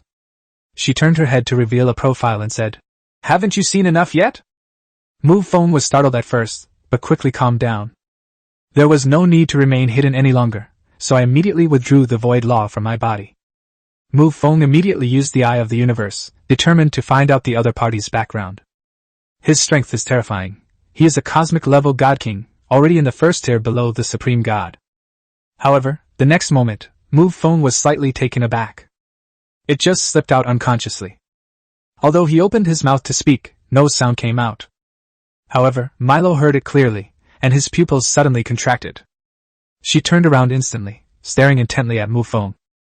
Because Mu Feng just said those words, which were Milo's real name. A true name is a mark etched into the soul, and for vampires, having their true name known by others is a terrifying thing. Mu Feng blurted it out because he recognized the other person's identity, and was somewhat shocked. Milos Ferrato. One of the 12 clans, and judging from the other party's status, even if not the head of the clan, they are definitely in a high position of power. Milo stared intently at Mu Feng for a moment, then said, slowly and deliberately, "How did you know?" Every race has its weaknesses, and the vampires are not absolutely invincible. Their true names are one such weakness. Moreover, it's the kind of fatal weakness that would kill you if exposed. As for Mu Feng, although he is also a vampire, he does not have a real name. Because his bloodline is that of the Supreme God. The existence of the Supreme God is as supreme as his title suggests. It is the most perfect life form. To defeat a Supreme God, do not consider his weaknesses, because such things do not exist. The only way to achieve victory is to suppress it with absolute power. Mu Feng knew that his unconscious words had gotten him into big trouble. To be honest, he doesn't want to have any contact with the 12 clans at this stage. The main problem is the lack of the ability to protect themselves. However, Mu Feng's unconscious words cannot be entirely blamed for revealing his identity. Because the other party has already discovered Mu Feng, as long as they look at him carefully face to face, they are bound to discover Mu Feng's true identity. Take Milo for example. Although I kept asking the other person questions, I naturally didn't give up on observing them carefully. The other party's bloodline level is very high, even higher than mine. So here's the question, among the vampires, who is it that has a bloodline level higher than the 12 clan heads? That's so hard to guess. Although Milo already had the answer in her heart, she still couldn't quite believe it. Milo knew that a new True Ancestor had appeared, but he didn't expect to meet him here. After a brief moment of staring at each other, Milo finally spoke up and asked, "Your Majesty, True Ancestor?" Her tone was full of uncertainty. Mu Feng also sighed. There was simply no way to hide it. So I simply stopped pretending. "Abyss World, welcome me." The aura from the deepest part of his bloodline emanated from his body. That aura was supreme, like the ruler of the abyss. Milo's pupils constricted instantly. She felt the pressure of her bloodline, a feeling that was suffocating. Before my mind could even process what was happening, my knees were already bent. He fell to his knees with a thud. Even though I have a million reasons not to believe it, the reality is right in front of me. Milo swallowed hard and said, "Milo Nosferatu of the Nosferatu clan pays respects to His Majesty the True Ancestor." A cosmic-level God King knelt before him, and Mu Feng's heart pounded wildly. This is already a top-tier existence in the Abyss world. How could they possibly accept the other parties kneeling in a calm and composed manner? Although he was nervous, Mu Feng's expression remained unchanged. He said calmly, "Rise." Milo then slowly stood up. He bowed again and said, "Your Majesty, True Ancestor, please come with me back to the 99th level of the Abyss." The True Ancestor is the hope of the vampire clan, and she naturally wouldn't feel at ease leaving him to wander alone. Mu Feng was immediately in a dilemma. To be honest, he really didn't want to go. Even if I reach the 99th floor now and gain respect from others because of my status as a True Ancestor, it will still be like a rootless duckweed. How is this any different from Emperor Xian of Han? He simply doesn't have the strength to hold on to this position. After a moment of silence, Mu Feng said, "Now is not the time for me to go back." Milo felt a pang of disappointment, but he also understood the True Ancestor's current worries. To change the subject, Mu Feng immediately asked, "Why are you here?" Milo quickly regained his composure and explained the whole story. Just as Mu Feng had guessed, the woman the vampire he had encountered earlier was the one Milo was referring to. Mu Feng said, "I ran into him before." Milo's eyes lit up instantly, his heart filled with joy. Eliminating a vampire scoundrel is a cause for celebration in itself. Moreover, with the True Ancestor right beside him, wouldn't this be a perfect opportunity to show off and enhance his image in the True Ancestor's eyes? "Your Majesty, the True Ancestor, I will eliminate that scoundrel right now." Before Mu Feng could even speak, the blood rage within him roared, his voice tinged with excitement. Mu Feng's strength is not yet sufficient, and Blood Fury is well aware of this, so he doesn't think about seeking revenge. There will be plenty of opportunities in the future. Chapter 269 The War of the God Kings. But things are different now. Now that they have a powerful ally, Blood Rage can't wait any longer. Without a second thought, Mu Feng immediately nodded in agreement. A being that attempts to covet one's power must be killed by any means necessary. Guided by Mu Feng, the two quickly arrived at the crater they had visited earlier. At this moment, Mu Feng also witnessed the power of the God King. The ripples in space spread out in concentric circles like waves on the surface of water, causing the laws of nature to retreat wherever they passed. This space has actually become a vacuum. Without laws, all things lose their brilliance. Only Milo, standing high in the sky, had his long, flowing hair moving without wind, with black lines flowing across his red armor, making him appear almost alive. The immense pressure of a cosmic-level God King instantly spread across tens of thousands of light years. His scarlet eyes flashed with a cold, chilling light. At that moment, Milo seemed to be the only creature in the world with color. "Disgrace to the vampire clan! Prepare to die!" Her voice carried almost throughout the entire 65th floor, startling all the God Kings. Sylvance's eyes were downcast, and he was in a very bad mood. "The last time I met Milo, my injuries were still under control, and I was able to escape from him. However, now that they have been severely injured, it is almost impossible for them to escape again." Sylvances stepped out of the crater and looked up at the sky. In an instant, Milo withdrew all his aura and automatically took 2 steps back. Mu Feng's lips twitched slightly. This was what they called protecting his teammates in front of him. However, Mu Feng also knew that the other party was acting out of respect. Zufensaz also turned his gaze to Mu Feng, and after a brief observation, his pupils suddenly contracted. "True Ancestor!" Mu Feng composed himself and looked at Zufensaz with calm eyes. He then said, "Juafances, you attempted to spy on the power of the True Ancestor, and now it's time to pay the price." A mad desire ignited in Zovances' eyes, which had been filled with despair. "As long as we can obtain his bloodline, all the problems at hand will be solved. With the bloodline of a true ancestor, and the strength of an eternal God King, he is comparable to a cosmic God King. The power gap between the God King realms is enormous. A difference of just one realm is like an abyss. However, similarly, as strength increases, the abilities of the true ancestor bloodline will also be greatly unleashed. Take familiars for example. Once they reach the God King realm, they can basically mobilize most of their power without needing to use their essence blood as a price. With such unpredictable abilities, it's not entirely impossible for him to kill a cosmic-level God King. Sylvances naturally knew nothing about the details of the true ancestor's bloodline. But all vampires know that the true ancestor's bloodline is incredibly powerful, and that's enough. Sylvances' pupils suddenly contracted, and he had made up his mind. Mu Feng felt a momentary dizziness before his eyes, and Juafances' 5 fingers, forming claws, were already at his face. A crimson barrier appeared out of thin air, blocking Zovances' killing move. Mu Feng didn't react at all, and a blood sword appeared in Milo's hand behind him. Seeing that his attack had failed, Zovances immediately created distance. By the time Mu Feng fully realized what was happening, Zufensaz was already thousands of light years away, almost escaping the limit of the eye of the universe's gaze. I felt a streak of blood flash past me, and the scene in the distance was one of apocalypse. The sky of the abyss world fell to the ground piece by piece, like a shattered mirror. All the laws governing this world were wiped out in an instant. Only 2 powerful laws of blood are constantly clashing. Blood churned, and sword light shone brightly. Mu Feng's eyes moved up and down like steel balls in a pinball machine, trying to keep up with the speed of the 2 people. That's too fast. And it's not just that it's fast. The power of each strike is enough to annihilate a nebula. In a daze, Mu Feng felt a streak of blood-red light rapidly approaching him. In another moment of disorientation, the sword light swept across in front of him, forcing the blood-red light back. Although Mu Feng could not observe the battlefield accurately, he was aware of it in his mind.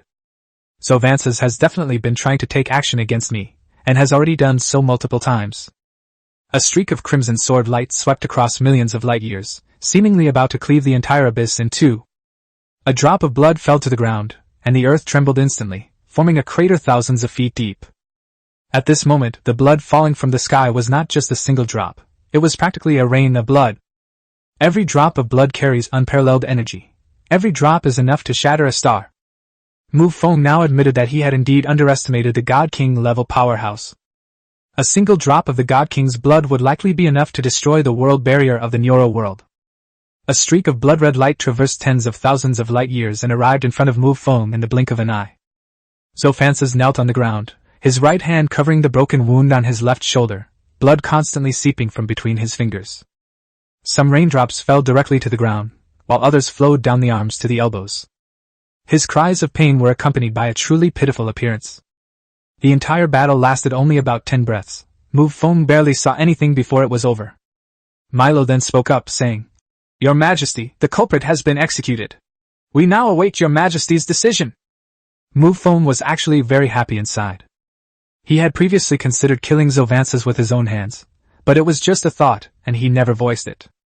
The reason for all of this is that he doesn't have enough power, he doesn't speak with confidence, and he can only try to keep a low profile and avoid causing trouble. But I didn't expect Milo to be so accommodating. Mu Feng's expression remained unchanged as he nodded and said, "Thank you for your hard work." Mino's face immediately lit up with joy. This comfort from the True Ancestor greatly lifted her spirits. Mu Feng looked at Zofances, his eyes gradually turning cold. A drop of blood condensed at the fingertip, and a strange fragrance wafted through the air.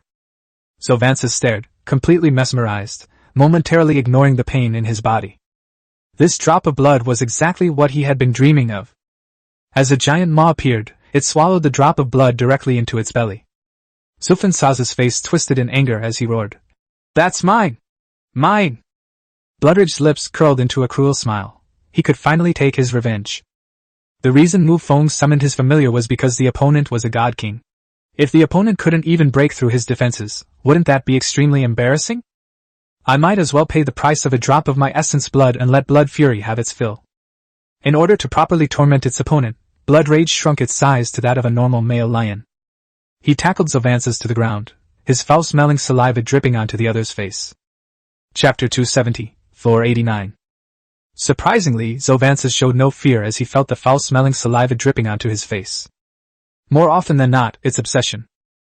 Although he had imprisoned Blood Rage for some time, he had never been this close before. The power of the True Ancestor was immense, which further solidified Zofances' conviction in his initial choice.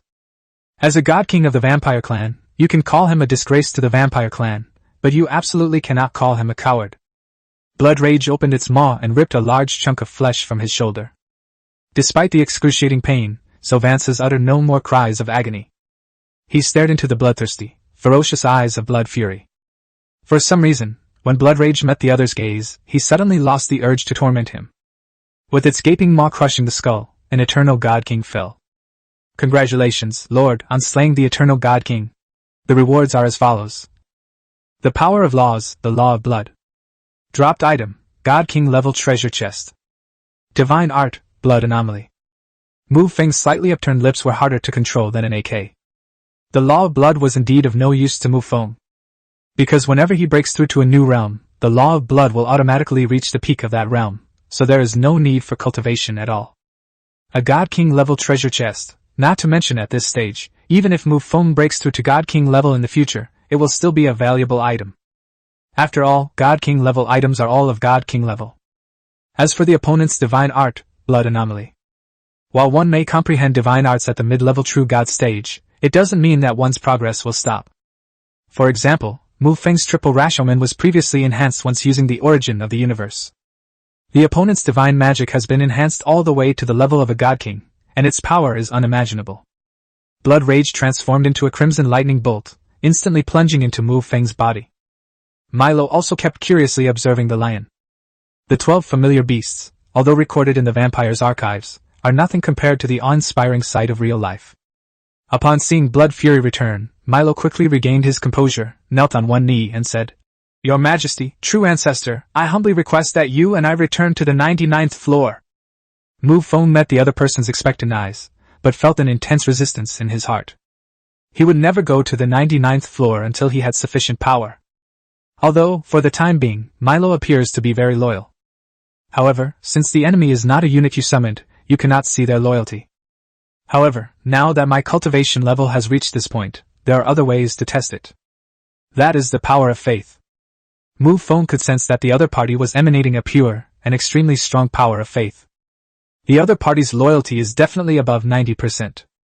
The other party is, after all, a cosmic-level God King, who is fully capable of taking him down and uncovering the secrets belonging to the true ancestor. To maintain such high loyalty under such temptation is truly remarkable. Nevertheless, Mu Feng shook his head and said, I have no plans to return to the 99th floor for the time being. Milo's expression immediately turned anxious, and he said, Your Majesty, True Ancestor, why is this happening? Mu Feng did not answer, but instead looked at the corpse of Zhuofansis. Milo instantly understood and couldn't help but give a wry smile. Yes, the True Ancestor's power is still too weak. If they were to return to the 99th floor at this time, they would have almost no power to resist anyone who had any ideas. Even if a large number of powerful individuals are dispatched to provide close protection. But in this kind of situation, you can only be a thief for 1,000 days, not a thief for 1,000 days.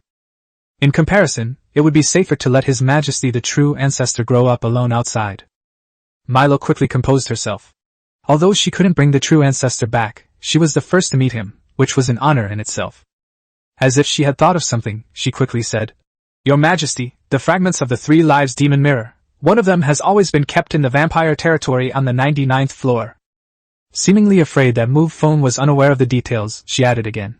Since the second True Ancestor fell, the Demon Mirror fragment has also shattered into 5 pieces. One of them has always been on the 99th floor. The territory on the 99th floor has changed hands repeatedly, but no one has dared to touch the Demon Mirror fragment. Mu Feng nodded in agreement. So, the overall loyalty of the vampires is not a problem. At the very least, there's no problem with the top-tier experts. Of course, it's also possible that their scheme is too elaborate, and a mere fragment of the magic mirror isn't worth their time. They're waiting for something bigger. All of this was just Mu Feng's conjecture. After thinking about it for a while, Mu Feng shook his head helplessly. They're still too weak. If they were truly strong enough, they wouldn't need to think so much. He looked at Milo and said, One day, I will personally retrieve the fragments of the magic mirror, but for now, we must prepare to deal with the dark tide. If we don't mention the dark tide, Milo has almost forgotten about it. This was a celebration for the entire abyss. I was busy chasing after Zhuofansis a while ago, and completely forgot about this. However, a hint of disappointment flashed across Milo's face when he thought of the dark tide. Milo knew that the vampires wouldn't be entering the Creation God Mountain this time, since it had been discussed in advance. Noticing the disappointment on the other person's face, Mu Feng immediately asked. Milo, of course, held nothing back and explained everything clearly. Mu Feng sighed helplessly. He was also powerless to do anything about it. However, his desire to improve his strength became even more urgent. He stopped rambling on with Milo and said, I need to go prepare to face the dark tide. Milo quickly said, Then I'll take the True Ancestor Crown Prince to a good place. After thinking about it, Mu Feng nodded in agreement. At least the other party personally is not the problem. Milo's face lit up with joy, and he immediately stood up, pointing his finger into the void in front of him. A world portal was formed instantly. After the two entered the world portal together, the world portal slowly disappeared. Mu Feng felt a chill run down his spine as he sensed the abyssal demonic energy permeating the heavens and earth. He said, You didn't bring me to the 99th floor, did you? The abyssal demonic energy at the scene was so dense that it gave Mu Feng this idea. Milo smiled and said, How could I disobey His Majesty the True Ancestor's orders? This is the 89th floor of the abyss. Although it's not the 99th floor, we're very close to acquiring more territory. It's practically within reach. Starting from the 90th floor, it is basically the territory of the 5 supreme races of the abyss. Of the 12 clans of the vampires, 9 are located in the abyss. Chapter 271 Bird of Paradise. Moreover, there are 4 other supreme races. The supreme race also has a large number of subordinate forces, which all require a lot of territory. The resources contained in the 90th to 99th floors are almost the same. The difference lies in the Creation God Mountain. Therefore, starting from the 90th floor, it was directly occupied by the 5 supreme races. Mu Feng nodded, quite satisfied with the result. The outcome is a good one, by not venturing into vampire territory again and maximizing the gains from this dark tide. The two then arrived at a valley where the abyssal demonic energy was already showing signs of erupting. However, at this moment, 2 creatures were sitting cross-legged in the valley, which had obviously been occupied. Mu Feng was slightly taken aback when he saw the 2 strange and monstrous figures. This phrase, Niogui, isn't an exclamation, but an adjective. Races, bull demons, and snake people. The snake man before me was unlike any I had seen before. Its long hair was entirely made of small snakes, which were now staring at Mu Feng and the other person, hissing. This is the most elite bloodline of the serpent people, Medusa. Based on the strength of Zovances and Milo beside him. The demons and monsters before me are probably at the level of a world lord or a god king. Milo looked at the grotesque figures before him, snorted coldly, and said, I want this place. The demons and monsters didn't dare utter a word, they just bowed and scraped before turning and leaving. No matter how much they cursed behind my back, at least they wouldn't dare say a word to my face. Mu Feng asked curiously. This place is already very close to the top, and the point of attack is definitely not weak, so why is it only occupied by a world lord level god king? Milo smiled faintly upon hearing this and said, Because in the abyss, more than 80% of the universe level god kings are direct descendants of the 5 supreme races, the remaining 10% are subordinate forces, and the last few are independent forces. Mu Feng finally understood that over 90% of the universe level god kings were above level 90. The remaining 10% occupy the 89th floor, and not all of them are necessarily in the abyss. This results in the extremely limited number of cosmic level god kings in the 89th layer of the abyss. Milo pointed in a direction and said, There's a cosmic level god king right next door, and he's quite powerful, known as the 7 Sins Demon King. The two landed together in the valley while chatting. During this time, Mu Feng kept learning about various things in the abyss. He was like a sponge that was thirsty, frantically absorbing everything. Time turns. The earth began to shake violently. The colorful origin of the world overflowed from the earth, and then shot straight into the sky.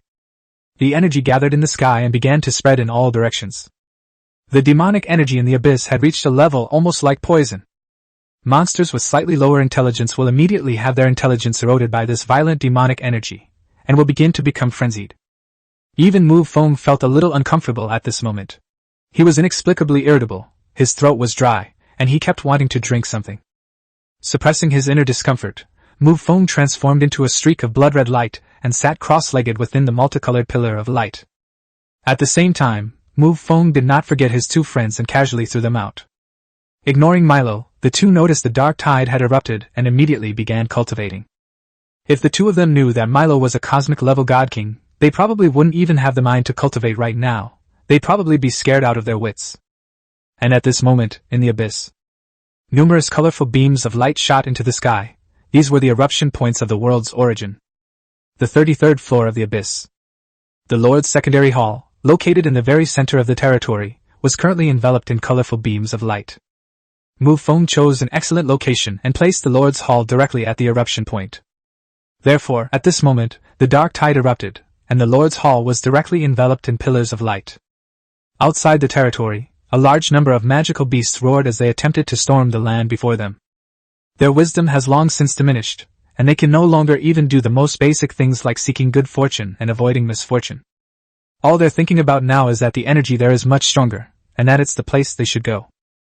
A crimson barrier rose up at the edge of the territory, clearly indicating that these low-level monsters posed no threat to the territory. But with a cry, an eerie silence fell over the entire territory. The reason is simple, all the monsters are dead. A mix of black and white light spilled across the earth, and a giant sparrow was soaring through the air. Its feathers are generally white, but they are interspersed with black lines. Amidst the pure white and sacred aura, there was also a hint of eerie evil. Blue Moon was the first to open her eyes, looking outside the territory, her beautiful brows furrowing instantly. With her knowledge, she naturally knew what was outside the territory. Bird of Paradise. It was originally a sacred beast belonging to the angel race. However, it was obvious that something was wrong with the Bird of Paradise in front of them. One could tell from the hint of evil in its aura. A beam of light, interwoven with black and white, shot out from the bird's beak and slammed heavily against the blood-red barrier. The crimson barrier flickered for a moment, but thankfully it held up. However, Lan Yu knew that this crimson barrier wouldn't last long. This crimson barrier was originally a true god-level defensive artifact created by Mu Feng. Although it is at the level of a true god, its power will naturally be reduced due to the large area it covers. Moreover, the Bird of Paradise before them was quite powerful, having already reached the level of a high-ranking true god. Blue Moon sighed. It was impossible to cultivate in peace now. She had no choice but to face the Bird of Paradise. However, she was not afraid. After all, she had him and the illustration, as well as 2 true god-level items, one for offense and one for defense, as support. The illustration also shows someone standing up while cursing. Damn it, I was planning to use this opportunity to break through to the mid-level true god. This couldn't have come at the worst possible time. 2 beams of light, one pink and one blue, flew out of the Lord's Hall, but did not leave the territory. That's a high-ranking true god. Once we leave his territory, the outcome will be uncertain. Since defensive items are special items, Blue Moon can control them and immediately remove the defenses around the territory. The Bird of Paradise, lacking any intelligence at the moment, charged headlong into its territory. The target was very clear, the Lord's Hall, shrouded in multicolored energy. In order to end the battle quickly, the two of them held nothing back from the very beginning. A towering, illusory image of a flying bear stood between heaven and earth, its massive, star-like hand pressing down on the Bird of Paradise. The pink aura flowed around the Bird of Paradise, enveloping it and continuously seeping into its body. Chapter 272 The Supreme God. Because the Bird of Paradise is currently intellectually deficient, it naturally lacks the willpower to resist the Blue Moon's law of desire. However, due to the Bird of Paradise's power, Blue Moon was also unable to completely control it. This made the Bird of Paradise even more agitated. Within the territory, a massive tower shimmered with light. Immediately, a beam of light pierced through the territory and slammed heavily into the Bird of Paradise. This strike was powerful enough to tear apart an ordinary true god. However, the Bird of Paradise only let out a mournful cry, and torn feathers and flesh fell off, but it was not fatally wounded. A fierce glint flashed in his eyes, and he opened his mouth to unleash a beam of black and white light. The crimson barrier intertwined with 3 forces, blue and pink, to form a barrier. Faced with 3 types of defenses at the true god level, the Bird of Paradise's attacks were clearly not a threat. The illustration shows a roar to the sky, followed by the appearance of a huge flying bear phantom. As he moved, he gradually adopted the posture of pouncing and killing. Blue lightning power raged, and the flying bear's frenzy was fully revealed at this moment. The Flying Bear clan has never been an easy race to talk to. They are generally known for their volatile temper. However, in order to run the Chamber of Commerce, they greatly restrained their personalities, but did not completely change them. The image transformed into a streak of blue lightning and shot out. The phantom of the flying bear behind him spread out its enormous hand, which blotted out the sky and was wrapped in lightning power. This strike tore through the stars. The Bird of Paradise cried out to the sky, and black and white dots of light appeared out of thin air. Black and white feathers seeped from the light spots, then instantly became sharp, flying towards the illustration. Intelligence will be affected, and the fighting style will be greatly changed. For example, right now, the Bird of Paradise's manic temperament has caused him to completely abandon his defenses. The battle continues. Compared to Mu Feng's territory, Caesar's territory was much more peaceful. At the very least, there is no special species like the Bird of Paradise. Amidst the chaotic mist, 5 beams of light descended. Within the 5 beams of light, a vacuum region was formed, which was not eroded by the mist. And at the very center of those beams of light, there was a golden pyramid. However, this pyramid is upside down. The bottom layer is very small, but it gets bigger and bigger as you go up. A pair of enormous heads approached the pyramid, curiously examining it. After a long silence, he spoke. The true ancestor of the vampires has returned. Upon hearing this, the other 3 terrifying creatures all felt a headache coming on. A creature shrouded in black mist said, "Wouldn't our plan be redundant and offend the true ancestor of the vampires?" Another creature with 2 horns on its head spoke up, asking, "Shall we continue?" "We can stop now. We were just experimenting before, so there's no need to create trouble for ourselves now," said a creature shrouded in a black robe. However, the enormous head was not satisfied. It said, "No one can predict the future. It's always good to have more options." The black-robed creature's eyes, hidden beneath its hood, revealed a look as if it were staring at a fool. He said, "I told you you're brainless and have no brains. Fate has already made it very clear. Are you going to question fate?" "Fate. Fate. I don't believe in this bullshit fate." The enormous head roared in dissatisfaction. The other 3 beings just chuckled. The creature shrouded in black mist said, "In destiny you became the supreme god, therefore you are the supreme god, and no one can escape the arrangement of destiny." The creature with 2 horns on its head said, "Even that guy has accepted his fate, so what are you?" Even its enormous head drooped when that guy was mentioned. The identities of these 4 terrifying creatures before us are quite obvious. The 4 supreme gods currently existing in the abyss. Trolls, demons, nightmares, dead souls. The abyss's strength has never been comparable to that of the starry sky world. After all, the Starry Sky world was created a full half-time earlier than the Abyss world. It could even be said that the Abyss world is based on the Starry Sky world, and is its dark dimension. Even the number of supreme deities in the Abyss world is fixed. 5, and it will never exceed that number. However, the Starry world is different. The Starry world does not have such restrictions. And there are now 10 supreme gods in the Starry world. Although the Starry Sky world is a place of calamity and chaos, the supreme gods do not wage war against each other. On the contrary, they were unusually peaceful. Because it is virtually impossible for the supreme god to increase his power again. As for why we use, almost, it's because there is one exception. Among the 10 supreme gods of the Starry world, one possesses overwhelming power. As for the realm division of the supreme god, there is no realm division. Since the supreme god is the supreme god, there is no point in further dividing them. However, there is indeed a difference in strength between them. What they meant by working in vain was, of course, the creation of a new supreme god. Although breaking the shackles between the God King and the supreme god is extremely difficult, with the help of the 4 supreme gods, it is at least 50% feasible. However, the 4 of them never expected that the true ancestral bloodline of the vampires would appear so quickly. As long as the opponent doesn't die, the maximum potential for growth is guaranteed to be that of a supreme god. Compared to creating a new bloodline of a supreme god, this ready-made one is clearly better. Moreover, the True Ancestor was very powerful, ranking among the top 5 of all the supreme gods. The enormous had seemed to have resigned itself to its fate and did not continue to argue. He then said, "If that's the case, what should we do with that guy? The most perfect solution is naturally to kill the other party. No one except us should know about this, so as not to cause any rift between the True Ancestor and the enemy," the Nightmare Supreme God said sinisterly. The reason they cultivated a new Supreme God was also for the sake of the overall combat power of the Abyss. Because they have to take turns supporting the battlefield in the Starry Sky every once in a while. Without the True Ancestor, a formidable fighting force, they are truly struggling to cope. The Supreme God of Death said, "There's no need to be so ruthless. With our intensive training, he's already showing some signs of becoming a Supreme God. Let's throw him into the Starry Sky world. Maybe a miracle will happen." Everyone thought about it, and agreed. Even if the opponent wasn't a supreme god, he was still one of the best among the god kings and a formidable fighter. It would be a real shame to kill him like that. After the matter was settled, the scene fell into silence. After a long silence, the enormous head sighed and said, "I really can't understand why there is such a powerful race." Chapter 273 The Seven Sins Demon King. The atmosphere at the scene immediately became heavy. The power of one race is enough to contend against the combined strength of the Starry Sky world and the Abyss. If I told you, probably no one would believe me. However, the fact is right before our eyes. If it weren't for the ending reflected in fate, even the Supreme God would probably be in despair. Time flies, and 2 years have passed. Mu Feng sat cross-legged in the multicolored pillar of light. Within his inner world, an identical blood-red figure sat cross-legged beneath the world tree.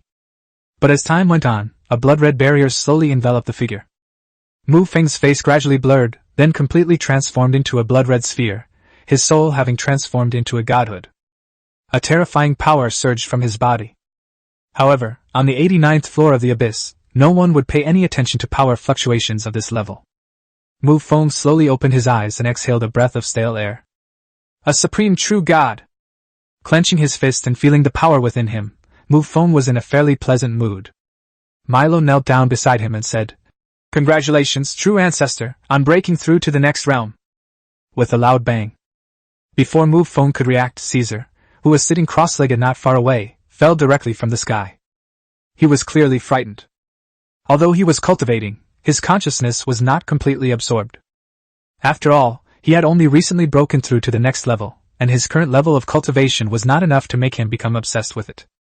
The scarecrow beside him was unaware of this, as he was at a crucial juncture in his breakthrough to the higher realm of true godhood, and had no time to spare. Milo also showed an embarrassed expression at this moment, realizing that the other person did not know the identity of the True Ancestor. Mu Feng remained calm and didn't take the matter to heart. He immediately took out a rhombus-shaped crystal, which was used to store the origin of the world. He has just completed a breakthrough, and it is impossible for him to complete another breakthrough within 2 years.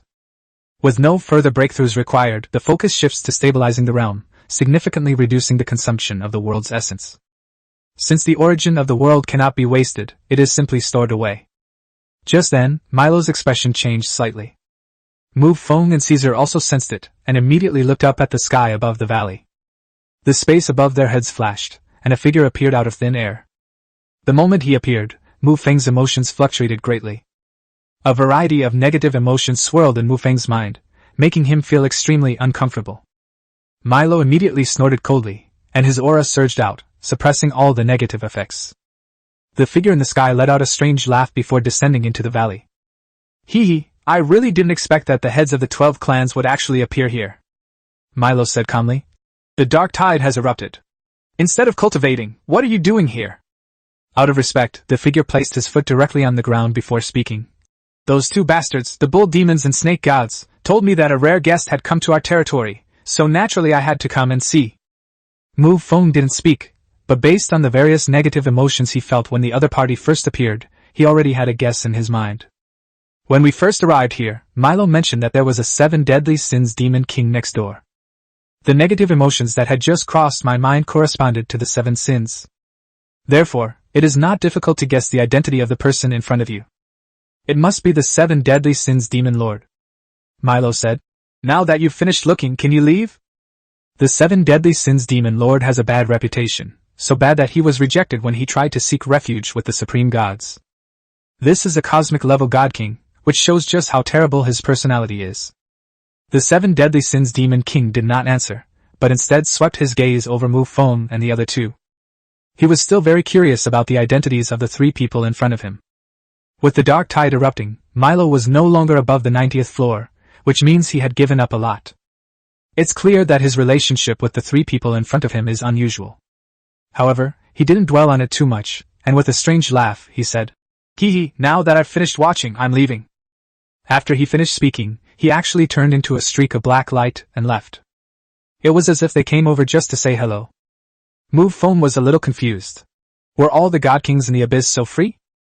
After leaving the valley, the 7 deadly sins demon king's face immediately turned ferocious. It seemed that a great deal of resentment had accumulated in his heart. Damn it! Damn it! Damn it! But the place he was going to was not his territory, it was the starry world. He is the one that the supreme god wants to cultivate. But now, the supreme god no longer needs him. Considering the other person's terrible personality, it's best to simply kick them out of the abyss. In the starry world, someone will naturally deal with him. These are none of the abyss's business. As for the dark tide, the 7 deadly sins demon king's strength has reached the peak of the god king realm. One more step and he would be the supreme god. There is clearly no possibility of improvement. After the other party left, Mu Feng entered a state of cultivation again. Although the realm has been broken through, the surge in power requires adaptation and consolidation. With Milo around, this dark tide is destined to be uneventful. When the colorful beams of energy began to slowly dissipate, it marked the end of the dark tide. In order not to affect the cultivation of the other two, Mu Feng, the origin of the world, only collected 4 rhombus-shaped crystals. Each piece is roughly equivalent to a large world. Don't think that such a gain is great. Compared to the starry world, it's quite small. After all, it only happens once every 40,000 years, and it doesn't seem like a difficult task for a true god to destroy 4 great worlds in 40,000 years.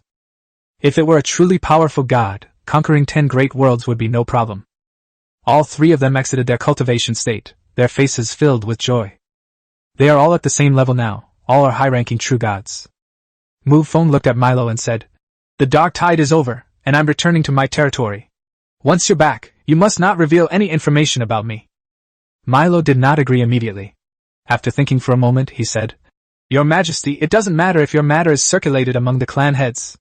In fact, it can boost the morale of the vampires. She said this because the 9 heads of the abyss were indeed loyal ministers and generals of the vampire clan. Moreover, he only revealed that he encountered the True Ancestor. As for anything else, Milo wanted to reveal, but he knew nothing about it.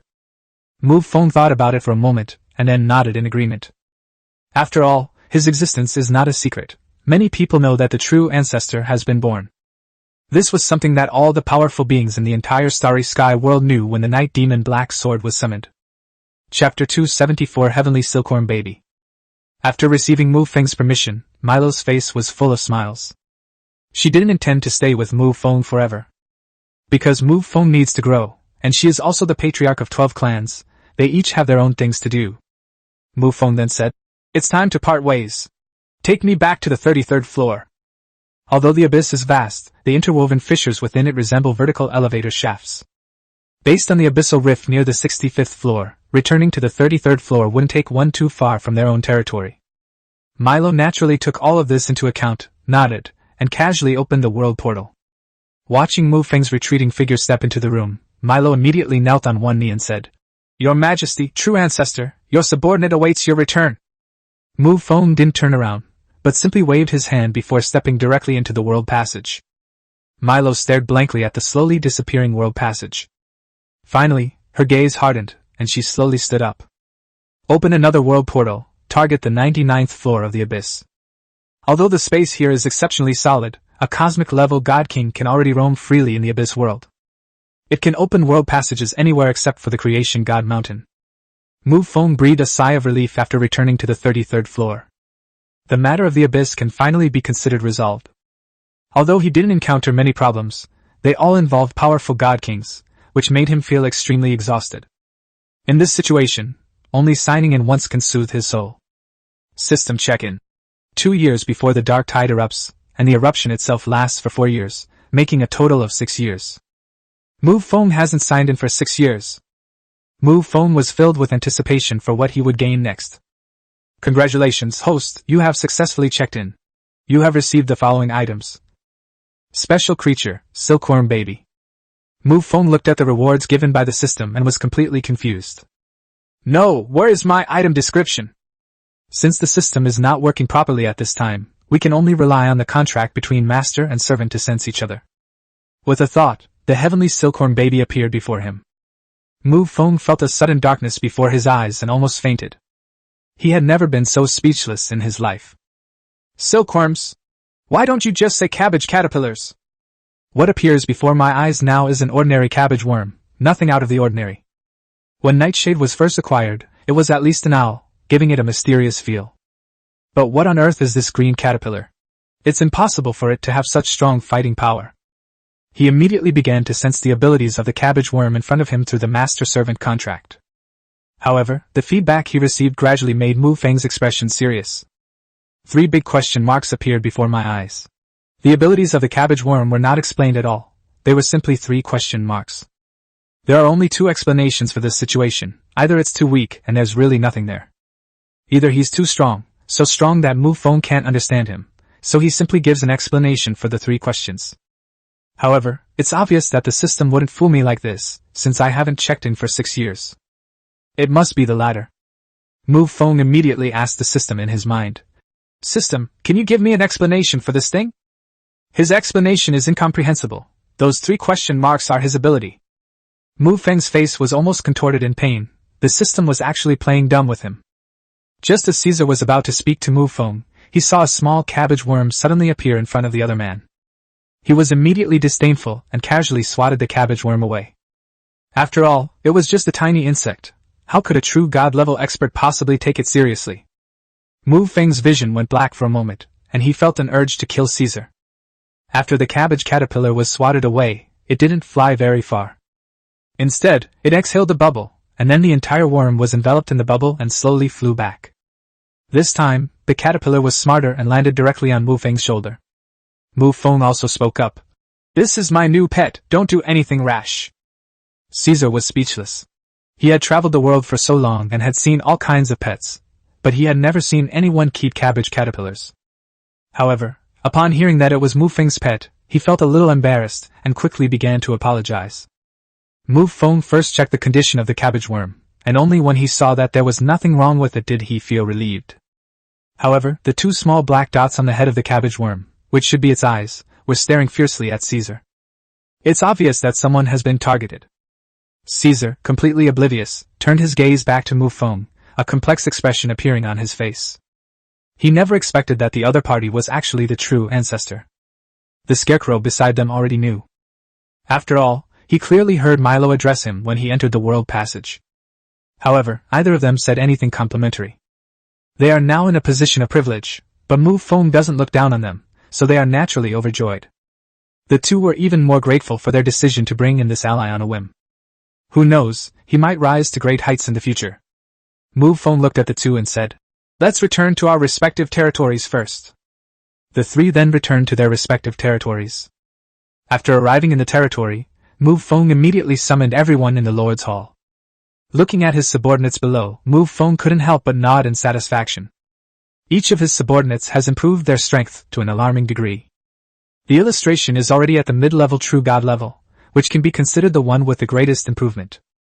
Blue Moon has already reached the peak of the mid-level God, and the next step is to become a lower-level True God.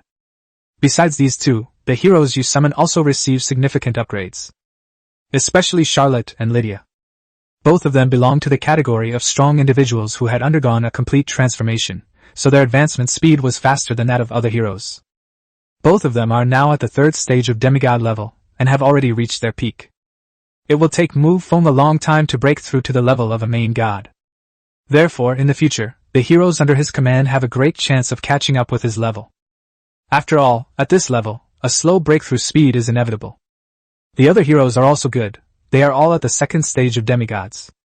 Looking at his subordinates, Mu Feng was in a bit of a dilemma. Because the territory on the 33rd level of the Abyss definitely needs to be guarded by a true god. Without a doubt, it will be either the illustration or the Blue Moon. That must be the illustration. After all, Blue Moon cough cough. For now, you will be responsible for guarding the territory on the 33rd floor of the Abyss. You will be replaced when someone else comes along. Upon hearing this, Tuli was somewhat helpless. After all, he was a businessman. However, since the Lord has spoken, he will not refuse. Chapter 275 Potential Enemies. Mu Feng also knew that this arrangement went against the other party's wishes. First, the other party is a merchant. Second, the other party is not an abyssal creature. However, the territory is indeed lacking a true god at the moment. To appease the other party, Mu Feng took out a low-grade true divine artifact, Shattered Star. Seeing the true artifact floating before his eyes, Tuli's eyes lit up.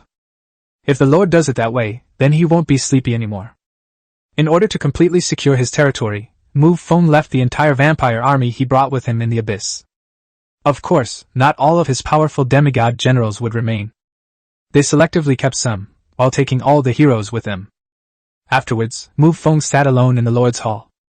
The heroes under his command have begun preparations to leave the Abyss. Mu Feng rubbed his hands together like a fly, his heart filled with anticipation. He hadn't forgotten that there was also a God King level treasure chest. Congratulations, Lord, on opening the God King level treasure chest. You have received the following rewards. Special Building Blueprint, True Blood Altar. Item description, a building that can raise the bloodline limit, up to the god level. Opening it requires sacrificing the flesh and blood of 3 target levels. Mu Feng gasped in shock. This thing was definitely a bug. Even though it's in the later stages of the game, the ordinary vampires he summons still have a considerable growth potential, even at the demigod level. Keep in mind, these are just ordinary soldiers. Looking across the entire universe, apart from the star race, there is no other race that can afford to use demigod-level soldiers. Moreover, the reason why the Star Clan started at the demigod level was due to their unique racial characteristics. Their birth was due to a planet evolving self-awareness, thus becoming the star race. With a planet as its foundation, the starting point naturally cannot be low. And when he, Mu Feng, fully matures, he will be just as powerful as the Star Clan. Furthermore, after obtaining the True Blood Altar, they will be even more powerful than the Star Clan in the future. Even now, Mu Feng's vampire forces have reached an absurdly high level of combat power. Especially this army on the 33rd level of the Abyss. There have even been instances where top-tier players are only ordinary soldiers. A king is called a king because he has reached a level where he has the potential to conquer the world. Mu Feng calmed himself down and suppressed his excitement. He is now eager to return to the world of Neuro and quickly build the True Blood Altar. As the teleportation array flashed, they first returned to the first level of the Abyss, and then back to the world of Neuro. Because the Abyss and the Starry Sky belong to 2 different worlds, even the teleportation arrays on the second level cannot directly connect to the Starry Sky world, except for the teleportation arrays on the first level. However, upon returning to the Starry world, Mu Feng's excited expression faltered slightly. Something's not right, something's a million times wrong. After carefully sensing the laws of the world, I confirmed that I had not misperceived them. The laws governing the world have undergone significant changes and have become much more powerful. As if he had just thought of something, Mu Feng swept his divine soul power across the territory and found the person he was looking for. Luo Qianqian.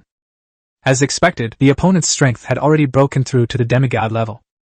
As the scale of the conquest of territories increases, it's impossible to get Mu Feng's approval on everything. After all, if this were a land abandoned by the gods, it would be too low for Mu Feng to agree to such a thing. The true god has no interest in such trivial matters. Throughout their explorations, the 4 major chambers of commerce have been constantly discovering new worlds. After gaining the power of the new world, they will immediately be assigned to the 3-piece invasion set. Luo Qianqian did not go to the abyss, but she never stopped the war. The number of Zerg under her command has reached an extremely terrifying level. Looking up at the starry sky now, you can see 2 planets. One of them is naturally the Black Demon Star, and the other is the Zerg's mother hive. 6 years have passed, and it's not surprising that the Zerg have developed to this scale. Based on past experience, when a lord breaks through to demigod status, the planet he resides on will undergo a fusion and upgrade. Luo Qianqian is currently under Mu Feng's command, so the calculations will definitely be based on Nyoro. Although most of the powerful individuals are not within the world, they belong to the same territory and are therefore definitely included in the calculation. Otherwise, if everyone else leaves the world as soon as the Lord breaks through to demigod level, the matched opponents will be pitifully weak. Obviously, the Lord panel shouldn't have such a basic bug. The reason Mu Feng was surprised was because he sensed a change in the laws of the world. The power of the laws has indeed become stronger, as if it has merged into a more powerful world. However, on the surface, it seems that nothing has changed. Mu Feng immediately returned to the Lord's Hall and met Luo Qianqian, who had already broken through to the demigod level. Luo Qianqian, beaming with pride, knelt on one knee and said, "Greetings, Master. Tell me, what exactly happened?" Luo Qianqian didn't hear the words telling her to get up, so she simply remained kneeling on one knee and continued speaking. "Master, I broke through to demigod 2 years ago. Just like when you broke through before, the world also underwent a fusion and upgrade. However, after the announcement on the panel, nothing changed." Mu Feng immediately frowned. If he remembered correctly, the announcement about breaking through to demigod status was a full announcement. However, Mu Feng never received it, and there was no unusual activity on the Lord's panel. This situation also occurred once at the starting point. Clearly, the abyss during a dark tide outbreak is also considered an abnormal location on the Lord's panel. Mu Feng waved his hand, signaling the other party to step back. Sitting alone on the throne, he was lost in thought. It's clear that the Lord panel has already matched him with an opponent, but the opponent hasn't appeared yet. Is it hidden, or has it truly not descended? Mu Feng simply thought about it, and decisively gave up on the latter. Based on previous experience, once an opponent is matched, their planet will be pulled over directly, so there is no possibility of a delayed arrival. The eye of the universe slowly opened in the sky, like a god from the heavens looking down upon the earth.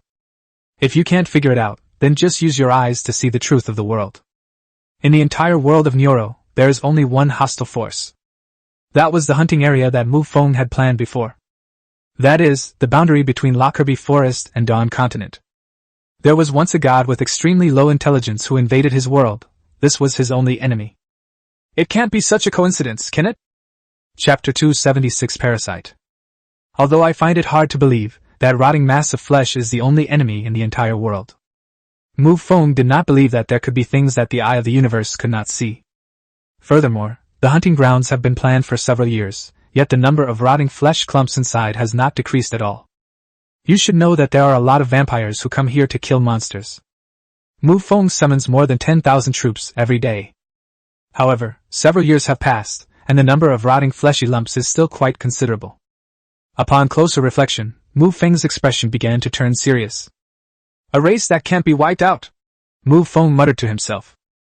Moreover, it's quite obvious that what came here couldn't be a powerful life form, because the other party's planet hasn't been reached yet. Furthermore, based on the timeline of Luo Qianqian's breakthrough, Mu Feng was already a high-ranking true god at that time. Then the enemy must also be a high-ranking true god, there's no doubt about that. Encountering another troublesome race like the Black Demon Clan gave Mu Feng a headache. The other party has not yet arrived, and Mu Feng cannot find the location of their planet, so he is currently at a loss. To be on the safe side, Mu Feng directly dispatched an ordinary vampire demigod to guard the trial area. Mu Feng then selected a location in the inner city of the royal capital, naturally for the purpose of building the true blood altar. The altars all look pretty much the same, they're basically round platforms with various runes carved on them. There is currently no flesh and blood of true god level to offer as a sacrifice, so it can only be left idle for now. After returning to the Lord's Hall, he sat alone on the throne and opened the Lord's panel. As his strength increased, Mu Feng no longer paid much attention to the other Blue Star Lords. Because my perspective has truly changed. He's a true god, he can't possibly be concerned with a bunch of heroes playing pretend games. However, precisely because so much time has passed, Mu Feng has nothing to do now, so he opens the regional chat channel to relax. Brothers! I've passed the Vampire Clan's title assessment. From now on, you shall call me Baron. Mu Feng had just opened the regional chat channel when he saw this message. He was slightly taken aback. Mu Feng was naturally aware of the rules regarding the acquisition of titles by Lords of Blue Star. To obtain a baronial title, one must reach the level of a king, and also undergo an assessment. A title is not just a name, it truly brings great convenience, and even certain privileges within the vampire territory. For example, opening a shop within the capital city grants you the right to lease a space in the inner area. What surprised Mu Feng was that a Blue Star Lord had actually broken through to the king level. But then I thought about it again, and it had been 6 years since the dark tide erupted, so that was normal. The main problem is that Mu Feng has been cultivating all the time, and his sense of time has become a bit confused. The chat in the regional channel is still going on. You've only just received the title of Baron? I got it 2 years ago. His words silenced the entire chat channel. Although the entire world has been upgraded to a great world, the number of monsters in the wild has increased dramatically. However, the quality has also improved significantly, which means that hunting them has become more difficult. This isn't a data game where you can die and be resurrected, so everyone is acting quite cautiously. Just as Mu Feng was looking around idly, a figure walked into the main hall.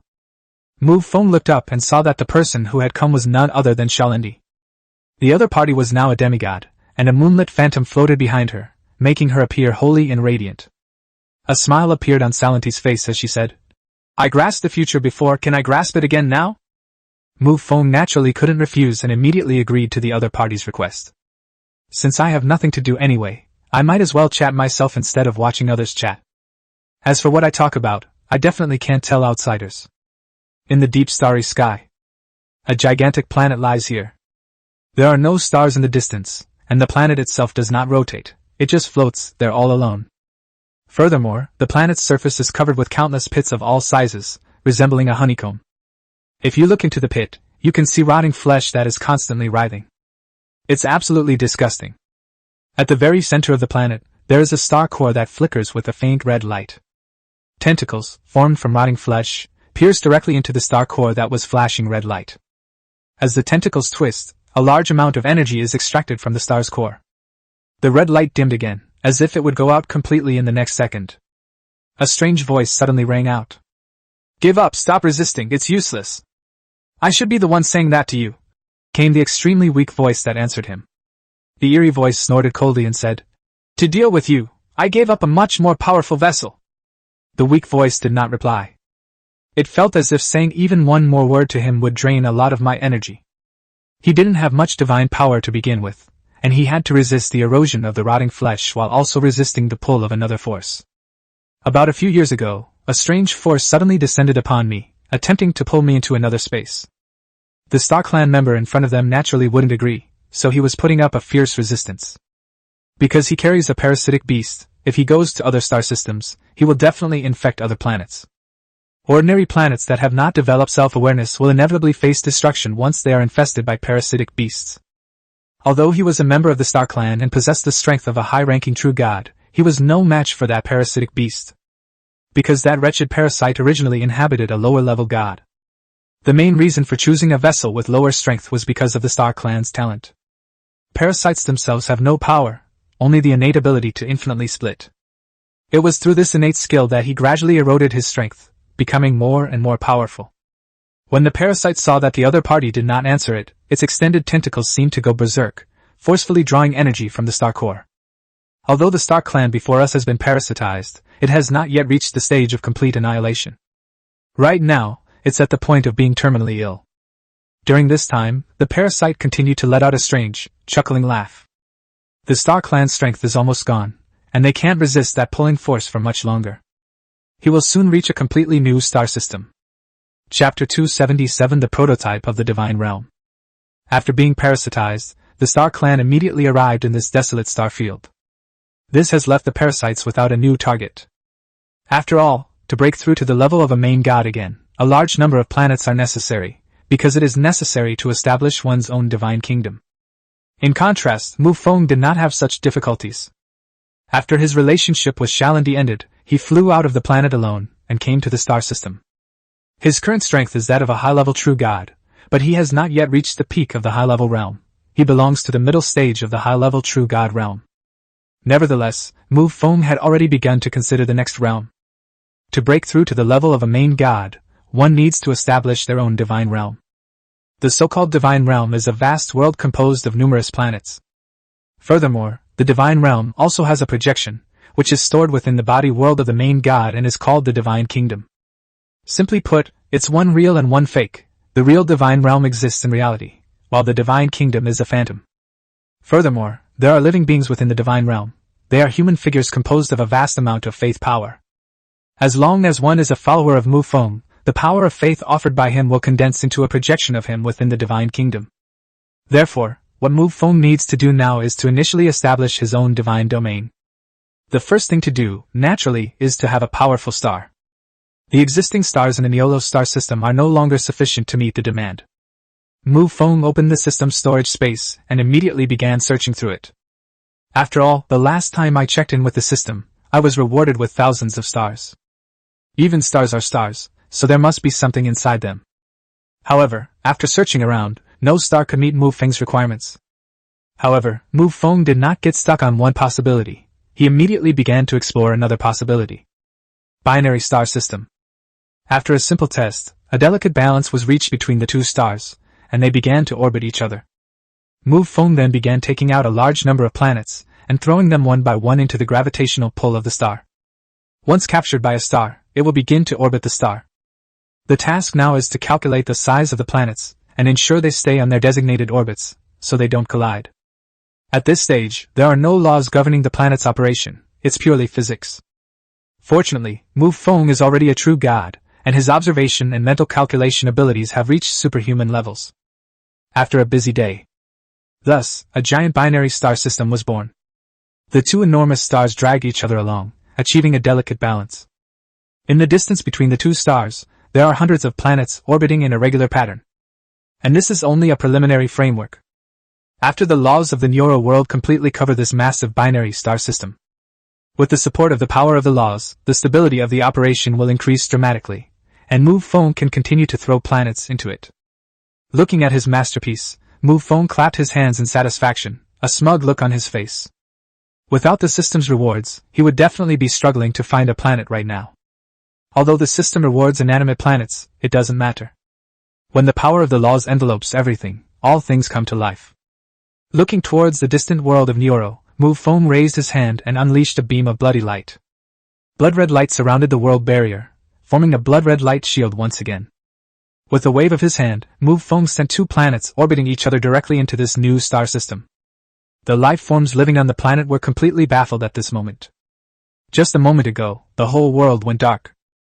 But in a daze, they looked up and found that there was another sun. At this moment, the sky above the world of Neuro felt somewhat crowded under the gaze of countless people. 1 to 3 sections of the sky were directly covered by the nearby black demon star. In the remaining 2 or 3 days of the sky, 2 suns came into view. However, this is only temporary. As the sun moves, one of them will be blocked by the other, so only one can be seen at a time. The wondrous starry sky filled all the lords of the blue planet with a sense of wonder. As for what exactly happened, they certainly don't know, but they wouldn't care. With Boss Mu Feng around, it's not their place to worry about this. Mu Feng glanced at them briefly, then took out 3 energy crystals that stored the origin of the world. He only managed to collect 4 pieces in total from the Dark Tide, which was more than half of his savings. As for the purpose, it must be to enhance the primal power of the Neuro world, allowing the opponent's laws to spread outward until they cover the entire star system. After repeatedly confirming that there were no problems, Mu Feng immediately prepared to return to the capital. But just as the thought crossed his mind, his gaze drifted into the distance. In the distant starry sky, a super-large sailing ship is rapidly approaching this place. Mu Feng recognized the large sailing ship. It was the deep space walker he had acquired earlier. It was obvious that the caravan that had gone out to explore had returned. Before the deep space walker even got close, a white streak of light shot out. The white streak of light stopped in front of Mu Feng, revealing a human figure. One of the presidents of the 4 major chambers of commerce, Perlis, is at the level of a lower-level true god. Perlis first bowed respectfully, then asked somewhat uncertainly, "My lord, what's going on?" However, in reality, Perlis knew everything. After all, he was a true god. However, when the facts were laid bare before him, he still found it hard to believe.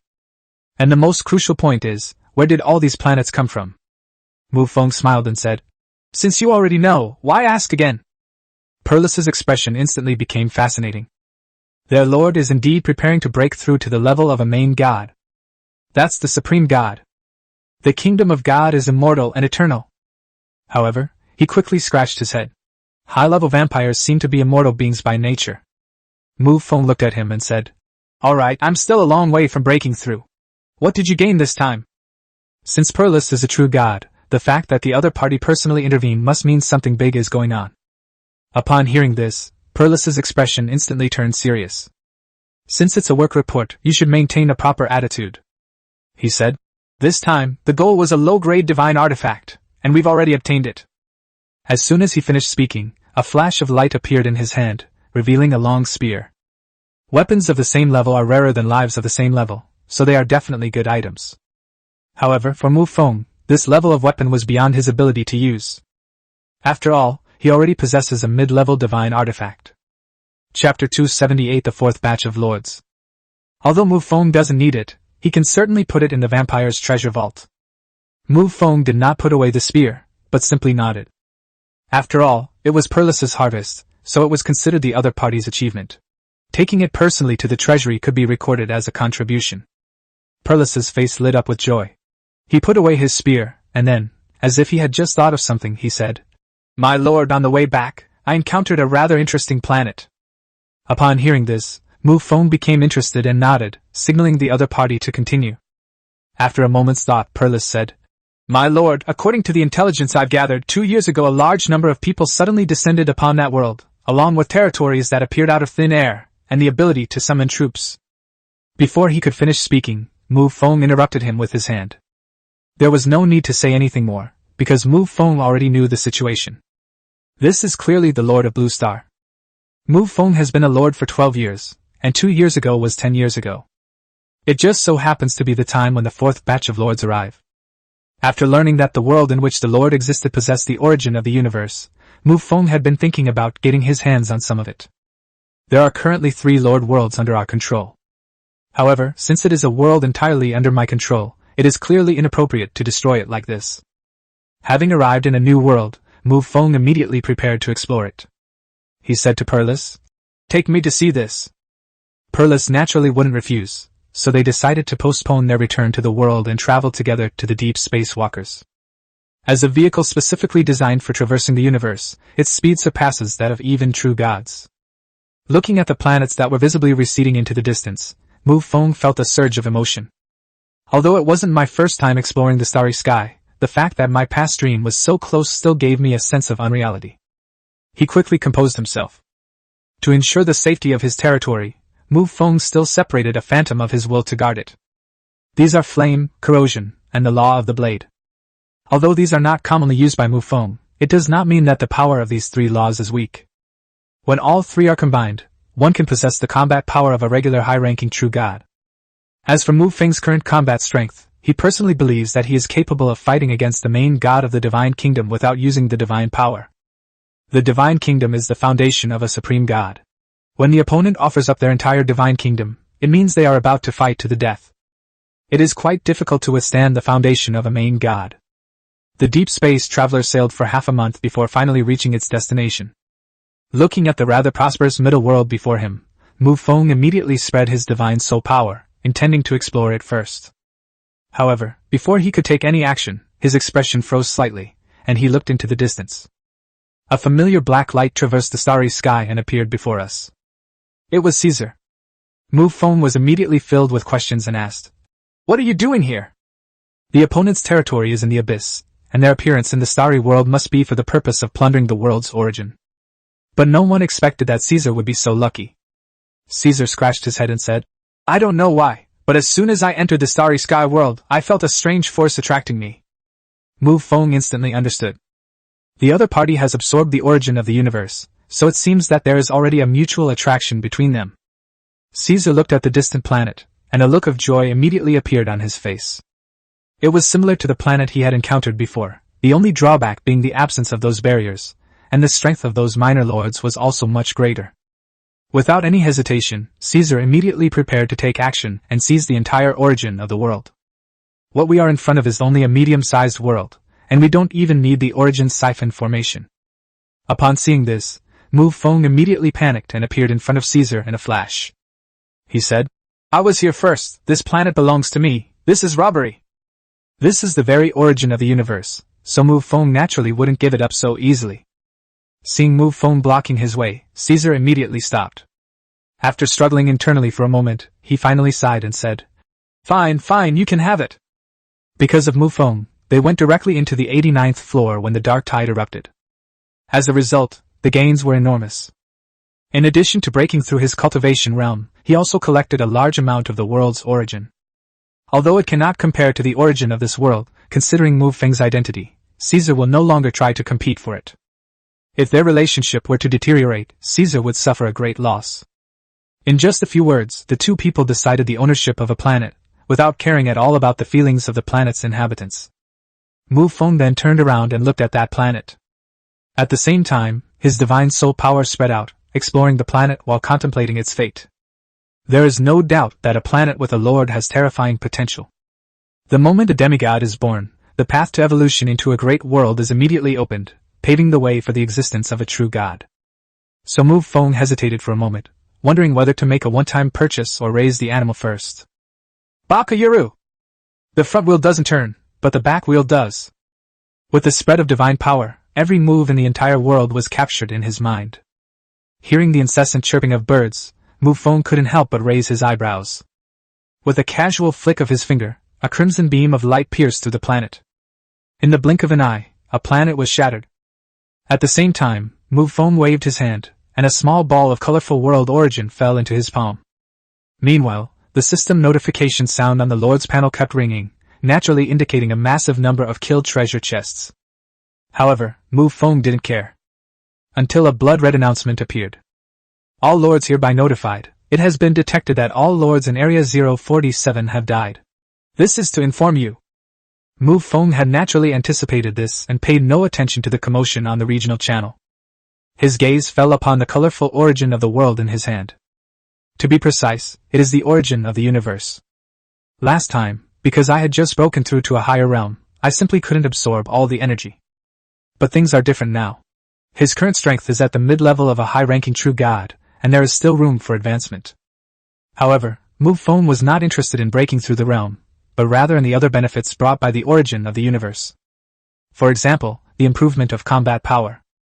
The most important thing is that it allows someone with a combat power of 5 to reach a combat power of 6 without raising their level. When one breaks through a realm, their combat power doubles, making it 12, while others only have 10. Chapter 279 Worries from All Sides. Mu Feng turned his gaze to Caesar and said, "If there's nothing else, I'll be leaving now."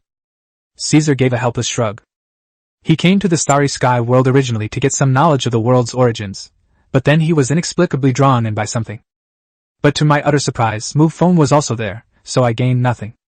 Caesar waved his hand and said, "There is no suitable target yet."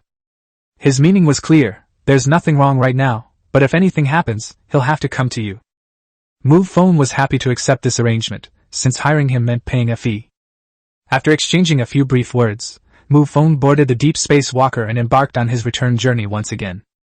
On his way back, Mu Feng had two thoughts on how to deal with the origin of the universe.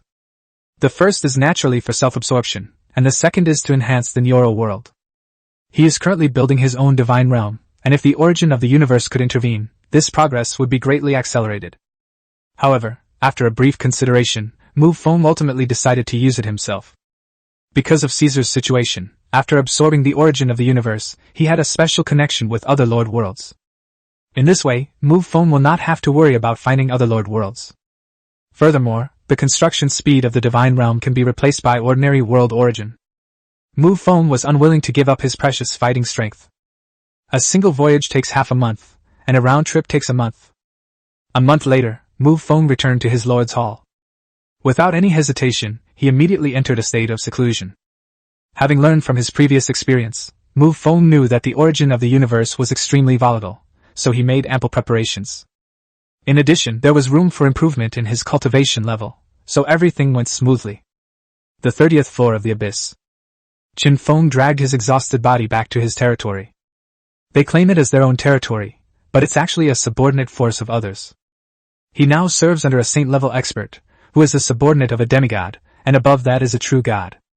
The reason Qin Feng was able to become the Holy Spirit's subordinate was because his vampire identity brought him great convenience. The powerful Holy Spirit was a succubus who had taken a liking to the vampire's strong vitality. As for the purpose, it is definitely to squeeze the other party's vitality. Although Mu Feng and Qin Feng are both vampires, their statuses are completely different. While sacrificing his life force, Mu Feng can also absorb the blood of his opponent, thus creating a virtuous cycle. But Qin Feng is merely a king. How could a saint-level expert allow him to drink blood? As soon as they returned to the main hall, Fatty and Dior immediately came to greet them.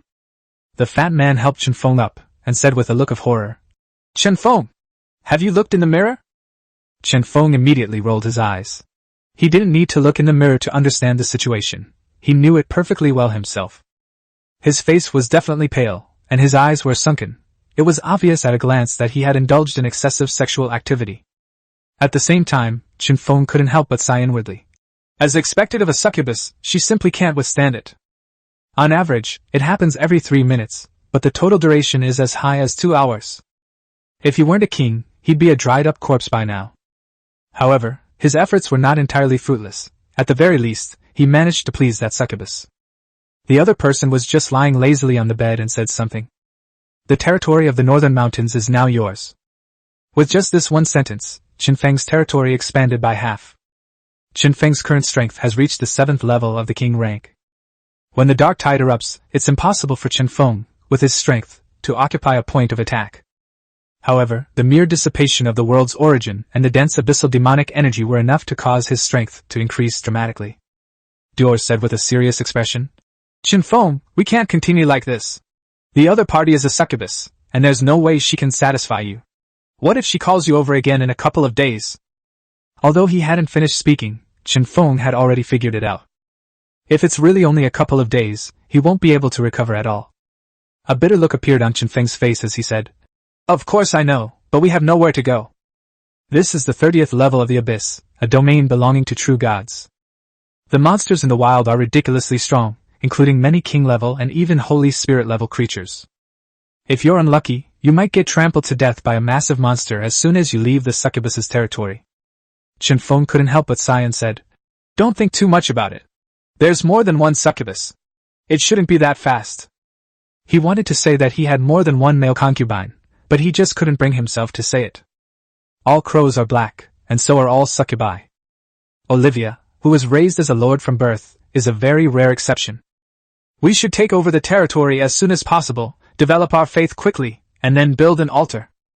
In order to prevent the succubi from noticing anything unusual, even the altar for the sacrifice has not yet been built. The vampire capital. In a cozy room, Lily sat alone at her desk, resting her chin on her hand and gazing out the window in a daze. His brows were slightly furrowed, and his face showed a hint of sorrow. Just then, there was a knock on the door. Lily didn't move, and said weakly, "Please come in." With a bang, the door was pushed open, and Anya skipped and hopped inside. She jumped up and stood next to Lily, tilting her head to look at her, and said, "Sister, is something on your mind?" Along with Anya came several other heroes, all of whom had gathered here. Charlotte simply sat down in the chair and said, "Is there even a need to ask? Something's definitely up. Little sister, if there's anything you need to do, feel free to tell us. We're sure we can help you solve it." Isabella, dressed in a maid outfit, spoke softly. Of all the heroes, Isabella is arguably the most gentle in temperament. She's just like a friendly older sister next door. Lilwei turned to look at the crowd, but did not get up. He finally sighed and said, "There's been a bit of a problem with the family." Charlotte raised an eyebrow slightly, thinking to herself, "Just as I thought." In fact, she had a feeling long ago that the heroes summoned by His Majesty the True Ancestor were not simple. Let's compare our current levels of understanding. Charlotte and Lydia are both at the 3rd stage of demigod level. The other heroes are all in the 2nd stage of demigods. This already speaks volumes. Charlotte was once an eternal god king. A demigod's breakthrough involves comprehending the power of laws, giving her a significant advantage in this process. Chapter 280, the 9th familiar. However, upon reaching the demigod level, the experience reward is transformed into the power of laws. The power of laws cannot directly increase one's level. One still needs to cultivate further. Logically speaking, having reached this level, Charlotte and Lydia, based on their previous insights, should be able to leave other heroes far behind. However, at present, all heroes are only one small level apart. That's enough to explain the problem. This means that they possess corresponding knowledge reserves at the demigod level. After all, there is only one vampire like Mu Feng who has such a strong understanding of power. Lydia then spoke up, asking, "Where is your family?" "The 50th layer of the abyss." These words gave the heroes present a better understanding of the power and influence of Lilith's family. It is undoubtedly a family at the level of a main god, and not just a low-level one. Isabella asked, "What's wrong with your family? Is there anything we can do to help?" Lily shook her head upon hearing this and said, "Because of the dark tide, there was a conflict with the neighbor next door. It seems that the retreat of the vampires on the 99th floor led to this." The fact that the vampires did not enter the creation god mountain during this dark tide had a significant impact. For those living on the lower levels, they simply don't consider these things. The fact that the vampires didn't enter the creation god mountain meant that the vampires were no good. After all, the vampires don't have a supreme god now, and they're starting to decline over time, which is the most normal way of thinking. Anya said, "Oh, why think so much? Let's go find His Majesty the True Ancestor." Lily was in a bit of a dilemma. After all, this was a family matter, and involving His Majesty the True Ancestor made her feel somewhat uneasy. Of course, the most important thing is strength. Right now, the True Ancestor's strength is only that of a high-ranked true god. Unlike Lily's hesitation, Charlotte was seriously considering the question. After the dark tide, His Majesty the True Ancestor's strength will undoubtedly increase significantly.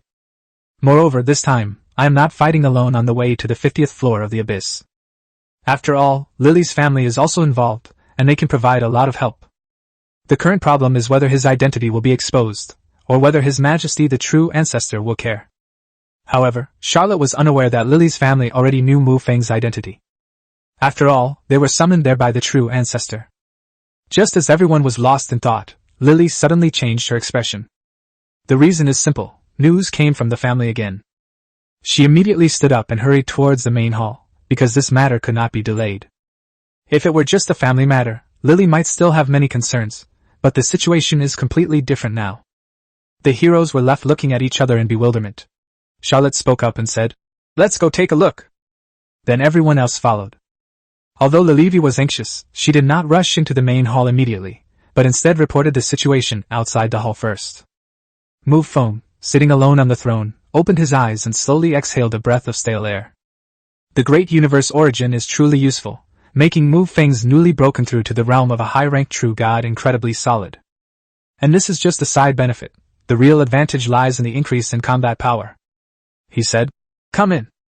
Upon entering the main hall, Lily immediately knelt on one knee and said, "Greetings, Your Majesty the True Ancestor." "What is it?" "Your Majesty, a warhorse, black and red in color with a single horn, has appeared in my family's territory. 2 passing human golden knights had their warhorse subdued by the other party, and the golden knights are now attacking my family," Lily said quickly. Mu Feng stroked his chin, pondering the other person's words. The unicorn warhorse mentioned by the other party is most likely the 9th familiar beast. The god who steps on heaven. Otherwise, there would be no need to report such a thing. Although the description was simple, the black and red color, along with the single horn on its head, easily evokes certain associations.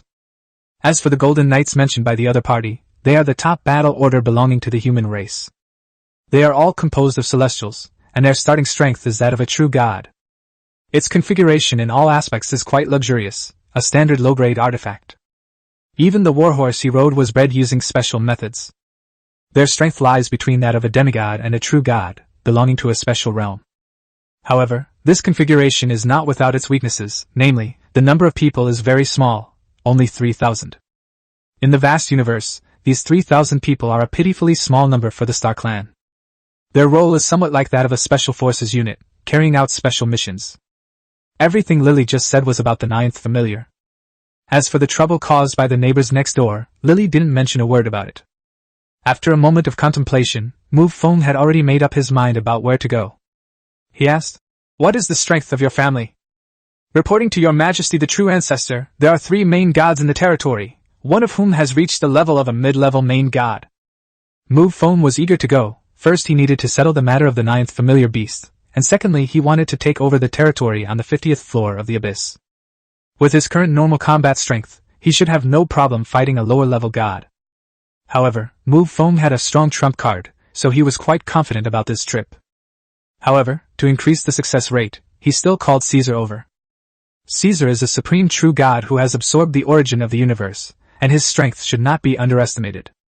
While they cannot play a dominant role against forces at the level of gods, true gods are still an absolute high-level combat force. Moreover, the other party was a member of the Dead Soul clan, a super-level being of the Abyss Supreme God clan, and few people would dare to kill him on the spot. Caesar is currently in the Starry Sky world, but since he is not in a specific world, he cannot use the teleportation array and can only travel on his way with great difficulty.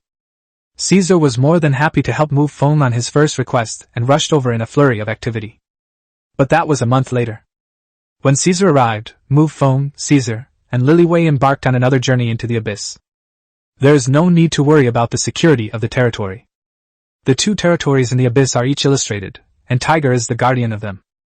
The nascent divine realm also includes Blue Moon and another guild leader. He only brought Lily Vivi with him, but he didn't let the others sit idle either. Once a new world is discovered, the first step is to assess the combat capabilities of both sides. Once it's confirmed that the situation can be resolved, deploy troops decisively. The Abyss, level 50. Since the Dark Tide has just ended, everyone has stored the world's origin in their hands. So either he's in seclusion cultivating his skills, or he's stealing from others. The entire Abyss was a scene of chaos. Chapter 281 Spring has arrived. Furthermore, Mu Feng has mastered the Void Law, so unless a God King is right in front of him, it's impossible for him to be detected. The journey was extremely smooth, and they successfully entered the territory of Lilith's family. However, the 3 of them did not make a sound, but instead concealed their presence and entered. The situation in the territory is currently in a state of great chaos. First, there is external pressure. The neighboring country has amassed 50 million troops on the border, eyeing the border with hostility. With 2 powerful main gods overseeing things, the pressure must be immense. Meanwhile, within the territory, the 3 members of the Golden Knights continue to pressure them to return their war horses. However, the higher-ups within the territory have no time to concern themselves with these matters. Because in their value system, the 9th familiar is the most important thing, and everything else can wait. Although Mu Feng and his 2 companions concealed their auras as they entered, they were not without a purpose. As they drew closer, Mu Feng could vaguely sense the location of his familiar. If it is a familiar that has already returned to its rightful place, it can sense the other party's location no matter where it is, unless there are special circumstances, such as Blood Fury and Divine Sheep Vitra. Furthermore, the summoned creatures that have not returned to their original positions are all phantoms. However, there are exceptions among them. For example, the Devouring Dimensional Spirit allows the opponent to devour dimensions and arrive at Mu Feng's side anytime, anywhere. However, because the other party is an extra-dimensional being, it will not stay in Mu Feng's inner world. The vast other dimensions are his ocean of survival. Following that special sense, Mu Feng and his 2 companions had a very clear goal. Suddenly, Mu Feng stopped in his tracks. Meeting Caesar's curious gaze, Mu Feng said, "It's just ahead." Although Mu Feng sensed it, he did not swagger out, because he also sensed the presence of other people. At first, they only sensed 2 peak true gods, but after locking onto the 2, they discovered there was another one beside them. There were 3 people in total, all dressed in golden armor and holding a golden spear. The leader among them wore armor that was significantly more dazzling, and it was the one that Mu Feng hadn't noticed at first. Without much thought, Mu Feng knew that these were the 3 members of the Golden Knights of Humanity. Since they could sense their own familiars, the 3 of them could naturally sense their own mounts as well. The 3 of them were lying in the grass outside the blood-red grassland, looking quite disheveled. One of them rubbed his swollen face and complained, "Weren't we allied with the Abyss now? Why are we still being attacked by monsters?" The remaining 2 immediately gave each other a look as if they were looking at an idiot. The leading god, clutching a bloody hole in his chest, said, "Are you really stupid or just pretending? Forming an alliance is true, but you're telling me that the one in front of me is a magical beast? As the 9th familiar of the True Ancestor, it is in existence depicted in textbooks. As long as there is a higher level of orthodox lineage, almost everyone knows them. Since the familiars are currently without owners, they can do whatever they want. Their purpose this time was to travel to the 99th level of the Abyss to convey the state of war and request military assistance. As a result, they encountered the God of Heaven on the way. The task was naturally handed over to the new messengers. Their current mission was to retrieve their mounts. It's not that I'm reluctant to part with these 2 warhorses, but rather that this kind of gene cannot be passed on to outsiders. As for why there were 2 horses, it's because one of them was male, and it was instantly killed by the God of Heaven who rammed into it. The God of Heaven's purpose is quite simple. Just look at the crimson grasslands at this moment. Mu Feng and his 2 companions hid far away, looking at the distant grassland, their brows twitching in dismay. A warhorse with a single horn on its head and a dark red color was seen leaping high on its front hooves, riding on top of another warhorse. Clearly, they are reproducing. As a horse specially trained by the celestial race, it has considerable growth potential and has thus caught the eye of the God of Heaven. At this moment, Lily looked at the distant grassland, her mouth slightly open and her pretty face flushed. All I can say is that it truly lives up to its reputation as a familiar of the True Ancestor, possessing extraordinary talent. Mu Feng simply thought about it for a moment. The reason he hid was because he suddenly realized that the 3 Celestials had nothing to do with the 9th familiar. Now all he needs to do is retrieve the 9th familiar beast and return the 2 little Maras, and the matter will be over. With that in mind, Mu Feng stopped hiding it. A ripple spread through the surrounding space, and the location of the jump was right in the blood-red grassland. At that very moment, all life forms present sensed the spatial ripples. The God of Heaven needs no introduction. Although he lacks the blessing of the True Ancestor's bloodline, he is still a genuine eternal God King in terms of combat power. A pair of bloodshot eyes instantly looked at Mu Feng's location, but then a hint of panic flashed across them. They immediately withdrew and retreated, their hooves trampling the ground. In an instant, space shattered. However, the area controlled by the God of Heaven only prevented Mu Feng from spatial leaping. Mu Feng fell out of the space and looked into the distance in confusion. In the distance, the crimson grasslands were nowhere to be seen. They had long been shattered into a desolate wasteland by the God of Heaven's trampling. The 3 horses also disappeared. A look of astonishment flashed in his eyes, filled with bewilderment at the God of Heaven's actions. Familiars and True Ancestors are inherently bound together. With the blessing of the True Ancestor's bloodline, the familiars can unleash their true power. Therefore, it is virtually impossible for a familiar to betray the True Ancestor, as can be inferred from the fact that the other party did not harm Mu Feng. That means there must be another reason. Looking in another direction, 3 celestial race members were now standing in the sky. The leader frowned as he looked at Mu Feng, then his brows relaxed. He had just been pondering Mu Feng's identity, and already had a guess in his mind. But none of this concerned him. His only goal was to prevent the warhorse's genes from leaking out. Mu Feng looked at the other person and said, "Tell me in detail what happened back then." Mu Feng spoke in a very calm tone and did not use honorifics, which made the 2 celestial gods frown. Just as he was about to reprimand them, the leader of the celestial race immediately raised his hand to stop him. Then she turned to Mu Feng and told him the details of the matter. It was a sudden attack. A stallion was killed on the spot, and 2 Maras were taken away. Mu Feng's brows furrowed even deeper. Is this God of Heaven truly lustful, or does he have some other motive? As one of the 12 beasts, it shouldn't be so common, right? Just as the scene fell silent, 3 streaks of blood suddenly appeared. The middle-aged man at the head of the group had a sharp look in his eyes as he scanned the crowd. Chapter 282 The Messenger. In an instant, the middle-aged man in the lead locked his gaze on Lily. She glanced at Mu Feng standing in front of her again, and had a rough idea of his identity. Lily was summoned by the True Ancestor, so the identity of the person in front of her now is self-evident. He glanced subtly at the 3 celestials beside him, but did not immediately kneel and pay his respects. He then spoke up. "Everyone, please come back to the castle with me first. We can discuss other matters later." The leader of the celestial race snorted coldly, but didn't say anything more. After thinking for a moment, Mu Feng also went to the Crimson Castle. The God of Heaven didn't know what was going on either, and it was clear that searching there again wouldn't yield any results. A blood moon hung high in the sky, its crimson light spilling across the earth. The magnificent castle stretches endlessly, looking truly spectacular. Lily hasn't been back for many years, and she felt a pang of emotion. The middle-aged man at the head of the group said to the vampire maid beside him, "Please, the 3 celestials, go and rest." The maid nodded and then led the 3 celestials away. The rest of the people went together into the main hall. There were only 6 people present, the 3 main god-level powerhouses from the Crimson Fortress, and Mu Feng and his 2 companions. The 3 main gods stood in the center of the hall, their eyes fixed on the throne above them, motionless. After a brief moment of thought, Mu Feng already knew what was going on. The other party had clearly guessed his identity, but did not intend to reveal it. This must be because they are considering their own safety and may not intend to reveal their identity.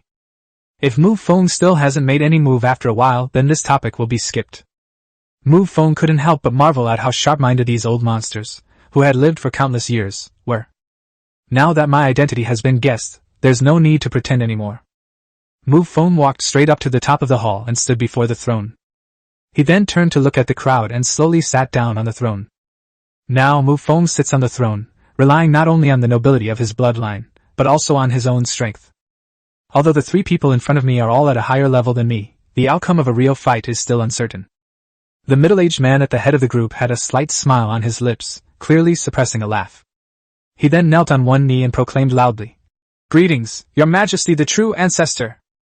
The 2 elderly men behind them also dared not be presumptuous, and knelt down on one knee and shouted in unison. Mu Feng looked at the 3 of them and said, "Rise." After all 3 of them had stood up, Mu Feng asked again, "How much do you know about the 9th familiar?" "Reporting to Your Majesty the True Ancestor, we only know some of the surface appearances, and are unaware of the underlying truth." The appearances the other party described were exactly what Mu Feng knew. The abyss, a chaotic space. The inverted pyramid still floats there, and the distance is still shrouded in mist. However, at this moment, other life forms have arrived in this chaotic space after a long absence. A faint light curtain rose from the top of the pyramid, and then 3 figures appeared. The 3 figures looked around, their faces filled with confusion and helplessness. As a giant eye opened and stared intently at the 3 of them, it felt as if their souls had been ripped out. He no longer cared about his status or dignity, and immediately knelt down on both knees like a dead dog. "This can't hold up anymore. The gods of the starry sky are really a bunch of useless trash." A vast voice resounded in my ears, filled with indifference towards the gods of the stars. But the 3 of them dared not refute it. Large beads of sweat dripped from their foreheads, and they felt lost and helpless. The leader mustered his courage and presented a golden parchment scroll with both hands. This.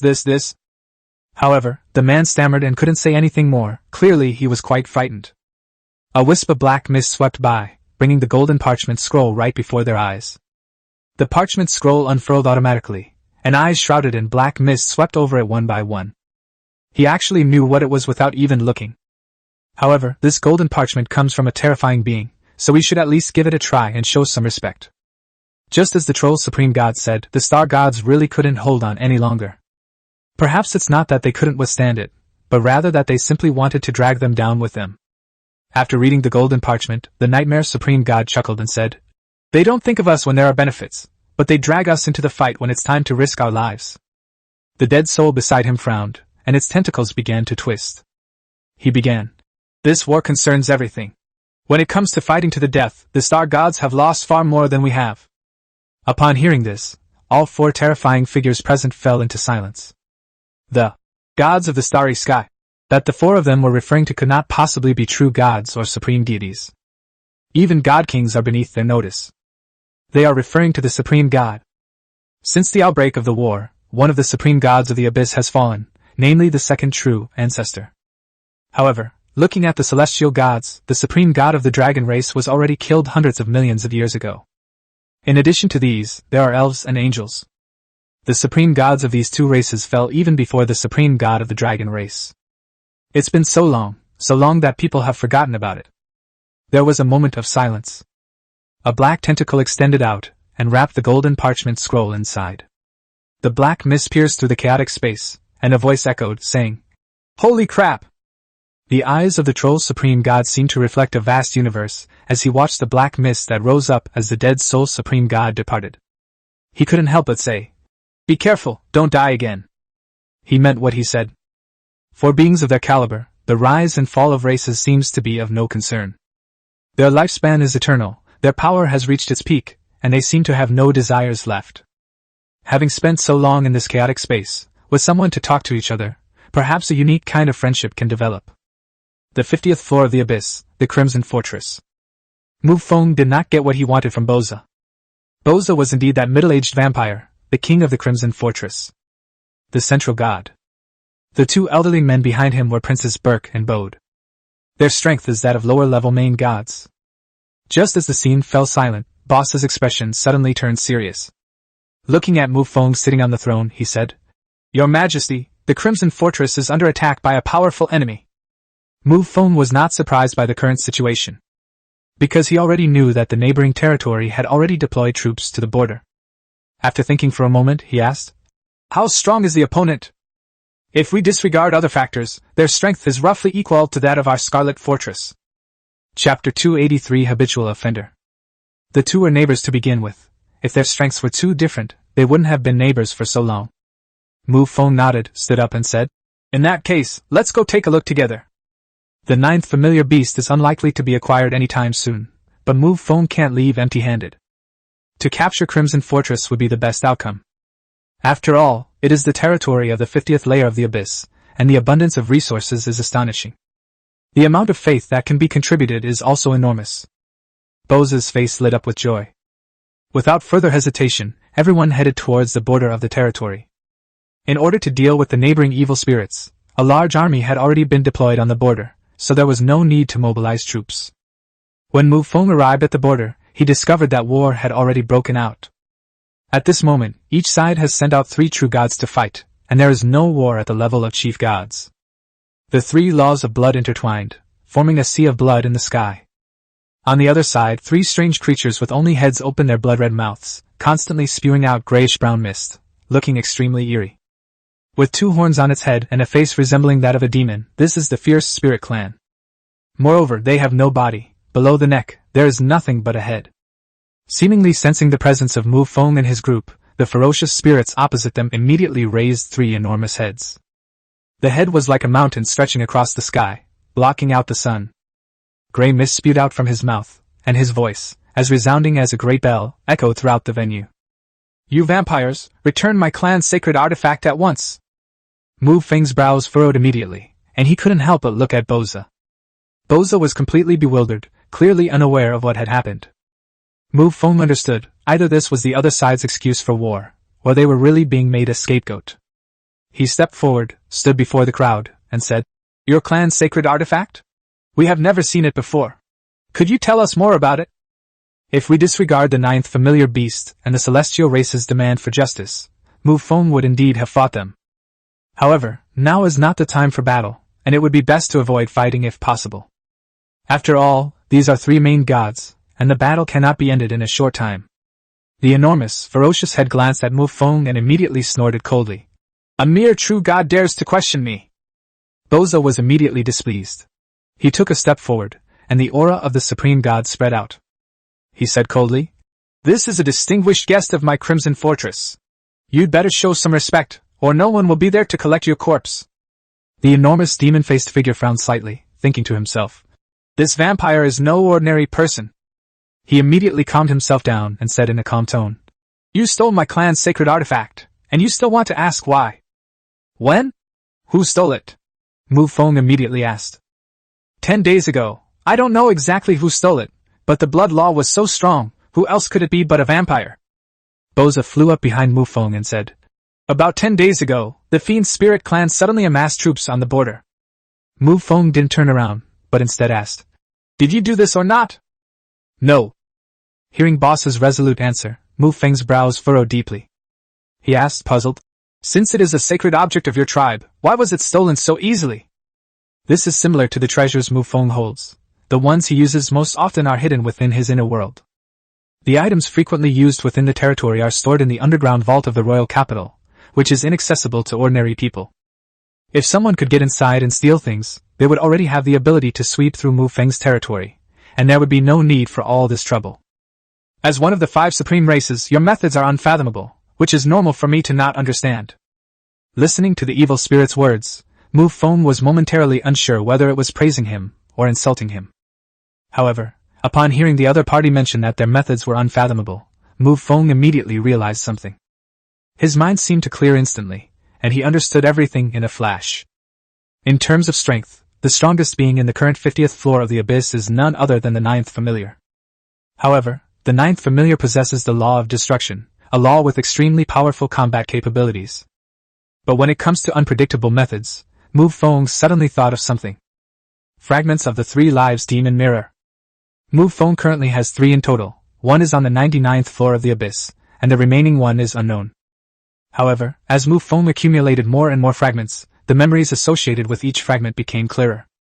One of the unknown fragments possesses the ability called Chaos Reversal.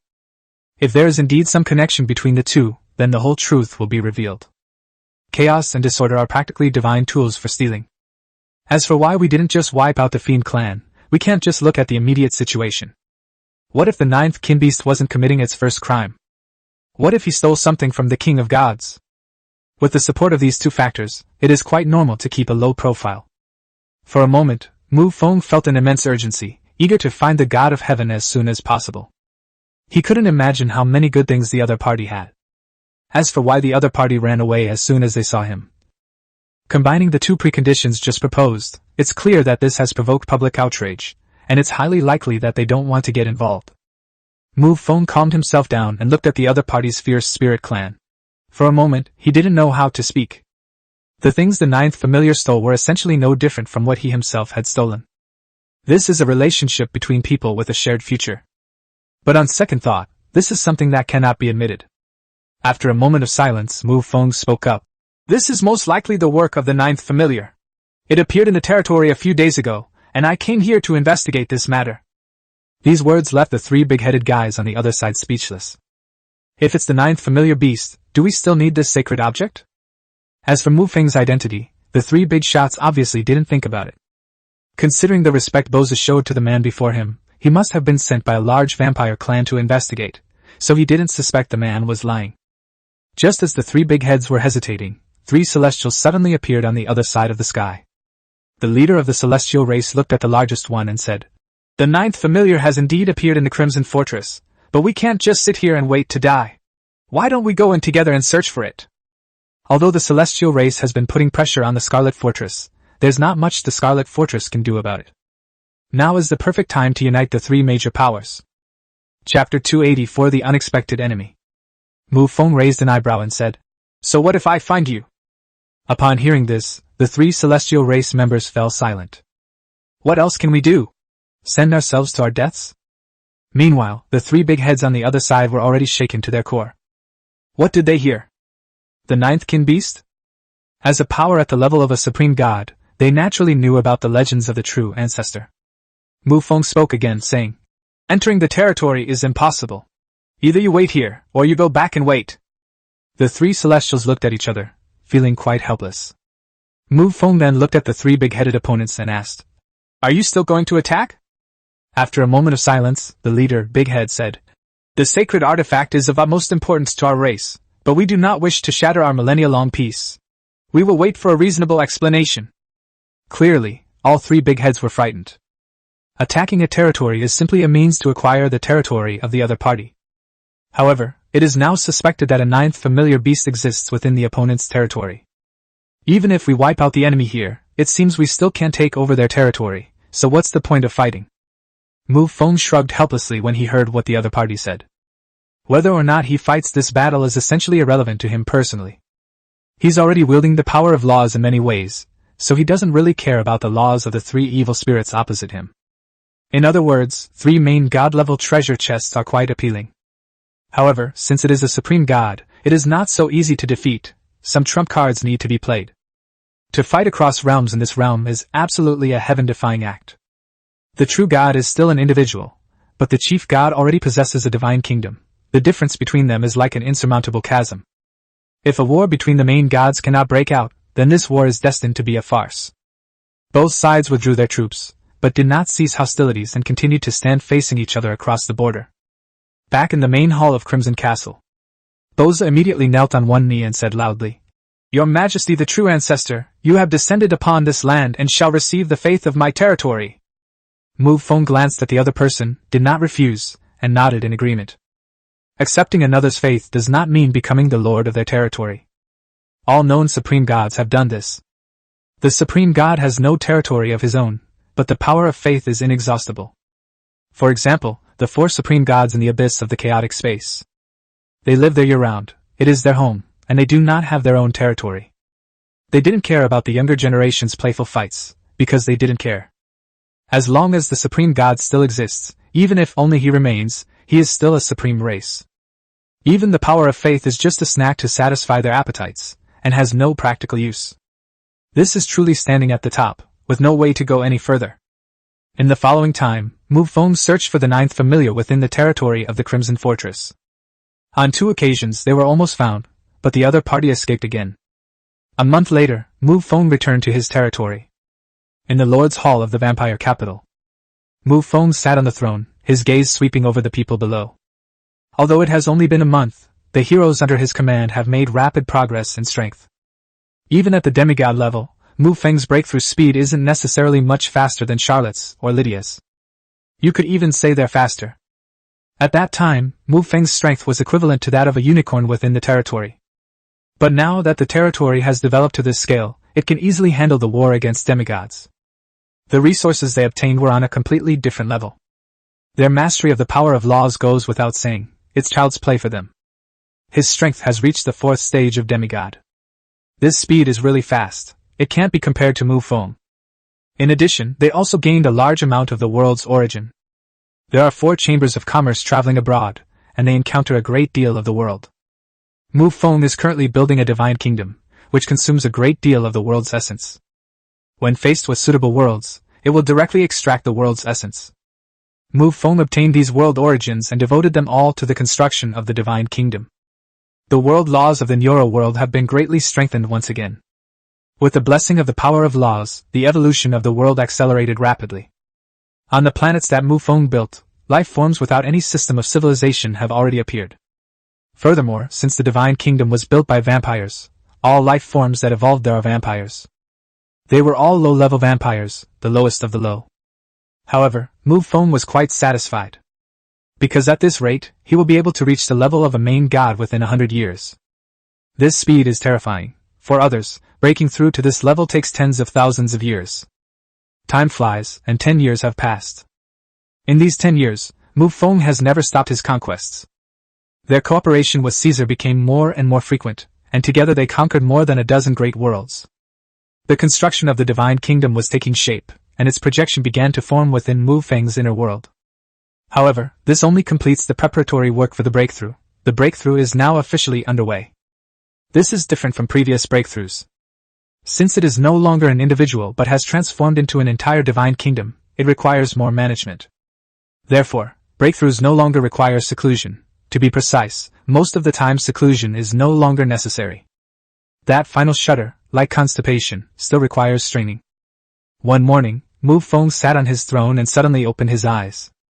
He slowly rose, put his hands behind his back, and strolled to the square outside the main hall. Gazing at the sky, he couldn't help but frown. At that moment, a huge phantom of a planet began to slowly emerge in the sky.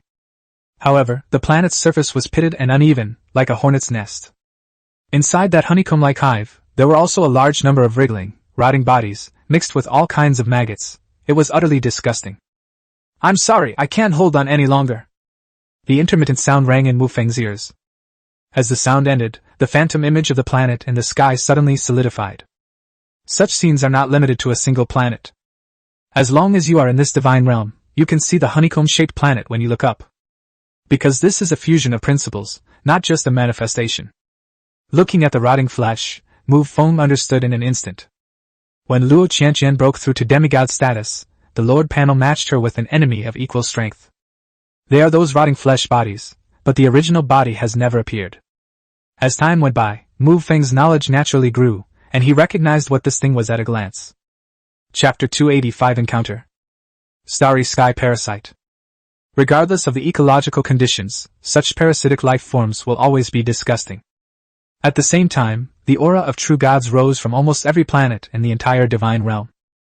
A crimson light streaked across the starry sky, standing at the very edge of the divine realm.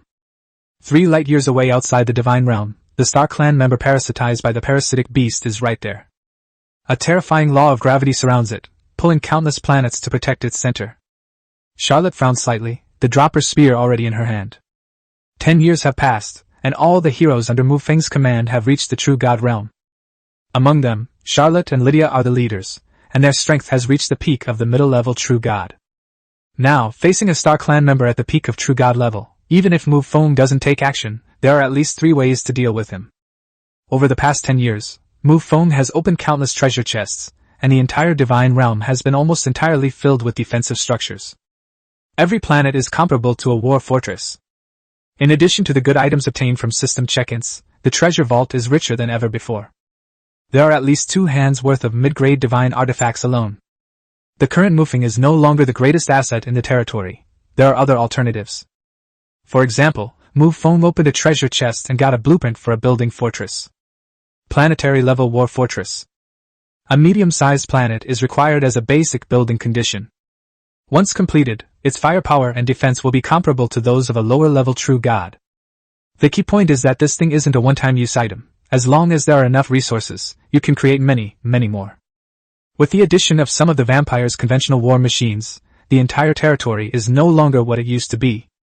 There are at least 40 people in the god realm with combat power at the true god level. Moreover, there are many other things. The space around Charlotte distorted, and Isabella, dressed in a maid outfit and wielding a double-edged sword, appeared beside her. Since the divine realm has been completed, it is impossible for all the true gods to be on one planet. Everyone has been assigned to their respective planetary territories. The vast area of starry sky behind them was their responsibility. Charlotte's eyes blazed with fighting spirit as he said, "It's been a long time since I've encountered an enemy like this." The opponent's realm is higher, and their race is not much inferior. The only difference is Charlotte's advanced knowledge. Compared to Charlotte, Isabella frowned and said, "Lord Charlotte, let's wait for the Lord to arrive." In her view, the enemy was very strong, so she offered her advice. Charlotte smiled slightly and said, "I may not be able to kill the opponent, but the opponent will definitely not be able to win either. This is just a simple sparring match." Clearly, Charlotte was not underestimating her opponent. She was simply itching to fight. Moreover, knowing yourself and your enemy is crucial. By sparring with them first, you can gauge their strength. Isabella had also considered this, and immediately stopped trying to stop them. Charlotte, like a wild horse unleashed, transformed into a blood-red beam of light that pierced through the starry sky. Before the person even arrived, the dropper gun in his hand was already being swung forward. A crimson light shone down, containing boundless killing intent. The gravity in the distance is stirring, and the planets orbiting around us are being mobilized. A planet blocks the crimson light. However, in just a moment, the planet shattered into pieces, turning into a desolate wasteland. There was no wasted words between them, because there was no need for conversation at all.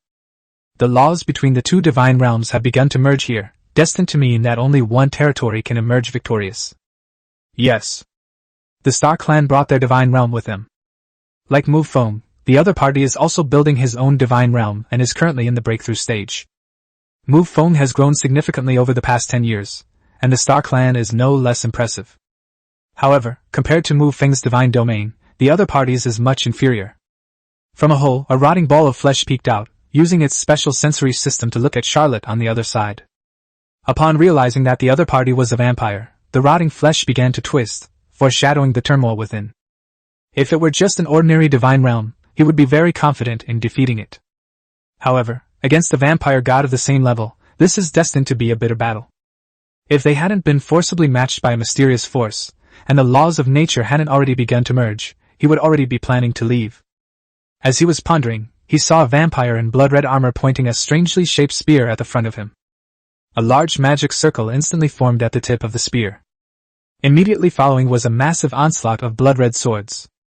The rotting flesh twisted and contorted, and an invisible, intangible force pushed away all the blood-red swords. At the same time, he felt a sense of annoyance. He had already sensed the opponent's strength. He was merely a mid-level true god.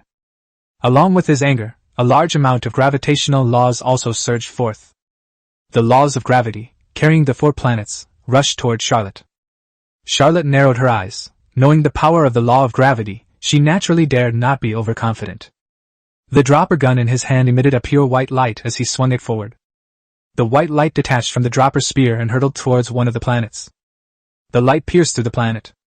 However, it was of little use, because 3 more planets rushed up afterward. Charlotte sprouted a pair of wings from her back, and her speed was faster than ever before. She turned slightly to the side, and a planet passed right by her, about a meter away. He raised the dropper spear in his hand, touched the planet in front of him, and left a blood-red magic circle. After doing all this, the wings behind it flapped slightly, and its figure disappeared from the spot. She did the same thing, leaving a magic circle on every planet she passed by. As the battle continued, the star race deployed an increasing number of planets. This demonstrates the overwhelming racial advantage of the Star Clan. These planets were used to build divine realms and are considered precious resources. If Mu Feng hadn't received the countless stars as a system reward, even he wouldn't have dared to squander them like this. Although there are many planets in the starry sky, not every one of them can be used. After all, some planets are destined to be unable to give rise to life. They are dead stars with no potential for progress. However, the Star Clan can disregard such rules. Any planet can be brought to life instantly under their transformation, possessing infinite possibilities and becoming the cornerstone for building a divine realm. This is an innate advantage belonging to the supreme gods. As the battle continued, the number of planets on the scene increased, and Charlotte was beginning to feel surrounded. However, she did not panic. Instead, she stopped. Chapter 286 Space War. As Charlotte stood in the starry sky, a vast number of planets immediately surrounded her. Every planet was releasing its gravitational pull, revolving around Charlotte and trying to tear her to pieces.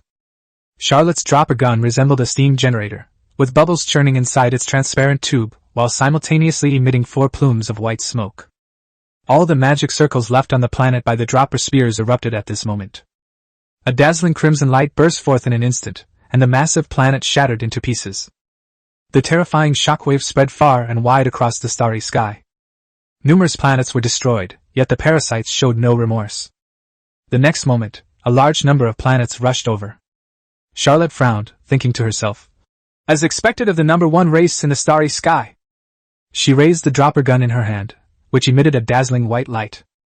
As the spear was swung forward, pure white light pierced through the starry sky. Wherever it passed, stars shattered and everything was destroyed. However, as the white light approached the Star Clan, an invisible gravitational force instantly came into play. The white light drew a semicircular arc around the Star Clan. It came from directly in front and flew away from directly behind, but it just happened to bypass the Star Clan. Even Mu Feng, who was watching from the back, couldn't help but frown slightly at this moment. He also knows the law of gravity. When Caesar first went to help, those 2 true god brothers each possessed the laws of time and gravity. Mu Feng was aware of the power of the law of gravity, so he never fell behind in his cultivation. However, compared to the Star Clan before them, they are far, far inferior. This is equivalent to the fact that vampires are naturally compatible with the laws of blood, and the cultivation progress between the two is simply incomparable. Just as Mu Feng was still pondering, Xia Luo on the battlefield was enveloped in a white light. The next moment, the white light began to distort, transforming into a pure white human figure. At the same time, Charlotte murmured to herself, "Divine magic, heroic warrior." The figure was like an uncolored version of Charlotte, completely pure white. Then the white figure transformed into a streak of light and rushed out. The parasites in the distance were also somewhat shocked. He could sense that the white figure exuded the exact same aura as the real person. Having abandoned his initial disdain, he began to mobilize the divine power belonging to the Star Clan. The planets in the divine realm seemed to come alive, their terrifying laws of gravity intertwined. This time, the planets are no longer controlled by the parasites. Each planet seems to have become a living warrior. This is also one of the Star Clan's innate skills. Star Network. Because the Star Clan is so small, this is the only way to increase their numbers. Planets connected by the Star Network are like star races that have given birth to consciousness. However, it is a heavily weakened and stripped-down version, so it is naturally far inferior to the original. Standing in the starry sky, Mu Feng slowly raised his right hand. Then swing it forward. Swish, swish, swish. A dozen or so enormous crimson orbs of light burst forth from behind Mu Feng, heading towards the battlefield ahead. Following closely behind were more than 30 steel planets gleaming with a cold, metallic sheen. This is a clash between elites. Low-ranking soldiers are simply useless. The crimson orb of light is a strategic weapon of the vampires, and comes in various versions of the Blood Pools series. Those planets with their cold, icy glow are, of course, planetary-level war fortresses. In an instant, a large-scale interstellar war broke out. Before the two armies even got close, the War Fortress and the Blood Pool had already launched a long-range attack. Various kinds of light filled the starry sky, and each strike could tear stars apart. Gravity acts as an invisible shield, making it arguably the most robust defense in the starry sky. With just a little bit of gravity applied, the trajectory of these attacks will change, causing them to miss. If it's just a superficial attack, then the Star Clan is inherently invincible. Fortunately, the vampires are not much different. In addition to these basic attacks, they also have a large number of conceptual skills. The defensive structures built on the war fortresses were also incredibly diverse. If it were any other ordinary divine realm, it would have been taken over by the opposing Star Clan within a day. Mu Feng stopped paying attention to the battlefield and instead looked towards the starry sky elsewhere. Because he sensed that a living being was spying on this place. The space around him distorted and he vanished from his spot in an instant. "We've been discovered!" The life form in the distance immediately changed its expression. After letting out a cry of alarm, he immediately fled into the distance. Mu Feng frowned, because his opponent's speed was almost the same as his. However, with the spatial enhancement, it's impossible for anyone of the same level to be faster than him. The result was obvious: the opponent was a supreme god. A giant centipede swayed its body, its thousands of slender legs moving rhythmically at great speed. The reason he didn't want to see Mu Feng wasn't because he was afraid of Mu Feng's strength. After all, in his eyes, Mu Feng was just a peak upper true god. What I'm really afraid of is Mu Feng's identity. A vampire god is of extremely high value. Mu Feng didn't want the other party to leave like this, because he was worried that it would cause unforeseen complications. There's no guarantee that the other side isn't some kind of intelligence-gathering vanguard. Thinking of this, Mu Feng immediately stopped holding back. The giant centipede sped through the starry sky, when suddenly it saw a cloud of blood rising ahead. Not wanting to get entangled with the other party, it opened its mouth and spat out a beam of light. The beam pierced through the blood-red mist, but it was to no avail. Now he realized even more how difficult Mu Feng was to deal with. However, considering that Mu Feng is only a true god, the blood mist of this scale is obviously not something that someone of this level could achieve. He was reckless and plunged headfirst into the blood mist. When Mu Feng saw this scene, his 5 fingers formed a claw, and a large amount of blood-red mist gathered in his palm. He then suddenly pushed forward, shouting loudly at the same time. "Town!" In an instant, the entire starry sky was enveloped in blood mist. An invisible force of suppression surged in from all directions, and the enormous centipede twisted its body repeatedly. But the suppressing force grew stronger and stronger, which terrified him. She quickly turned around, her eyes warily fixed on Mu Feng, who had already stopped some distance away. The giant centipede spoke. "Your Excellency, I have no intention of offending you. This star field is simply under my jurisdiction, and I am merely obeying the Alliance's regulations." The moment the other person finished speaking, Mu Feng understood. The star system he was in was likely a territory under the jurisdiction of some alliance. And this alliance must be quite powerful. Because his 4 chambers of commerce were always traveling, but they never mentioned this matter. Chapter 287 8 Temples. The 4 chambers of commerce have a considerable search scope. The fact that we haven't even made contact with this large-scale alliance only shows how incredibly huge it is.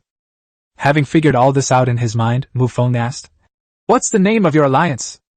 "The 8 Gods Temple." Mu Feng frowned, then asked, "Isn't it an alliance? Why does it sound like a single power?" "The alliance has tens of thousands of factions, and the 8 Gods Temple is the strongest alliance composed of 8 of them. If what they say is true, then this power is truly outrageously large." Even if the other party told Mu Feng that the strongest person in the 8 Gods Temple was the God King, Mu Feng would not be surprised at all. Mu Feng then asked, "What is the purpose of the alliance?" If such a large alliance is only united to plunder others, then Mu Feng felt there was no need to learn more about it. The giant centipede spoke and replied, "The alliance exists to prevent powerful future enemies and to resolve unnecessary disputes currently existing in the starry world." Mu Feng only needed to think about it briefly in his mind to understand its meaning. This is roughly equivalent to when he was still weak, when the Moon Elves and the Starry Empire, these powerful forces, formed an alliance. After breaking through to the king rank, you need territory, so naturally you have to fight for it. The existence of alliances is most likely to allocate territory to you and provide you with resources commensurate with your strength. As for the defense against powerful future enemies mentioned by the other party, Mu Feng has no clue yet. "What are the conditions for joining your alliance?" When Mu Feng asked this question, it was clear that he already had the idea of joining the alliance. If it were a small league, Mu Feng wouldn't even give it a second glance. However, entering such a massive alliance means stepping into a completely new and higher-level world. Putting everything else aside, once you join, you can at least get access to the star systems where other people's territories are located. The list of resources to be plundered in the future will now be available. The giant centipede immediately replied, "Just apply to the Temple of the Eight Gods. The minimum requirement to join is demigod." Mu Feng shook his head helplessly, thinking to himself, "It seems that the place I am in is really remote." A demigod could apply to join, but his current strength already makes him one of the best among the true gods. With such strength, he only learned of the existence of this major league today. Aside from the fact that it was too remote, Mu Feng couldn't think of any other reason. Just as Mu Feng was pondering this, the giant centipede spoke again. "Your Excellency, if you wish to join the alliance, I can help you with the introduction, but before that..." He didn't finish his sentence, but instead looked in the direction Mu Feng had come from. Mu Feng understood what the other party meant. The Divine Realm was currently engaged in war.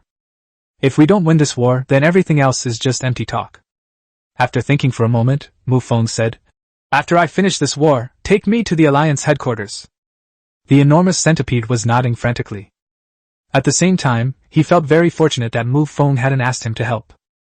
Although it was only a battlefield at the level of true gods, both sides were supreme gods, so it was clearly not something he could get involved in. Because of the great distance, he did not notice anything unusual about the Star Clan. To be precise, he did not want to be discovered, so he only glanced at them briefly. After Mu Feng finished speaking, he turned and left. The giant centipede thought for a moment, but ultimately decided that it shouldn't let this opportunity slip by. Two supreme gods fighting is not something everyone has the opportunity to witness. He immediately swung his massive body, concealing himself as he slowly approached the battlefield. After returning to the battlefield, Mu Feng immediately noticed the very center of the battlefield. Charlotte was still locked in combat with the Star Clan member. Charlotte has already used divine magic, and although the Star Clan has not, they are also drawing upon the power of the divine realm. The two are generally in a state of equilibrium. However, if the Star Clan were to reclaim the Star Network and use all their power to fight Charlotte, their chances of winning would be around 70%. This does not mean that Charlotte is weak in combat. She is not afraid of ordinary peak-level true gods. However, once the divine realm is involved, even if the other party is not a supreme god, it can still be a bit tricky. As someone who had just begun to grasp the power of the divine realm, Mu Feng knew just how powerful it was. It can grant an individual life form immortality, and the power it brings is unparalleled. Mu Feng immediately decided to make a move. The law of blood stirred up bursts of blood mist, which spread from Mu Feng's body.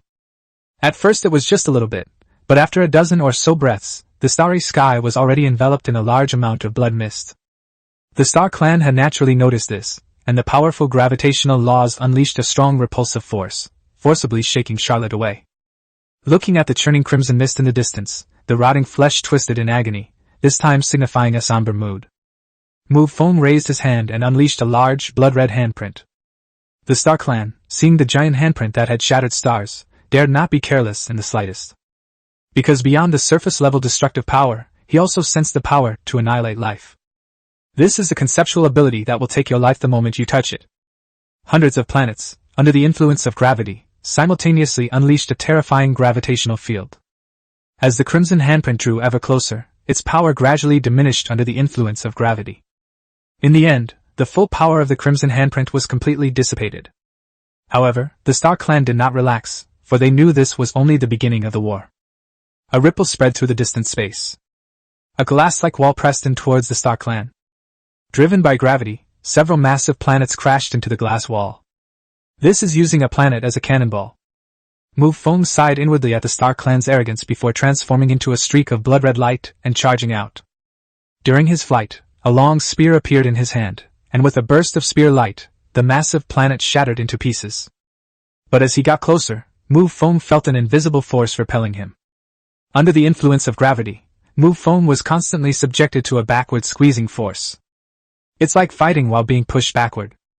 Although he could also use the laws of gravity, he was simply not on the same level as the other party. That would be like showing off one's limited skills before an expert. Left with no other choice, Mu Feng used the first power of the law he had acquired. The law of equivalence. He is of little use when in an active state, but he has the ability to wear down everything. The repulsive force on Mu Feng vanished instantly.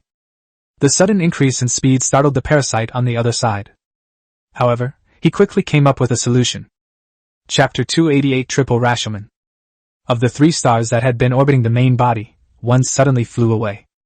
The blazing flames swept across the starry sky, distorting space itself. These planets have been modified by laws. They are not ordinary objects.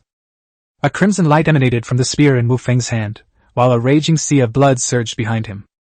A phantom spear emerged from the blood mist, its power seemingly capable of piercing through the stars. This is the power of a mid-grade divine artifact, corresponding to a main god-level powerhouse. The star, radiating a fiery red light, trembled, and looked as if it was about to shatter in the next second. The law of gravity pulled the star back in an instant. Compared to ordinary planets, the 3 stars that always orbit the main body clearly represent a greater investment of effort. It's impossible to just waste it like that. Without the obstruction of the stars, Mu Feng had already arrived in front of the Star Clan. The spear in his hand gleamed with a cold light as he slammed it down towards the Star Clan. However, with the sudden burst of gravity, the Star Clan was thrown backward like a deflated balloon. The crimson spear light drew an arc in the void, but it was destined to miss. Mu Feng was not angry, and once again transformed into a streak of blood light and rushed out. Dozens of enormous planets flew towards him, attempting to stop Mu Feng's pursuit. Their gravitational pulls intertwine, forming an invisible net. Mu Feng swept his spear in an arc, and a large amount of blood mist surged out. Under the erosion of the law of blood, this small-scale network instantly became ineffective. Life is a wonderful thing. The essence of the starnet is to give ordinary planets a short period of life.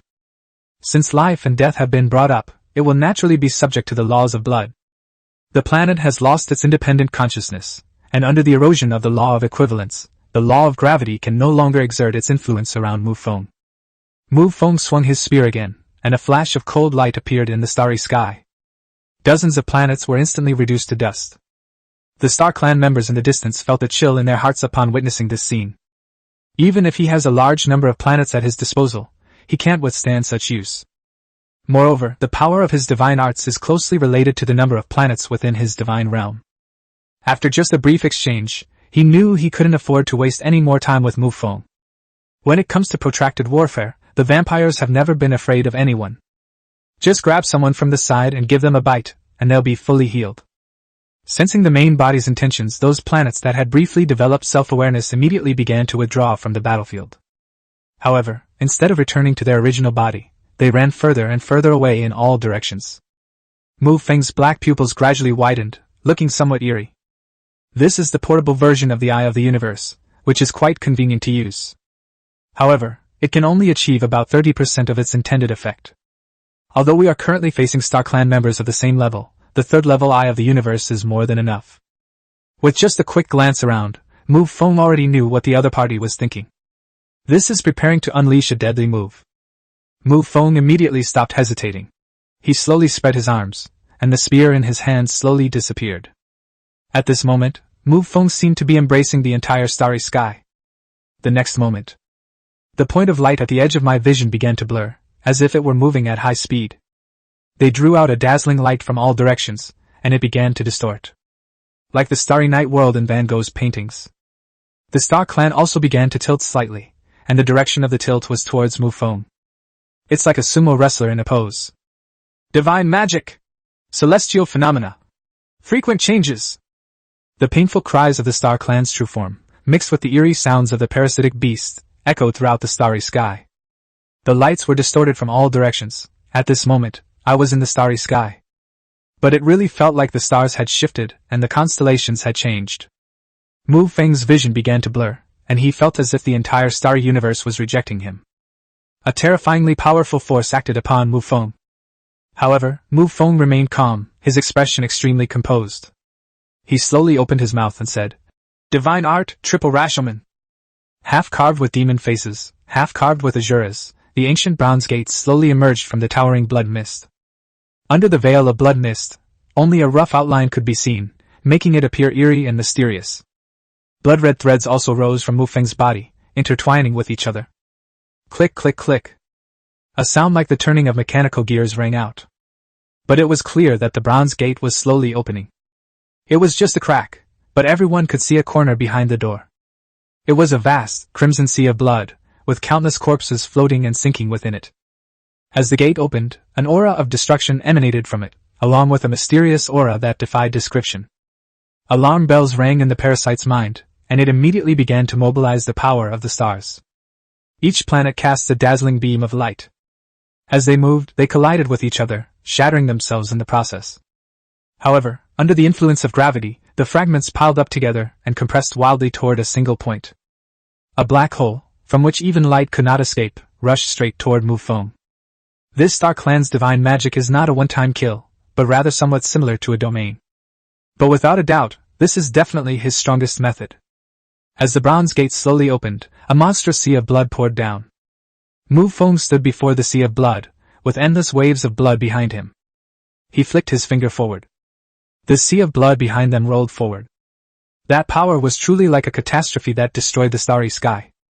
When the black hole disappeared into the sea of blood, it didn't even cause a ripple. The mysterious and eerie black hole was swallowed up by the sea of blood. Mu Feng once pondered a question, life or death, a question concerning an individual.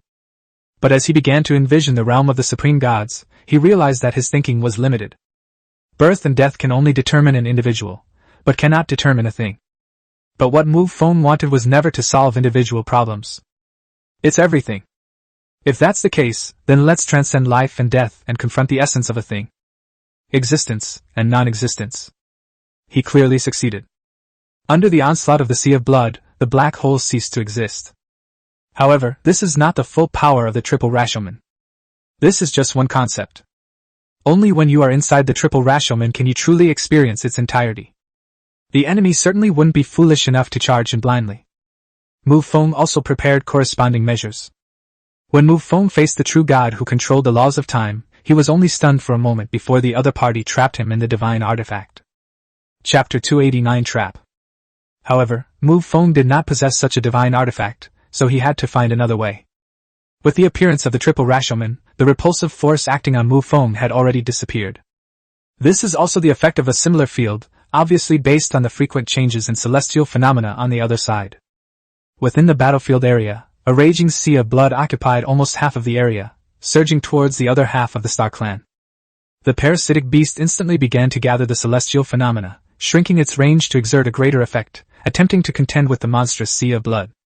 But this time, the ever-effective law of gravity seemed to have failed to work. Whenever the law of gravity touches the sea of blood, it will instantly disappear. Since the parasite took over the body of this Star Clan member, it has never been in such a disadvantageous position. The aura emanating from the Star Clan grew increasingly terrifying, clearly indicating that they were prepared to die. The 3 stars orbiting around it are spinning faster and faster. Then 3 beams of light suddenly shot out. The 3 beams of light were not straight lines, but rather resembled silk threads fluttering in the wind. Under the influence of gravity, such an attack is difficult to fathom. But everything was under the control of the Star Clan. Mu Feng was naturally fearless, and the surging sea of blood almost filled half of the starry sky. There was not a single gap behind him. The 3 beams of light fell into the sea of blood without creating the slightest ripple. The parasite immediately hardened its heart, and the 2 stars detached from its body and flew out. Their gravity pulls them together, causing them to rotate rapidly around each other. Threads of fiery energy were pulled out, and slowly converged at the center of the 2 stars. The momentum of the 2 stars abruptly ceased before they reached the sea of blood. The parasite knew, of course, that the sea of blood before it had the power to destroy everything, and it was impossible for it to rush in. Just before the sea of blood, 2 stars suddenly exploded. From a scientific perspective, this phenomenon is called a supernova explosion. The intense heat surged outwards. Under everyone's watchful eyes, a fiery point of light appeared in sight. Immediately following was a surge of intense energy that seemed capable of obliterating everything in the starry sky. However, when this terrifying energy touched the endless sea of blood, everything came to an abrupt end. Despite the impact of this terrifying energy, the sea of blood remained completely undisturbed. It was as if nothing had ever happened. Any substance that comes into contact with the sea of blood will be transformed into nothingness. The parasite in the distance had already been twisting its body wildly, engulfed in extreme rage. The battle lasted until this point, and in total, it didn't last very long. However, it consumed almost half of his divine domain. 2 of the 3 most powerful stars have already been used. Unless he can conquer the opponent's divine realm, he will have to start all over again. Even if the Star Clan has a natural advantage in this regard, it would still take hundreds of years to make up for this loss. A strange roar echoed through the starry sky. In an instant, the entire starry sky seemed to tremble. Planets streaked across the sky, trailing long, dazzling tails of flame, hurtling toward Mu Feng. Mu Feng calmly extended his right hand palm up, as if he were holding something that did not exist. A moment later, a snowball formed in the palm of his hand. Amidst the raging sea of blood, countless crimson water columns swirled and converged in Mu Feng's palm. A cloud of blood rose up, obscuring Mu Feng's face. Only a vague outline could be seen. Behind Mu Feng was a bronze gate that stretched as far as the eye could see. The planet plunged into the blood mist, its speed decreasing and its size shrinking as it went deeper. The planet, which was already quite small, was completely destroyed halfway through its journey. The largest one had already come up in front of Mu Feng. But only the size of a glass marble remained. Mu Feng raised one hand and gently poked the small planet with his finger. The planet, so tiny it was almost invisible, shattered instantly. The next moment, what resounded through the starry sky was the impotent rage of the parasitic beast. Yeah! He simply couldn't understand why there was such a huge gap in strength between the two. The law of gravity had no effect on the opponent. This was a method that the Star Clan was almost invincible with. On that battlefield that spanned the entire universe, even in the face of those terrifying laws that were almost incomprehensible, the law of gravity was still able to display its sharpness. However, when faced with this vampire, the brilliance of the Star Clan, which had traversed the universe for countless years, was completely dimmed. Mu Feng flicked his finger forward. Within the raging sea of blood, endless crimson threads suddenly extended out. Those blood-red threads howled through the starry sky, like the shrill cries of vengeful ghosts. The parasite knew it was in dire straits, but it couldn't just sit and wait to die. Because they are despicable creatures, lacking such noble character. The star race began to release a large amount of gravitational laws. However, the blood-red threads remained completely unaffected. This is another characteristic of the triple Rashomon. All the powers of the laws can be combined without any conflict. A smaller number of different types of laws might be able to be mixed together and used interchangeably. However, once the number increases, there will inevitably be some conflicts. Not only will it not bring any improvement, but it may also cause you a lot of trouble. However, with the fusion of the 3 Rashomon gates, there is absolutely no such concern. With the support of spatial laws, the crimson threads moved at an extraordinary speed. His movements are unpredictable. 1 second he's 2 light years to the right and in front. But in the blink of an eye, it appeared a light year to the left and in front. Furthermore, considering the law of equivalence, or the inherent properties of the crimson threads themselves, the law of gravity has no effect whatsoever. As the crimson threads drew ever closer, the parasite could no longer remain still. He applied the power of the law to himself, then turned and ran off into the distance. However, the moment he moved, he felt a blur before his eyes. A smile involuntarily crept onto Mu Feng's lips. Because the other party made a move. Mu Feng came up with 3 methods to drag the other party into the doorway. When the triple Rashomon appears, it will generate a domain within a certain range. The law of equivalence erodes the opponent's power, while the laws of time and space work together to drag the opponent in. However, there is a prerequisite for doing this, which is similar to a trap. The trap is right in your face. The moment you move, you'll fall into it. The second method is to activate the triple Rashomon, but this consumes a relatively large amount of resources. The third method is even simpler and more brutal. Just open the gates wide and swallow the entire battlefield. However, the third method undoubtedly consumes more resources. The parasite felt a blur before its eyes, but it did not stop its escape. I've written a backlog of drafts, and I'll try to get full attendance next month. All. Chapter 290. These abnormal conditions are nothing compared to life and death. Despite the gravitational and repulsive forces, his speed was still very fast. In the distance, at the edge of the horizon, stretched a crimson mist that seemed to reach the sky. I don't know how long I ran. Suddenly, the parasite felt its brain shut down. World? Aren't they in the starry sky? At this moment, the parasite finally began to carefully examine its surroundings. At the horizon, all that remained was a towering cloud of blood mist. The sky above was crimson, with a blood moon hanging high in the air. In the very center of that blood moon, there was a deep, vertical pupil. The parasite was certain that those pupils had been watching it the whole time. Always and always. After stopping and examining it closely, one could vaguely see life moving within the blood mist. However, due to the excessive density of the blood mist, only some general outlines could be seen. Then look down at your feet. Splash! The sound of the waves, like the wind blowing across the sea, reached his ears the moment he looked at it. Everything here is strange. If you don't see it, then everything seems to exist, and you don't even feel anything. But once you see it, everything will be deeply etched in your mind. For example, the sea of blood beneath our feet was completely silent until we saw it. Just as the parasite was filled with immense horror, it suddenly felt itself becoming somewhat out of control. Rotten bits of flesh began to twist and slowly emerge from the honeycomb-like holes of the Star Clan. It's like a snail's body being pulled out. During this time, the parasite is unable to control its own body. He was filled with immense fear. Manipulating others has always been a strength of parasites, their capital for dominating the cosmos. However, when he becomes the one being manipulated, the fear, anger, and resentment in his heart will be even greater than those of a normal living being. Mu Feng's figure suddenly appeared in the void, standing quietly. The moment the parasite saw Mu Feng, its rotting flesh began to writhe wildly, a sign of its inner turmoil. However, Mu Feng didn't even look at the parasitic beast. Instead, he turned his gaze to the dilapidated planet. This is Mu Feng's world. He is the master of everything. He can gain incredible power here. For example, right now, there is no fighting within the triple Rashomon. But the mysterious scales have already been cast for the two of them. The outcome is decided. In order to make the triple Rashomon even stronger, Mu Feng directly adopted the abilities of the 12 familiars. One of the familiars is actually a scale. Using one's own position as a benchmark, make a simple comparison with the other party. The winner takes all, the loser is condemned.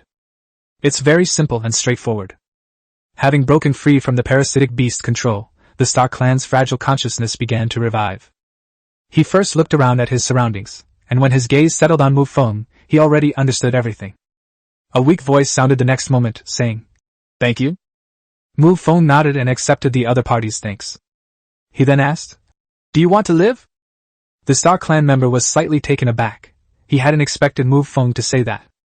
Because he had lost all hope of living, his body was already riddled with holes and he was in a state where he could not survive.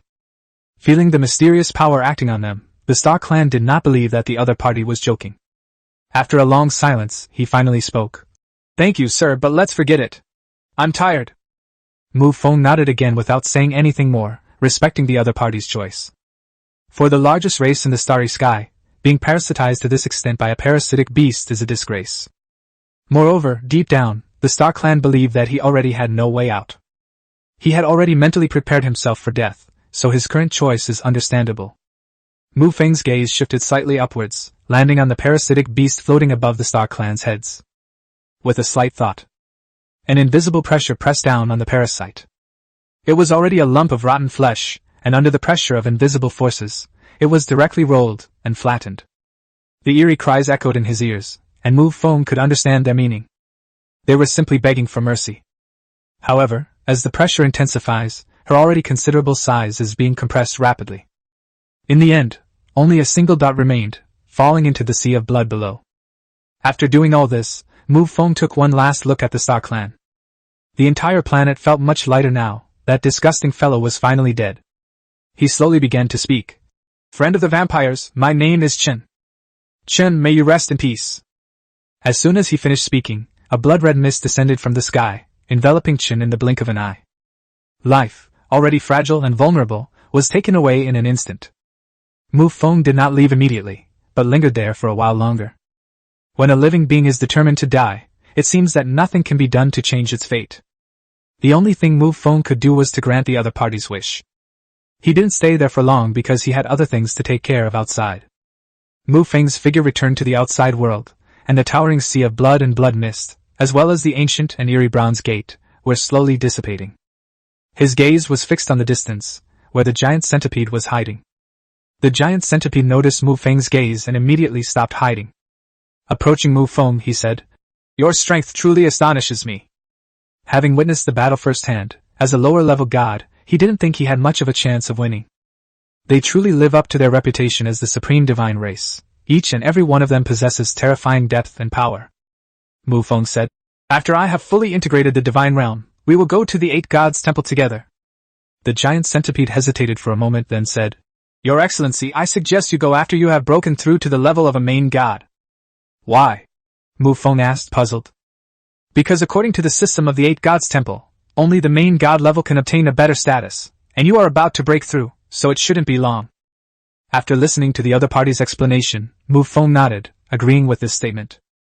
They exchanged a few more words and agreed on a rough time. Mu Feng immediately returned to his divine realm. The giant centipede swayed its body as it went to patrol another star system. After returning to his divine realm, Mu Feng took out all the planets he had inherited from Qin. These planets are already highly perfected.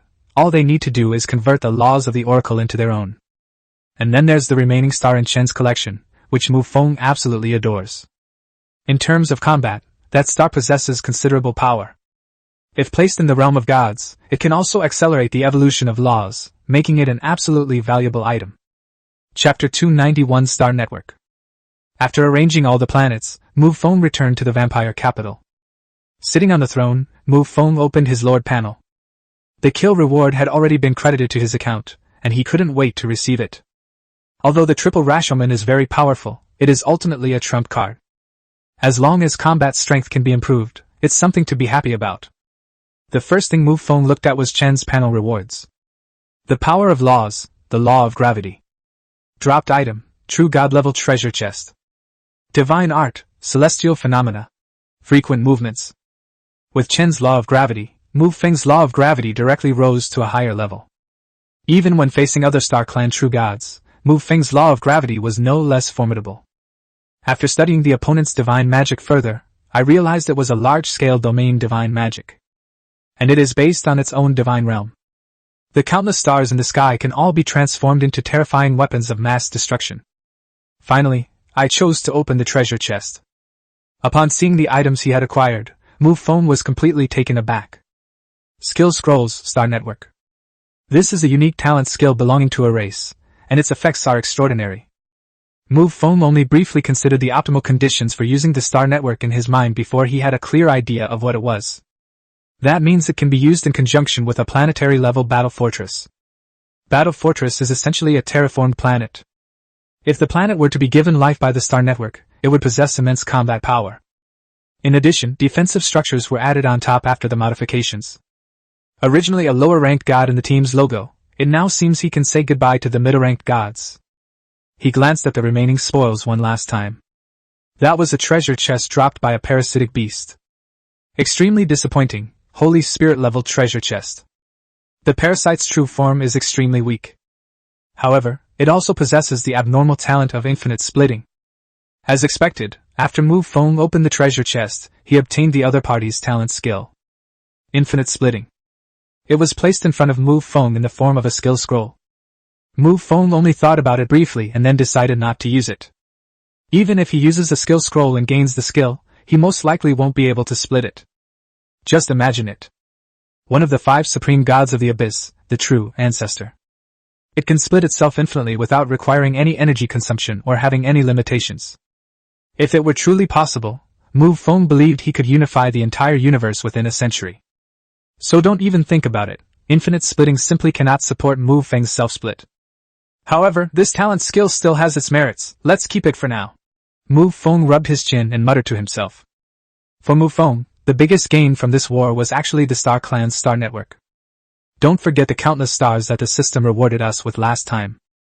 Although it's called 10,000, 100,000 is still 10,000, and 1,000,000 is still 10,000. There were so many that Mu Feng couldn't count them all. He definitely doesn't lack planets. Just as Mu Feng was examining his spoils, a figure walked up the stairs. When the fragrance reached his nose, Mu Feng knew who it was without even looking. It was his own family's blood servant and head steward Eiffel. Mu Feng poured a lot of energy into the other party, which greatly increased the upper limit of the other party's talent. Now, it has reached the growth limit of the God King level. While Charlotte and other heroes also received some minor improvements, none of them achieved the same level of improvement as Eiffel. After all, they are heroes, either guarding their territory or fighting on the frontier. There simply isn't that much time. The other person was wearing the same clothes as when they first met. The white spaghetti strap dress with gold patterns looks dignified, elegant, and sophisticated. Mu Feng had just finished a major battle and now was the time to relax. Just as he was about to speak, Eiffel bowed slightly. Then, as if by magic, he produced a tray and held it up with both hands. Looking at the numerous small wooden signs on the tray, Mu Feng's eyes twitched involuntarily. Mu Feng then scanned the wooden signs one by one and asked, "Why isn't your name on them?" Eiffel was incredibly excited at that moment. She was very clear about her own position, a blood servant by the side of the True Ancestor, or, if you had to say, a personal attendant. But the wooden plaques are different. They represent the woman of the True Ancestor. Actually, Mu Feng had done this kind of thing before. Besides flipping cards, we also played random archery, drawing lots, and so on. After all, there's a purpose to increasing one's strength. For example, if you're not making money to spend, then what are you going to do with it? Mu Feng improved his strength naturally so that he could enjoy himself and have more control. So these everyday little things in life are also his way of adding flavor to his life. Mu Feng did not lift the plaque, but instead stood up from the throne. He wrapped one arm around the other's slender waist. It's very soft and silky. The softness is due to the beauty of the woman, and the silkiness is due to the fabric of her clothes. Once the silky smoothness fades, it becomes delicate and moisturizing. However, Mu Feng had already moved to another location and was no longer in the Lord's Hall. Perhaps some people have a little quirk, and just like being here. But Mu Feng wouldn't. The flags arranged on both sides represent the glory of a race. The lofty throne was a symbol of power, the most important thing he had fought his whole life to firmly grasp in his hands, without exception. However, once you leave the Lord's Hall, you can draw circles anywhere else. Anna frowned, looking at Ephelil, who emerged from the treasure vault with flushed cheeks and disheveled hair, filled with suspicion. She asked in confusion, "Sister, what are you doing?" Aphrodite's cheeks flushed red, and she didn't dare to look directly at the other person. Anna then asked, "Why is your hair so wet?" "That's because the storm was so strong that it soaked my hair." That being said, Eiffel had no idea what to say. As the True Ancestor's personal blood servant, his outward appearance was so disheveled. This was simply a major taboo. They may not be very talented, but they must be beautiful. Eiffel's eyes darted around, and she said, "I just went to the treasury to try out a divine artifact, but it was beyond my rank, and I found it very difficult to use." Anna still looked suspicious, practically screaming, "I don't believe it!" However, as the True Ancestor's personal blood servant, trust is definitely essential. I was just curious about what the other person was doing. After persisting for a while, Eiffel made up an excuse and left quickly. The high heels clicked on the ground, making a clattering sound. Anna watched the other person's departing figure, scratched her head, and turned to enter the treasure vault. Due to her personality, Anna was the only hero who was not sent out to guard the territory. Chapter 292, Establishing the Divine Realm ahead of schedule.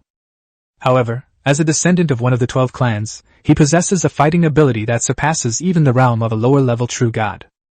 Therefore, they were all dispatched as generals. The next day, inside the main hall of the vampire capital, Mu Feng sat on the throne, his gaze sweeping over everyone below. Charlotte and Lydia are already mid-level true gods, and can be said to be the two most powerful. Secondly, Lilivi, Rona, Ghana, Isabella, and Anya have all reached the level of lower-level true gods. In addition to these heroes, the 4 guild leaders, led by Blue Moon, were also present. Due to abundant resources, Tuli, President Fei Xiong, has already broken through to the level of a mid-level true god. Among all the people under his command, the ones who surprised Mu Feng the most were Luo Qianqian and Shilinti. Having broken free from the constraints of resources, Luo Qianqian's Zerg forces have grown exponentially. His own realm has reached the level of a true god. After all, he is a Lord of Blue Star, and has the convenience of a Lord panel. As for Shilinti, although she had not reached the realm of a true god, she had already reached the 4th stage of a demigod. What has always troubled her is not her own talent, but the resources within her territory. The Moon Elves once controlled that vast forest, which might have been just right for a demigod. But if it's 2 demigods, then it's obviously far too small. Even under these circumstances, Shilinti still had a 20 to 30% chance of breaking through to demigod status. He can be considered exceptionally talented. Driven by curiosity, Mu Feng directly used the universal scheme to take a look at the other party's specific information. The eye of the universe can trace the essence of things, and everything will be exposed. According to Mu Feng's observation, the opponent's bloodline limit was roughly at the level of a main god. However, at most they would only be lower-level gods, and their hidden bloodline potential would be completely burned out. The differences between the main gods are also very large.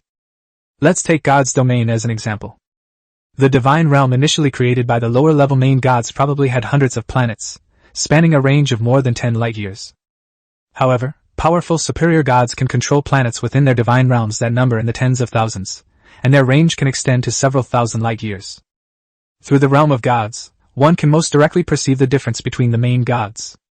However, Mu Feng naturally had a way to improve his bloodline level. One way is to work a little harder and contribute more energy. The other one is the true blood altar.